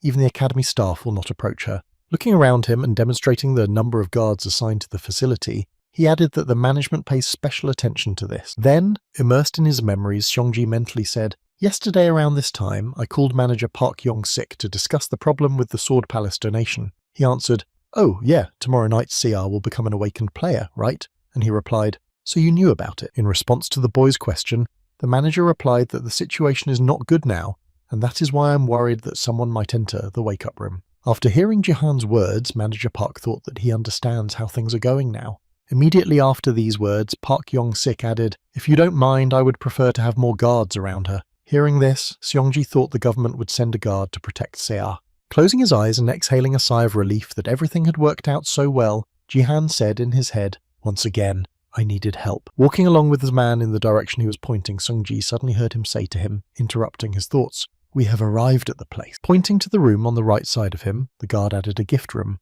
"There are chairs behind the door, you can sit down and wait there." After receiving a detailed explanation of the situation, Seongji replied, "Thank you, I'll see you after midnight," and he said, "I understand if you need anything, let us know right away." Left alone in the gift room and sighing heavily, Jihan started to shake his head and mentally say no need to worry this time. I will be there to protect her. The next moment, taking the consolation prize out of his pocket, he looked at it and added, "Now I can only hope for one thing." Looking at the gift of a monocle with a gold frame and chain, he added in his mind that this gift would comfort Seo. When a certain amount of time passed and there were only 5 minutes left before Seo's awakening, Seongji suddenly heard someone's sarcastic voice say, God, you are here." Approaching the gift room with a man carrying a video camera, Kim Hiso said, "Hello." Stopping next to the boy, the girl smiled haughtily and said, "We meet often." Seeing Hiso Jihan in front of him, he thought, I remember Seo introducing her as her friend and the reporter next to her. Getting up from his seat, the guy said unhappily, "How did you get here?" The entrance was closed so that no one could come in, and the girl laughed and said, "The publishing company is full of ties if you don't know." Continuing to tell lies, Kim Hiso added, "A friend of mine helped me by overhearing the outright lie." Seongji said, "You're not even trying to hide the fact that you secretly entered here." Hearing the boyfriend's remark, Kim Hiso replied unhappily that I secretly came because I had a case at my own academy. Continuing to insist on her point, the girl added, "I want to interview Sia." Hearing this, Jihan irritably replied, "Stop bullshitting and get out of here. She'll go home as soon as she wakes up." Trying to somehow drive away the uninvited guests, he added menacingly, "This is my first and last warning to you." Hearing this, the cameraman was frightened and thought, "Oh, will everything be okay? It looks like we're running into trouble." After which Kim Hiso replied, offended, "Well then we have no choice." Shrugging, the girl added that we simply had to conduct an interview, to which Seongji replied, "If you insist on it, then keep in mind that I will not stand aside." Hearing Yoon Se-a's uncle's threat, Kim Hiso leaned her head on her palm and said sadly, "How can I not win you in a battle?" Immediately after, with a joyful smile and snapping her fingers, she added exactly what if. With a sinister smile, the girl looked behind Jihan and added a level 27 supporter to Sung Ji-han, who was protecting his niece. Looking at the hired man approaching Jihan from behind, she added, "An unknown level 50 warrior will attack. What do you think will happen?" At the same moment, in the gift room, after receiving the system notification, "Congratulations on waking up a gift-late flower F rank," Sia fell to her knees and bowed her head down. When the attacker hit the boy on the head outside the gift room, the girl said sadly, "I was hoping so much that this would not happen." Feeling that at this point her life could be put to rest, she sadly said, "Well, now it's definitely over." At the same time, in front of the door of the gift room, the assailant hired by Kim Hiso said with a sinister smile, "Just don't bother me. I will take care of our Seo and love her with all my heart." Hearing what the guy who had just attacked him from behind had just said, Jihan said angrily, looking back at him, "How dare you mention her?" The next moment, noticing that Seongji was unharmed and not bleeding, the attacker was surprised to hear that nothing happened to you after that blow, and you're much stronger than you look. Immediately after, Son Ji-han did not hold back his emotions and went on a counterattack against his attacker, immediately reducing the distance and delivering an accurate direct punch to the body. After making the punch, he felt something unusual, as if his fist had hit a wall, and said in surprise, "Stone skin means." Continuing to strike a series of blows, one of which flew into the enemy's face, Seongji suddenly heard him smile slyly, turning his face to stone and saying, "You're quite well informed, I'm not surprised at all." Immediately after striking back at Jihan's body, the stone-skinned attacker said, "I wonder how much self-confidence you have in there." At the same time, when she noticed that the fight between Song Ji-han and the hired boy was on an equal footing, she was shocked to hear him say, "Wow, is this really happening?" At the same moment, the cameraman filming the fight asked if he was sure he would win this battle. Continuing to beat up his opponent, the guy with the stone skin said, "You don't know where you belong because people are cheering you on, calling you a rising star because I'm right." Completing his series of blows, the boy shouted, "Answer the bastard!" and struck another blow to the body. Trying to somehow get information out of the guy's mouth, he shouted out how many times he needed to hit you to make you talk, and then he missed an uppercut from Ji-han. This punch was critical for him and so powerful that it threw the guy into the air, and Sungji didn't even raise an eyebrow, maintaining his calm and confidence. The next moment, when the enemy was in the air, Jihan used his strength characteristic and grabbed the guy's hair with his mana-created hand. Not knowing what was happening to him and why he was suddenly hanging in the air, the stone-skinned attacker exclaimed in confusion, "Oh shit, what's going on?" Immediately after these shouts, Songji looked at his opponent with a contemptuous look and said menacingly, "You look like a hooligan and behave like one." The next moment, continuing to look at the boy with a look filled with anger and hatred, Songji added, "I'll leave a mark on you so that you can't even think about doing something like that again." Immediately after his words, the guy used the characteristic of strength to scalp the man who decided not only to attack him, but also to mention Seah in his fantasies. Having finished all the business with the offender, the guy threw him aside to Kim Hiso while the man was landing. The cameraman had already kicked his slippers and headed for the exit at the speed of light. When the granddaughter of the director of a publishing company saw what happened to a guy who was twice as tall as Song Ji-han, she was seriously frightened and screamed out loud. At that very moment, somewhere in the gift room, Yoon Se-ah was wiping away her tears after receiving an F-rated gift and mentally saying, "Stop crying." Slowly calming down after the sad event, the girl took a deep breath into her chest and then exhaled, adding in her head, "My sadness will not change anything." Finally, having calmed down, the girl said, "Well, it's time to go. My uncle is probably waiting for me." Immediately after these words, the girl headed for the door that led to her exit from the gift room, where her uncle was supposed to be waiting for her. Watching her gift all the way, the girl mentally said to herself, "How can I live my life even if I am an active player? With a gift of F rank, it is obvious that I will start trembling with fear in the Bronze League." Closing the status window where her characteristics were written, Yoon Se-ah slowly opened the door and said, "I feel like an idiot for praying for something good for so long." Continuing to speak out in frustration, the girl did not even notice what was happening in front of her until the door of the room closed, when she saw her uncle and froze in place. Seeing that Sungji was already doing something in the hallway, the girl confusedly asked her uncle what had happened, and he looked at the boy whose hair he had pulled out and replied that he deserved it. The next moment after the boy's answer, Kim Hiso's angry voice was heard exclaiming, "You crazy bastard!" Sia looked back in fright, then Jihan said, "You can watch." Approaching the guy who was unconscious and lying on the floor, Kim Hiso sat down next to him and added, "How dare you bring him to such a state of hobby? At least you know who my grandfather is." Continuing to try to intimidate the guy, the girl shouted out he was the CEO of Taiwan Daily, to which Songji threw the guy's hair at the girl, knocking her to the floor and saying, "So what?" Looking at the insignificant girl who hid behind the name of her grandfather, Jihan said in an indifferent tone, "Who cares if your family runs a fairly large publishing house and is going to manipulate the media?" In response to the boyfriend's words, Kim Hiso said, smiling ominously, "Do you really think that this will be the end of it? I will create and spread fake news." Continuing to threaten to spread the rumors, Kim Hiso added, "You know the important truth is that after hearing the threats, Jihan tried his best to contain his anger, but the veins in his face were already beginning to show." After listening to the threats against him and his niece, Jihan said with confidence, "You're there, try to be there." Upon hearing this, Sia looked at her uncle in surprise. At the same moment, looking at Kim Hiso, who was confused by his answer, Seongji added, "We can just leave Korea after hearing that," and she was confused as to what he meant. The next moment, creating a fireball in his hand, the guy said menacingly, "But will you be able to answer for your actions?" When she heard the boy's threats, she looked at him with a disdainful look and said, "Stop trying to be a cool little shit. If it weren't for Battlesnet, you would never even be able to talk to me." After listening to the girl's arrogant remarks, Song-ji sent mana mixed with flame to the girl and said, "Yes, I understand." The next, preparing to teach the arrogant girl a lesson for her words, Jihan said, "I understand that you are not the kind of person who thinks about your own behavior." Continuing to send more and more heat in the direction of the attacker, the guy looked at her with a contemptuous look and said, "If that's the case, then I'll try to make sure you remember." Directing the flame at the girl and starting to burn her, the guy added that he wanted you to understand well and remember for a long time what happens when you mess with us. After a while, returning to the parking lot where their car was left, Yoon Se-ah, worried about the consequences of what she had done, nervously asked her uncle if everything would be okay. Hearing his niece's question, Jihan said, "I'm glad I managed to take revenge on Hiso, but I feel uneasy," and he replied in surprise that he was surprised.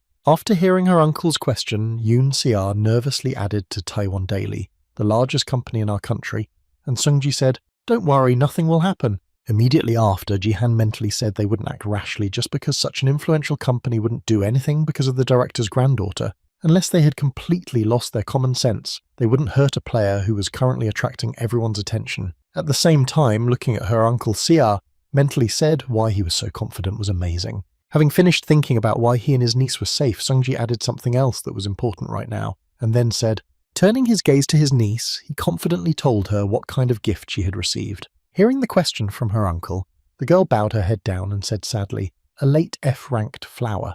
Continuing to grow more and more disappointed in her skill, the girl said, I think it will be difficult for me to achieve anything as a player, and then the guy called up his state window. Showing it to his niece, he said, Sia, look at what Jihan was showing her, and Sia asked him in surprise, is this your state window? And he replied, yes, this is the first time I've ever shown it to anyone. After examining everything in it, the girl saw something that did not fit in her head, and exclaimed in confusion, wait a minute. Concentrating her attention on the inscription of the gift of the eyes of the F-rank traveller, the girl asked in confusion what this was.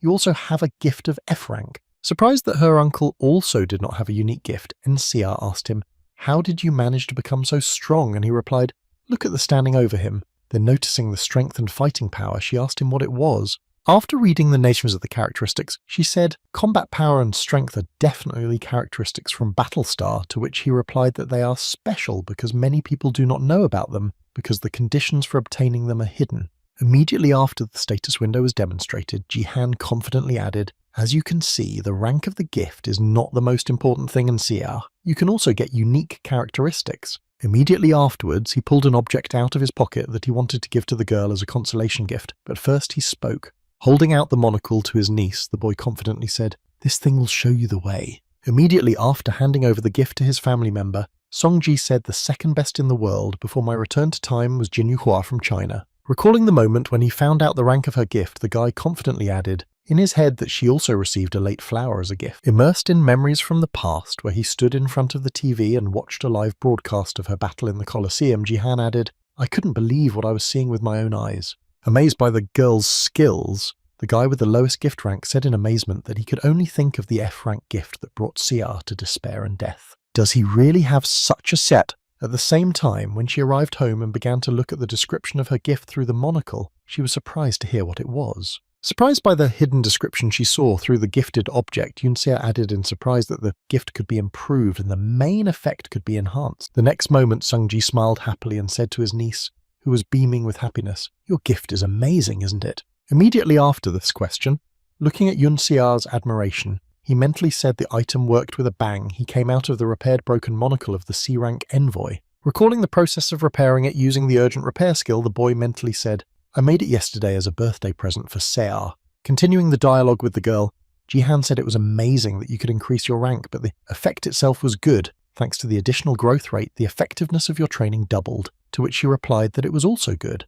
Then Sungji said confidently, even with her help, you will quickly get the rare characteristic I told you about. Immediately after these words, Jihan smiled and said, Sear, I think you have every chance of becoming one of the best players. After hearing encouraging words from her uncle, who believed in her and saw great prospects for the girls, she was surprised to ask what was going on. She let out a stingy tear that she could not control, and the girl really added to my heart. When tears spontaneously began to flow from her eyes, she could not believe that this really happened to her, and gave me a really wonderful gift. In response to his niece's question, Jihan confidently said, Dak is very good, and then thought to himself, I wonder how long she's been praying for this. Recalling Ito Ryuhei's interview after the competition between Korea and Japan, he mentally added that the father not only abandoned her, but also said that he did not have a daughter, and that her life was a cause for rumors for people. Imagining a girl surrounded by lenses and other people, surrounded on all sides with no way to escape, Jihan thought, the more pressure she was under, the more she wanted to cope. Recalling the character of the girl who tried to fight to the very end, he mentally added not as the abandoned daughter of the Sword King, but as the player Yoon Sia. Using his power to get a handkerchief and direct it to his niece, Jihan said in his head she was very high up, probably very afraid that she would get a useless skill. Passing the handkerchief to the girl, the boy said, You've been through a lot. It wasn't easy, so you can't hold back your tears. Blowing her nose in the handkerchief her uncle handed her, Yoon Sia said confidently, Stop crying, I don't have time to laugh, and Sungji said it correctly, embarrassed. After wiping away her tears, she looked at Jihan and said, You know, I've always felt this way, but you're really an amazing person, uncle. Continuing to express her gratitude to the family member, the girl added, You seem to know the future, to which he nervously replied, I'm just very lucky. After a heart-to-heart talk with her uncle, the girl stretched out on the couch and said, Well, the anxiety is over, and now the feeling of hunger has met. Hearing the girl's desire, Sungji got up from her seat and headed to the kitchen and said, Let me cook something for you. and she surprisingly replied that she would right away. In response to his niece's question, the boy smiled happily and said, "I promise you, it will be much tastier this time." She looked at her uncle, who was heading to the kitchen with a surprised look, and said, "I've prepared a lot of things for your holiday table." At the same time, when Kim Hee-so returned home and looked in the mirror, after having to answer for her words, she screamed in fright when she saw herself. In a state of shock, the girl exclaimed, "They burned my hair and eyebrows, all of it. Damn Sung Ji-han, what a bastard. God, how do I explain this to my parents?" The next moment, the driver entered the girl's room and said, "Mrs. Hee-so, I came in hearing the voice of a subject." And the girl pulled her hat over her head and exclaimed in fright, then added angrily, "You didn't teach me to knock. I'm annoyed." Hearing the girl's remarks, the man approached her and held out his hand and said, "Excuse me, here are the surveillance footage as you asked." To which she exclaimed, "Great, now get out." And the man thought, "You rude bitch." When the driver left the room, Kim Hee-so flipped through the records and shed tears. She shouted out, "I won't let this go. I need to find something against them." Suddenly, having found something interesting among all the information provided to her, the girl smiled ominously and said, "Ooga, sweet little sir, sweet little." Watching the video of the #1 surveillance camera in the gift room, she added happily, "You are not good at hiding your emotions at all." By bringing the girl's expression closer to the one she had just received her gift, Kim Hee-so made her look like she was about to cry, making for a great shot for the article. Gloating over the wonderful moment, Kim Hee-so said it looked like she had gotten an F-grade gift, how well she had prepared, making such an expression Hee-so still hasn't recovered it and will soon learn a new life lesson. Gloating at the opportunity to humiliate the desperate Yoon Se-ah, the granddaughter of a media company director, shouted out to you, "You scum, and that's why we're going to switch gears. Let's turn our attention to the shiny one we forgot about, so let's see how he's doing here." With his hand to his head, the guy thoughtfully said, "Unrequited love." Continuing his emotional reflections, the guy thoughtfully added, "A broken heart in recent days. I felt helpless after I was not chosen by the one I wanted to get closer to." Starting to remember the boy who wanted revenge on Sung Ji-han, he mentally said, "Ugly and vile fire sorcerer." The next moment, out of nowhere, he mentioned some other birds and confidently said, "Dirty and stupid eagles." Imagining in my wet dreams the moment he carried poor Ji-han in his arms, I added a golden ray and dealt with everyone who disturbed Ji-han's sleep. Immediately after all these heartfelt words of his proud deeds for the sake of his beloved platform, the boy jumped up and down, and then I realized. The next moment, grabbing his chest, closing his eyes and clenching his hand tightly into a fist, the golden ray exclaimed that I was simply destined to become his manager. Continuing to imagine himself as the poor guy's savior, he said, "That's why I'm asking you, Sung Ji-han." While the guy himself was in the dungeon clearing monsters, the golden ray was in his room and added, "Please read my message." Continuing to destroy monsters, even without knowing that someone had written to him or contacted him, Sonji confidently pursued his goal.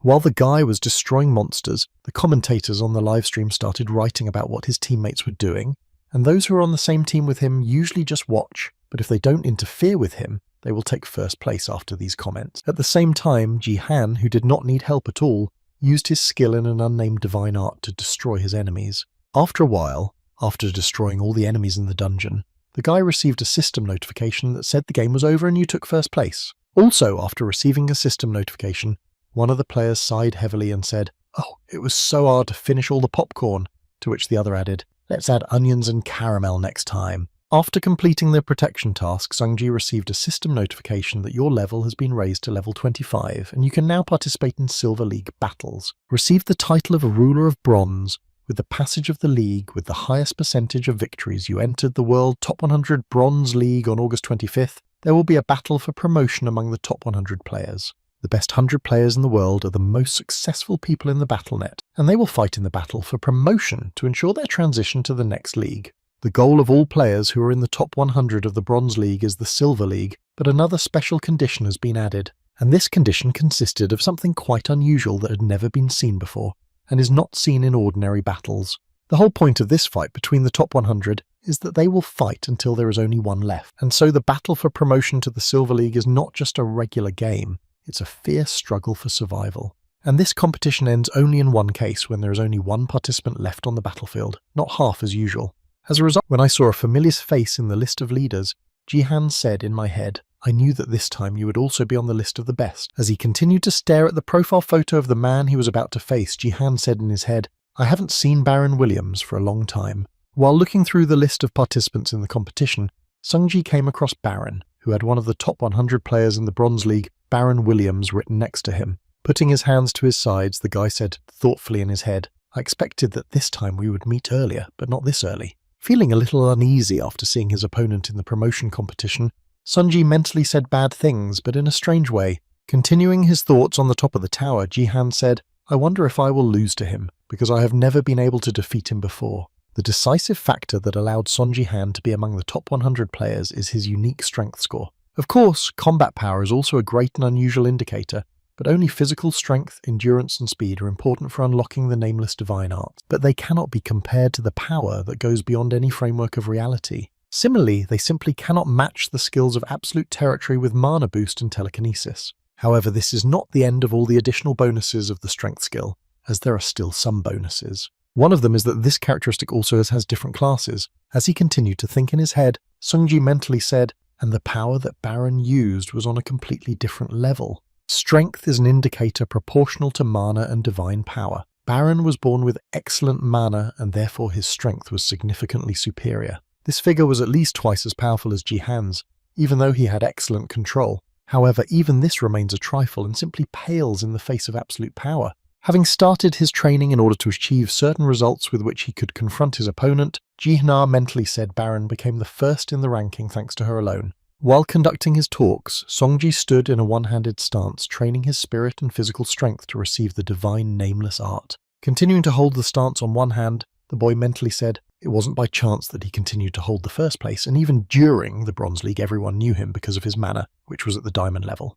Dripping with sweat from the difficulty of the training, the guy said in his head that fighting him one-on-one was comparable to suicide. Realizing that he had a very poor chance in the battle against this opponent, the boy mentally said to me, I need to unlock the nameless divine arts. At the end of the workout, he took a break and sat down on the floor and opened his status window. Starting to look at the list of leaders, which also included his friend, the guy awkwardly said, I can't believe how many times I've watched the same person. Recalling what his guildmaster looked like before the return of time, Jihan added, I've heard that he tried to look more mature when he became the head of the guild, but how did he achieve that? The next moment, when he heard his smartphone suddenly ringing, he saw who was calling and was surprised to hear Lee Ha-young say that she was calling to thank me, and then picked up the phone and said, hello, hello. Without even greeting the guy in return, the girl immediately asked if you could help me and tell me who to bet on. After a while, when the next morning came, the city came to life again. At the same time, while sitting in her chair and looking out the window, she suddenly heard a lady address her, and then, looking back, Lee Ha-young nervously answered yes. When she saw who it was who had arrived in her room, she breathed a sigh of relief and said,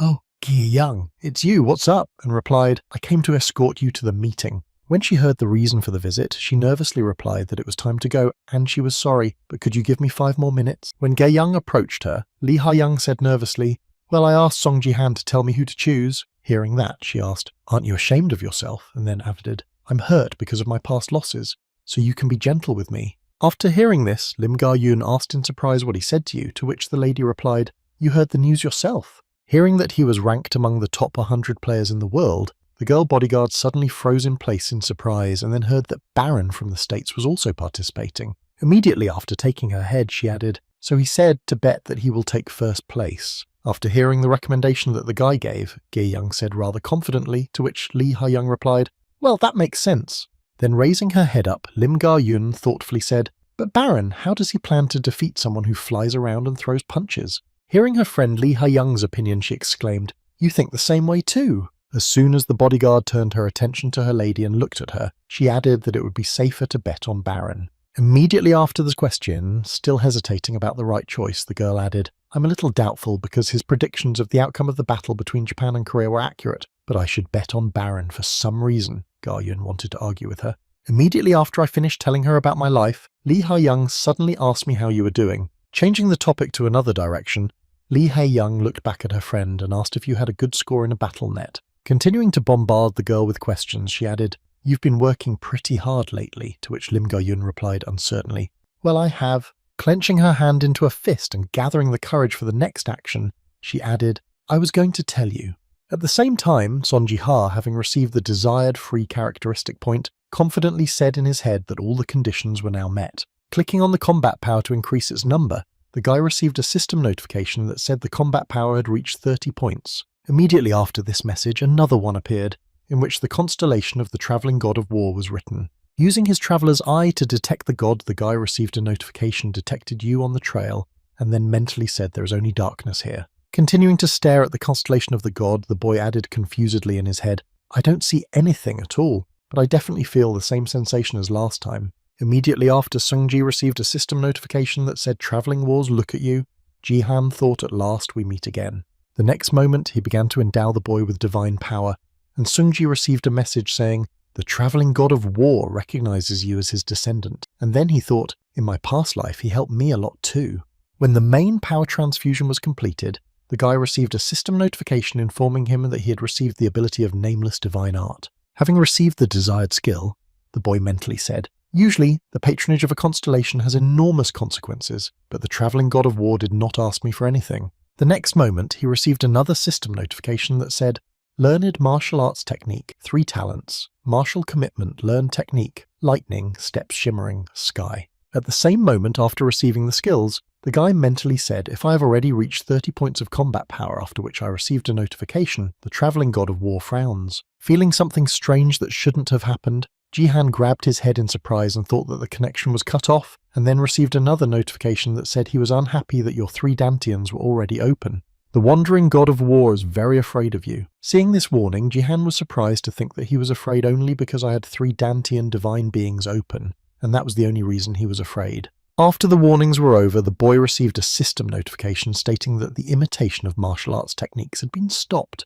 Immediately afterward, he received another system notification that said the constellation of the traveling god of war was returning, and then the constellation began to disappear from his eye. At the end of the failed contract with the traveling god of war, the guy said in surprise, looking at his hands, that I had returned. The next moment, the 7th-ranked Son Jihan got to his feet and hurriedly checked his status window. Someone who had to take part in a battle for promotion in the near future saw what had happened and nervously said it was a disaster. When he saw the inscription "No gift," the guy mentally said, my gift is gone. That's how he lost his main advantage in this competition. When he arrived at the school to pick up his niece, Sungji heard from her that she had left the academy. When she got into her uncle's car to pick her up, Yoon Se-ah happily said hello to her uncle, who replied with a welcome back. On the way home, after he picked up his niece from the academy, Songji asked how it felt to have a huge burden lifted from your shoulders. In response to Jihan's question, the girl said with a sigh of relief, of course, I feel like I've been born again. After her awakening, Se-ah decided to leave the academy because the main reason for attending is to receive a gift, and those students who have already awakened mostly leave. Taking on his niece Sung Ji-han personally and starting to train her, Se-ah decided that she could get lessons from me anyway, and that's why there were much fewer reasons to stay at the academy. Continuing to coach the girl, pointing out her mistakes and supporting her in a difficult situation, Sung Ji-han mentally added, and besides, she won't get into any more trouble. Driving the car after he picked up the girl, and after she had solved all her problems in life, Sung-ji added a major problem now. Recalling what he had recently experienced, the guy thoughtfully said in his head, concludes in me. Looking up at the sky while driving the car, the guy mentally said, tomorrow there will be a battle among the best 100 players. About me to do, I not only lost the eyes of a traveller, however, he also completely lost the ability to inherit the Nameless Divine Art rank S ability that is transmitted in parts. Angry that he had gotten some kind of fake, Jihan mentally said not only that they now have S rank and not SSS, but also that I had only 2 techniques that I had before, which was a joke or something. At the same moment, noticing her uncle's strange appearance, the girl asked in surprise, I see you're in a bad mood. Is it all because of the battle for promotion? When he heard the girl's question, Sung-ji hesitantly answered yes, and then mentally added, although I'm more concerned about the uncertain future. Immediately after interrupting the guy's thoughts, Yoon Se-ah confidently exclaimed, don't worry, I'm absolutely sure you'll win. Smiling happily, the girl focused her gaze on her uncle and added, you always manage to find a way out of any situation. With a light sigh, Yoon Se-ah added, that's why I don't even care, you'll probably just come home and say I'm the first again. Immediately afterwards, the girl confidently added, can I take part in the betting? I'll bet everything on your victory. To which he replied, no, there will be trouble if you do that. When he heard his uncle's answer, the girl said unhappily, but he even broadcasted live bets, so it turns out that you can and I can't, he replied. That's right, you're still small. When Se-ah heard the ban on gambling and betting, she sighed heavily and said, well, I didn't really want to make those bets. Hearing that the girl had easily abandoned her plan, Sung-ji said, that's a good thing, but before he could finish, he felt something strange in his left eye. Confused by the sudden sensation in his body that he had never experienced before, the guy confusedly said what it had just been. Sometime after returning home, Sonji went for an evening walk and took a seat on the playground and began to concentrate. During this, keeping his eyes closed and feeling something strange in his left, the guy mentally added, "I've never felt anything like this before. I need to get rid of it somehow." Finding out what exactly was bothering him in his body, the guy began to bring his strength characteristic closer to the particle of war left by God and said in his head, "And then I will remove it." The next moment, a red ray appeared in the guy's eye, which was supposed to destroy the lobe, but this operation caused a lot of pain. At the end of the procedure, when the steam left his eye, the guy put his hand on his head and said, "Oh, it still hurts. I wonder if my eye is at least intact after that." Keeping his eye closed, tears spontaneously flowed from it after the surgery. Jihan received a system notification that said, "You have removed the traces of the wandering god of war." The guy stood up from his seat in surprise and reread the notification, and once again confusedly said in his head that he was released from the constellation. How should I understand it? After the boy's confused questions, another system notification appeared, saying that you can now receive support from another constellation. Seeing this, Jihan adjusted his hood and thought in surprise that he could not before.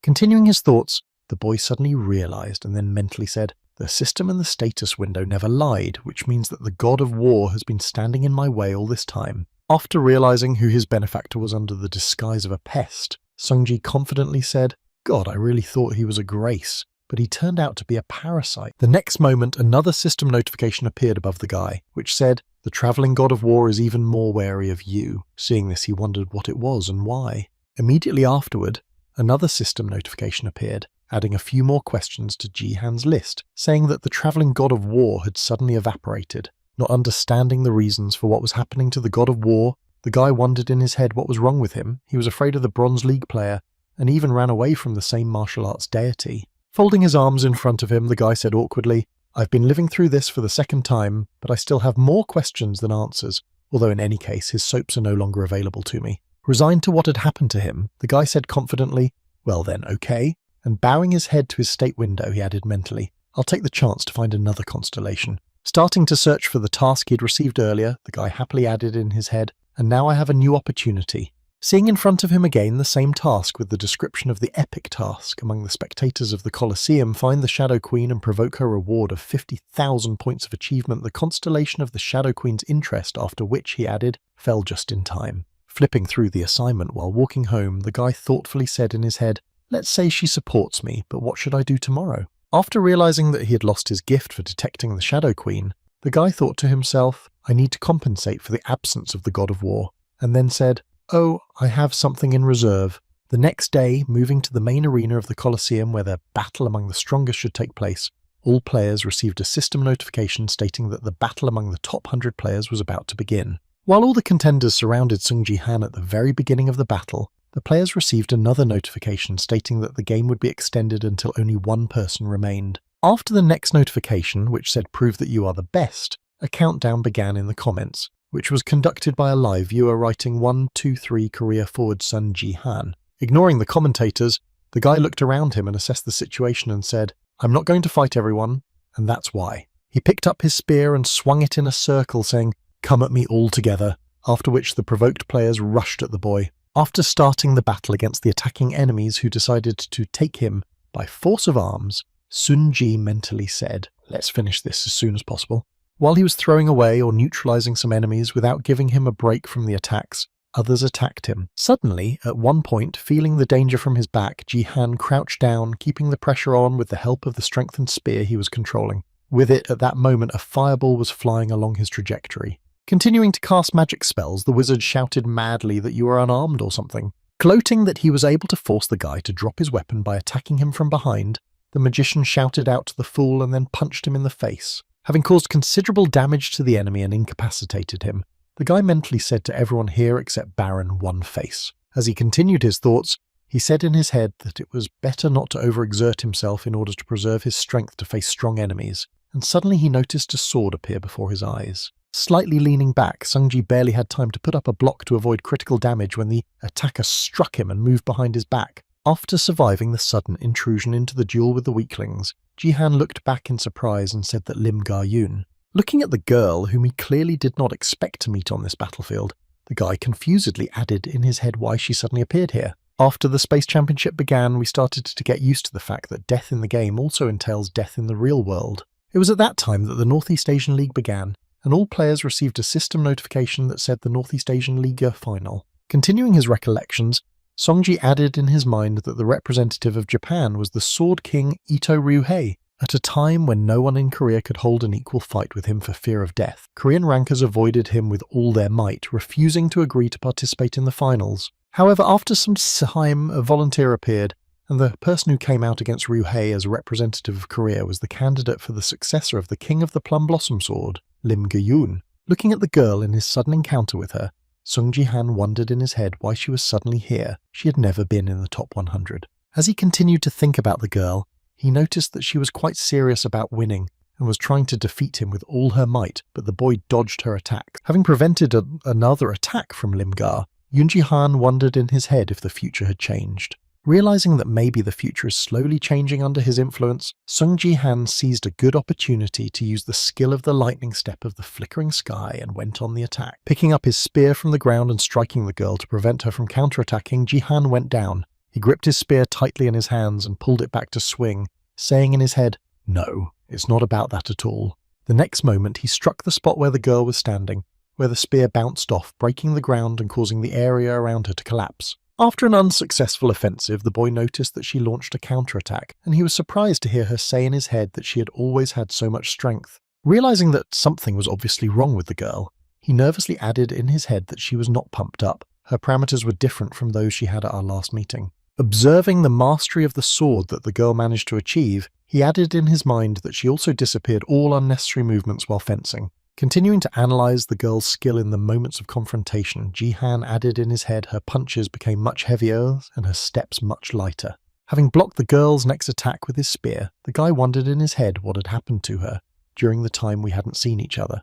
And now let's go back to the moment of the conversation between Lee Hae-young and Lim Ge-young. After discussing the questions, the lady said, "By the way, you have a good account in Battle.net." Looking at her subject, the girl added, "It seems to me that you've been doing a lot of grinding lately," to which she replied, "Well, I have." Immediately after this question, Lim Ge-yoon gathered her strength and confidently said, "I entered the top 100 players in the Bronze League." Upon hearing this news, Lee Ha-young was surprised to hear that you were already at the 25th level, and she replied that she had just recently risen. Continuing to talk about her achievements, the girls added, "I took first place every time except when I met with Sung Ji-han, after which I heard the admiring voice of my mistress. Wow, why didn't you tell me about such good news before?" Interrupting the joy of her mistress, Lim Ga-yoon said, "I wanted to ask you for a favour." Hearing the request, the girl was surprised to hear what it was. Hearing that her request was not rejected, Lim Ga-yoon took up her sword and said, "Can I have a new piece of equipment? I don't want to speak ill of mine, but after a long time of use I understand."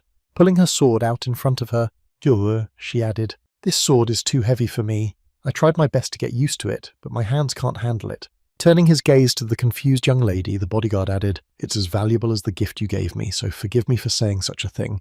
In response to her subject's request, Lee Ha-young approached her and exclaimed in confusion, "Why are you telling me about this only now?" Immediately afterwards, without restraining her emotions, the lady exclaimed, "He was interrupting you all this time," to which she replied, "But I had a good result, so I thought it would sound like an excuse," to which Lee Ha-young angrily replied, "You could have done even better." Heading for the exit, the girl exclaimed, "I will get you a much better and lighter sword, even if I have to spend my own money and throw this one away right now," to which Ga-yun replied, "Didn't you lose your own money on the bet?" And she exclaimed, "Not at all." Lee Ha-young added with a sigh, picking up the phone, "You're such a fool, I'll try to find a replacement as soon as possible." Hearing this, Ga-young asked, confused, "Are you sure about this one?" She replied, "It's fine, just try." To show everyone the best you can in the battle for promotion, Lim Ga-yoon thought to herself as she heard these words from her mistress. The next moment, looking up from the phone and smiling happily, Lee Ha-young added, "And if you concentrate, you can beat Song Ji-han too." And then she mentally added, "I was comparing myself to Song Ji-han." Continuing to support her subject with warm words, the lady said, "No matter what anyone says, you have always been the Eastern Star of the Korean Bronze League. You just need to prove yourself." Then Ga-yoon mentally added, "She sincerely encourages me with words that I am capable of going higher." Immediately after these heart-to-heart conversations, the manager confidently told her employee to go big. In response to all the wishes and warm words of Lee Hae-young, the bodyguard girl smiled happily and said, "Well," and then added in her mind, "Thank you, young lady." As she continued her confrontation with Sung Ji-han, she mentally said, "However, I seriously doubt that I will be able to fulfill my promise." Having been hit by her opponent, who was clearly outnumbered, she added in her head, "I can't beat Sung Ji-han now." At the same time, looking at the girl who was trying her best to fight him, The boy mentally said, "You know you can't win." Noticing how she went on the attack again, Sungji prepared to set up a block and added in his head, "Why are you trying so hard?" Blocking every punch, lunge and attack of the girl, Jihan mentally said, "You have managed to survive many times when you have fought with those who are stronger." It was the same in the Northeast Asian final, and now, after these thoughts, the girl stopped in her tracks and said, "I know better than anyone that I can't beat you yet." She added, "I'll probably never even be able to beat you." After striking at the opponent who blocked him, Lim Ga-yoon added, "But if I give up now, then it will definitely be the end for me." Sungji froze in place. Taking a stance for the appropriate technique and raising her sword up above her head, the girl added, "I may not even surpass you." With a murderous glance at her opponent, with whom she was constantly comparing herself, she added, "But I will at least try my best to match you." Hearing these words from the girl, Jihan hid his eyes and said in his head that she was exactly like a player who keeps trying to become better, knowing that he will not defeat his opponent. Recalling her involvement in the past from which he returned, Sungji said in his head in his past life, the Sword King finished her off with 2 swords. Recalling the moment in the tournament when the girl lost the match, he added that in this life she was among the best. Continuing at the end of his thoughts, the guy raised his head and smiled happily and said in his head, "I always believed." Imagining the composition of his guild in his head, the guy confidently added that "You should be on my side, Lim Ga-yoon." At that very moment, the girl, having completed all the preparations, recited the secret technique of the Plum Blossom Hurricane. The next moment, she began to quickly close the distance and was right in front of Jihan, ready to strike. Realizing that he needed to do something to protect himself from Sung Ji-han's attack, he said, "Of course she doesn't go well with a spear." Swinging at that very moment, gathering all her strength, the girl recited the 3 catastrophes of earthly martial devotion in 1,000-fold rage. And somewhere nearby on the battlefield, a man approached one of the opponents who was in the Colosseum and said, "Well, here we are again, Baron Williams."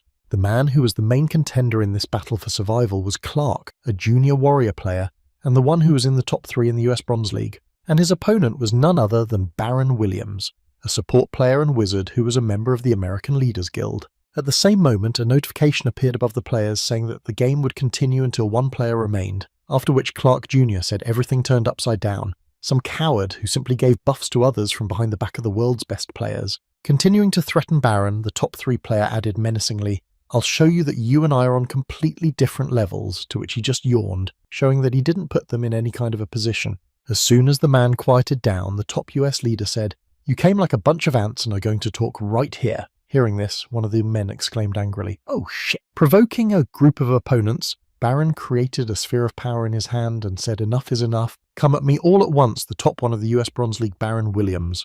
As soon as the battle began to gain momentum, a system notification appeared that said, "Prove to everyone that you are the strongest," after which he exclaimed, "I will burn you all to ashes." Baron Williams, who was ranked first in the US among the Bronze League, was simply obsessed with battles. After a successful provocation, 3 of the men set out to destroy him and prove that their power was much greater than he could have imagined. Only at one point, when Clark Jr. approached, Baron Williams grabbed him by the face, thus interrupting the attack, and the next moment he used his magic mixed with divine power and thus neutralized 3 enemies at once. At the same moment, the dean of the players behind Baron shouted out in confusion that "What the hell, just take him out!" Hearing an order from one of his opponents behind him, Williams looked back and shouted in a crazed voice that he wanted me out. Immediately after these words, applying his skill to the opponent behind him, the man added, "Do you really think you can do it?" Continuing to destroy everyone who came across his path, Baron shouted madly, "Perish, inferior beings!"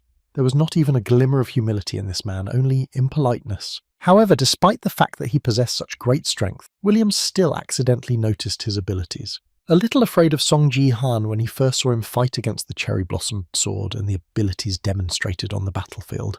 The situation was the same in the past too, despite the fact that he outnumbered the guy in strength and always won, but some concerns didn't let him rest. After completing the fight against the attackers, Baron went to the guy and said, "Hey sir, you're right," and after approaching him pointing his finger, the man added the invincible Sun Chi-han. Sighing awkwardly after being recognized by the applicant, the boy said, "Jihan Chi-han means thief in my language." Hearing that he had just been caught saying his opponent's name, the man put his hand to his face and laughed and said, "I'm sorry, I don't speak third world languages well." Immediately after activating his power characteristic, the man spoke again, "I confess to your understanding, Chi-han." Immediately after these words, the man used an insidious trick to attack the guy in a moment of carefree conversation when he was relaxed. But despite this cunning, the man still failed in his attempt to harm the boy and defeat him in such a way. When he saw that he was unharmed, he said, I knew it. Just managing to see out of the corner of his eye that the guy was already approaching him from the right side, Baron added, and quite skillfully, at the same moment Jihan used a lightning-fast step of the shimmering sky. After entering the enemy's rear, Songji used his spear to try to attack the enemy, but he failed completely as the enemy managed to dodge him. Rising into the air and creating a large number of magic circles in the sky, the man said, "I see that you are quite strong." During the battle against his worst opponent, Songji avoided his fireballs, which he fired over and over again and continued to approach Baron's bow. And at one point, when the distance was sufficient, the boy jumped up and tried to attack the enemy with his fist, but the latter dodged the attack at the last moment. After an unsuccessful attack on his hit, Williams, prepared for a retaliatory strike, said, "How dare a lowlife like you?" He tried to get to the same level as me and then fired a beam of magical energy in the wake of the guy who was landing. When the guy survived his attack and was on the ground, Baron Williams confidently shouted out permission to show me. Starting to create a large number of magic seals in the air that covered a large area of the Colosseum, the man shouted out the end, and everyone who heard his voice looked up into the sky. Preparing for the mass destruction of everything that comes within his reach, the man added that lower tiny insects like you are meeting. Immediately afterward, a large area of the Colosseum was covered by an attack with magic fireballs, which set about a dozen people on fire. While in the air above the arena, Baron Williams continued to control the flames he created on the surface below him. Laughing ominously after his act, hoping that he had destroyed everyone below, the man ominously exclaimed that this is exactly what the lowlifes deserve. The next moment, some golden rays began to shine through the red flames, and then the voice of Song Ji-han himself came out and said thank you. With a swing of his spear, the guy used a combination of 1,000-fold destruction to dispel Baron's skill and, as a bonus, also killed several more people who were on the verge of death. When the system notification started to appear, the player Sung Ji-han actually redestroyed the third guy happily added, "Thanks to you, I easily earned a few laps." Looking at the leaderboards, which have now been updated, he added, "Well, now I'm in first place with 20 enemies destroyed." In a state of confusion, the man said in his head how he was able to survive the blow. "My flame merges with power and burns until the enemy dies."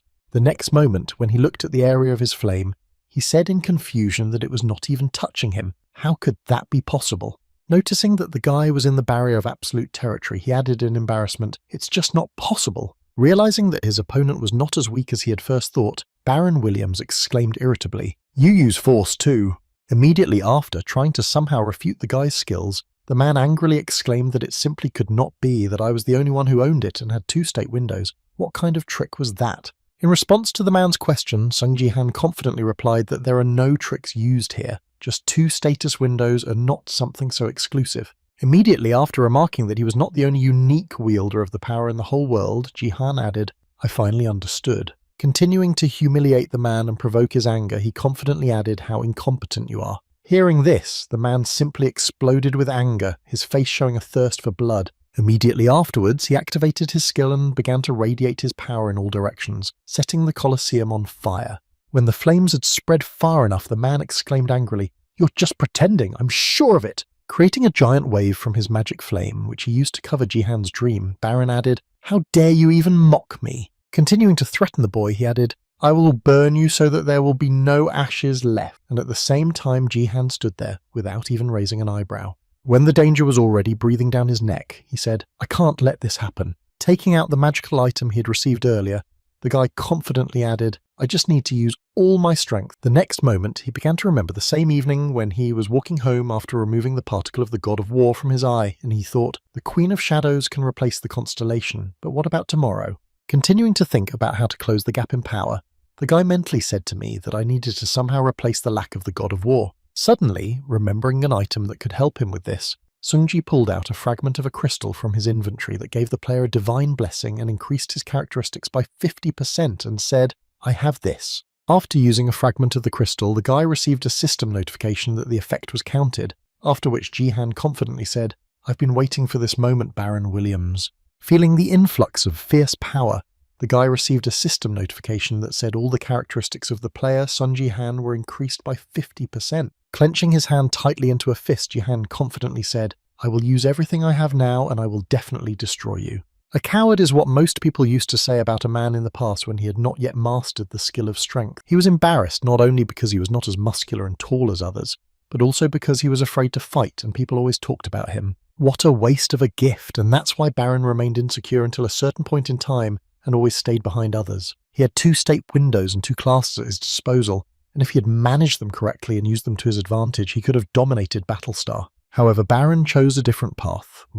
He wanted to be a support player and a magician. In other words, he had to always stay in the rear of the group. However, after receiving the cat's power characteristics, everything changed dramatically for him. It changed the boy. After receiving this characteristic, Baron began to dominate the battlefield with his mana. As a result of this incident, a considerable number of quite prominent people simply fell before him and his outstanding power. All the players who had to face or somehow heard about Williams had about the same reaction. They said that Baron had 2 disasters in his hand. The first of the disasters was the Fiery Hand, which allowed the man to sweep through all enemies thanks to a tsunami of flames. And all those who fell under this skill had no chance of survival, and afterwards only scorched ruins remained at the site of the attack. Continuing to smile madly, Baron mentally said in his head, "This is exactly how the truth is." However, even after the wave that covered the Colosseum arena, something strange happened. A man noticed the flames dissipate and said in surprise what had just happened. At the same time, waving his spear, the boy scattered the flames of his opponent and spoke the way of the immortal sage. After that, he channeled all the accumulated force and sent it upward in the direction of where Baron Williams was,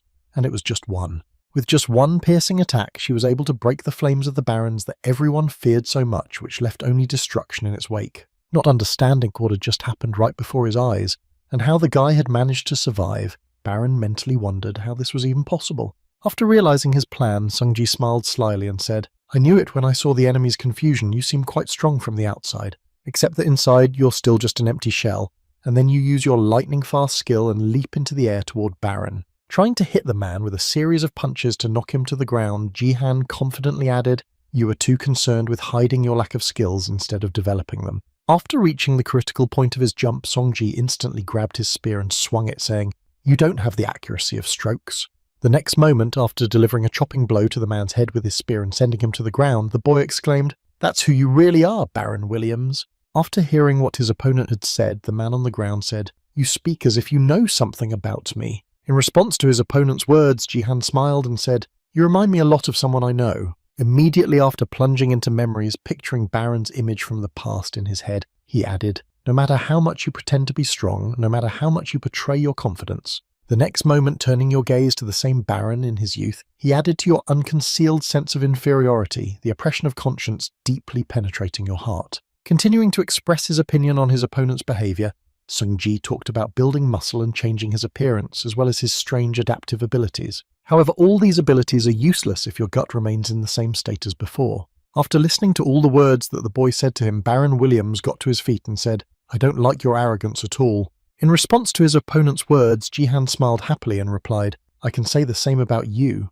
and then mentally added, "I hope this act will teach him a lesson." Immediately after finishing his words, Jihan used his lightning-fast skill to close the distance and said, "Let's end this chatter and you're finished the fight." With his spear pointed in front of him, Sung Ji-han charged at the enemy, who stood still and did not rush to do anything to prevent the attack. At the last moment before the collision, Baron pointed his palm at the guy and fired a lightning bolt shot at his opponent. Seeing that his enemy was able to block this attack even at such a distance, Baron Williams spoke with lightning speed. Holding his outstretched hand in front of him, the man added, "People call it a second catastrophe." Baron's second catastrophe is lightning. Unlike the fire wave that hits with mana and long range, lightning is a high-ranking ability that concentrates mana to pierce the enemy. And it's a perfect fit for Baron, because in her case, the amount of force is more important than the accuracy of its control. After using his other catastrophe, the man took to the air and spoke, but it was quite unexpected.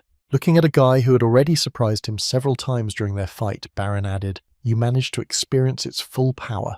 In the next moment, recalling the moment he used his skill, the man mentally said he blocked the spear at the last moment to prevent a fatal injury. Appreciating Sung Ji-han's abilities after he withstood 2 of his disasters, Baron said, "You have a pretty quick reaction." The next moment, turning his attention to the slightly burnt skin and burnt clothes in the chest area, he added, "Although you didn't manage to completely beat it off." Preparing to use his lightning skill again, the man pointed at Jihan and said, "You were lucky once, but you won't get another chance." Building up the strength in his hand to deliver the final blow, Baron Williams confidently added, "Now I'm going to put all my strength into this blow." At the same time, noticing what was happening on the battlefield where Jihan and Baron were, one of the players said that this was a pretty big problem. Stopping her battles with the other participants to look at what was happening, the girl said that it was all over for Song Ji-han. Watching what was happening on the battlefield, the players kept repeating that even he would not be able to block the shot, and everyone predicted that Song Ji-han would be defeated. But he himself knew 100% that he would win, and that was because the Queen of Shadow's gaze was focused on him, and it was an irresistible fact that he was not in danger of defeat. By giving the guy her eyes, she was signaling him directly that the victory should be his. After once again making sure that he was not in danger of defeat, Sung Ji-han took his position and prepared to throw, clutching the spear tightly in his hand. Since Baron had used lightning on him, the guy already knew how long it took to prepare, what its speed and strength were, so he knew. The next moment, as soon as the opponent said lightning, Song Ji-han released the spear from his hands and spoke the arrow of the phoenix. Immediately after that, the phoenix arrow flew out of the guy's hands and hit the enemy, tearing him into small pieces. However, he did not even raise an eyebrow, realizing all the risks of his last throw. With a sly smile after the attack, Ji-han simply watched, even though he realized that he had made the 5th throw, after which the arrow would disappear. And all this is because the arrow was not aimed at Baron, it was aimed at the Shadow Queen standing in the stands behind him. After the collision with the protective barrier, something happened that had never happened before for the first time in history. The barrier of the Colosseum was broken after a collision with a protective structure, the spear disappeared and a giant hole appeared in the barrier. After a while, all the TV channels began to feature South Korea's biggest celebrity, the Eastern star Song Ji-han, in their news feeds. Changes to defeat the omnipotent and invincible Baron, whom everyone avoided like the plague, knowing the power he possessed. After seeing what happened in the Bronze League tournament, Lee Ha-young was disappointed with the results and exclaimed that why Song Ji-han was so strong in battle. Continuing to complain about the results of the fight between the two outstanding fighters, the girl exclaimed in frustration that he was able to defeat Baron, and that was nonsense. While Lee Ha-young continued to whine after losing her bet, exclaiming, "Oh no, I'm going to lose all the money I earned last time Lim Go-young returned from the tournament." Hearing the whining of her mistress, the girl asked, "So you didn't consider the possibility that I might be the winner?" Continuing to walk toward her, the supervisor, the girl bodyguard smiled and said, "Of course I expected this," but it was still offensive. In response to her mentee's words, Lee Ha-young replied, "You shouldn't have lost almost as soon as the fight started." Continuing to express her remarks to her subject, Lee Ha-young added, "You had to stay longer for me to at least pay attention to you." Even after reprimanding her subject, when she saw that she was not offended, she said in surprise, "But I can see that she is in a good mood." Immediately afterwards, Lee Ha-young added, "I have an interesting feeling that a heavy burden has fallen from your shoulders," to which the subject replied, "Yes, I feel something similar." Starting to recall the period of time when she fought Ji-han, Lim Ga-yoon said, "Our fight showed me that I continue to get stronger." Continuing to feel that exhilarated feeling of joy, the girl added, "I will not stop there." And after listening to her bodyguard, the lady smiled happily. After a short pause after Lim Ga-yoon's speech, Lee Ha-young said, "Well then, I'll be rooting for you."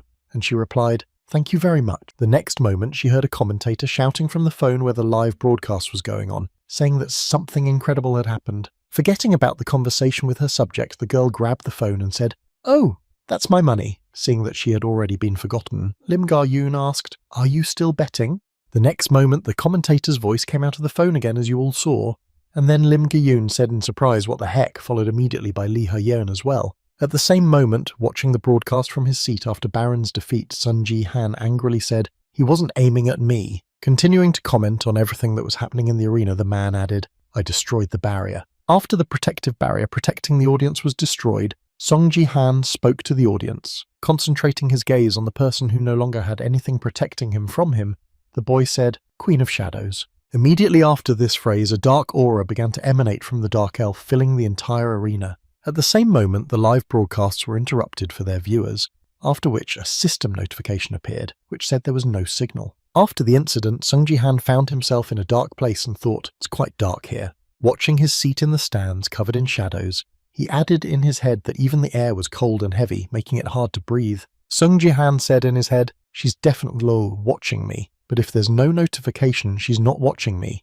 it can hardly be considered a test." After which a system notification appeared describing an epic task among the Colosseum spectators: find the Shadow Queen and provoke her. Seeing the description of the task he was to perform again, the boy clutched the spear tightly in his hand and said, "If that's the case." Pointing his weapon toward the girl, he added, "Then I will use my skill to follow the path of the immortal sage." As soon as he made his attack, he noticed that she disappeared into the pitch blackness, and then he was surprised to hear that she had absorbed the sword's key. After trying a few more times to do something to the darkness, the guy mentally said, "None of my attacks work on it." The next moment, noticing that shadowy soldiers began to appear behind him, the boy destroyed one of them with a single fist punch that appeared behind him. However, he thought so. Immediately after this action, without feeling any interaction with the body of the creature, Songji said in surprise in his head, "I have struck the void." Looking back and surveying the battlefield at the same time, the boy added in his mind that they were all just shadows. At that very moment, defending himself from the attack of the shadows that suddenly appeared on the battlefield, one of the tournament participants shouted out in confusion what the hell was going on. Also under attack from the shadow enemies, Song Ji-han moved to a defensive position to protect himself from the shadow soldier's attack. Trying to figure out how he should confront this person, the guy mentally said that physical attacks are not effective at all. The next moment, having created a small fireball in his hand, the guy mentally added, "Well, if that's the case then..." Using his skill of divine power and mixing it with flame, the guy fired a fireball at the enemy and said, "How about that divine power?" Looking at the consequences of his attack on the shadow with divine power, the boy said thoughtfully, "It did not cause direct damage, but it did destroy a small part of the shadow." The next moment, after thinking about the decision, the guy said in his head, "I think if this is really a shadow, then the light is its weakness." And then he felt something grab his leg. After the boy was immobilized, another shadow with a weapon in its hands rushed at Song Ji-han. Watching the shadows continue to advance, the guy said in his head, "Well, then I need to make a blast of light around me." Recalling the moment when he first used this skill, the boy said in his head as he did when he had not yet mastered the lightning step of the shimmering sky. Immediately after that, Sung Ji-han prepared to use the skill by creating a powerful light source underneath him. Seeing that the enemies were retreating from him and could not harm him now, Sung Ji-han thought to himself, "They could not come closer because I'm surrounded by light," and everything turned out to be much simpler. However, the boy's joy did not last long, as the small shadows receded over him and a giant cat appeared, preparing to strike him with a giant sword. Not understanding what was about to happen, Ji-han thoughtfully said, "Wow, what is this thing?" The Battle Net Combiner is the equipment necessary to participate in the Battle Net, which has the effect of absorbing pain during the game. Since amputation burns and other injuries occur quite often, it is recommended to reduce pain by 80%. That's why most of the top players use models that reduce pain by 90%. This allows these players to feel much more confident on the battlefield and do things they would not do in real life. And this equipment allows them to forget about the fear of severe pain, but not everyone is like that. Even though everything is fine and dandy, Sung Ji-han doesn't even think about using a combo to reduce pain. And the reason why Sung Ji-han does not want to use this device is quite simple. The guy just knows that soon BattleNet will become a reality and no connectors will help them. The combo can only take away the feeling of pain temporarily, but when the Space League and the real game start, it will simply become useless. To always keep fighting with your life on the line, it means to always be in reality, which is why Sung Ji-han doesn't use a combiner. Even at the very moments when the fire was burning his skin and lightning was striking directly into his heart with millions of volts, Sung Ji-han still held on, overcoming such pain that an ordinary person would find it difficult to imagine. And now he's at risk of being cut in half by a 10-meter sword hovering right above him, waiting for the right opportunity. At the same time, watching what was happening on the battlefield, one of the players confusedly said what the other had said to him, and I didn't understand what had happened. Watching what was happening in front of them at the giant shadow fighting with Ji-han, one of the players exclaimed what the hell was going on. Noticing something interesting in this situation, one of the players said that for some reason it only attacks Song Ji-han. At the same time, while continuing to avoid the enemy's attacks, the guy mentally said, "I knew the battle would be unequal." Leaning on his spear to stay on his feet, the boy added, "But it's too huge. How can I defeat it then?" Looking at his opponent, who was concentrating on him, the guy thought, things were bad if I kept dodging, I wouldn't live long. Realizing that the enemy focused only on him, Ji-han turned his head half a turn and mentally said, "If I'm the only one she's interested in, then I'm the only one she's interested in." Remembering the moment when he defeated the first candidate for the role of the winner, Ji-han thought the attack on Baron attracted everyone's attention. Immediately after looking at the remaining surviving players, he added, "And now many of the players want to get rid of me by taking advantage of this opportunity, so I can't stay on defense." Realizing that his options were limited, the guy sighed heavily and said, "It looks like I don't have a lot of options." Clutching the spear in his hand, the guy confidently said the word strength and then put his characteristic into action. Creating a flame in his hand, which enveloped the weapon, the guy said in his head, "I will meet the fire face to face." Immediately after these thoughts, he raised his head up and looked into the eyes of the enemy and said, "If you want to cover me in darkness, I will." Using his nameless divine art skill of the 3 talents of martial favor of the heavens, the boy lit up the entire arena with flames. After this action, he freed himself from the shadows that surrounded him nearby and added, "Then I will destroy it and create light." Immediately afterwards, the guy uses his skill, called the pressure of a giant mountain, to shed light on the dark situation. After clearing the way a little and lighting the arena with flames, the guy said thoughtfully, "I wonder if it worked." As soon as the first problem was solved, the guy looked around at the players behind him and wondered what about the rest of the players. As they began to weave away from Ji and Han, they talked, "Let's go somewhere else. Why is this even happening? My father told me that avoiding a losing battle is the way to win." When he saw the boys running away from him, he said in his head, they retreated, so she was the only one left. Turning his gaze to the last enemy left on the battlefield, the boy spoke in his head to the Queen of Shadows. As soon as he dealt with the problem of unscrupulous players, he saw that a shadow had appeared around him again, and he said unhappily that it had again. Putting his head down and sighing heavily that all the flames had gone out again, the guy said it a little tiringly. Resigned to his fate, the guy clutched the spear tightly in his hand and said that it would not end until the real body was in order. Preparing for the battle with the Queen of Shadows, the guy confidently said, "I'll put an end to this," and then received a system notification 3 Dantians are rebooting. Recalling his first use of the skill, Jihan mentally said, "I should use the high-level martial arts as the 3 talents of martial affection and nameless divine art." As he fired his spear in the direction of the enemy, he said in his head, "Of course that I would not be able to do it perfectly, given my current level." Observing the trajectory of his arrow, the guy confidently added, "But I can add the power of the Phoenix's arrow." Recalling the description of his weapon in which he wrote it, "Becomes stronger when thrown, returns to the owner's hands after use, the Phoenix Fire will disappear after 5 throws."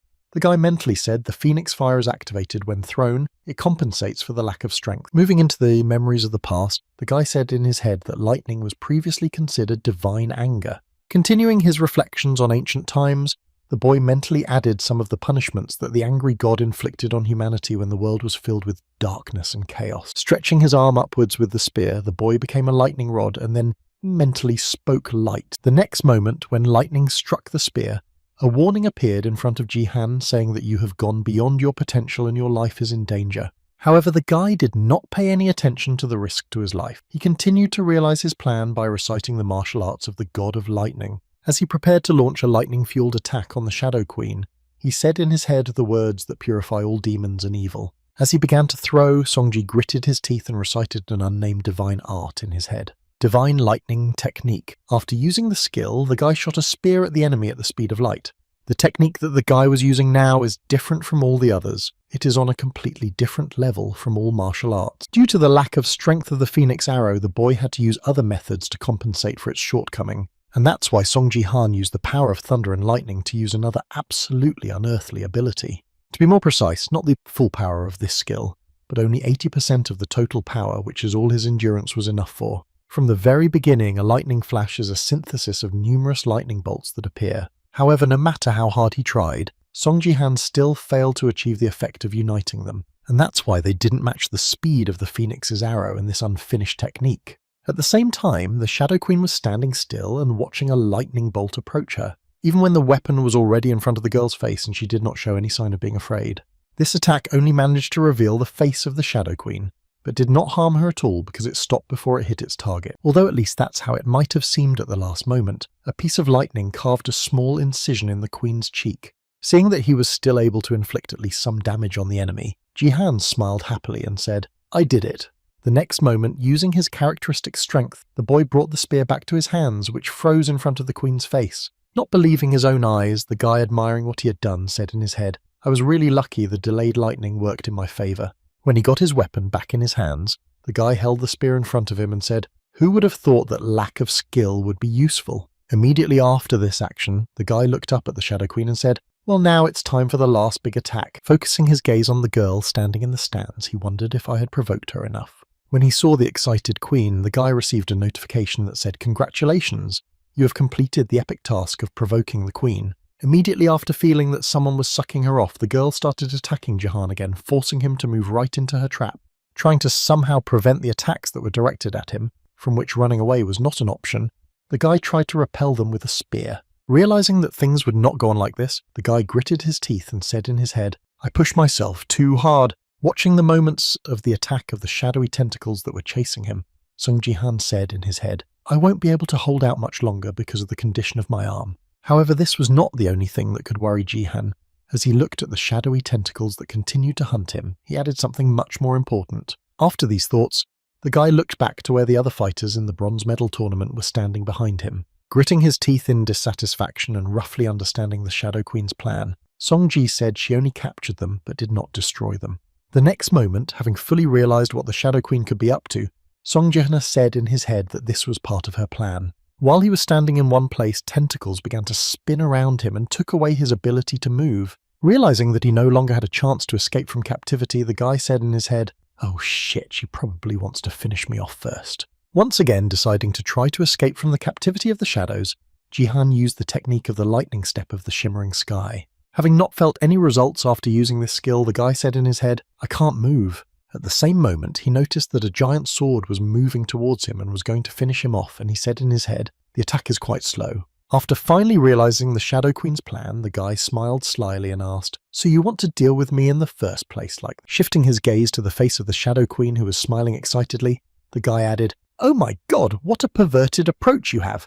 Turning his eyes away from the battle to see the fighters in his peripheral vision, Jihan mentally said, "At this rate, I'm going to lose my first place." Staring at the trio of fighters who smiled ominously, knowing that victory was guaranteed, Song-ji said in his head, "I need them to die first." Turning his head to the side and looking at the satisfied expressions on the faces of his enemies, the guy mentally said, "Judging by their expressions, huh? They really expect me to be so easy to kill." Trying to move his limbs and feeling some freedom in one of them, the guy used the skill of force and said to his head, "But most of my body is tied up." As he continuing to look at Sung-ji Han, who was about to die, one of the guys smiled and said, "I don't know what's going on here, but it's to our advantage," to which the other added, "Yeah, she'll deal with Sung-ji Han." The next moment, all three players standing behind him suddenly experienced something strange in their bodies, as if something had suddenly gone haywire in their heads. Feeling somewhat strange as he had never met him before, one of the guys confusedly said what was happening to me, after which his mouth foamed. Losing consciousness, the guy moaned heavily and my body suddenly appeared, after which a system notification appeared. Said so the player was dead. Immediately after him, the rest of the players who also fell under the influence of Sung-ji Han's skill died, and immediately after that, a system notification appeared to tell the players who were one of the 100 left. Not understanding what had happened, the Shadow Queen looked at Song-ji Han in confusion, trying to realize what had happened to the others. At the same moment, the guy said with a sarcastic smile, "Oops, my bad, it looks like I ruined your plan." And then, a notification appeared in front of him. "Congratulations, you took first place among hundreds of players." Immediately after that, another system notification appeared, saying that you would soon be logged out of the system. Realizing what Jihan had done, the Shadow Queen was very angry. Starting to entangle the guy with a shadow so that he could not escape from the sword that was flying at him, he said, "Don't you think I'll be a little bit?" Looking up, the guy saw that the sword was almost over him and was going to hit him any second now, and at that moment the guy said something that hurt like hell. After the sword hit Song-ji Han, he still survived and said sadly to the Shadow Queen, who looked at him in surprise. With his head down and his spear in hand, the guy said, "I dodged at the very last moment." Immediately after these words, he looked up at the Dark Elf and smiled slyly and said, "The influential power of Battlestar is diminishing cauldrons, the game is over." When he broke his body free from the shadows of the girl's shadow, he went to her and said, "The same goes for your shadow." Continuing to mock the girl who failed to finish him off, the guy said, rather sadly. As he prepared to move to his world, the guy added, "I still hope that this time my left arm will be enough." Immediately after these words, a system notification appeared that said the game is over, and you will be logged out soon, after which Sung-ji smiled slyly and said something like this. Looking at the angry expression on the Shadow Queen's face, the guy added, "See you next time," after which a system notification appeared. The player has logged out, an error has been reported. The sun shadow mark has been applied to your left hand. The next moment, when he finally found himself at home, he lay down on the floor, sighed heavily and said, "This game took all the strength out of me," and then mentally added Limga Yun Baron and then the Shadow Queen. I played a whole marathon. Continuing to reflect on the incident, the boy added that it would not have been without consequences. Recalling those moments of his actions and how fast everything happened, the guy added in his head that if I had been just 1 second late, I would have been finished. Thinking back to that moment of dealing with the 3 tournament participants who were near him, Jihan mentally said before the Shadow Queen sword touched me. Recalling the moment of applying his strength characteristic in practice, the guy added in his head, "I concentrated all my strength in my fingers." Imagining in his head a rough picture of what he was doing at that moment, the guy said in his head that it was all about cutting the arteries that led to the hearts of the other players. I also started to think back to that moment after the players were destroyed, and when the Shadow Queen realized that she had destroyed Jihan's enemies, I was worried that she would take advantage of the moment. After his prank, Jihan never suffered any serious consequences from the Dark Elf, but he did manage to get away with it. Lying on the floor in his house, the guy mentally said that it was a miracle that she took away only his left arm. Once again plunging into memories and imagining the scale of the sword that was flying at him, the guy mentally said, "I'm absolutely sure that this thing would have killed me." At the end of his thoughts, he began to slowly get up to a sitting position and said in his head that he did not want to get into such a game again. I also received 3 system notifications that said you won the battle between the top 100 players, you were rewarded with 1 million achievement points, you received bonus experience points. Jihan said, "At least I was rewarded well for that." He also received another system notification informing him that his level had been raised by 5, after which he mentally wondered why and what he should expect as the rewards for winning were unusual. The next moment, another notification appeared in front of him, saying, "King among kings, you have received the title of Bronze." After reviewing the description of the rank that said this rank is given to the winner of the promotion battle, all characteristics in the Silver League are increased by 5 points, experience points are increased by 50%, Songji said accurately, and this reward is also given. Being happy to receive the title, the guy said in his head that it was time to change my title to Conqueror of Training, and by changing his title in the profile, he added the Silver League to the list so I could level up faster. The next moment, he began to look through the other awards he had received after the tournament and thought, let's see, the awards for special achievements, 10,000 points for winning the tournament that means. The next moment, when he saw another achievement in the bucket, he completed it and, seeing the size of the reward, was surprised to say 50,000 points, so a total of 60,000. After making the final calculations of everything he was able to earn in this tournament, the guy mentally said, "I lost the God of War and that helped me a lot, so that's great." Suddenly, paying attention to his hand, which was naked, the guy said in confusion, not understanding how it happened. Looking at the right side and then again at the left, the guy said in his head his left sleeve was torn, but he was fine. Starting to recall that Shadow Queen and the moment of cutting off the arm, the guy mentally said it was the same Battlestar effect. When he got to his feet and began to recall the same side effects of the game, the guy said in his head that it was possible. We are all in the learning stage now.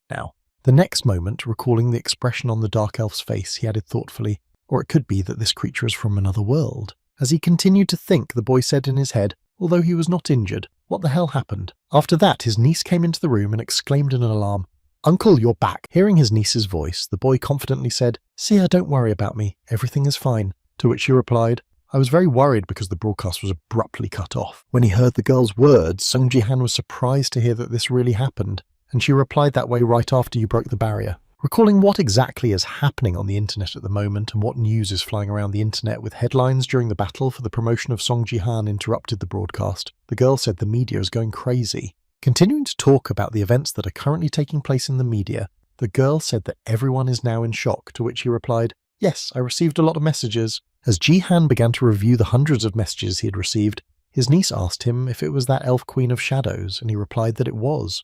After telling her that the girl had indeed guessed the real queen, he added, "Thanks to you, I was also able to complete the task," and she happily exclaimed, "Wow, great." Continuing to be happy for her uncle, Yoon Sia said, "I did not work in vain," and then suddenly turned her attention to her uncle's hand, which looked rather strange. The next moment, the girl asked her uncle in confusion what was wrong with your arm, to which he replied that it was nothing. "I don't know why I pulled the sleeve off." In response to this, the girl exclaimed in fright, "What are you talking about? She's turning black," and at the same moment, Sung Ji-han turned his head to the left to see what had happened. He also saw that almost his entire left arm was covered in shadows and said in concern, what the hell was going on? When his hand was completely covered with dark energy, he added what was happening, and then a warning message appeared that said a curse had been detected.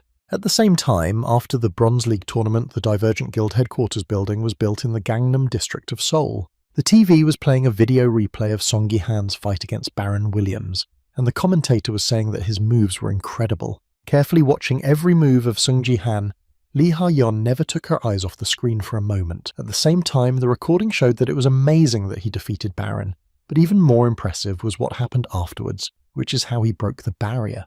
And this all happened in the Bronze League. I'm looking forward to seeing what the future has in store for him after watching the video. The girl put her hand to her head and said with a grudging smile, "I'm not sure what everyone is talking about, but he won Baron, became the best out of the 100, and even broke the barrier." Looking down, she added worriedly in her head, "Sung Ji-han is getting much stronger every day. We need to hire him no matter what it takes." However, this fight made him too famous. At the same time, somewhere in the conference room, one of the conference participants put Sung Jin's personal file on the table and said, "Well, what do you think? Watching the video of Ji-han defeating Baron Williams, another participant in the meeting added that, "I think he's a very valuable player," and the director added that I couldn't agree more.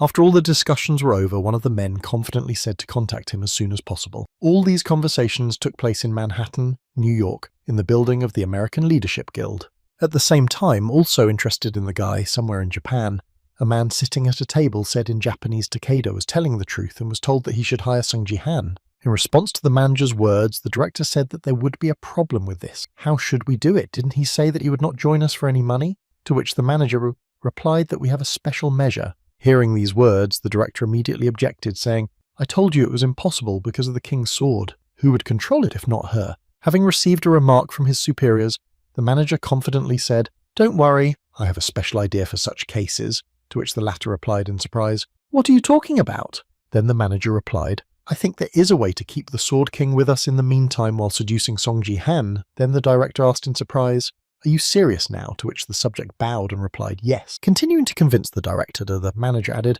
"I'm sure she's on her way," and at the same time the people who accompanied the girl have already gathered at the runway. Standing in front of the helicopter on the landing pad, the man looked at his beloved and asked, "Are you really not going to tell me where you are going?" In response to the man's question, the girl smiled slyly and replied, "Ryuhei, don't worry so much." Using her mind control magic before saying goodbye so that the effect would not suddenly dissipate, she added, "I'll be right back, just wait for me, good boy." Returning to the helicopter, she added, "And then we will continue to love each other." Hearing this, the man bowed his head and accepted the order. The next moment, opening his eyes and seeing his beloved off on her way, Ito Ryuhei humbly answered yes. Waving goodbye to his girlfriend, he added, "Be careful, Shizuru," after which she waved back. After saying goodbye to his obedient animal, the guard said, "You are the first goddess," to whom she smiled happily and replied yes and headed for the helicopter cabin.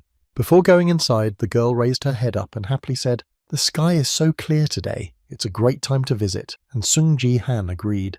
At the same time, in one of the establishments, using his power, Sung Ji-han raised a glass with a drink and said, "You should be thanked for getting a chance to apologize, but why are you behaving like this?" Immediately after his threatening words, the guy spilled the contents of the glass down and then added in an angry voice, "You will regret this." When the man felt something pouring on him, he did not realize what was happening at first, and then when he came to, he said in confusion what it was. Feeling some trembling all over his body after the drink spilled on him, the man put his head down and began to examine himself. Realizing what had just been done to him, the man in the business suit gritted his teeth and said angrily, "You're Sung Ji-han."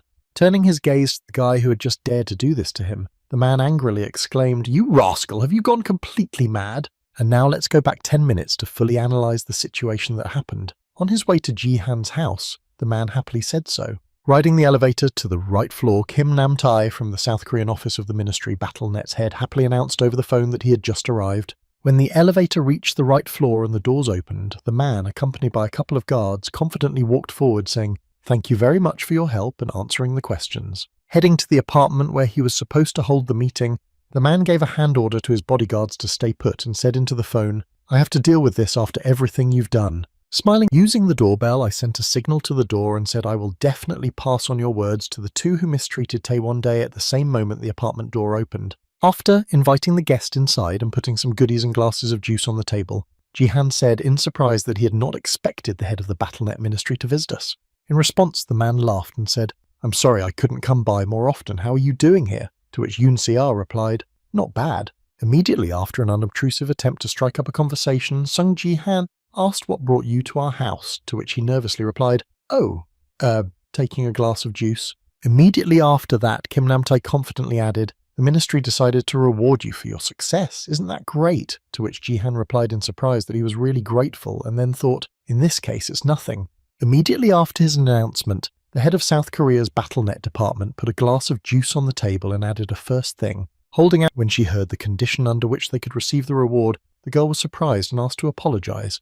After which Kim Nam-tae added, "Apparently you attacked a family member of the CEO of this company." Immediately after, he added that if you sign a contract to become their recruiters and apologize, they are ready to turn a blind eye to what happened recently. Smiling happily after his offer, the head of the South Korean Ministry of BattleNet added, "Isn't this a generous offer?" To which the guy immediately firmly replied, "No." When Kim Nam-tae heard Song Ji-han's refusal, he exclaimed in confusion that he didn't mean it, and then the guy got up from his seat and said, "If that's why you came, you can go." As he left the table and walked out of the room, Sung Ji-han heard an angry man shouting at him, "I'm the head of the ministry, where are you going? I'm still here."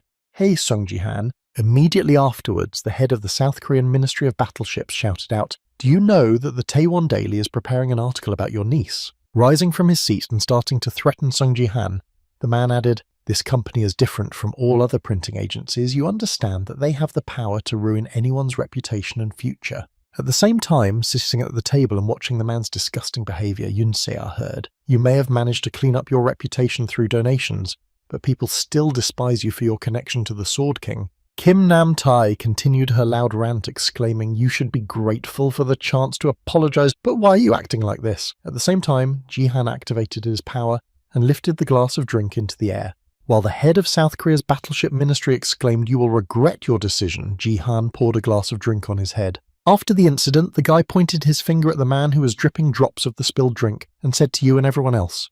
Looking at the treacherous man, Sung-ji added, "You're using Yoon Se-ah to blackmail me." Hearing this and feeling insulted, the man gritted his teeth and said to Sung Ji-han. Looking at the guy who had made his remarks against him and poured a drink over him, the man angrily exclaimed, "You rascal have gone completely mad." Standing up from the table and slamming his hands on it, Kim Nam-tae exclaimed, "How dare you treat me like that, the head of the South Korean Ministry of Battleship? You must not realise the seriousness of what you have done." Immediately after these words, pointing a finger in the boy's direction, the angry man exclaimed, "You have just made the ministry and the printing company your enemies, and I will have the article about Se-ah published everywhere, so get ready." After hearing this, Ji-han looked at his niece and smiled happily and said, "Does it bother you?" To which she smiled happily and answered her uncle, "Not at all." Sometime after the meeting with the head of the South Korean Ministry of Battlespace, he headed to the headquarters of the Taewon Daily. Wiping the remnants of the drink on his face and head with a napkin, the man angrily shouted, "You're uneducated, snot-nosed brats!"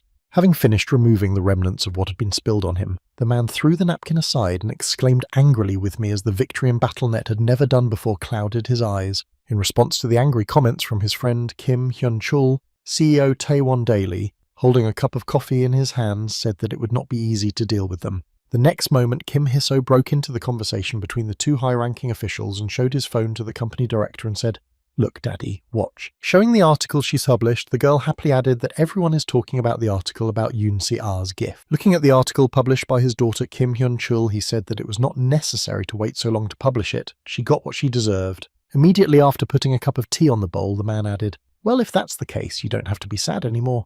Even if they are not well-mannered, they will learn humility when they face the consequences of their actions." After hearing from his friend, the head of the South Korean Ministry of Battlespace laughed and said, "That's right, you are." But before he could finish, the door to the room suddenly opened, and the subject exclaimed, "Sir!" Seeing the nervousness of his subject, Kim Hyun-chul asked what was the rush. "Can't you see that I have a guest?" To which he exclaimed, "Excuse me, but I think you should see this right now." Turning on a live broadcast hosted by a guy, the subject added anxiously, "A player named Son Ji-han." Turning on a live video of a guy standing on a roof with his niece, the subject nervously shouted out, revealing Taewon Day and the ministry on the broadcast.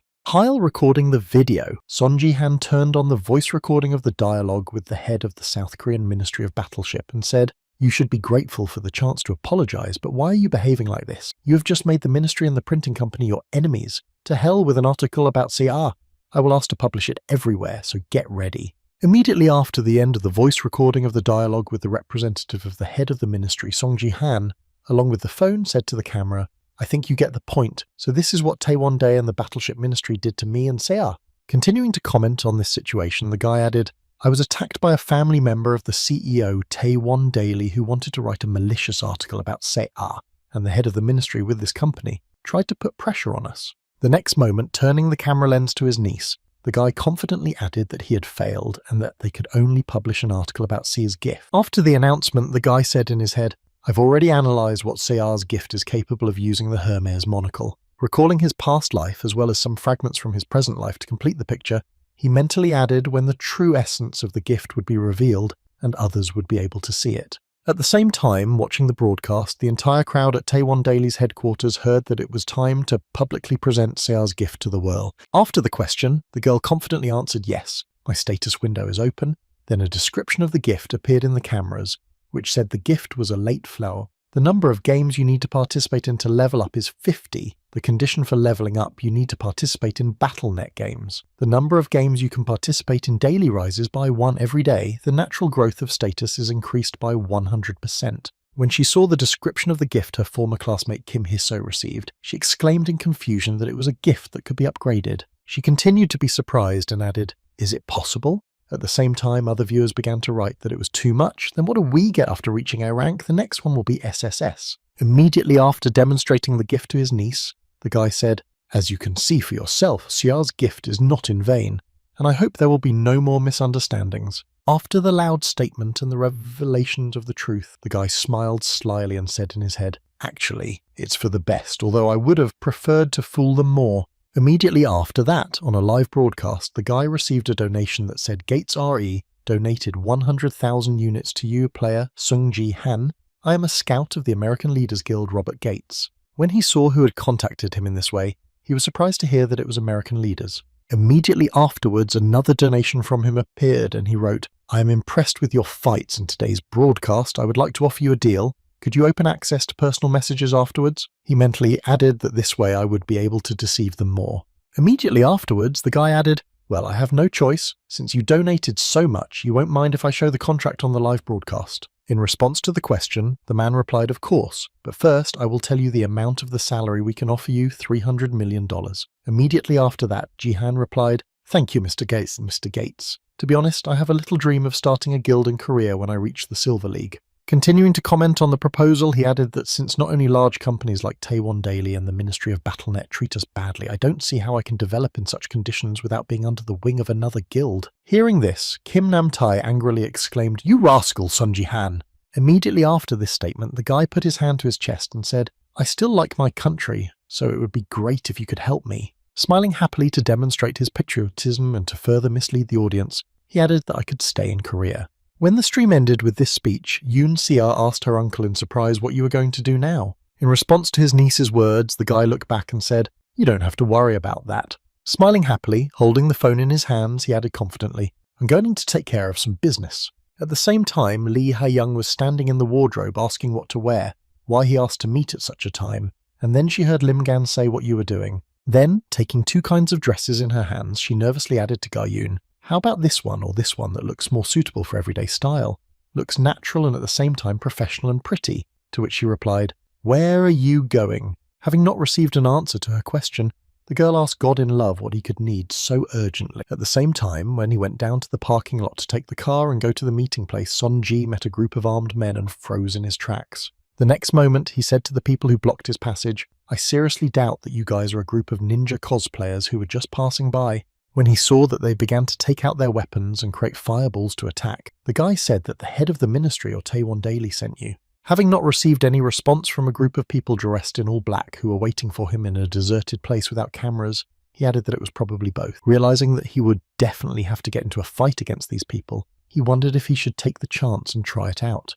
Immediately after his reflections, the boy called the name of the Shadow Queen, whose support he had enlisted, and told Ariel. The next moment, the shadow beneath Jihan began to change and the aura began to spread, and a giant shadowy image appeared above him saying, "You tactless man, you summoned me to fight against miserable vermin." In response to the girl's question, the guy replied, "Think of it as a warm-up. They're perfect for testing your skills," at which point the attackers became visibly nervous. After that, Ariel began to grab the guy's arm, which had a mark on it. At the same moment, Jihan said, "I had to be in the cell for quite a long time and it was quite dark." When his entire arm was completely shrouded in shadow, Sung-ji smiled happily and said, "Well, in that case, we can begin." After a while, half of the enemies were already destroyed and their lifeless bodies lay on the ground with deep wounds. When a little more time passed, all the enemies were defeated, and the boy looked back and saw that they would never be able to attack him again.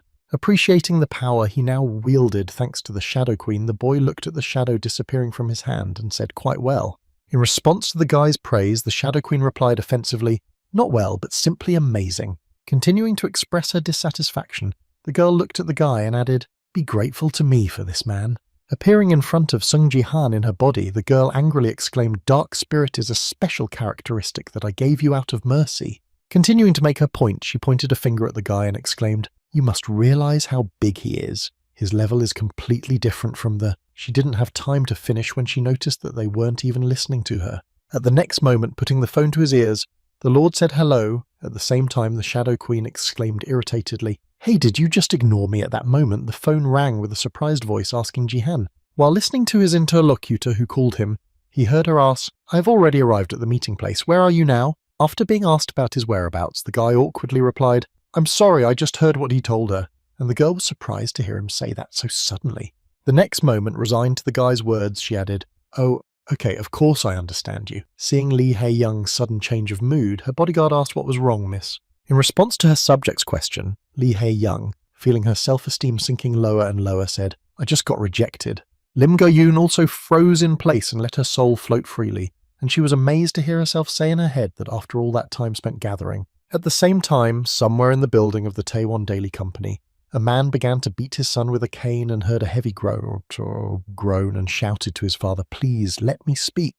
Seeing her trying to stop her grandfather's actions, the girl added that before she could finish speaking, the elderly man slapped her, knocking her down. Looking at the girl with an angry look, the elderly man added, "I raised you like a princess because you are my only granddaughter." Immediately after these words, Kim Taewon, who was the CEO of Taewon Daily, said angrily, "So you decided to do this?" Realizing that they were clearly in the wrong, a couple of the company owner's relatives knelt down and the CEO exclaimed, "Do you have any idea how much our shares have fallen in value if you don't fix this? I'm going to fire you both." Hearing her grandfather's threat, Kim Hiso looked down and gritted her teeth in anger and said in her head, "Damn, my master was just perfect, but it all happened because of that rascal Yoon Se-ah." Not having understood the system of fighting in the Colosseum, the girl thoughtfully added what to expect. "I still did not understand the rules." At the same time as the girl began to reread the rules again, a guy stood behind her and said in surprise what the hell was going on. Looking at the girl, Cora scratched her head thoughtfully. A guy named Do Haek-yoon said in confusion she was now confused, probably a new hermit. This guy is Do Haek-gyo's cousin from the Divergent Guild, and he's a promising player with a ranker gift of agility. Starting to slowly take his sword out of the sheath to make the first round on the confused girl, he mentally said to himself, "I'm very lucky to have a gift with this sword. I'll definitely be in the top 50. Having taken the appropriate pose for the attack, the guy said in his head that she would be my first victim, and then he attacked the girl and swung his sword, shouting, "You're out, loser!"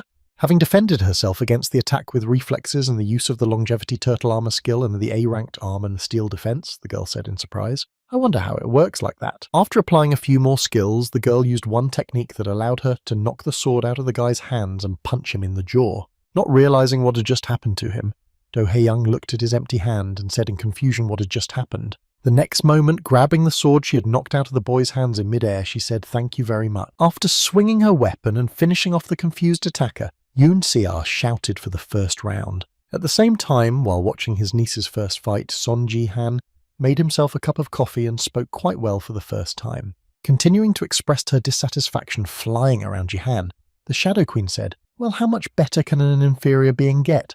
In response to the words of his subject, who was now under his command, Ji-han said, "Hey, calm down, you are serving one of the lower beings as your master," to which the girl nervously exclaimed, "Shut up!" Continuing to demonstrate my dissatisfaction, the spirit added, "I have come to fulfill my great mission that my true self has entrusted to me. You should be grateful for my support." Immediately after these words, the girl added, "Do you at least realize how much power you have?" After which Ji-han looked at his hand with the seal. The next moment, after examining his hand, the boy was deep in thought and remembered the moment when his hand was first covered in shadow when Xia exclaimed, "Uncle, your hand is turning black." Immediately after that, a system notification appeared in front of him, saying that the curse rank was unknown, the final stage was unknown, and it was unknown that it would consume the player's Aid and OO until the curse was removed. Seeing the system warning about the danger, the guy thought anxiously that the curse at the same moment Yoon Se-ah also saw the system window and scared exclaimed that it was bad. After reviewing the description of the curse once again, the guy mentally said the wording of this message similar to the one that appears when describing the object, well, in this case. Thinking about a possible solution to this problem, the guy decided to use his skill and made an emergency recovery. After the words of the skill call, a hammer appeared in front of the guy, after which a system notification appeared which said the restorative shadow of the sun. However, after the first recovery attempt, a warning message appeared, saying that the sun shadow status was too severe and only partial recovery was possible. Seeing that the curse did not disappear from the first time, the guy used the skill again and then felt a strong pain in his hand. Trying to endure the pain, the guy repeated the emergency recovery over and over again. After a certain number of attempts at partial recovery, the guy finally achieved the desired result, after which a system notification appeared saying that the curse had been lifted. As soon as the curse was lifted, the darkness from his hand began to gradually disappear, and a system notification appeared stating that the true feature of the curse had been unlocked. The next moment, a skill description appeared that said, Shadow of the Sun rank SSS final stage constellation. King of Shadows can be replaced with Shadow Sword of Eclipse. You can increase your rank through the power of the constellation Queen of Shadows. Seeing that the blackening effect had disappeared from the guy's hand, the niece nervously exclaimed, "Uncle, your hand is fine," to which he replied, "It's fine now." When a couple of young people thought that everything was over, someone's ominous voice came from somewhere and said what an impressive person he was. Seeing that the essence of the Shadow Queen began to appear from their shadows, Sung Ji-han, pushing his niece behind him, nervously exclaimed, step back." A few seconds after the shadows thickened and transformed from a ball of darkness, a little girl appeared. Standing in front of a couple of young people, the girl said, "I am a clone of the constellation of the Queen of Shadows." Concentrating her gaze on the boy standing in front of her, she added,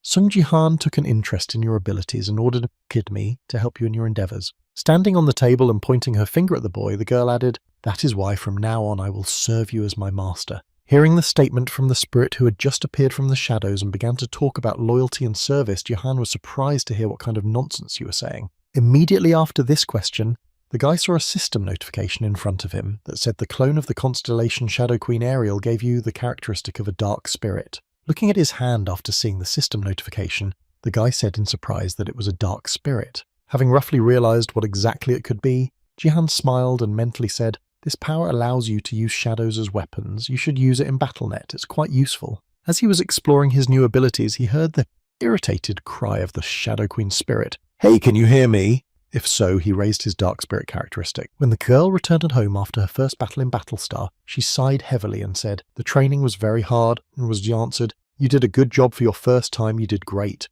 Immediately after, the girl turned her attention to her uncle and added, "By the way, what do you think about the American Leaders Guild?" After this question, the boy looked up from his dinner and looked at Seiya. After thinking about the girl's question for a while, he said firmly, "I will refuse." After hearing his uncle's decision, the girl was surprised to hear that they had offered so much money, and he replied that I would be able to earn it myself later. Immediately after his firm decision, the guy put a spoon on the table and added, "And besides, I have other plans for my life." Recalling a certain person who should help him in his realization, Ji-han said, "I don't want to join a guild, I'll create my own." At the same time, Lee Ha-young had already arrived at his house, and he asked her to come, and Ji-han, sitting at the table, gave me a well-known cheat code. At the same time, the girl who arrived took off her sunglasses and assessed the building where Song Ji-han currently lives. Hearing the proposal from the guy she was talking to, she exclaimed in confusion, "I didn't hear you," and then Ji-han smiled and said, "I'll say it again, become the head of the guild I'm going to create." Hearing that he had seriously decided to give her the position of head of the new guild, Lee Ha-young exclaimed in confusion that why such an idea, to which Vig replied, "Well, although I said head of the guild, it will be fine if you just take over the management." In response to Sung Jin's request, the girl replied with a confused look, "Well, actually, I'm a member of the Divergent Guild now," to which Ji-han replied, "You're currently a sales manager there." Continuing to hear the persuasion to take the place of the leader in the newly created guild, the girl held her hand on her head and said, "In any case, you should be the head of the guild." Looking at the guy who suggested such a crazy idea, she added, "A capable player who is the face of the guild. I'm more suited to be a manager. Why did you even suggest this to me?" In response to the girl's question, Sung Ji-han put a cup of coffee on the table and said, "You have a gift of support. I'm right." Immediately after, the guy added, "It can only give a bonus 10% to experience. I'm sure you think it's useless because it doesn't combine with other items that give experience bonus." Hearing this, the girls were stunned, and then Ayun thought these words she had previously hated to hear. Continuing to insist on his point, Ji-han said, "But in my opinion, if you become the head of the guild, then the true value of your gift will be revealed." Continuing to hear the boy's confident words, Lee Ha-young wondered in her head if he knew something I hadn't thought of. Recalling the description of her gift, the girl thoughtfully said in her head how he had so much confidence even though the gift was of a rank, but all professionals considered it useless. Closing her eyes and thinking hard, she added in her mind, "I want to believe him because he's the first one who appreciated my gift, but his offer, become the head of the guild," after which Ji-han said, "Of course I will reward you accordingly." Continuing to pressure the girl on her weaknesses, Sung Ji-han said, "I'll tell you who to bet on in the next matches of the BattleNet." After hearing this proposal, Lee Ha-young suddenly became quiet. Seeing something conjure in the behaviour of the head, Lim Ge-young nervously said, "Madame, everything is fine with you." The next moment, unable to resist the temptation, the girl jumped up and down and exclaimed, "I agree!" And the bodyguard exclaimed in confusion, while Sung-ji said, "Okay, sign here." Looking at the girl who was preparing to confirm the offer to become the head of the guild, Lim Ga-yoon exclaimed in confusion, "You really agree to this?" Ignoring the words of her subject, Lee Ha-young being under the effect, pressed the yes button and mentally said if all bets were winning. Immediately after agreeing to become the head of the guild, a system notification appeared in front of the girl, stating that the effect of the supportive gift would be imposed, and each member of the guild would receive a development rate of 200%, and all guild members would receive a buff to increase experience by 30%. After a while, a large number of people received a notification saying that the broadcast had begun. Then, while downloading the live stream, one of the viewers wrote and let the stream of Song Ji-han begin. The title of this stream said the guild was created. When viewers saw this, they were surprised to write that Song Ji-han had created the guild, which means that he was telling the truth. After the live broadcast started, Lee Ha-young was the first to appear in the frame, waving her hand and saying, "Hello, I hope you've seen the title of the broadcast." Standing in front of the camera lens, she added, "I'm glad to meet you all. This is our first broadcast as a large vessel guild, and I am its head. My name is Lee Ha-young." Seeing the comments on the broadcast, Song Ji-han said, "Lee Ha-yeon will hold the most important position in the guild I created. As I said before, she is its head." The guy confidently added, "Now let's move on to the concept of our guild and I'll show you everything." After demonstrating the effects of the guild's boosts, Lee Ha-yeon spoke about the concept of our guild, which is to help you. We are proud to say that you can become stronger much faster than in any other guild. After a while, shifting the focus to Ji-han, she added, "However, the maximum number of members is 10 people. So far, we want to remain a very small guild now it includes Song Ji-han." After that, she switched the camera to the other participants and added the head of the guild, Lee Ha-yeon, Diego Masid, and Yoon Se-ah, who had recently received her gift. Turning her gaze to the last girl standing nearby, Yoon Se-ah sensed the tense atmosphere and heard the last one sign the contract. Trying not to show any emotion, when she heard her name announced by Lim Ga-yoon, she wondered where I was and why I was there. Immediately after that, pointing to the head of the guild, Ji-han said, "You will be able to watch our successes through the broadcast. Those wishing to become members of the guild or to conclude a contract, please contact the head Lee Ha-yeon." The next moment, drawing her uncle's attention to her, the niece whispered, "Uncle, you need to explain the name of the guild." Hearing this, right. Hearing that her words had been understood, Yoon Se-ah closed her eyes, exhaled with relief and smiled happily. Then Song Ji-han said, "The name of our guild sounds like a large vessel." This name comes from the Chinese expression "a big vessel takes a long time to make," which means that great talent does not ripen soon. The first two owls are big vessels, so they became the name of the guild. At the same time, somewhere in the Colosseum, a member of the American Leaders Guild was fighting with Song Ji-han and said, "Hey, this is too boring." Continuing the battle against the guy he hated so much, Baron Williams put his hand on him and added Song Ji-han. Creating fireballs in his hands with which he was going to end the duel, the man added menacingly, "I will finish you once and for all." Immediately after that, he fired a couple of fireballs at the guy, after which a powerful explosion occurred at the place of impact. Thinking that he had already finished the fight, Baron Williams said unhappily that this was all you could do, and at the same time an image of a guy hiding in the dust appeared behind him. Finding the perfect time to attack, the guy rushed at the man who was standing with his back to him, trying to strike back. However, he failed, discovering Song Ji-han behind his back. Baron Williams used his Sen catastrophe to attack the guy, causing him irreparable damage. Immediately after Song Ji-han defeated the man, a system notification appears saying your training is complete. Leaving the training room, the man said unhappily, "It's a pity. I knew that time he won by chance," to which the scientist replied, "You did a great job, Mr. Baron." Looking at the next moment, another scientist entered the training room and said, "Mr. Baron, the head of the guild would like to see you in his office." Arriving at the leader's room and hearing his proposal for the challenge, Baron angrily said that he would hire him. Continuing to express his dissatisfaction with the man, he added Song Ji-han to the guild and said, "Are you out of your mind or what?" In response to a question from his subject, Robert Gates, the head of the American Leaders Guild said it was worth it, and you'll agree if you watch his latest broadcast. The next moment, he turned on a recording of Song Ji-han's broadcast, which showed off additional reinforcements for his guild. Feeling humiliated by the words and suggestion of the guild head, Baron angrily said, "You've used your power, you old fogies." As he continued to make a mess in the man's office, he angrily exclaimed, "That's an obvious lie. I don't look like I need this crook's help. I'm already the strongest man in the world." Throwing all the things he had picked up in the air to the floor, Baron Williams angrily exclaimed, "Don't ever mention that scoundrel to me again." Grabbing his head after the noisy guy left his office,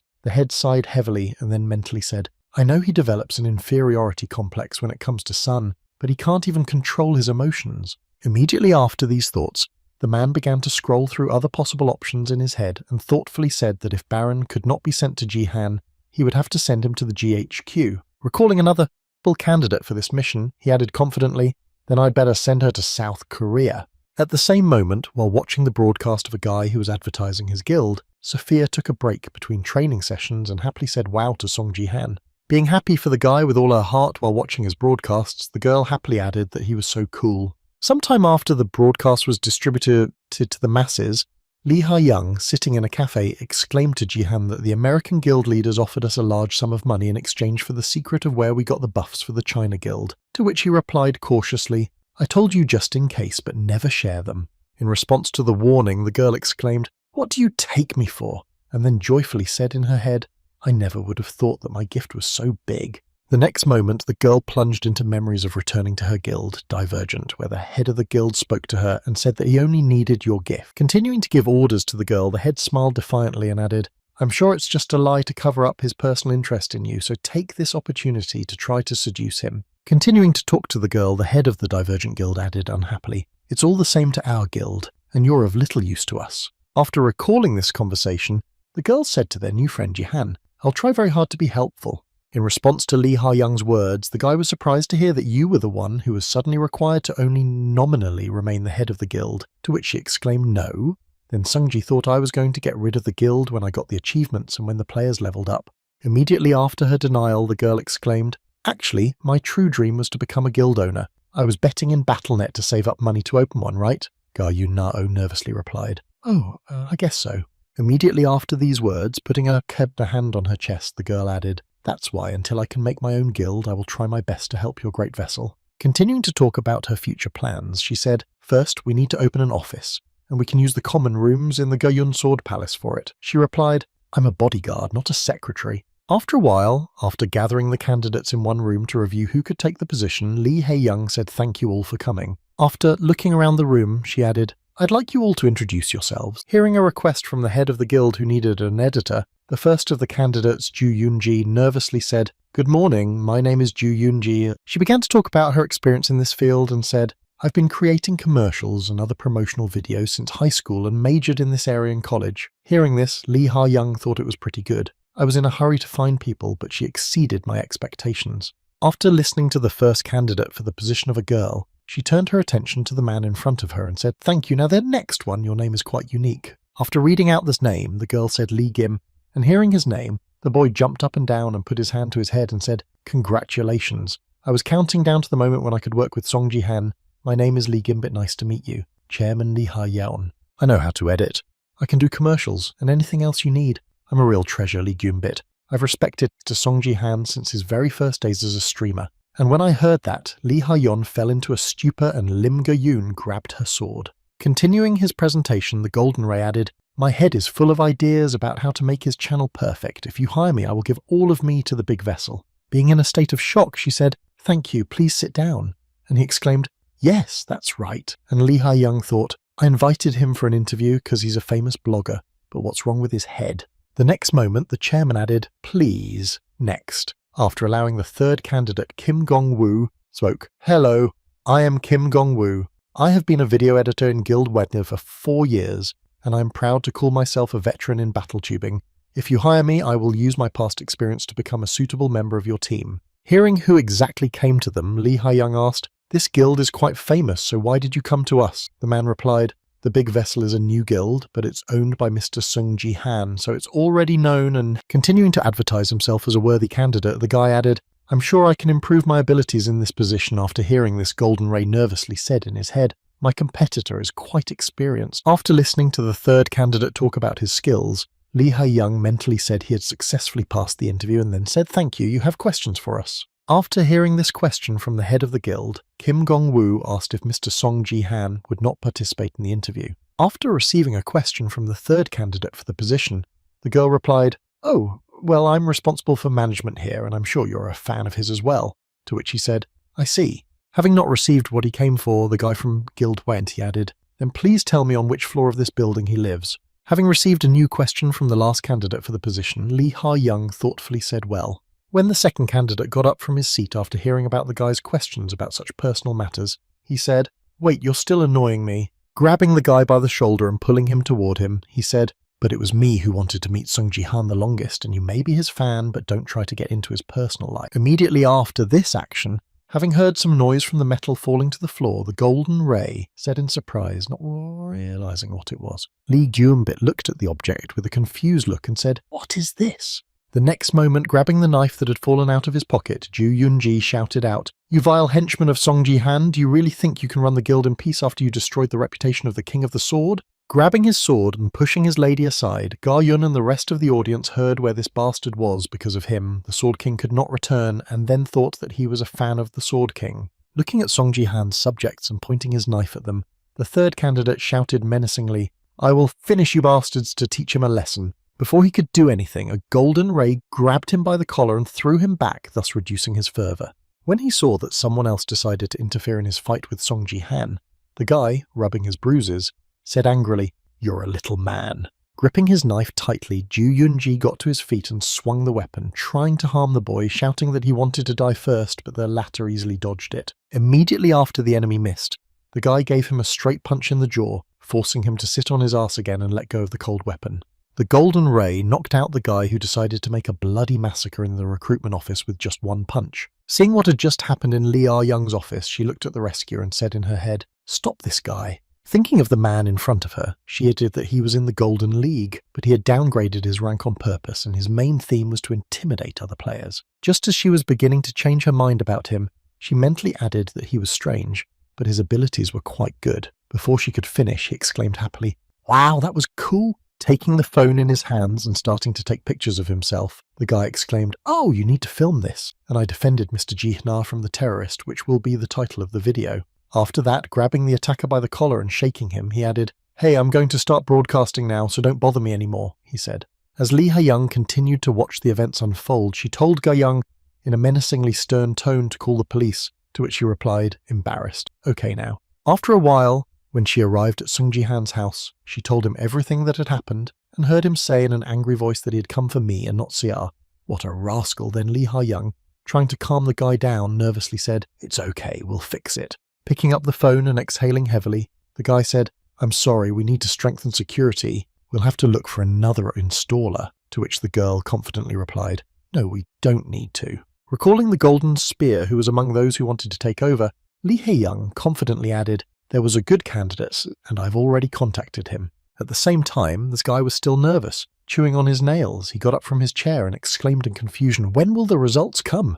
At that moment, a day had passed since the interview. Starting to shed tears and praise himself, the guy mentally said to himself, "They won't say no, I didn't overdo it, I should have dealt with that rascal in an epic way." The next moment, the guy heard a notification that came to his phone and opened it and saw a message about the result of the interview. "Congratulations on passing the interview for the position of assembler in the Guild of the Great Vessel. We will send you more details by mail within a few days. Please prepare yourself. Thank you." When Ju Yunji saw that this notification came to her phone, she happily said that I really got the job. Hearing the message from the girl who was sitting in the yoga room, Takeda Kazuo slyly rubbed his hands together and said what one would expect from a goddess. Immediately afterwards, the man added, confused, "Is it okay that you came to the palace as an editor working on video is hard?" To which she confidently replied, "Don't worry." Reaching for her glasses and smiling slyly, the girl added confidently, "You don't have to worry about it." Taking off my glasses and starting to bring myself back to the original image Ito Shizuru added to the editing, I can definitely tell. After a while, having never received a job offer, Golden Ray became depressed. Seeing this, one of the viewers asked what was wrong with him, to which the other replied that he had not been hired as a video edit in the Great Vessel Guild. The next moment, the boy just sighed heavily and exclaimed, "Why did they refuse me? I demonstrated my loyalty to Mr. Ji-han and also revealed the spy of the Sword King fans and defeated him. It was perfect." The next moment, you donated 10,000 points of equipment to the guy and wrote in a comment under him, "Why don't you ask to be a bodyguard so you have many more stories?" Having received one interesting piece of advice from his fantasy, the boy clenched his hand into a fist and said happily, which must have been anxious for him, because of his worries that other killers might come after him. Immediately after these words, having imagined what a glorious warrior he was, the guy confidently exclaimed, "I decided to try to become his bodyguard."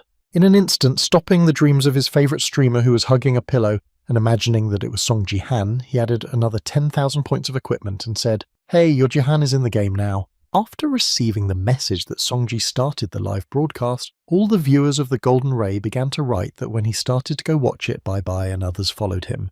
And when they saw it, the Golden Ray exclaimed that, "Wait, people, don't leave me." At the same time, having started his live broadcast, Sung Ji-han moved to the arena where the task will take place and heard the announcement of the welcome to the Silver League of the Gangnam Zone. After looking around and seeing some terrain around him, the guy heard a voice add the type of task he was doing. Looking at the familiar place, which he knew from his past, the guy said, "It's been a long time since I was here." When she heard what her friend Lim Ga-yoon had just said, she was surprised, saying, "What are you talking about? You're here for the first time." Trying to somehow justify himself to the girl after he had blurted out without thinking, Sung-ji smiled happily and said, "I've seen this map on streams, but it's new to me." Continuing to create the perfect image of a newcomer, the guy stretched out his hand to the girl and said, "I'm looking forward to working with you. This is our second time." Stretching out her hand in response and shaking the guy's hand, the girl said just that and then mentally said it, and the person I had been avoiding the most pleased me. Seeing that there were other players joining them in this competition, Ji-han said, "Wow, it seems the other team members had arrived at that moment." Ga-yoon added in her mind, "I'll just use this opportunity to practice."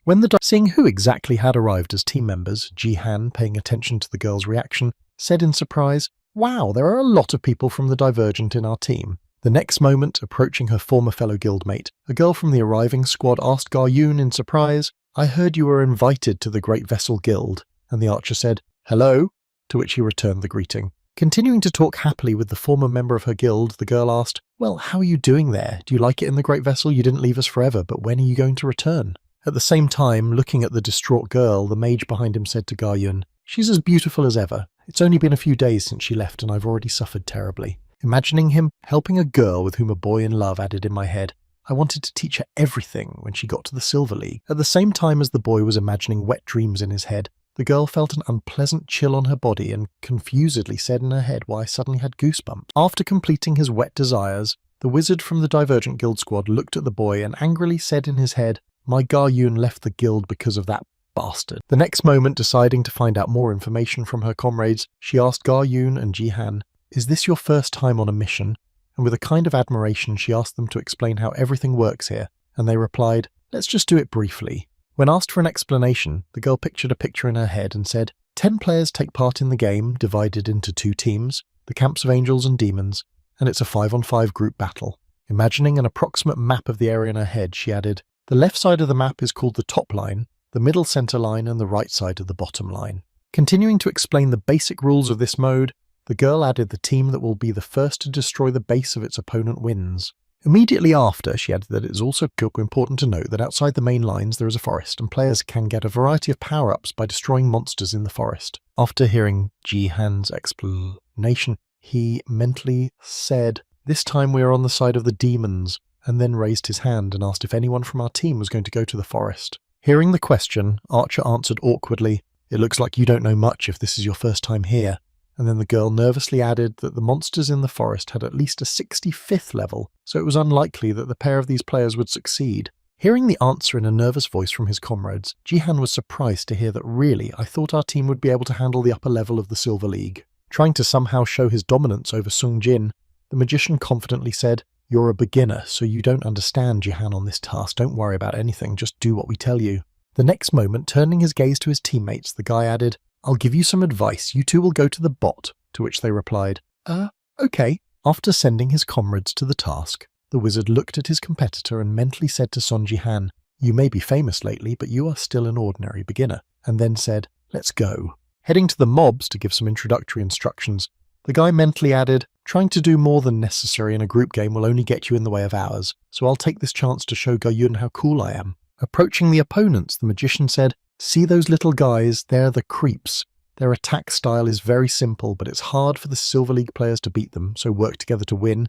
If you die, you'll be reborn, but we'll lose, so don't rush." The next moment, adjusting his glasses, the boy added, trying to impress, and before he could finish, Sung-ji interrupted him, saying that it sounded quite simple. Activating his shadow hand skill, the guy mentally confidently said, warming up before the battle, "In short, you need to fight without allowing death correctly." Asking his friend a question, Sung Ji-han walked forward, and when he saw this, the guy exclaimed in confusion, "What are you talking about?" The next moment, as he approached the enemies at the right distance, Ji-han stretched out his hand in front of him and prepared to use shadow magic. Preparing to use his new weapon, the guy mentally said, "I've never used a dark spirit in Battle.net before. I wonder how effective it is."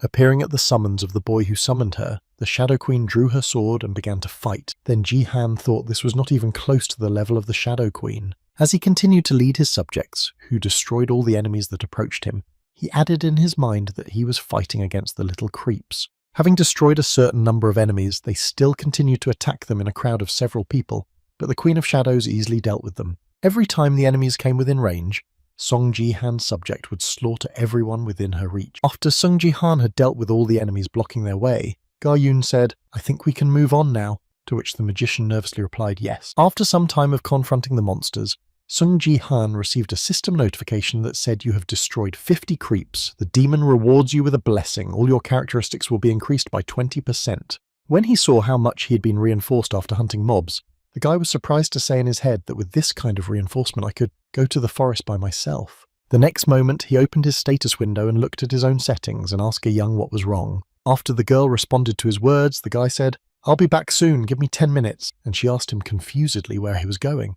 Then, stopping in his tracks and turning to the girl, Sung Ji-han pointed behind him and said, "I'll go raise the level myself." Seeing him rush into the forest, despite the fact that it was quite dangerous, the girl exclaimed that she was waiting for Sung Ji-han. Trying to somehow catch up with her friend, the girl, not paying attention to the fact that she was attacked from the net, exclaimed following him, "You can't just leave," following. The next moment, a couple of attackers from the enemy team, who had hit the barrier after their sudden attack had failed, said in their heads that they were mages. And now let's fast forward 5 minutes to this moment. As the wizard walked away from the newcomers who had ruined his plans, he thought, what a petty, arrogant bastard. Continuing to mentally curse Song Ji-han so that no one would know, the guy mentally added, "All my plans were ruined because of him. I wanted to show Ga-yun my coolness TBH." Immediately after stopping on the spot and imagining the map of the player's placement, he mentally added, "What's the point of me going to the mid? Ga-yun and I will just stay in the top and Sung Ji-han will go to the mid." Immediately afterwards, the guy quickly headed back to his friend and said, "I'm a genius. If he doesn't listen to me, then let him play by himself," and then exclaimed, "Wait, I have Ga-yun Yi." Continuing his joy, he was surprised to see a couple of enemies approaching the girl from her blind spot, and then he mentally said that the attack was from a blind spot. Realizing that things were bad, the wizard boy nervously said in his head, "My Ga-yun is in danger," and at the last moment before the attack, by creating a protective barrier, the boy managed to protect the most precious thing he valued most, thus blocking the enemy's attack. Seeing that she had just been saved from an attack by the barrier, the girl looked at the enemies in surprise, while the mage said in his head, "I didn't expect the opposing team to attack like that, so they knew it would happen." Holding back the barrier the girl was in, the boy said tiredly, "Don't worry about me. I'll protect you at all costs, no matter what it takes." The next moment, the enemy mage cast a lightning spell and it eliminated the girl's protector, thus destroying the barrier that covered her. Seeing that a member of her team was seriously injured, Lim Ah-yoon rushed to him, shouting out "sorcerer" in concern. Crouching over the boy, the girl said, "Hey, are you okay?" To which he replied with a heavy groan, "I'm sorry, I really wanted to protect you." Stretching out his hand to the face of the girl who was leaning over him, the boy said in a heavy voice before disappearing, "I think it's too late to talk about it, but..." Smiling happily and shedding a tear, he added, "I still have to say it. I really like you, Ga-yun." Seeing the strange scene that had just taken place before their eyes, one of the attackers mentally said he would revive in 1 minute and then asked what was wrong with him, and he replied, "I have no idea." The next moment, throwing the sword from his shoulder, the warrior said, "If we are done admiring, then we can continue," after which the mage added, "Don't relax just because there are 2 of us against 1. It's Lim Ga-yun. She is the Eastern Star of the Divergent Guild." At the same moment, she looked at her opponents and said irritably in her head, "Where did that bastard Sung Ji-han go? The game is a team game, so he should have played with his friends." Immediately after expressing her dissatisfaction, the girl noticed the effect of the shadows around her, and said in surprise, but now she didn't understand. At the same time, having left support for his ally, Song Ji-han met the first of the enemies he would have to fight in the forest. This monster was a 2-headed wolf, a rather strange creature, but no less terrifying and dangerous. This type of monster was the most common one encountered in the forest. When it attacked the boy, it tried to eat him immediately, but he caught its teeth and tried to hold his jaw. The height of this monster is about 3 meters, and its jaws are powerful enough to crush a skull. Continuing the fight, Songi tried to stand still while pushing against the monster. Having pressed his opponent, the guy picked him up and threw him to the ground, inflicting the first blow of this monster, which can be found in the forest, but usually, to defeat him, at least 3 silver players are needed, but at the moment, Sung Ji-han has been holding him off perfectly well without too much help. After some time of fighting with the monster, the guy took a pose and said, "Oh shit, you scared me with your jump." A few seconds later, the 2-head wolf used his jump again, but this time Jihan dodged the attack and used shadow art to strike back with his shadow sword. After the counterattack was over, the guy looked at his hand which held his weapon and said, "That sword is pretty good." Recalling where he had seen it before, the boy mentally added that it was an SS-ranked weapon that the Shadow Queen had used in a campaign match. A shadow sword like this could only be summoned by someone with a dark spirit. Continuing to inspect the magnificent weapon he has access to, Sungji added in his head, "His form destabilizes as soon as you lose control, so it is difficult to control." And then he said happily, "But powerful force is guaranteed." The moment after defeating the enemy that got in his way, Jihan received system notifications informing him that you have earned the Silver Forest Forester achievement. You have earned 1,000 achievement points. After receiving the extra achievement points, the boy mentally said, "I knew that I would earn them highly, and that I would probably get other achievements if I cleared the Forest of Monsters." Continuing his thoughts after the destruction of the Forest Monsters, Songji mentally added, "Although it is necessary to destroy the players as well." Immediately after these words, a system notification appeared in front of their guy, informing him that the demon team had made the first destruction and received 100 points of achievement, which surprised the guy.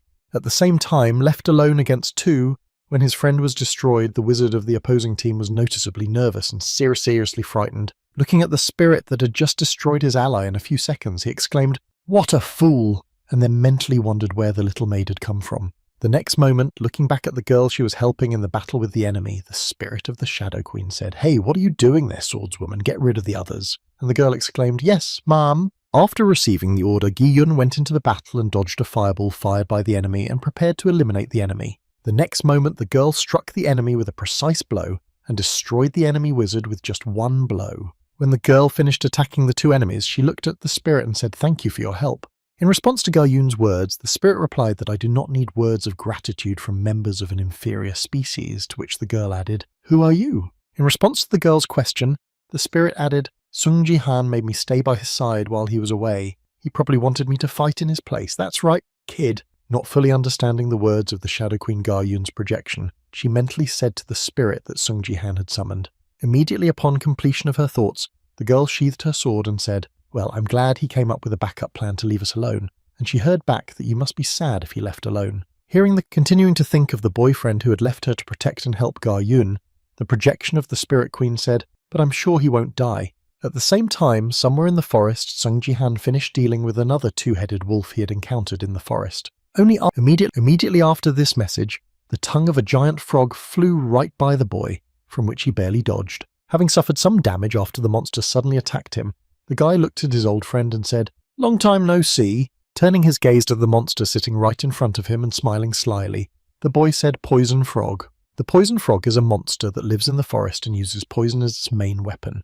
Poison frogs are of high rank and they rarely appear in the Silver League because only those that pose a low level of danger are found in it. Thinking about the system notification in front of him, the guy thoughtfully said in his head that his presence here was absolutely not logical. When he saw the system notification that said an abnormal state of poisoning was detected, all characteristics would be reduced by 50%. He said they have a terrible anti-effect. After receiving the notification, the poisonous frog began to release drops of its acid from its mouth to destroy the boy, but he managed to dodge it. Dodging absolutely all the attacks aimed at him, Jihan looked back at the consequences of hitting the concrete walls. Again picturing that monster in his head, the guy said, "Not only does it attack quickly at a distance, but it will move effectively quickly. This slime is poisonous, so you need to be careful." Succumbing to the enemy's attack, the guy allowed himself to be caught by his tongue and then pulled it and began to drag it towards him. As soon as the enemy eased his pressure, Song Ji-han used his shadow summoning skill to draw his sword and cut off part of his tongue. When the enemy's tongue was cut, Ji-han took off the part that was on his hand and saw burns from poisonous mucus. Immediately after this incident, the guy looked up and saw that the poisonous frog was preparing to attack him with a volley of slime.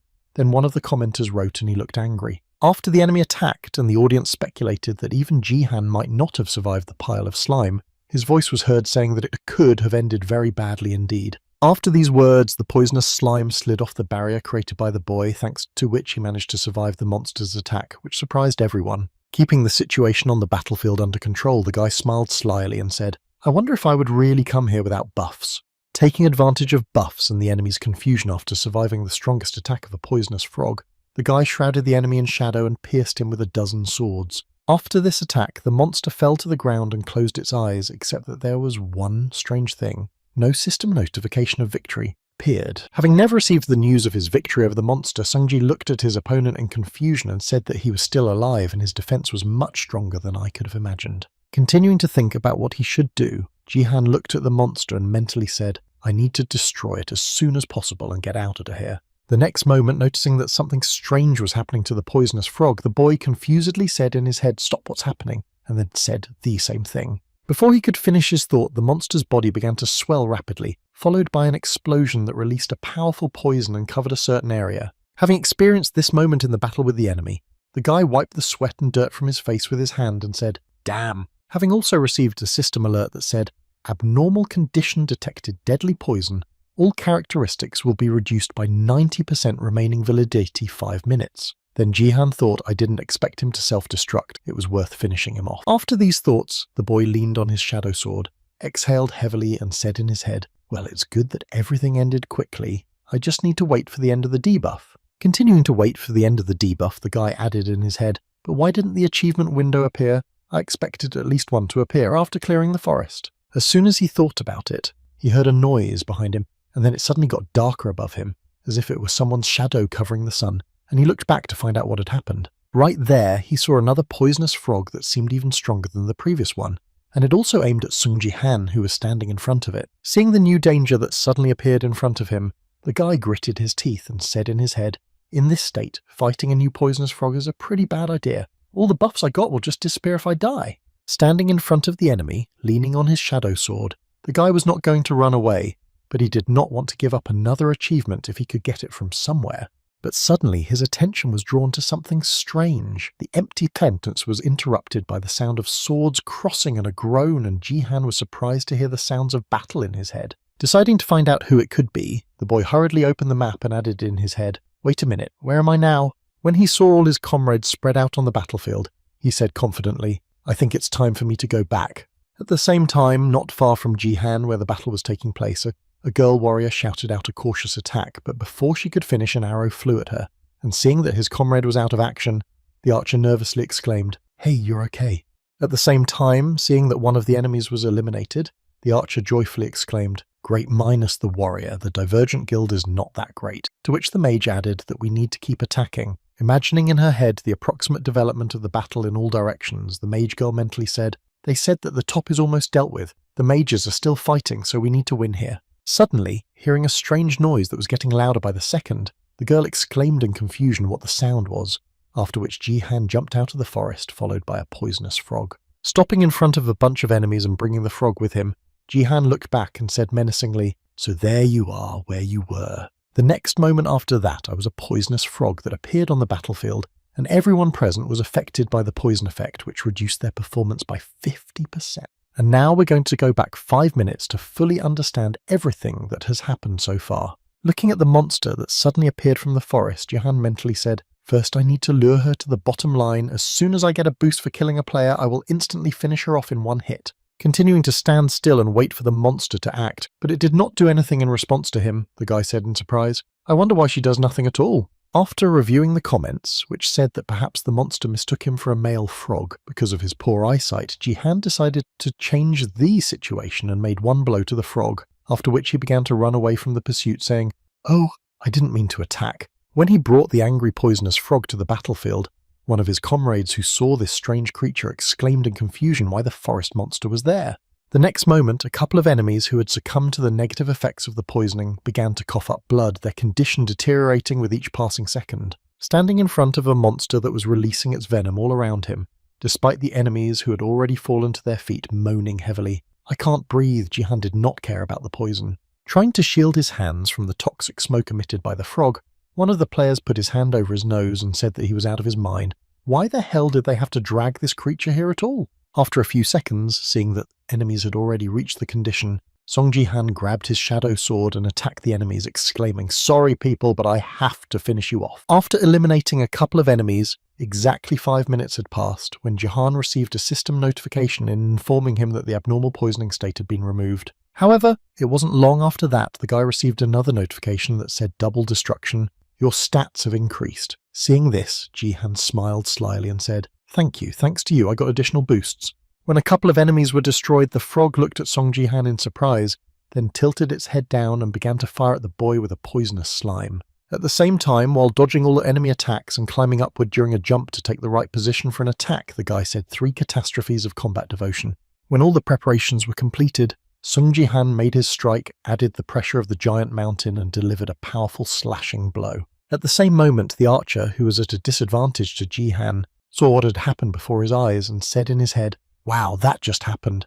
At the same time, after receiving a system notification that said the mutual task was completed, you received 10,000 points of achievement. Seeing this, the guy mentally said, "Great, I didn't try in vain." Immediately after receiving another system notification with a special assignment, the student's tracks were unlocked, and the boy was surprised to hear that it was a new assignment. After inspecting everything he was interested in and everything he got after clearing the forest, the guy looked back at his friend and said, "Hey Archer."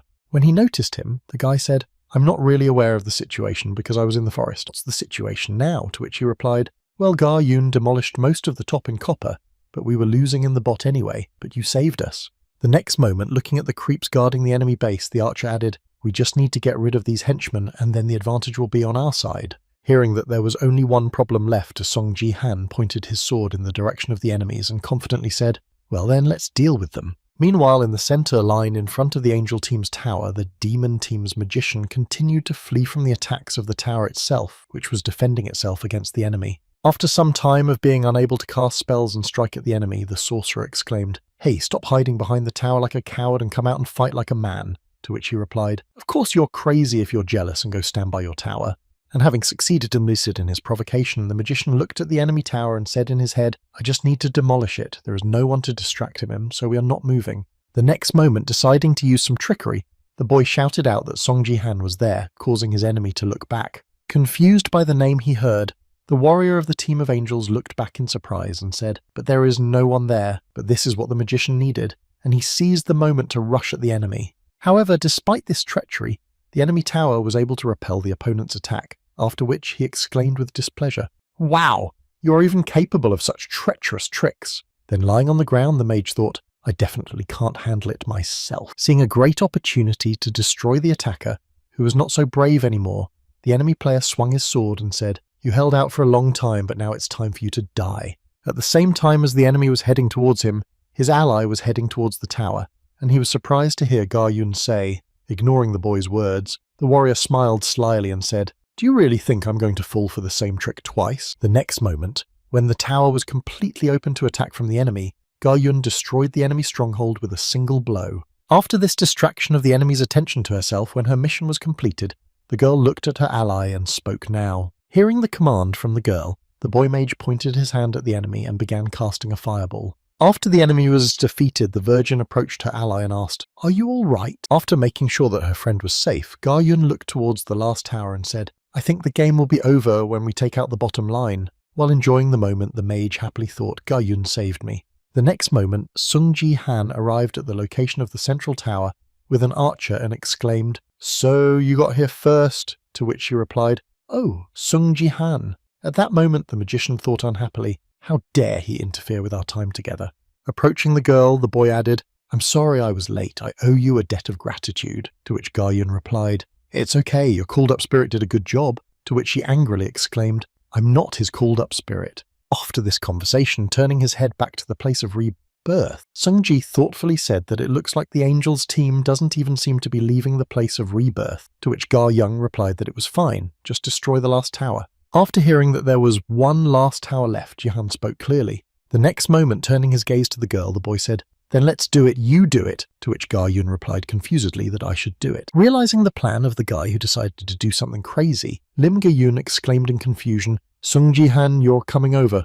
Looking at the fountain near which the entire enemy team was located, the girl added a place of revival. The next moment, while waiting for the rebirth after the death, the warrior of the angel team gritted his teeth and angrily said, "Why the hell are they playing like this?" To which the archer replied, "I've already appeared. Just give up and rest." Continuing to reassure her friend, the girl added, "We lost anyway." And suddenly noticing that Ji-na was heading towards them, she added in surprise, that why was he heading here?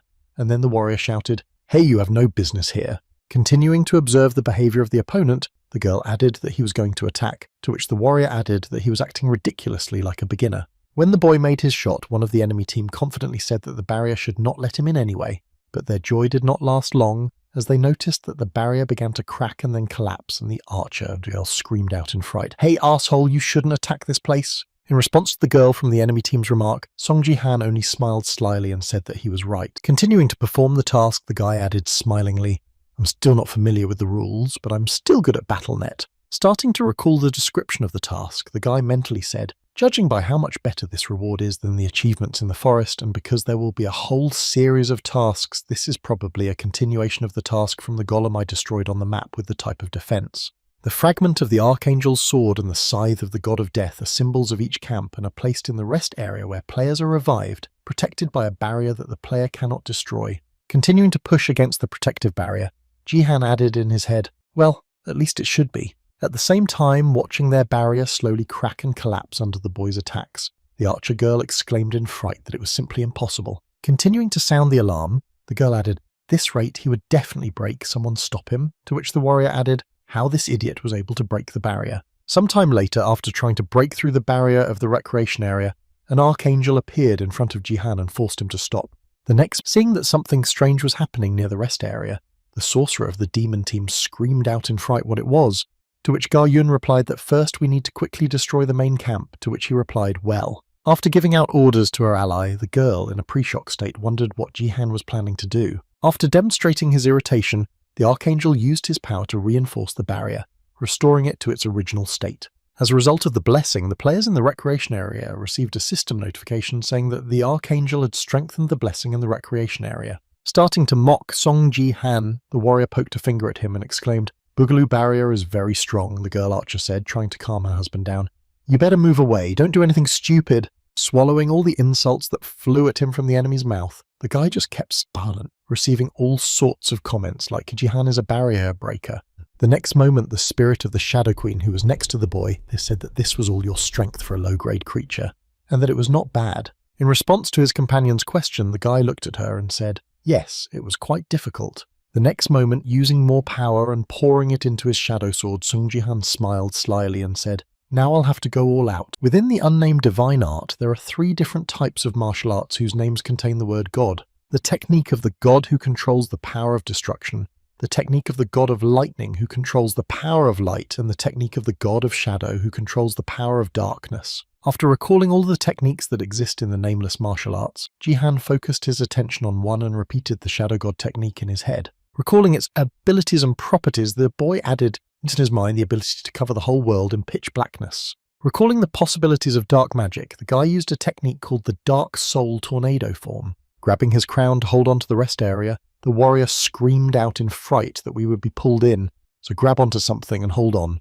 Watching what the boy had just used to attack the barrier, the spirit of the Shadow Queen said in surprise in her head, "This power is impossible." Continuing to push against the barrier with all his might to get inside, Sung Ji-han said in his head, "Come on, come on, come on." After a while, a system notification appeared above the guy saying that the recreation area had been destroyed and the Archangel was very angry at the destruction. Immediately afterwards, another system notification appeared in a red plate, informing that the Archangel would personally carry out divine punishment on the unruly opponent. However, at the last moment before the Archangel could execute her punishment, Ji-han destroyed the barrier and everything in it, after which he received a system notification that said the player Sun Ji-han had committed 5 murders. Rejoicing that he had succeeded in his plan, the guy wiped the sweat from his face with relief and exhaled, saying, "It was very close."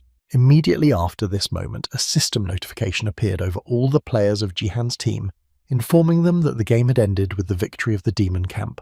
At the same time, while watching the broadcast of Ji-han's battle, she mentally said that he had indeed broken the barrier for a Silver League player. Clearing the forest was already an incredible achievement, and he continued to show unrealistic results. Starting to compare the boy to one famous person, she mentally added that at this rate he might even surpass the King of the Sword. Continuing to sit at her desk in the office, Ito Shizuru said in her head, "I must do my best to hire him, but it will be difficult to get close to him as a mere employee." Leaning back in her chair, she thoughtfully added in her head that everything should happen naturally. The next moment, seeing Lee Hae-young in front of him, one of the workers said hello to the head of the guild, to which she replied, "Hello, I wish you a good day today." The girl got the idea from this moment of simple greeting and smiled slyly and said in her head, "I figured out how I could do it." After returning home from the capture competition, Ji-han received many notifications saying that you had completed a hidden task 5 destructions in a row. The task of destroying the recreation area took first place in the game with the type of invasion. After reviewing all the achievements he'd received, Sung-ji was surprised to say, "Wow, this award is even better than I could have imagined."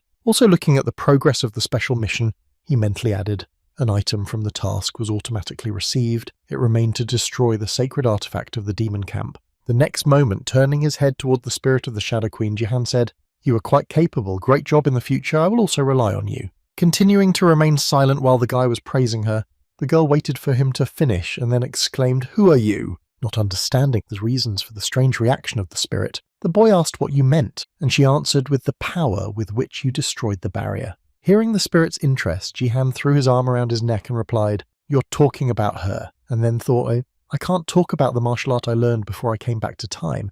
It puts me in an awkward position." Immediately afterwards, he added, "I won't go into details, but this power is in some way connected with my gift." Continuing the dialogues with the girl, he added, "Why did you suddenly ask me that?" Before he could finish, he saw the spirit get angry and start using its power. Not satisfied with the boy's answer, the Shadow Queen's part created several shadow swords and pointed them in Jihan's direction. Not understanding what caused this reaction, he asked Jihan, confused, "Why are you suddenly doing this?" In response to the boy's question, holding her hand outstretched in front of her, the girl added, "Explain properly where you got this power from below the creature." Continuing to wonder about the behavior of the Shadow Queen's spirit, Sung Jihan said, "I don't understand why you suddenly reacted like that." Looking into the eyes of the girl who was trying to intimidate him, the boy added, "You envy my ability to intimidate so much." In response to the boy's question, the girl replied that the strength you used in that fight belonged to a real body. The Shadow Queen, hearing the reason for this reaction, froze into place and said in his head that it was the power of the Shadow Queen. After that, continuing her story, the girl spirit added dark mana woven from pure darkness. She is very similar. Looking at the guy's surprised expression, she added, "As far as I know, this is the only way to copy the power so accurately." After these words, the spirit suddenly became quiet and then, with a short pause, added, "Explain how you managed to use this ability." After listening to his companion's words, Sung-ji recited in his mind, "The Shadow God technique, one of the nameless divine arts I mastered before returning to time." Continuing his thoughts, the boy imagined in his head the Queen of Shadows and the God of War, and thought that if the wandering God of War and the Queen of Shadows had similar abilities, did it mean that they were somehow connected? At the end of his thoughts, the guy bowed his head down and told me I had nothing more to say to you. Surprised by this answer, the spirit asked if he wanted a goiter, to which he replied, interrupting her. Halfway through the words, this gift had already disappeared. Continuing to explain the possession of this ability, the guy added, "I don't know why, but the constellation I tried to establish contact with earlier took my gift. I'm just a player who got a gift and then it was taken away." Bringing his story to a certain conclusion, Sung Ji-han confidently added, "I can show you my state window so that you can believe me." After this story, the spirit asked him what the name of your gift was, and he thought, "Well, I can tell you that." Upon completion of the brainstorming session, looking into the girl's eyes, Sung Ji-han spoke with the eyes of a traveller. Thinking about the fact that this was a rather strange gift that should have nothing to do with his abilities, the girl said rather suspiciously. Dispelling her shadow blade skill that was aimed at the boy to extract information, the Shadow Queen's spirit added a good one for now. After this incident, when the girl disappeared, the guy breathed a sigh of relief and said in his head, "I was afraid she would start a pogrom here," and then heard his cell phone ring. Picking up the phone, the guy was surprised to hear Lee Ha-young say, "I just watched your stream, what's going on there?" Continuing to question the guy, she added, "A portal site full of news about you.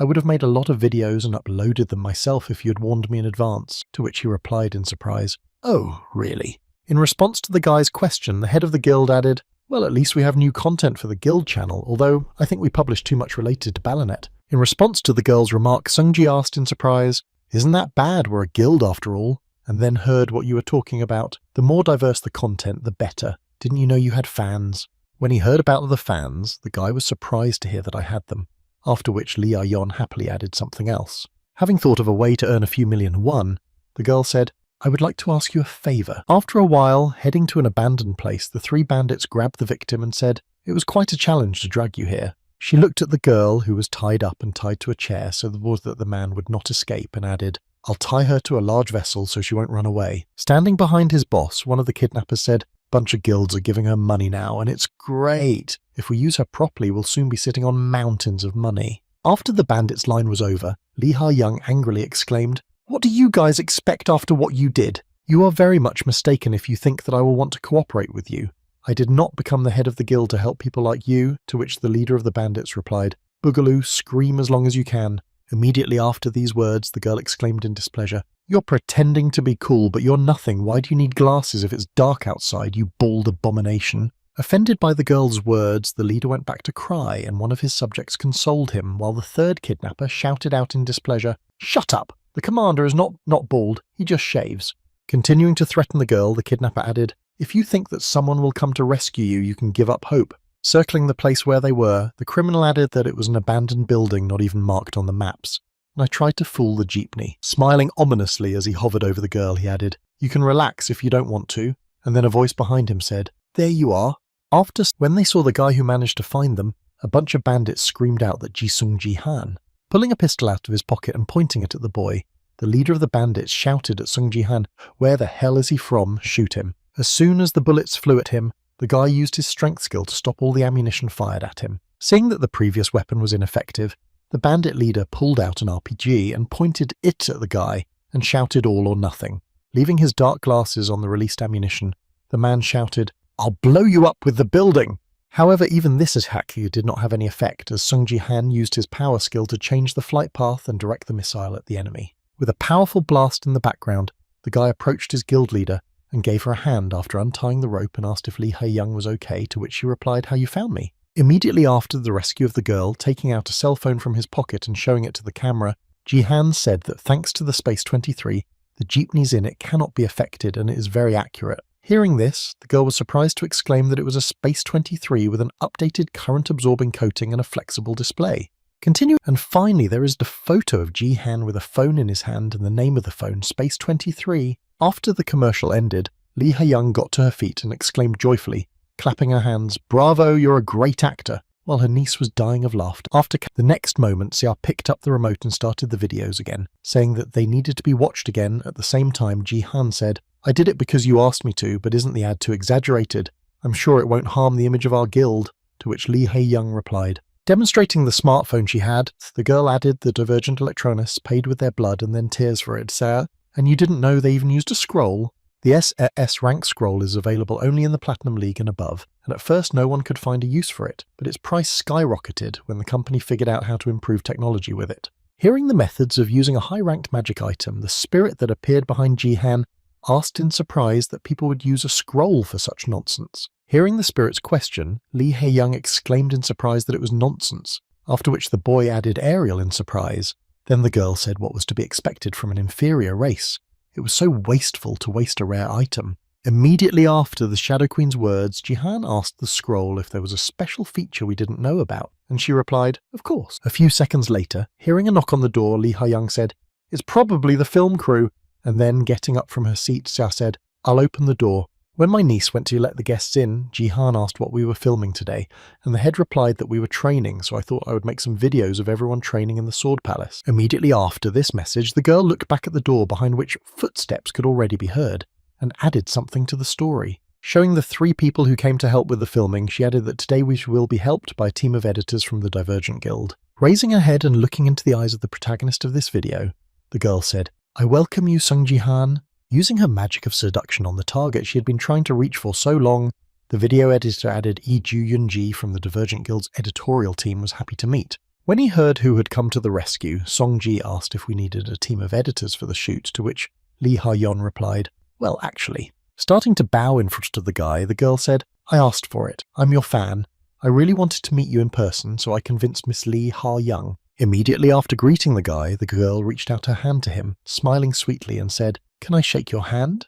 In response to a request from a video editor from the Divergent Guild, Sung-ji surprisingly replied, "Of course, why not?" As soon as the handshake took place, she felt a powerful discharge throughout her body that made her perk up. After letting go of the guy's hand, she received a system notification that said you do not have enough authority to get closer to this goal. She continued to hold hands with the boy and looked at the notification that appeared in front of her, and she was in some shock. Suddenly releasing her hand after Lee Ha-young's clap, everyone heard her say, "Well, let's go to the gym." After voicing the proposal to move on, the chairman added, "Ji-han, please lead us," to which he replied, "Well, follow me." At the same moment, Ju Yun-ji stayed behind, thinking what just happened. Holding up her hand with which she greeted the boy, the girl added in her head, confused, "I've never been shown such a message before when using a gift." Looking at the trail of the guy who had become the first of those on whom her gift had not worked, Ito Shizuru added mentally, It worked even on the Sword King Song Ji-han, who are you? Arriving at the gym, Ji-hyun encouraged her niece, who was doing a deadlift, and exclaimed, "Good, come on, do more and a little more," to which she replied, "Stop, I really can't." While walking around the gym with a microphone, Lee Ha-yeon asked if you saw her muscles, and a commentator wrote what kind of physique she had. Holding out the microphone to the coach who was supervising the training, the girl asked Ji-han what kind of training it was. After receiving the question, the camera panned to Yoon Sia, after which he replied, Sia was trying to improve his stability characteristics. Then the chairman asked him again. Then the guy confidently answered that this is a rare characteristic that can be obtained by reaching the maximum health of the 10th level. It doubles the effectiveness of health points. Hearing about the extra stat, the girl was a little surprised and said, "Wow, the effect is really not simple and good, but I've never heard of the characteristic of resistance." Then Ji-han said there is an additional condition that you need to get it within the first 100 days after awakening, which is difficult to do.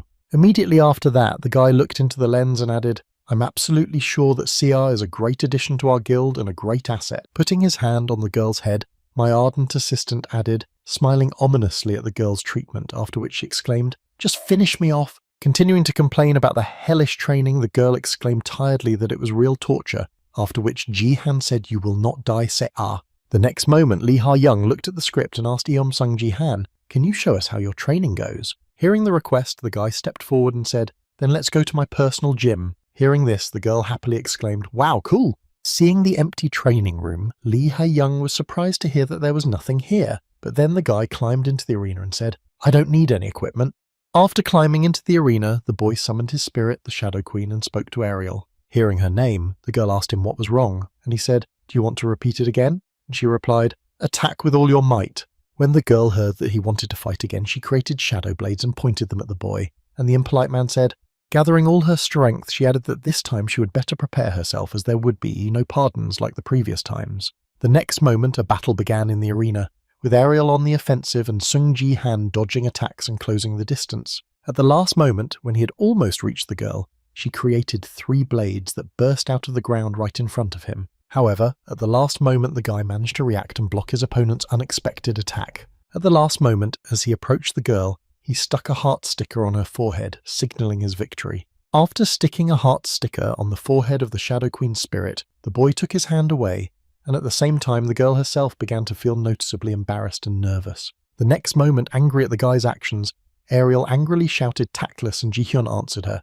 which was pretty close. Immediately after a short dialogue, one of the film crew asked in surprise that this was all he heard from the guy. After receiving an answer from Ji-han, Lee Za-yeon asked awkwardly, "How else do you train? We didn't have time to see anything." And then Ariel said with a heavy sigh, which was to be expected from lower beings, "They have terrible dynamic vision." As she continued to stand at the door and watch Ji-han from afar, Ju Yoon-ji mentally said, "I just can't believe it." Watching the dialogue between the spirit and the boy, she mentally added that the attack was aimed at his blind spot, but he used his strength at the very last moment to block it as best he could. Reaching into her purse to take out the magical object, she mentally added, "I took the scroll with me just in case." Looking down at her purse, where the rare artifact was, the girl added in her head, "And most likely I will definitely need it." The next moment, Ju Yoon-ji gathered some courage and said to Ji-han, "I think I need to set up a microphone, let me do it." In response to the girl's request, the guy leaned over to her and said so well at that moment, attaching this device and said, "1 second, wait a second." Attaching the microphone to the boy's clothes, the girl began to use her gift to promote the boy's gift of Ito Shizuru's incomparable beauty. This skill allows this girl to seduce others and control their minds, and the gift falls under the category of supportive, just like in the case of Lee Ha-yeon's upbringing. And the scroll that was in the girl's purse, which she also brought with her for a reason, turned out to be quite useful in her case. As he approached the boy and used the skill, the scroll came into contact with him and began to amplify the effect of the supportive gift. Having failed to succeed in using her skill, the girl looked at the boy, who had not changed, and added that she had failed even with the scroll. Looking at the guy in front of her with a confused look, the girl spoke to the sword crawler, not sure what was going on at all. The next moment, the guy came to his senses after being exposed to the effect of Song Ji-han's absolute beauty and looked at the girl and said, "Hey." With a cute expression on his face, the guy happily asked what you said your name was. Immediately after pulling out his phone, the guy hurried to exchange contacts with her. At the same moment, Yoon Sia, who was standing outside the door, saw it all. Feeling some strange and painfully familiar effect, the girl said in surprise that this could not be possible. Watching Song Ji-han's cute conversation with Ju Yoon-ji, she exclaimed in displeasure that he was seriously asking for her phone number. Feeling something strange about everything that was happening, Sia mentally added that I had never seen such an expression on his face before. He didn't care about a girl like Haeyoung. Continuing to peep, she added in her head, "It was amazing to me that he seemed completely uninterested in dating until she suddenly felt a certain ominous aura behind her." She looked back and saw Lee Ha-young, who was angrily saying, "Well, it turns out that he is interested in women after all, and he told me that he didn't know his phone number." Continuing to have a nice conversation with the girl, the guy happily said, "Thank you, it was sudden, but I'm glad you agreed to give it to me." To which she replied awkwardly, "Oh God, I'm your fan, of course I wouldn't say no." Continuing to play her role, the girl smiled happily and thought to Sung Ji-han, "You were quite difficult to deal with." Recalling the situation with the Sword King, she added in her head that the brainwashing did not work completely unless he fell to his knees on the spot submission, and the Sword King did not work. They both added to my troubles. As she continued to surround the guy in front of her with her own gift, Ju Yoon-gi added in her head that she needed to find a completely different approach for him. Sometime after the filming was over, Ji-han put on his evening suit, and before leaving the house, he heard his niece's maiden voice asking his uncle what to make of it. Following in his footsteps, the girl added, "I've never seen you in a suit before, and you're dating a girl from the editorial team." In response to his niece's question, the boy looked back and said, "Seo today." Immediately after, deciding not to reveal his glorious plans, he added firmly, "It doesn't matter. You don't have to wait for me. Have dinner alone." When she heard the order from her uncle, the confused girl, left alone at home, said in embarrassment that, feeling a lump in her throat after hearing this and immediately remembering her father, she said in her head, "Why, I have the feeling that he is not planning to return." At the same time, in a building near the Sword King's palace, Takeda Kazuo arrived at the room and said hello to the goddess. Dressed in a white suit, the man slyly rubbed his hands together and said, "We really need to be in such a hurry. I didn't even have time to reveal my true face." In response to a question from her subject, the girl replied, "A player like Song Ji-han can break this ability at any time. You know that I and the King of the Sword are constantly holding back," to which he nervously replied, "Yes, but..." Taking off her glasses, Ito Shizuru said to her husband in a stern tone of voice, "Stop worrying and stick to our plan." The next moment, remembering the help of a certain creature that was nearby for reassurance, the girl added, "Even if something goes wrong, the shadow will help her." A few minutes later, there was a knock at the door, after which Sung Ji-han came in, happily saying he was sorry for being a little late, Ju Yoon-gi. Raising his head a little higher, the guy said, "You've been waiting for me for a long time." Before he could finish, he noticed a familiar face that made him interrupt. The next moment, the girl intervened in the men's conversation and said, "You don't have to pay attention to him, Ji-han." Folding her arms in front of her and taking off her glasses that were on the table, the girl said, smiling happily, "He came to help me with my work." Rising from her seat and walking over to Takeda, she smiled slyly and added, "That's exactly how my job is to take you to Japan." Immediately after these words, the girl exclaimed, Takeda hearing the signal, the man reached into his inner pocket and spoke precisely. Pulling out a scroll to reinforce his gift, the manager of the Japanese Self-Defense Forces exclaimed, "Let's share our emotions." Looking at the man who was doing his job of subduing the boy's emotions, the girl mentally said, "Takeda's gift is useless in battle, but it's just perfect with mine." Recalling its principle of operation, Ju Yoon-gi mentally said the gift of division allows you to share emotions with the target when combined with an aphrodisiac scroll. The target has no choice but to obey me. As she continued to watch the effect of her friend's gift approaching the boyfriend, Ju Yoon-gi confidently said in her head, "Now it's definitely over for Sung Ji-han." The next moment, when he dropped the scroll from his hands and saw that it suddenly burst into flames, Takeda Kazuo exclaimed in confusion that why the scroll was an aphrodisiac all of a sudden. After he destroyed the scroll to enhance the effect, Sung Ji-han smiled slyly and said, "I've always wondered why so many people chose to be with you." Using his characterization of strength, the guy smiled ominously and added, "But I couldn't even imagine something like this, Ito Shizuru." Seeing that the boy was doing as he pleased, Ju Yoon-gi was frightened and said in her head that brainwashing had not worked on him. Gathering her strength, the girl looked at him with a nervous look and asked him what you were pretending from the very beginning, and then added in her head that he even knew who I was, which was bad. Looking at the frightened girl who asked him the question, the guy smiled slyly and said, "Maybe, but am I obliged to satisfy your curiosity?" The next moment, Sung Ji-han abruptly moved to approach the girl and added, "The only thing that matters is that your ability doesn't work on me at all." Looking into the girl's eyes from a distance of a few centimeters with a murderous look, the boy said menacingly, "I don't want to make a lot of noise here, so you better be quiet." Sighing heavily after hearing the threat, Ju Yoon-gi said, "It's all my fault. I should have looked at you longer before trying." Seeing that the situation was tense, the shadow that had been hiding in the next room came to its position, and Ito Shizuru summoned up the courage to reply, "You know..." Looking at the dark image that stood behind the guy who threatened her, she added, "I'm now in me." Noticing that the shadow has begun to fulfill its duties in case of an emergency, Ito Shizuru added that there is always a plan B. A few seconds after the battle began, the Shadow and Song Ji-hwan flew out of the high-rise apartment window and flew down. Turning his gaze back, the boy noticed that they were flying to the roof of another building in the neighborhood. A few seconds later, a couple of players made a hard landing, kicking up a pile of dust after falling. After wiping his eyes after landing and looking at the enemy who had attacked him in a dangerous situation for Shizuru, he was surprised to hear who it was. Starting to look closely at the girl in a dark cloak holding a weapon, he was surprised to add that she was the killer. At the same time, watching from a neighboring building, the girl said in her head that it was good that I had brought her with me just in case. Recalling the girl who was currently fighting Song Ji-han, she added, Akari specializes in covert assassinations from the blind side. She is the best when her case needs to be solved secretly. Continuing to stand in front of the assassin who had attacked him to protect Shizuru, Ji-han, waiting for the battle to begin, thought this was a bit complicated. Evaluating the girl's abilities that he had seen during the short battle, the guy mentally said her movements were at least in the Golden League, or even the Diamond League. Immediately after remembering the girl who had planned it all by herself, he added in his head, I didn't even expect her to be so well prepared. Shizuru is a really serious opponent. Immediately afterwards, he pointed to his temple and used the power skill to prepare himself. At the same moment as the boy performed this action, Takeda Kazuo saw the notification and screamed out to Song Ji-han in fright. Showing the girl the video of the battle broadcast, the man frightenedly exclaimed from the angle of, Son Sana is now live and battle tube.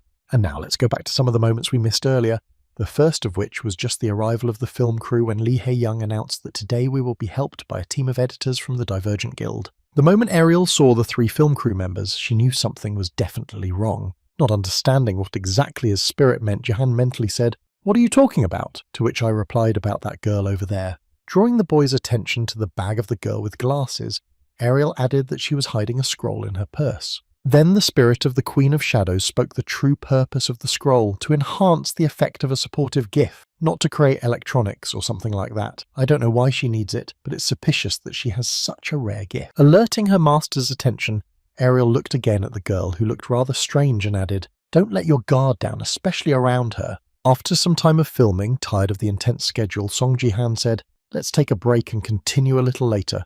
After taking a break, Sung Ji-han sat down on a bench to rest and said in his head that it was strange that an ordinary worker had such an expensive item and why she took it. After a while, everything became clear when Ju Yunji approached him with a request and said, I think we need to set up a microphone, to which he replied yes. While installing the microphone on his clothes, the guy received a system notification informing him that Ito Shizuru was trying to use it for enchantment. Immediately afterward, looking at the system notification that said who had decided to seduce him, Ito Shizuru thought in confusion. Recalling that he had heard it before and remembering where the boy had mentally said the name, it belonged to the woman who had seduced Yoon Se-jin. Clenching his hand into a fist in order not to succumb to the effect of the girl's seduction, the guy said in his head, I need to concentrate or I will bite on her abilities. I need to stay calm. The next moment, he applied his technique called the Nameless Divine Art of Mind technique to gain control of his consciousness. Using the effect of the guy's aura, the effect of seducing the girl was dissipated by creating the effect of the mind, which did not allow him to submit to the girl.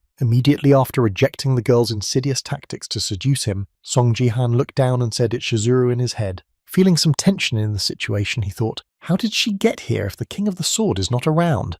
I want to reveal her right now, but given that she is so well disguised, it will hardly be easy. Immediately after completing his thoughts and making a decision, the guy said in his head, well, in that case, and then added, hey. Having made a great plan of action for himself, the guy said in his head, then I'll pretend to succumb to her charms, and then smiled happily and said, I'm going to say your name as you said. The next moment, when he found himself back on the battlefield with his consciousness, he looked at the first-person demonstration and thought, when she shows her true face, I'll make sure she can't get away with it. Having activated the skill of demonstrating the view, the guy said, holding his finger to his temple, to be honest, I was worried that you would catch me. Continuing to broadcast everything he sees to the masses, the guy added that it seems that my acting skills did not fail, did not fail, after which the audience began to comment on what was happening. It's true, I just came in to explain, I think Japan tried to brainwash Sung Ji-han, but nothing happened. Continuing to mock the girl whose plan had failed miserably, the boy said in the broadcast how Shizuru could do that.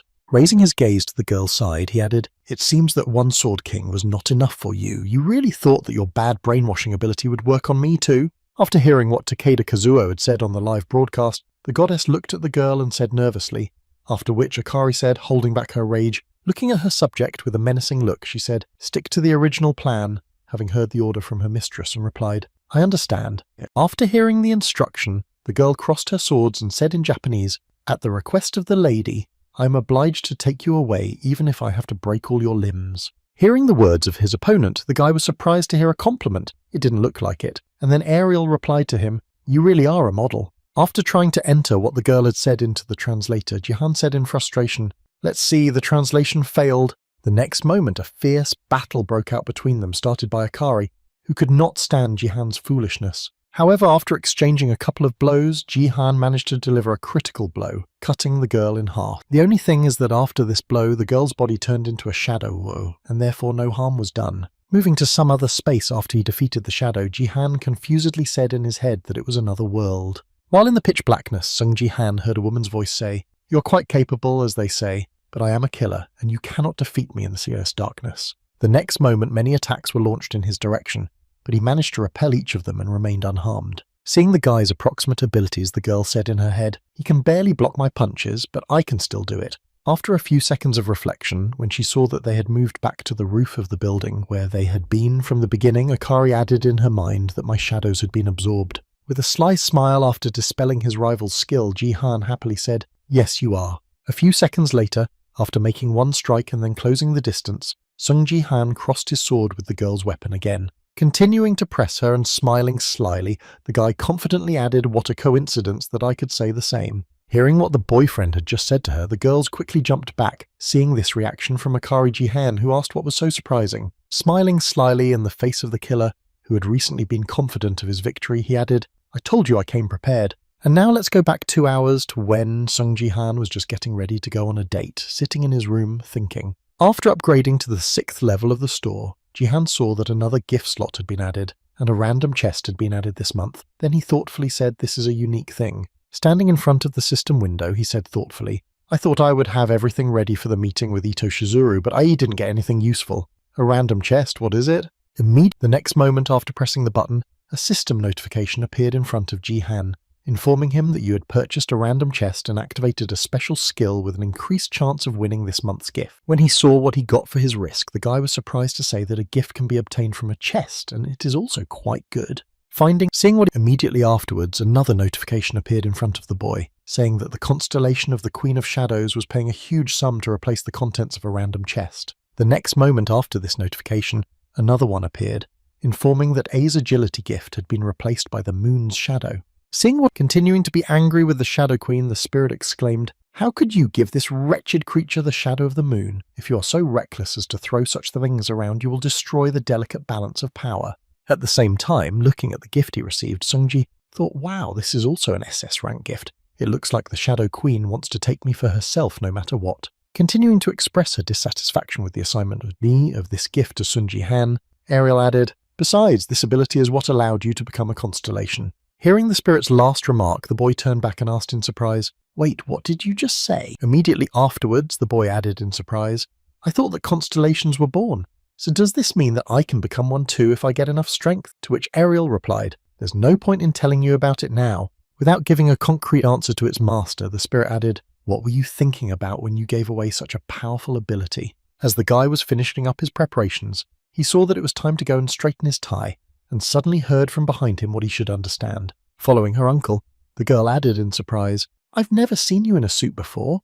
Who are you dating? That girl from the editorial team." Continuing to walk to the entrance without saying anything, the boy wondered in his head if he should tell her the truth about the fact that the person who kidnapped her father was now in Korea. Summarizing his thoughts about the sad consequences of this mission, the guy added in his head that if everything goes wrong and I'm also brainwashed, Sia will be left alone. At the end of his thoughts, deciding that it was better not to make the girl worry once again, he said before leaving, "It doesn't matter, don't wait for me, I have dinner alone." Walking out the door of the apartment and stopping on the spot, Jihan said in his head, "I think Shizuru will try to recruit me despite the fact that she knows that there is no one else left in Seia." Gathering his thoughts and raising his head up, the boy said in a stern tone to Ito Shizuru, "I will not allow you to do this." Having finished all his thoughts about what exactly was happening to him at the moment Ito Shizuru arrived on the set, Jihan said, preparing for battle, "I hadn't planned to use this ability." Immediately after his words, Sonji took a fighting stance and used a certain technique that was supposed to work and produce a certain effect.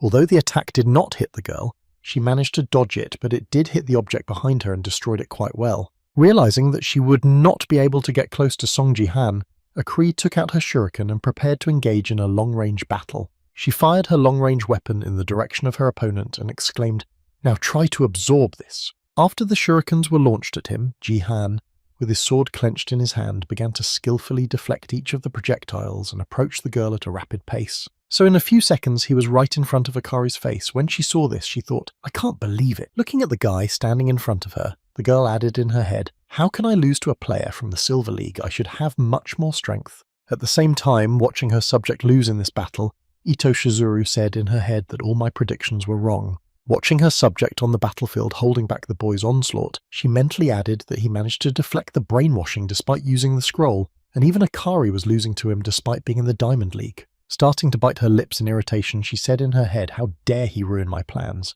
Activating her unsurpassed beauty skill again, the girl added in a menacing tone of voice to Sung Ji-han, "I will get you at any cost, no matter what it takes." Immediately after these words, the player Gato Akari spoke to his subject using the transmitter. Stretching out his hand in front of him and smiling ominously, Ito Shizuru used his skill to say, "I remove all restrictions from you." Hearing this, the girl immediately felt a surge of strength that began to overwhelm her body and give her a significant advantage in the confrontation with the guy. Restriction is a system in which the player's characteristics are adjusted to be lower during training. This system is in place to prevent players from overdoing it in real life. Ito Shizuru has just used an ability that allows the target to ignore the restrictions for a certain amount of time. Having gained her true powers, Akari looked at Ji-han with a studying look and said, "Now let's start a serious game." At the same moment, looking at the girl with a nervous look, Ji-han said her energy completely changed. The next moment, Ariel appeared over the guy's shoulder and said, "Be careful, this girl has been released from the restriction," to which Sungji replied, "I didn't know that was even possible." After hearing and adding his own words, the guy turned his head to the side where the girl was standing and said Ito Shizuru in his head. Looking at the sly smile of the girl who was watching from the balcony of the neighbouring building, I added in my head that she was capable of more than just brainwashing people. At the same time, while walking with her subject to the scene of the accident and watching the stream, Lee Ha-yeon exclaimed, "How is it possible that Yoon should drive faster?" To which she replied that I am not a professional driver but your bodyguard, and then heard an irritated exclamation, "What a bastard Ju Yoon-ji is!"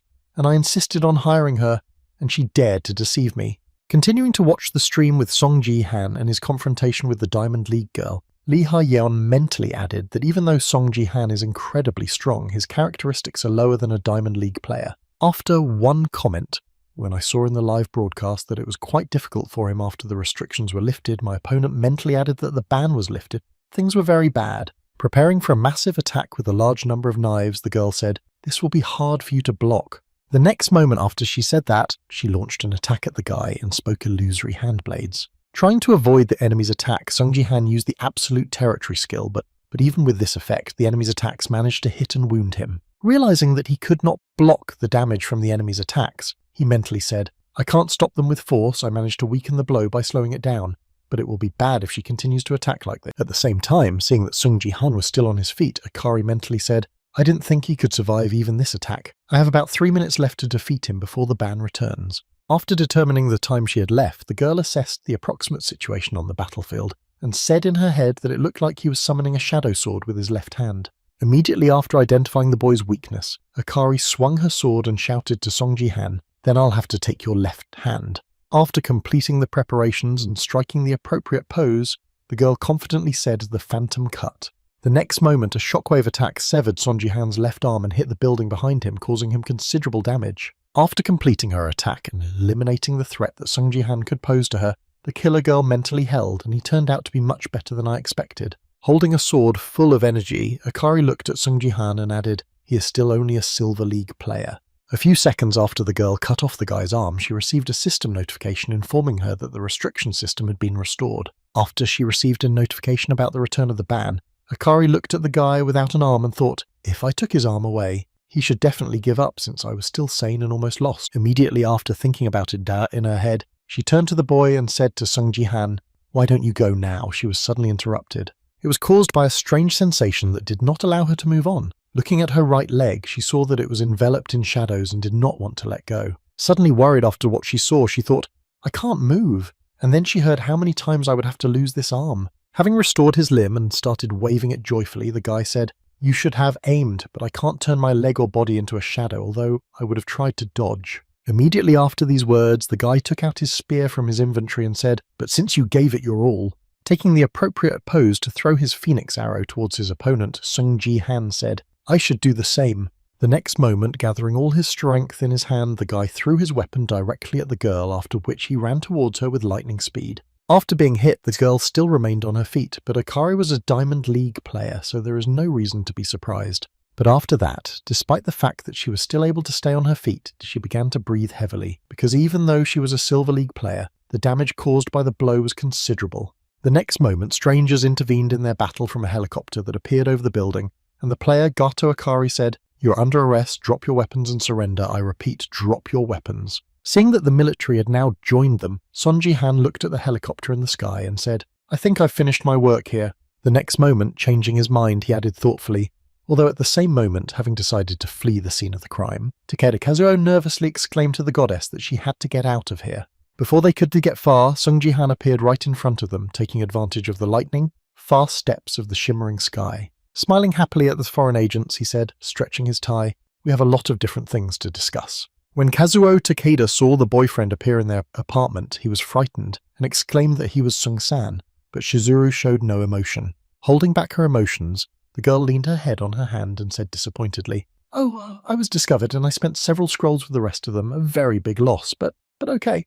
Immediately after these words, the girl smiled slyly and said in a heavy tone to Akari, "We have to go now." Hearing the order from her mistress, the assassin servant girl used her spiritualization skill and quickly disappeared from the roof of the building, turning into a shadow.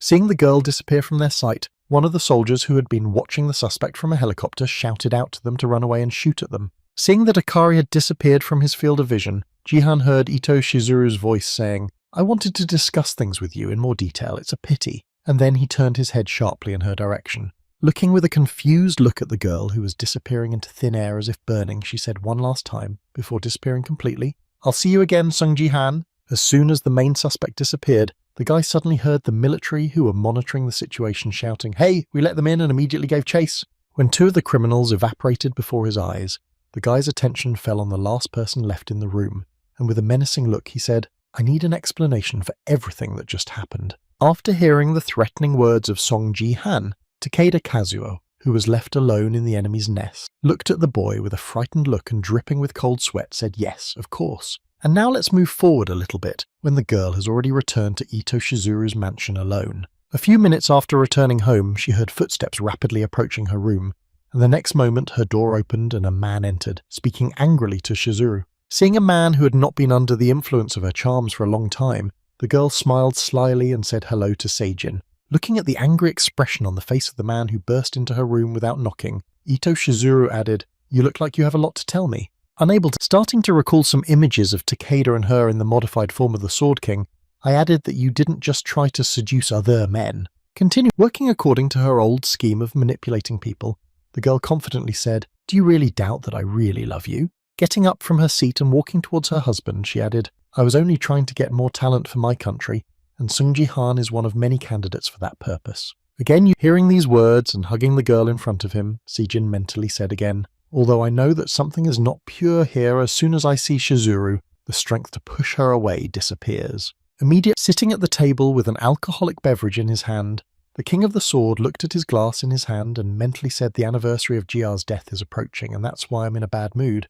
I need to stop drinking so much." Immediately after these memories, the man heard a voice that made him feel a slight chill in his body, and the same voice said to him, "It looks like something is weighing you down." Looking to the side from where the voice came from, Seijin saw the girl next to him and wondered in his head why she was sitting next to me. Continuing to work on her scheme of seduction, the girl stretched out her hand to the man's and said in surprise, "You're the only one who drank so much." Starting to use her magic of seduction on the man who became her target, the girl said that emotions can be dealt with in a simpler way than drinking, and drinking too much is harmful. Approaching Seijin almost to the point of being close, the girl smiled slyly and, spreading the aphrodisiac around her, said, "How about getting intoxicated with something else?" As soon as she tried to seduce the boy, he immediately pulled out his sword and put it to the girl's throat to stop the act. Immediately after this action, the man looked at the girl with a menacing look and said, "Who are you anyway?" Looking at the system notification that said Gang Jang and Moe, activated the unique ability of the one who refused the unusual status of submission was rejected.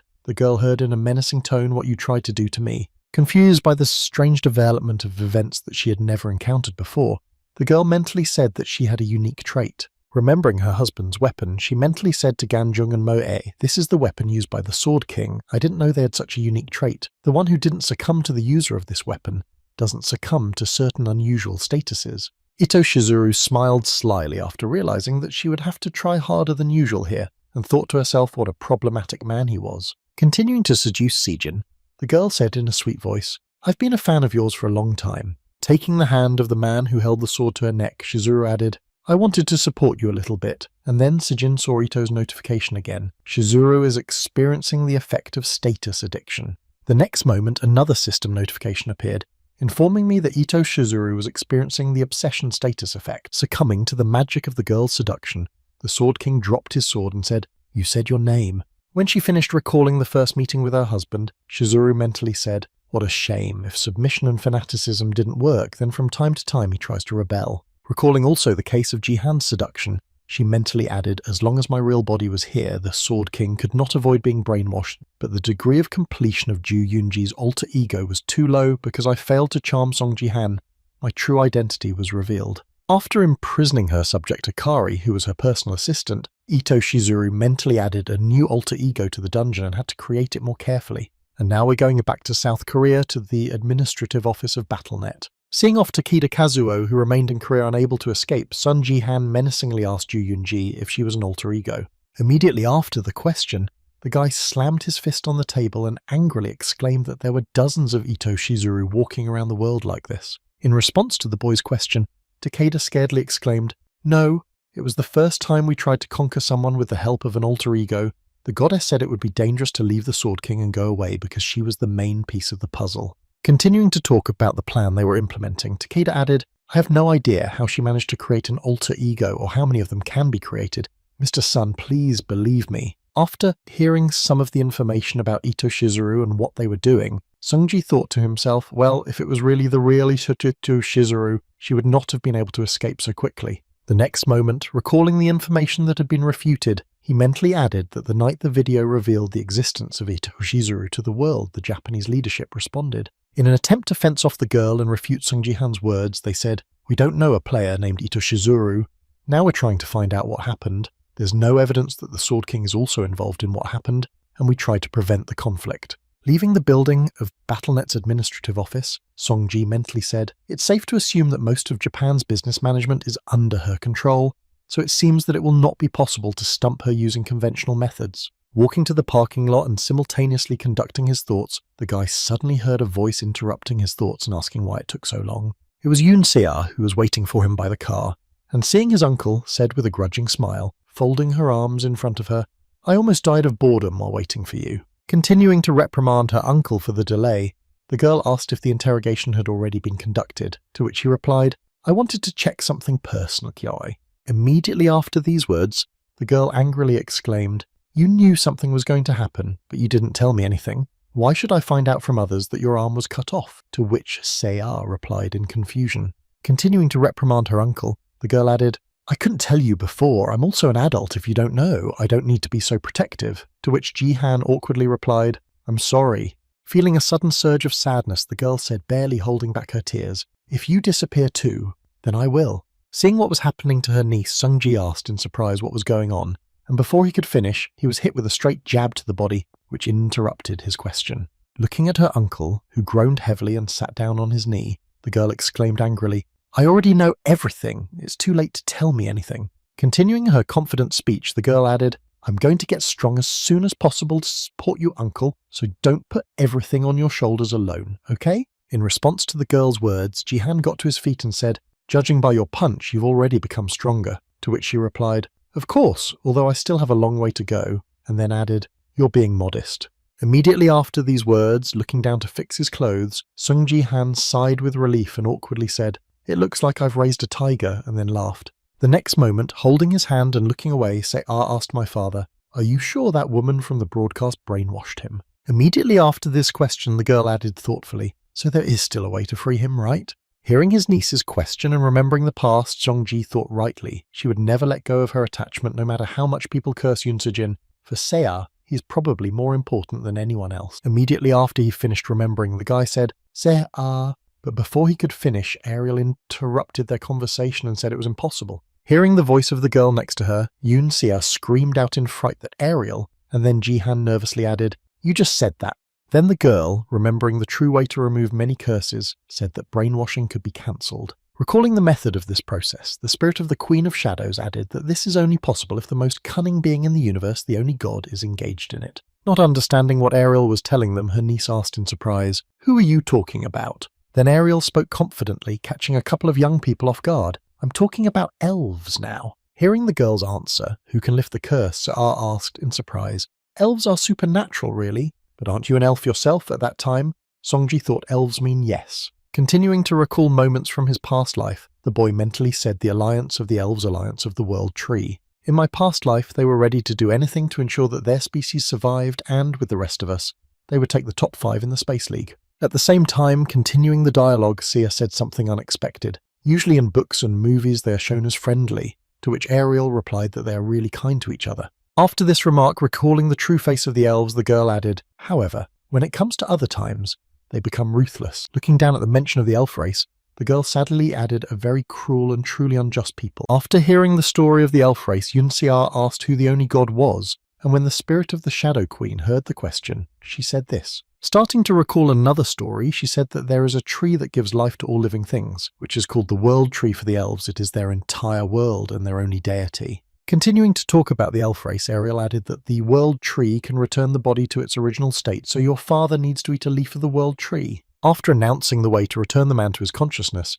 the spirit added, or otherwise needed to touch its branches to get rid of hypnosis. Hearing the way Si-jin returned to normal, Seo asked if her father would be able to return home, to which he replied yes, but it would not be easy. After listening to the ways to regain a clear mind, Ji-han mentally said, "Stop, is this why Yoon Se-jin was so diligent in my past life?" At the same time, looking down, Yoon Se-ah mentally said, "Very well, now there is at least some hope." A short time after the end of the dialogue, a joyful cry of welcome was heard in the building of the Sword King's palace. Continuing to smile happily as I summarized the live broadcast on Lee Hae-young's channel, I happily exclaimed, "How are you doing there, Lee Hae-young, the head of the Great Art Guild?" Continuing to rejoice at the event, she added here that the last stream shocked you, PGC, but you shouldn't worry. The Ministry of Hunters has promised to pay more attention to player safety. Seeing the viewers' comments, she added happily, "I was thinking about informing you about Mr. Ji-han and doing something else on today's broadcast." Not understanding what I was talking about, the audience was confused at first, but then remembered at that very moment Lee Ha-yeon joyfully exclaimed exactly what I said about the promise of showing Sung Ji-han's status window in honor of 1 million followers.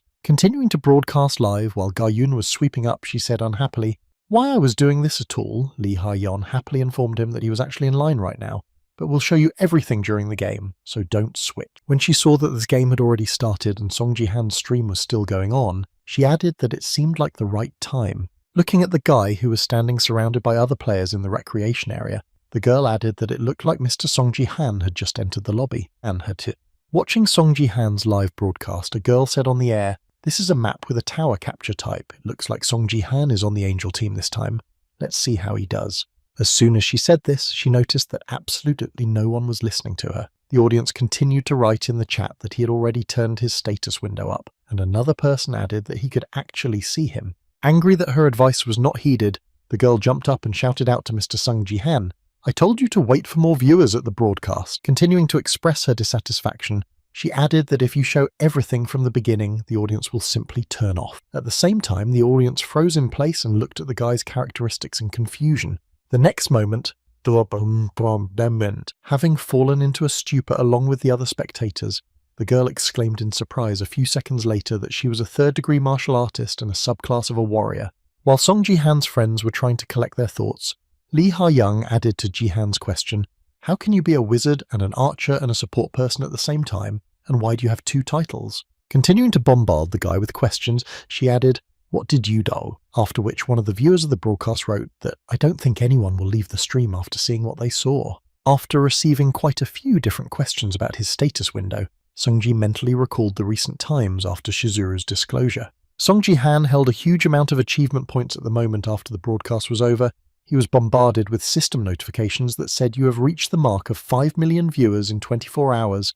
As a reward, you get 20,000 achievement points for 10 million, 30,000, and 50,000 achievement points for 1 million subscribers. Then a question appeared in Sung Ji-han's mind as he thought about how to use these points. He currently had the support player and wizard classes, but if he chose the archer and warrior classes to have all of them, what would happen then?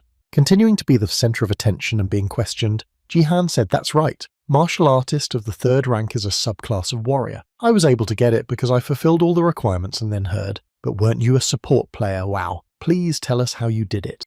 After seeing a 1,000,001 donation and being asked how he managed to achieve it, Sung Ji said, "Thank you very much for the donation, but please understand that I won't be able to answer all your questions as I'm playing a game here." When one of the viewers wrote this, he purposely showed his status window during the game to avoid unnecessary questions. Immediately after this comment, quickly heading to the forest to clear out all the monsters in it, the boy exclaimed, "Oh, it looks like the game will start soon." Well, then I started to see the ally moving away from them, exclaimed confusedly, looking at him in the wake of Mr. Ji-han. Looking at the enemy in front of them, one of the players of the demon team thought for 5 minutes from the beginning of the game, 10 kills and 0 deaths, and then said it was too early to give up. Continuing to prepare for the battle with a strong opponent, the male warrior said in a stern tone to Sung Ji-han, "I have heard a lot about you." Taking a fighting stance and grabbing his katana, releasing the aura of a dragon, the man added about the beautiful and powerful sword skills. "Every time I encountered the memory of you, a black dragon raged inside me." In response to the man's provocation, Sung Ji waved his sword and exclaimed, "You talk too much for someone who is now on the battlefield."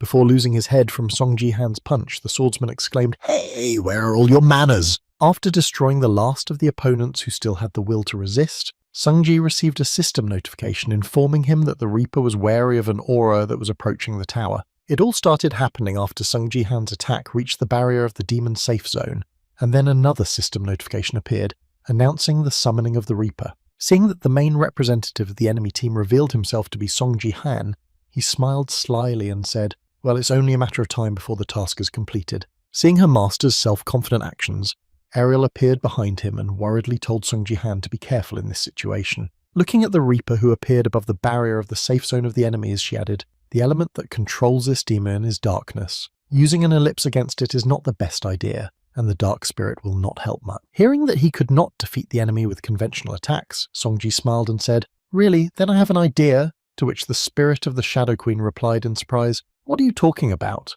After receiving a question from his subject, Song Ji summoned lightning with the help of a phoenix arrow and said that darkness begins to weaken before light. After calling down thunder and lightning while using his spear and taking a throwing stance, he said, "Well, let's see if the flames of hell can roast him." After these words, having completed the preparations for the attack, the guy shouted out the technique of the god of lightning, lightning flash, lightning strike. After launching a powerful attack on the safe zone of the demons, Sungji received a system notification that said you have destroyed a holy relic and have taken possession of a fragment of the Reaper's scythe. Seeing that he had managed to complete all the mission points, the boy raised his head and looked at the place of the hit, after which another notification appeared. You have completed the task. Immediately after noticing that after completing the task, he was informed that he had received a new quest path of Student 2, Sungji said, "Well then, let's move on to the second phase." At the same time, she was also watching the live broadcast of Song Ji-han, who had just destroyed the enemy base, and holding the phone in her hands, she said happily, "I'm finally going to meet him." Holding a suitcase in her other hand, she was heading to her original destination America. Ahead, Sophia arrived in South Korea. Continuing to worry about meeting a famous personality, the girl exclaimed, "I'm so nervous since I'm a representative of American leaders. I need to make a good impression on him, and we're finally going to meet." As soon as she said this, she suddenly heard a strange noise behind her, and looking back, she noticed that the plane she had arrived on was spontaneously rising. After rising several tens of meters into the air, the vehicle began to fall rapidly to the ground and landed right next to the girl, frightening her. This situation took place with the participation of Baron Williams, who stood nearby and muttered to Song Ji-han, "Just wait." Radiating a powerful hatred for the guy, he added in a menacing tone, "I will show you what real power is." American leaders Sophia and Baron arrived in South Korea. Sometime after completing this mission to capture the base, Jahan showed his window to the girl personally and asked her, "Well, do you believe me now?"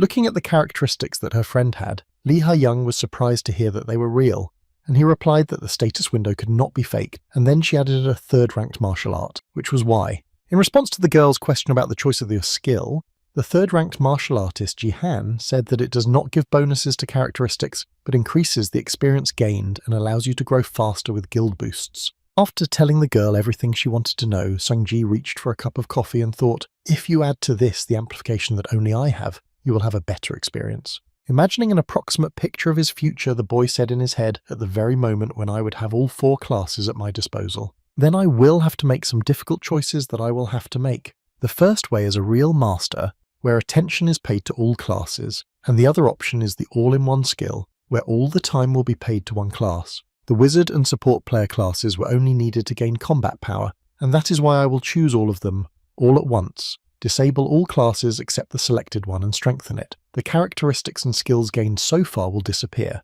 While gaining skills of disabled classes is impossible to strengthen the selected class 4 times. Thinking about the description of one of the proposed skills, the guy mentally said, thanks to all the effects of the third-ranked martial arts skill also multiplied, I will soon reach gold. Having turned off the demonstration of his status window after reviewing the characteristics, the guy mentally said, but before that I need to complete the task, so what did I need to do there? Looking at the description of the task he was about to perform, Jihan said thoughtfully, and Lee Ha-young asked him what happened. Then, without taking his eyes off the task description, Sung-ji said Se-ah and Diego Macid are members of the guild with bronze ranks, which is correct, and he heard back that everyone else was already in the bronze league. When he heard that he would still be able to realize his plan, the boy smiled slyly and said, there is something they need to see, and I think your skills will be useful. Feeling a certain pressure from Jihan's words, the girl exhaled nervously and said, well, okay then, but first let's say hello to our guests. They have travelled a long way. In his excited state, Baron Williams of the Great Art Guild exclaimed in frustration, slamming his cup on the table, what the hell is wrong with this coffee? Chewing on his words to express his displeasure, he exclaimed irritably, so this is how they treat their guests. They poured us some kind of dirt and made us drink it. Hearing this, Sophia, who was also supposed to become a member of the Guild of the Great Ark, thought you hadn't even tasted it, and then said, what's wrong with you?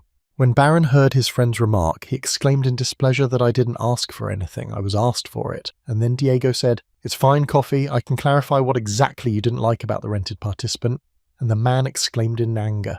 As Diego Macid from the Guild of the Great Ark continued to stuff the ball on his foot, he said how rude it was for a guest to complain about the treats, and Se-ah was next to him, who was also hosting. Hearing the remarks in his direction about his complaints, Baron Williams said unhappily that he was defending his guild, after which Sophia nervously exclaimed, Baron, please stop it. Ignoring his friend's words, the man continued to rant and rave, pressing on Yoon said, this girl is lucky to be here because she is Song Ji-han's niece. Immediately after turning his gaze to the former footballer, he added, but what have you forgotten here? The rumours that you started from scratch as a magician are true. Snatching the ball out of Diego's hands with the power skill, Baron said haughtily, you'll still be a burden if you're only good at throwing balls, but I'm sure you'll be the strongest magician in the Silver League. Not receiving a single remark or objection to his words, Baron smiled slyly and said in his head, confident he had nothing to say to me. In response to the words of the guest who tried to make him feel bad, Diego said, I let him into the toilet this morning. Hearing the words of the football player,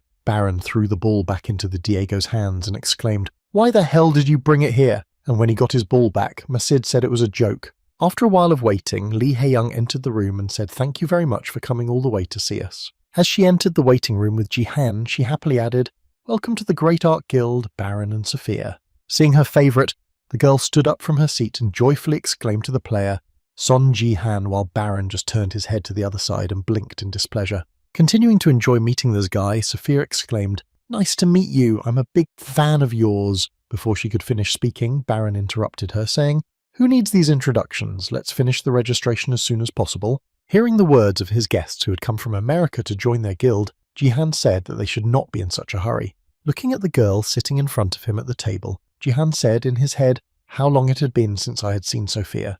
Recalling his past life in which she was the only one who supported him, he mentally added that he had not expected to meet her like this before the regression. After he finished recalling his past life and Sophia in it, the guy said confidently, before you join our guild, I wanted to offer you something. When Baron heard the words of the guy who created the Great Art Guild, he was surprised to hear the proposal. Walking over to the TV and turning on the image of the monster, Sung Ji-han asked if you would like to join me in a Nessid hunt. Upon hearing Sung Ji-han's proposal, everyone in the room froze in shock and watched him with confused looks. Thinking about Ji-han's suggestion, Baron mentally said, Nessid is a giant snake-like monster that appears on the Platinum League maps It is the strongest forest boss. Having finished his thoughts, Baron looked at the boy and exclaimed, "This is just crazy." Continuing to prove his point, he added that it was beyond our capabilities and that Nessie did not appear on silver, to which Jihan replied, "Don't worry, I know how to get him there." Immediately after the announcement of the abilities to summon the monster, Jihan turned his gaze to his comrades and said, "I was going to take only Se'ar and Masida. I thought that with you we would have a better chance." Hearing this, my niece asked me scared, and then Diego added, "You mean we can finish this thing?" After thinking about the boy's suggestion about hunting the monster, Sophia said, "If we succeed it will be great, but it will be a bit of a mess." Looking at the guy with a confused look, she added, "We won't be able to form a team because we have different citizenship and we are here only on a temporary contract." In response to the girl's remark, who mentioned some important aspects, Sungji confidently said that you don't have to worry about it either.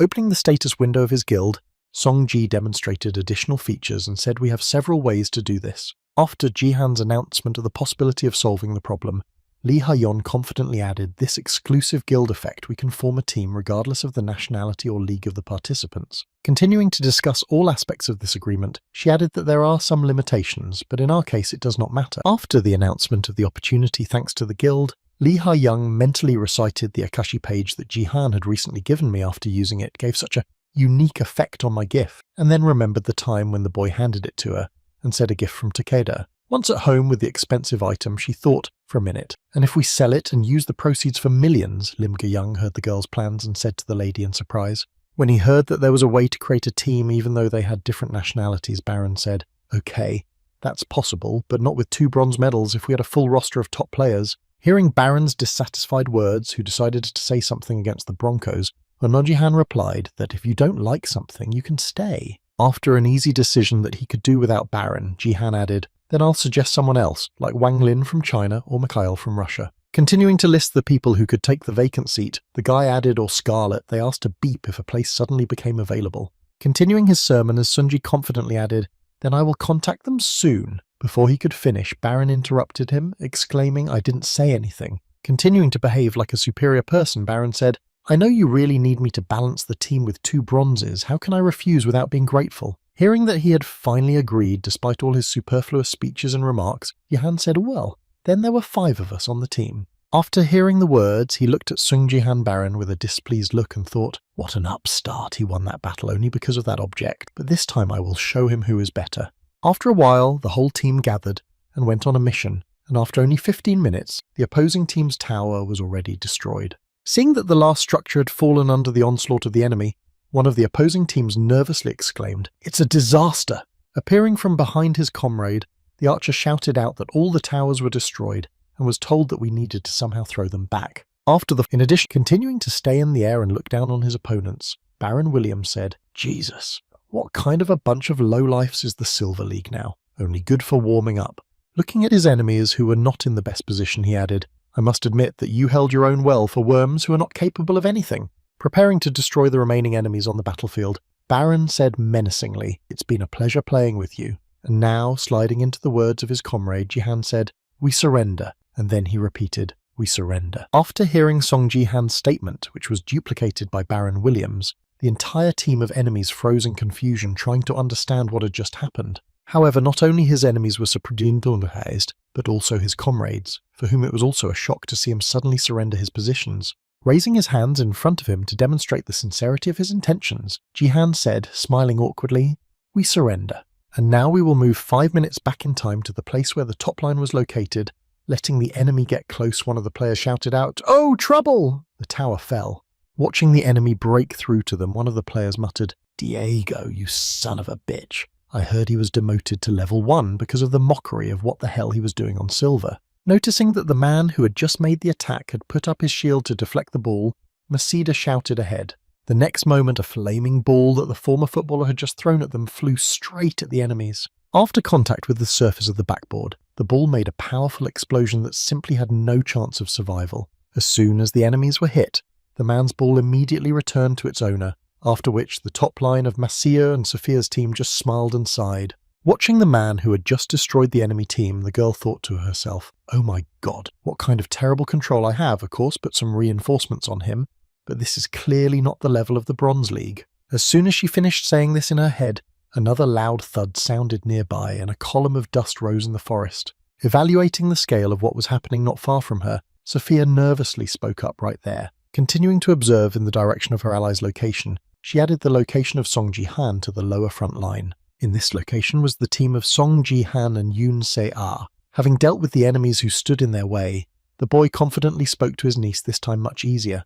Immediately after this message, pointing his finger at the immobilized enemy, the boy said, "Ah, now you can finish them off," to which she nervously replied yes. As soon as he gave the go-ahead to finish off the enemies, he heard a noise behind him and menacing shouts from the center where Byron was, shouting "Die, die, die." After hearing what he heard, Ji-han said that everything was probably fine there as well. After this remark, opening the system status window, the guy heard the words of his niece, who said, "Well, uncle," and thoughtfully asked how much time was left. Looking at Sung Ji-han, who was estimating the time, the girl added, "We still need to summon Count Nesid, or the game will end if we continue like this." In response to his niece's worried words, the guy confidently said, "Don't worry, I know what I'm doing."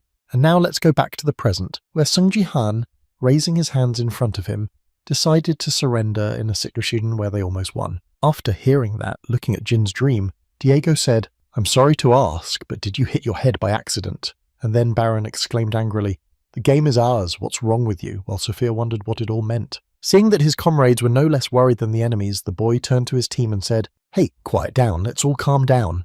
Interrupting the excitement of his comrades and the bewilderment of his enemies, Ji-han added, "I'm not going to give up just like that, I have one condition." Immediately after these words, looking back at the enemy team, Sung Ji said, "Hey guys, do you want to join us in the battle against the Nesid?" Hearing what Sung Ji-han had just suggested to his enemies, Baron Williams grabbed him by the collar and angrily exclaimed, "What a stupid thing to say."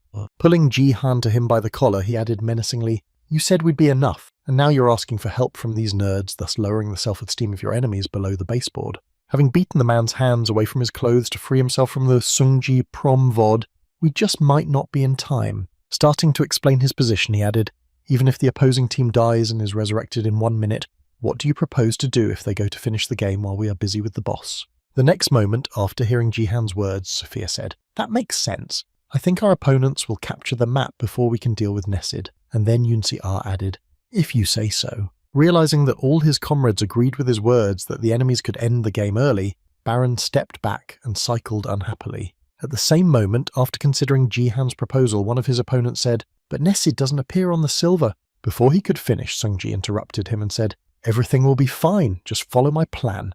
Continuing to convince the enemies that they should help, the boy promised that if you help us, we will give you the game, so what do you think? After thinking a bit about the favourable offer from the opponents, one of the demon team members mumbled what was required of us. After discussing all aspects of the summoning plan, Ji-han and the rest of the players arrived at the lake where the summoning was to take place, and when Sophia saw it, she was surprised to see how big it was, and Se-ah added that it was like a vault. Looking at the pond with the dark blue liquid, the girl added thoughtfully, "And that means its point of origin.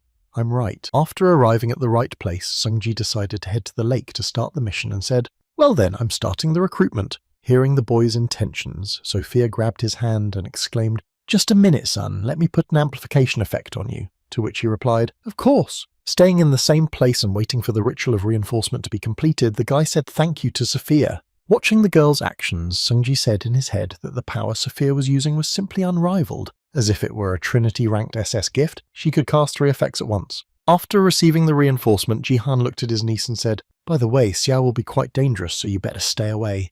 I'll call you when he's on the verge." To which she replied, "Okay, I understand." After completing all the preparations and handing out warnings, Sun Ji confidently walked to the pond and said, "Well, now I can definitely start the draft." Approaching the lake where the desired boss monster Sung Ji lived, he took out 2 pieces of equipment from his inventory that he had obtained during the previous mission. After completing all the preparatory processes, the boy threw 2 fragments into the reservoir, after which a strong earthquake began and stones with markings began to appear nearby. As soon as all the stones took their positions, the monster of the Platinum League appeared from the pond. Because he suddenly appeared, everyone could see him, but his presence sowed a little fear among the players. Once free after a long time of imprisonment in a pond, the summoned final boss of the dungeon, Nesid, shouted out that it was my time. After examining the appearance of the monster that had appeared before them, one of the players of the demon team exclaimed in fright, "Oh my god, how disgusting he is!" At the same moment, Ji-han said, "Let's go according to plan." Pointing to 4 stone steles near the battlefield, the boy added that he saw stones with inscriptions that if they were destroyed, the Nesid would be weakened, and they were the source of his power. Continuing to hand out instructions, Jihan said, "The stones will recover over time, so we will need to maintain them in their destroyed state. Divide into 4 teams of 2 people each," to which Sophia replied, "Excuse me." Looking at the guy who had just given the command, the girl added confusedly, "But there are only 9 of us, and the stones alone require 8 people," to which Jihan replied, "You got it right, I'll fight alone." Hearing Sophia and Sung Ji-han talking, Baron, who was not happy with this development, exclaimed, "No, I can't let this happen." Approaching from behind the guy who had to fight the monster himself, he added, "So you want to take all the credit, right?" Walking up to Sung Ji-han and waving his hand, Baron added, "But I don't care about those losers. But you seriously want to make someone like me hit pebbles?" Continuing to distract the boy with his chatter, the man added, "Isn't this a waste of potential then? Don't ask me to help you." And before he could finish, Sophia accidentally noticed the danger. Watching the actions of the summoned monster that aimed at them, the girl trying to push a couple of players out of the area of damage shouted Baron's son to the side immediately. Before they could escape from the enemy's attack, the girl put her hand over her head and prepared to die, but their lives were saved at the last moment. He barricaded his comrades who had just been attacked by a Nesid and said, "Hey, what are you doing?" Looking at the man with a supercilious look, Jihan sternly added, "Stop whining and follow my orders and everything will be fine." At that very moment, when Sophia saw that they were saved thanks to Jihan's barrier, she joyfully exclaimed, "Thank you, son." After thanking the guy for saving her, she turned her eyes to Baron Williams and said, "Just follow Jihan's plan." And at that moment the man was shaking from what had happened. Trying to reach her countryman, she called out several times to Byron, "Can you hear me?" But he didn't hear her. In his head, it seemed that Sungji was mocking him and trying to subdue him. In Baron's eyes, the boy's words sounded like a boogeyman, and then he gritted his teeth in anger and said in his head, "Fuck!" While Baron continued to rage at his own fantasies, Sung Ji-han had already entered the battle against the Nesid and dodged his first attack. After successfully avoiding the enemy's attack, Ariel appeared behind the guy and said, "Hey man." Having attracted the boy's attention to herself, the girl added an impressive supply of dark mana to this monster. Just fighting with it increases your dark spirit. After hearing some information that would undoubtedly be useful to him, Sung Ji-han was surprised to hear that I would really squeeze everything out of him. After saying this, Sun Ji noticed the enemy attacking him again and quickly retreated from the area of attack. At the end of the enemy's attack, the guy counterattacked the enemy, making a deep cut on his body. After completing his attack, the guy jumped back and said in his head, "Of course," a little uneasy. The next moment, looking around and noticing that his comrades were doing their job, he added, "But they're keeping a good eye on the stones, so it will be even easier than I thought." After being inspired by the fact that his comrades were doing a great job, Jihan was able to go on the offensive, and at that time one of the demon team who was with Byron was just destroying the stone. While doing her job of monitoring the stone's recovery, the mage girl said, "Wow, it's really strong. At this rate we'll be done in 5 minutes." At the end of the assessment of Jihan's strength, the girl watching the fight against the boss added, "Baron, you should give up your goal of becoming #1 in the world." Hearing his friend's words, the man asked in surprise what she meant by that, and looking back she added, "What do you mean, don't you agree with me?" Evaluating the man by his characteristics, she added, "You definitely give everyone a run for their money when it comes to brute force, but everyone says that you're not very good at anything else, and apparently Song Ji-han is on your heels." After telling him that he had no chance of achieving the goal he wanted to realize, the magician added, "However, there is no need to be upset, you are still the top one in the United States." After listening to the girl's remarks, Baron, suppressing his emotions, silently reached out with his hand to her face. The next moment, when he almost touched her, he used his strength characteristic, thus finishing off his ally. Seeing what at that very moment, having finished with the girl who had offended him with her words, the man said in a menacing tone, "Shut up already." Not understanding what had just happened between the girl and him, Sophia exclaimed to Baron in confusion, after which Diego Macid added what was wrong with him. At the same time, seeing that his friend had just been killed, another member of the opposing team shouted out, "Hey Baron, what are you doing?"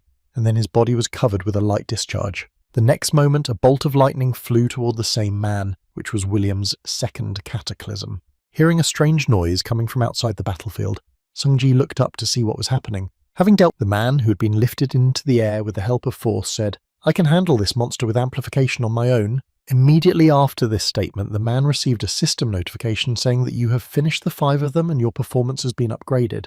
Trying to calm Baron down, Sungi said, "You're a mess." But before he could finish, he was interrupted by Sungi. "Han, you rascal, decided to put us on a boat and take all the credit for himself." And the boy asked if you were completely shaken up, and he replied, "I immediately realized what you were up to. You think I'm just going to sit down and fold my legs?" After stopping in front of the Nesid, he confidently said, "Are you tired of fighting this disgrace?" Immediately after his words, the man began to prepare for the attack, and now I spoke confidently. By using his Hellfire skill on a platinum-ranked monster boss, the man added a single hit to finish you off. Despite everything that has happened, and the self-confidence of a fool, Barons blew a few important points before throwing around loud statements and acting on his own. Watching the foolish actions of the man who was putting himself in danger, Sung-ji mentally said, "First of all, long-range attack out or old mechs cannot harm the Nessid. Secondly, in order to continue to restrain the monster's onslaught, it was necessary to destroy the stones with seals that weakened the monster." When he had finished mentioning 2 points, he looked at the stones that were already piled up and mentally added the 3rd point, and because of his actions, the stones managed to recover. After Baron Williams's unsuccessful attack on an enemy he knew little about, Sung Ji-han watched him approach the man and said in his head, well, what was most important? Watching the arrogant man who had just been swallowed by a sack, Sung Ji-han added in his head that in a team game the fate of traitors is predictable. Seeing what had just happened to her friend, Sophia put her hand over her mouth in fright to keep from screaming, and the next moment a system notification appeared saying that the player Baron had died. After defeating one of his enemies, the monster regained his strength by restoring his stones with seals, and spoke menacingly to the miserable humans, preparing to launch a powerful attack in response to the Nessid I had already experienced. I added, "I will return everything to you in 3 times the amount," after which a system notification appeared that said the paralysis skill was activated. After the skill was activated, all the players were struck by lightning, which caused them to lose their strength and fall to the ground due to the inability to control their bodies. At the same time, when Ariel saw her master, she asked him, "Hey, are you okay?" And he angrily replied, "Baron, you idiot, we almost got him." And the spirit added, "Not really." Trying to somehow overcome the paralysis imposed by the monster, Oniji looked up at the monster and said, "It's a shame that no team will cooperate with us after this, so what should we try next time?" Having put forward the idea of postponing the battle with the enemy, he mentally added, "No, I'm due for a promotion some soon. I need to give it my all." Suddenly, during this guy's hard thoughts, a forgotten player entered the battle, an archer who shot 2 arrows into the monster's head and diverted attention to himself. Seeing that someone had just attacked the monster, Sung-ji began to look around to see who it was, and who dared to confront the Nessid in such a state. Looking toward the arrow's trajectory, he noticed his niece on the rock, who was drawing her aunt's bow again and preparing for the next shot, and he was surprised to hear her say the same thing. Looking at the girl, who was kept away from the rest of the team by her uncle's order to avoid getting into danger, Ji-han exclaimed in surprise. But her courage did not last long.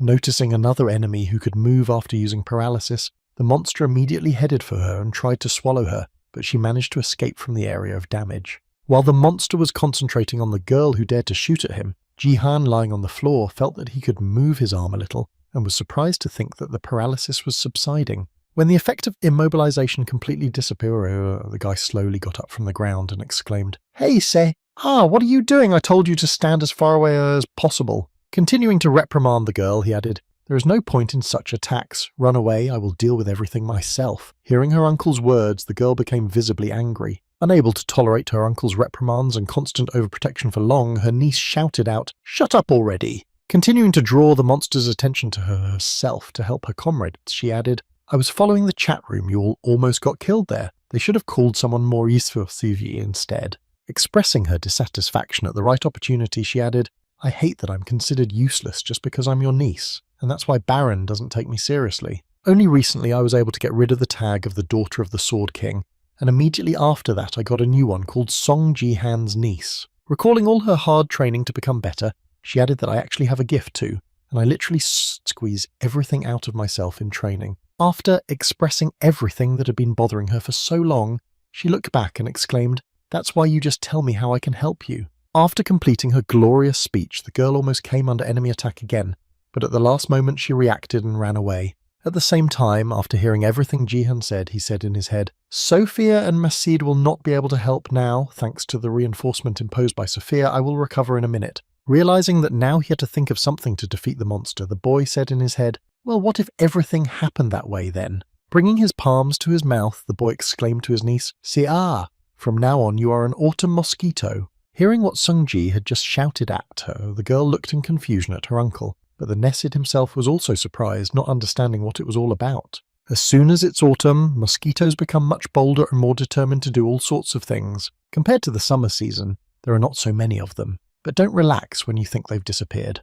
You can get a sudden message from them when you decide to sleep and open a part of your body, and an insect is very likely to want to eat it. And this news will be a sudden unpleasant bite, and all because of your overconfidence. Finally realizing what her uncle meant, Yoon Se continued to fire at the monster like a mosquito that bugs people and stings them as soon as it gets a chance. Feeling the pain of the arrows lodged in his flesh, Nesid looked back at Se and said, "You are." Finding the girl who still did not want to let go of him, the monster boss added menacingly, "A small gnat, it is this behavior of the mosquito that makes people furious." Aiming at the girl again, Nesid forgot about the rest and controlling the paralysis effect while feeling slightly relieved by the effect, Sophia said in surprise. "Wow, she's quite good at sprinting," to which Diego added, "The monster's screams don't remind you of Baron." At the same time, almost recovering from the effect of paralysis, Seongji leaned on his sword and said in his head, "Thanks to Sia distracting the Nesida, I'll be able to fight again soon." Immediately after these thoughts, Jihan accidentally paid attention to his shadow sword and noticed some changes. Not understanding what exactly was happening, he mentally said what was wrong with this ellipse. The next moment, also noticing the changes in the boy's skill and his surprise, Ariel confidently said he was getting stronger. While the monster was concentrated on Zier, the spirit of the Shadow Queen added, "Your Dark Sphere spirit increases. This should help you in the battle with the enemy. I'll tell you again, once you level up, be sure to throw points into the Dark Spirit. Hey, can you hear me at all?" But Jihan's attention was riveted on the skill. Ignoring the girl, he thought, if the shadow power has increased so much, then I can use the Shadow Goddess technique. At the same time, the Nesid, angry at the girl who had been annoying him all along, even left his hiding place to finish her off. After leaving his hiding place to deal with an annoying gnat, the monster hovering over the girl spoke menacingly to the pathetic man. Coming closer and closer with each passing second, and sowing fear in Yoon Se-a's body, Nesid said, "Stop playing catch-up." And at the same time, seeing the enemy approaching, the girl accidentally stood on the edge of the cliff without controlling it and flew down. The girl fell from a height of several meters and thudded to the ground. When she saw this, Seongji exclaimed in confusion, "Yeah, you're okay." At the same time, being on the verge of her capabilities, the girl breathing heavily said in her head, "I need to continue, but I'm already at the end of my rope." Remembering her uncle and the friends who had pinned their hopes on her, she confidently added in her head, "I can only help my uncle now." Getting to her feet to continue to distract the monster, she thought it was just an execution. On her shaky legs from the stoma, Sear confidently added in her head and continued on, after which a system notification appeared next to her, saying you have gained a rare characteristic of perseverance. At the same time, seeing that the girl was still continuing to climb and get on his nerves, the monster was preparing to finish with her once and for all. So much noise was made from Yu. Immediately after firing a deadly beam in the direction of the opponent, the monster added a simple dodge. After completing his attack on the girl's location, the Nesid exhaled a sigh of relief and confidently said, "Well, that's it." There's finally been silence. Just as he was about to relax, he suddenly heard Jihan's voice from behind him, confidently saying, "Hey, don't relax before the time is up." Looking back to the source of the sound, he saw a guy holding his niece, whom he thought he had just dealt with. Using his lightning-fast skill of the shimmering sky to make it in time, Seongji smiled and promised it was quite dangerous. Immediately after these words, looking at his niece, whom he had just saved from danger, Seongji added, "You are really quite a fighter." As soon as the girl was on the ground, she noticed the new status and said in surprise that, "I was so lucky to get it," and her uncle told her to move away from here. Standing behind her uncle, the girl looked at the monster in confusion and asked him, "Are you sure you can handle it? We don't have enough people to break the stones." In response to the girl's words, Seongji pulled out his shadow sword and said confidently, "You don't have to worry about it." Having prepared for the confrontation with the enemy that was targeting him, Seongji confidently added, "I am well aware of what I am doing now." Immediately after his sit-down, the boy threw his shadow sword not far in front of him, which surprised the monster. However, that was not all. After this action, Jihan raised his hands in front of him, smiled happily and said, "I give up." Hearing the boy's words, Sophia and Diego Masid, who had just recovered from paralysis, said in confusion that he had repeated it again. At the same time, being completely confused by what had just happened, the girl asked her uncle what the joke was, and at the same moment a loud laugh from the monster was heard. After making sure that his enemy did not want to continue fighting, Nesid became too safe and confidently exclaimed, "Well then, these will be your last words." Standing behind her uncle, who continued to hold his hands up in the air, Sia, visibly nervous, heard the monster speak quite well for a mortal. The next moment, starting to crawl along the ground towards Jihan, opening his mouth to eat him, the level boss exclaimed, "Then I will swallow you all at once in just one go." However, watching the monster struggle in agony, Seongji smiled slyly and said, "I really wanted to tell you about this." Watching the shadows from the trap piercing his entire body, Seongji-han confidently added, "These shadows will not stop until you die." This skill is the second technique of the Shadow God, and it goes against all laws and common sense, and all because it can absorb even darkness. While Sung Ji-han was fighting with Nesid, Baron was standing near the safe zone of his team and thoughtfully said, "If I hadn't let my guard down, when would they have shown up here?"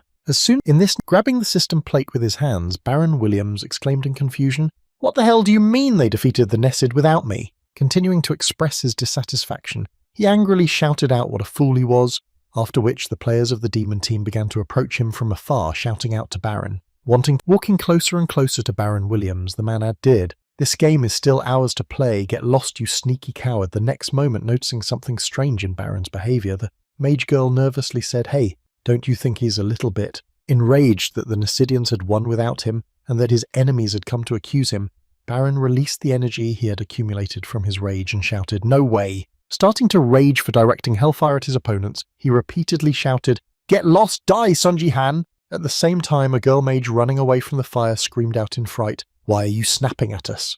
Continuing to show my sincere emotions by destroying everything around Baron, "I am the strongest player," said in a crazy voice.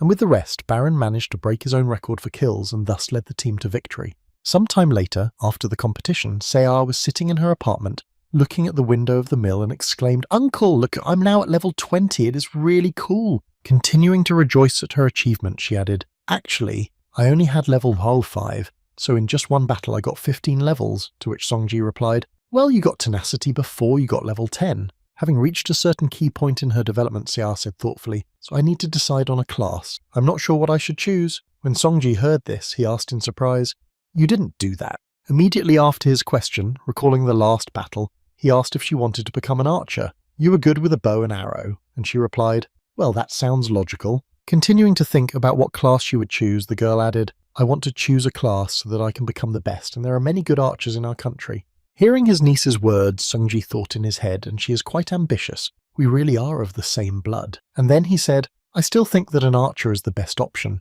And she answered in surprise, "Why?" In response to the girl's question, Seongji confidently said, "Well, I'm going to be the best warrior after all." But then he got hit in the chest, and Seiya happily replied, "Oh, uncle, you're so arrogant." Feeling a tremor in his body after the blow, Sungji heard the girl's phone ring, and then picking it up, Seiya said, "I need to answer it." And then Jihan thought, "I think she'd be a good fit for the warrior class." Picking up the phone and heading to the other room, the niece said, "Hello, I'm listening to you." At the same time, the boy decided to look at his status window after the battle. Seeing that his level is now 50th, Sungji mentally said, "The challenge of the Nesid has paid off, and now I can participate in promotional matches." He also began to consider what he had been given as a reward for his victory, and mentally added, "I was given quite a few achievement points as a reward." However, there was an interesting S-rank item that came with the awards. Looking at this cloak of emptiness, the guy wondered what it was. Throwing his arm behind his neck, the guy thought confusedly, "I was certainly happy when I received a gift of S-rank, but the isolation from the outside world, what kind of effect is this, is somehow suspicious." Deciding to find out the information from a reliable source, the guy said to Ariel, "You can come over." As soon as the spirit of the Shadow Queen appeared in front of him, Sungji asked, "Do you know anything about this plan?" Before he could finish, he noticed that the girl looked too depressed. Not understanding the reason for the strange appearance of the spirit, the boy suddenly asked what had happened, and in response he heard only a heavy groan. In response to her master's question, a dejected Ariel replied, "The skill you used to win that worm or who it was is not my concern." Hearing the girl's answer, the boy was surprised to ask if she meant the Paradise of Shadows, and she replied that it was his P, and Sungji asked what was wrong. In response to the girl's question, the spirit of the Shadow Queen answered, "By mentioning this skill no matter what I think." By turning her gaze to the confused boy who did not realize the whole situation, she added a complete form of power. Hearing this, Jihan threw his arm around his neck and thought about how the technique of the Shadow God and the Queen were connected, and then asked me again, saying that I didn't know anything about it, because I had already explained everything last time. Immediately after the boyfriend's excuses, Ariel said to Sung Ji-han, "I'm going to tell you everything straight." Approaching the boy almost closely, the girl said, "Now we will talk about the constellation that gave you your gift, the traveling god of war." Hearing the girl name the person who had stolen his gift, Sungji mentally wondered how she knew, and then Ariel added without even trying to understand. Having attracted the boy's full attention, the girl said the reason why the original sent me to you was this, that she felt his energy coming from you, and hearing the reason for the spirit's presence, Sungji was surprised. The next moment, remembering the queen's reaction to him, Sungji said in surprise, "I thought I was just unlucky to be in her strange perverted taste." To which Ariel angrily replied, "Shut up!" Immediately afterwards, Sungji breathed out a sigh of relief and said, "I don't think it's any big secret. you're right. Continuing to observe the girl in front of him, the boy added, but is the travelling god of war so skilled if the Shadow Queen decided to send her clone? When Ariel heard the question from the boy, she bowed her head down and spoke to us the constellations of the travelling god of war. Remembering that person who does not follow clear rules, she added, is the true embodiment of disaster. Starting her story about the constellations, the girl said that usually constellations refer to the star on which they were born as their own mother. Continuing her story, she added that they also protect her, but as soon as she said this, Song Ji-han interrupted her, saying, yes, and now please stop. Raising his hand up after stopping, the boy added that it meant born, I thought, that constellations were gods. Then Ariel added that they were beings who went beyond their species and became gods. Continuing her story, the girl added that when you reach the 777th level, you will also be able to become a constellation. Hearing the possibility of becoming a constellation at a high level, Sungji was surprised to hear me say in my head that the 500th level was the ceiling, and then I asked what was really going on. In response to the boy's question, Ariel said, well, right now I can't explain everything to you directly, but at the end of the training you will be told everything. The spirit of the Shadow Queen added, let's get back to where we left off. Remembering the wandering god of shadows again, the girl said he created his own star and called it the Star of War. As he began to visualize that terrible picture in his mind, Ariel added, he tracked the constellations himself. Observing the picture of other constellations that were hung on chains on the columns before her eyes, Ariel added and imprisoned them on the Star of War. Recalling the fate of those who fell into the yogi's hands, the spirit of the Shadow Queen added to the constellation. They lost their strength and were trapped between life and death, which is why they fear the travelling god. And that is why the original, as soon as she felt its energy in you, immediately sent me here to follow you. Continuing her story, Ariel added, it's perfectly normal for you to use the power given by the god of war. He could have just shared with you one of the powers he stole from another constellation somehow. The next moment, remembering that Sungji still possessed some skills that shouldn't have been available to him, she added that the Shadow Queen had never fallen victim to him. After she finished her story about the travelling god of war, she began to bombard Sung Ji-han with questions, saying, you could use her power, where did it come from, how should I react to it? After listening to Ariel's story from beginning to end, the boy looked ahead of him with a stern look and said in his head, now I finally understand everything. Starting to equalize his lives, he mentally recited in his past life while in the Diamond League, I learned the technique of the Shadow God. The god of war must have absorbed the Shadow Queen and created the technique of the Shadow God. Imagining a not-so-great picture of a travelling war god and the Shadow Queen in his head, Sungji said in his head that meant. Realizing that the girl was in danger, he mentally added, the god of war might soon get to the Queen of Shadows. After telling the story of the travelling god of war, Ariel said, so, to summarize, I understand that your strongest skill is from the god of war. In response to the girl's question about the skill, Sungji confidently replied, no, I have something else that will be more effective. Having received the answer to the question, the girl was surprised and asked what you could demonstrate, to which he replied that it would not work right now because there was not enough level, and I could use the Shadow Paradise only thanks to the amplification. Starting to think about what kind of skill Sungji was talking about, Ariel thought to herself, if I can find out his strongest skill, the original will be able to strengthen his power. The next moment, Yoon-se interrupted their conversation. After finishing the phone call, she ran into the room and exclaimed joyfully to her uncle. Approaching Sung Ji-han, the girl happily asked him if he had any free time tonight since he had no plans, and he replied in surprise. In response to the boy's question, the niece happily replied that your fans wanted to meet you today. When he heard the reason for these inquiries from his niece for the evening, Sung-ji was surprised to hear that my fans were. After a while, when Sophia arrived at the meeting place, she was nervous about the meeting and said, I hope I didn't rush into it too much, or should I order drinks? I think I used too much perfume. As she began to check her general appearance, she saw that the meeting time was approaching and reached for her makeup bag and nervously exclaimed, no! I forgot to take my lipstick, and at the same time, Lee Ha-young was also going to go to a meeting with a certain person and was getting ready. Looking at herself in the reflection of her phone before the meeting, she mentally said, I hope my makeup didn't get ruined and I was also wearing it in a hurry. How exciting. After a while, when she arrived at the meeting place, she heard a question from her person for whom she had been waiting for me for a long time. Right in front of Sophia's eyes was Song Ji-han, who arrived just in time at the designated meeting place. Still visibly nervous about the guy's presence, she stood up and nervously exclaimed, No, I'm not. When she saw the guy who had come to the meeting at her invitation, she spoke happily for a short time. At the same time, when she saw who came to meet her, Lee Hae-young heard her husband say, You're even prettier in person, she thought. Why are the guys I go on blind dates with always like this? Sitting at the table with the girl and cutting the steak that was served, Sung-ji must have been very surprised by the sudden proposal to meet.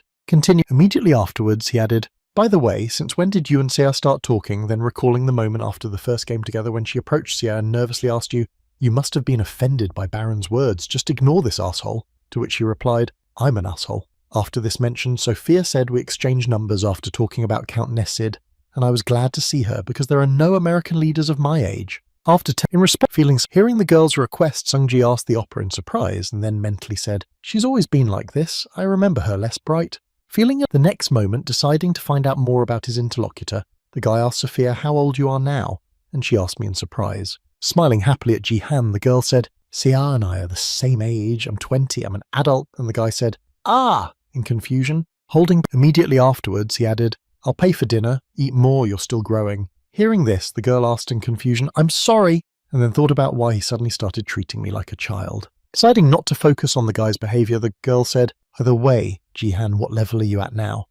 Hearing Sophia's question, Sungjae thought, "By the way, I forgot to check my notifications about this," and then heard the girl mutter, "Oh wait, does that mean I have to fight you?" "No, I know that love only grows stronger after a trial, but still." After listening to the girls mumbling and worrying about their relationship, Sungji said, "Wait, let me check it out quickly." Opening the system window, he saw that you have reached the first place in the Silver League, you have received the title of Silver League Ruler, and now you have the right to participate in the game for the promotion of the Silver League among the top 100 players. And then he thought, yes, and I knew I was easily among the best. Immediately after that, he received another system notification informing him that your level was higher than the allowed level in the Silver League. The next moment, a window appeared in front of him with a choice that said, "Now you have the right to participate in the promotion game of the Kanama's Zone 1 Gold League, in which game you want to participate in the promotion game of the Gold League promotion game of the Gold League." Seeing this large window, he was surprised to see what this was. Not understanding what he was seeing in front of him, Sungji wondered if it was possible, and noticing the boy's surprise, Sophia asked what it was. Continuing to look at the sign, "Attention, if you rotate the Silver League, you will have restrictions to balance the game." Songji thought, if I have more restrictions, then I'm really different from other Silver League players, and if I pass the Silver League promotion game, I will be the fastest person to ever enter the Platinum League. Continuing his thoughts about choosing which league he wanted to participate in for promotion, Sungji thoughtfully said in his head, what if he did? After a while, when Lee Ha-young returned home from the blind date, she exclaimed in displeasure that you were joking. Recalling the meeting where a man handed her an engagement ring and said, "I feel like fate brought us together," she added. "It's crazy who proposes on the first date." Hearing Lim Ga-yoon's words, she asked why you didn't refuse the date, and I heard that it was easier said than done. Although you know what kind of lecture I would have had to listen to if I said I didn't want to go on a blind date, it's easier to go. Looking at her phone where the competition was taking place, Lee Ha-young added, "The only thing that calms me down is a busy schedule of ambition and excitement from betting," to which her subject replied, "I think you need one thing." The next moment, when Lee Ha-young noticed the pop-up window, she was surprised to hear that the betting site had a notification. After looking at the message, the girl exclaimed in confusion and, seeing the surprise of Ms. Lim Ga-yoon, asked what it was. Looking at the notification that said that due to Sung Ji-han's choice of players, the map of the Silver League promotion game had been changed, the game would be held on September the 24th at 18 o'clock, and bets already placed would be cancelled. Ga-yoon was surprised to hear that the rules of the promotion game had changed.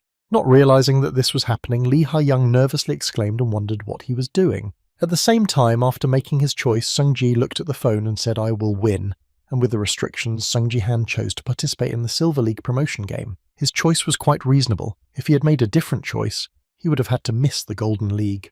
And if he had missed the Golden League, he would not have been able to complete the exclusive task there either. Among other things, Song Ji-han also needed to control his growth and progression in the leagues because he was very different from ordinary players. After watching all the news after the choice was made, Sung Ji said in his head the promotion game will be held at the end of September.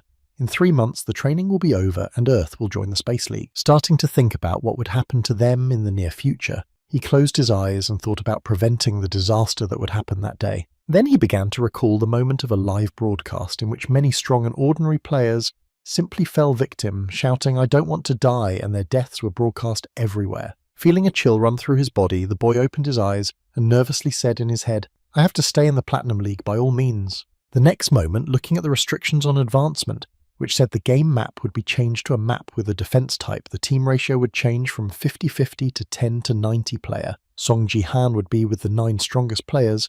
Player Ji-han would face stronger monsters. He said these restrictions were a little crazy. All players who also took part in the promotion game were warned in advance about the changes in the game conditions. When he saw what happened to the balance after participating in Sung Ji-han's game, Baron exclaimed that why didn't they give me such restrictions?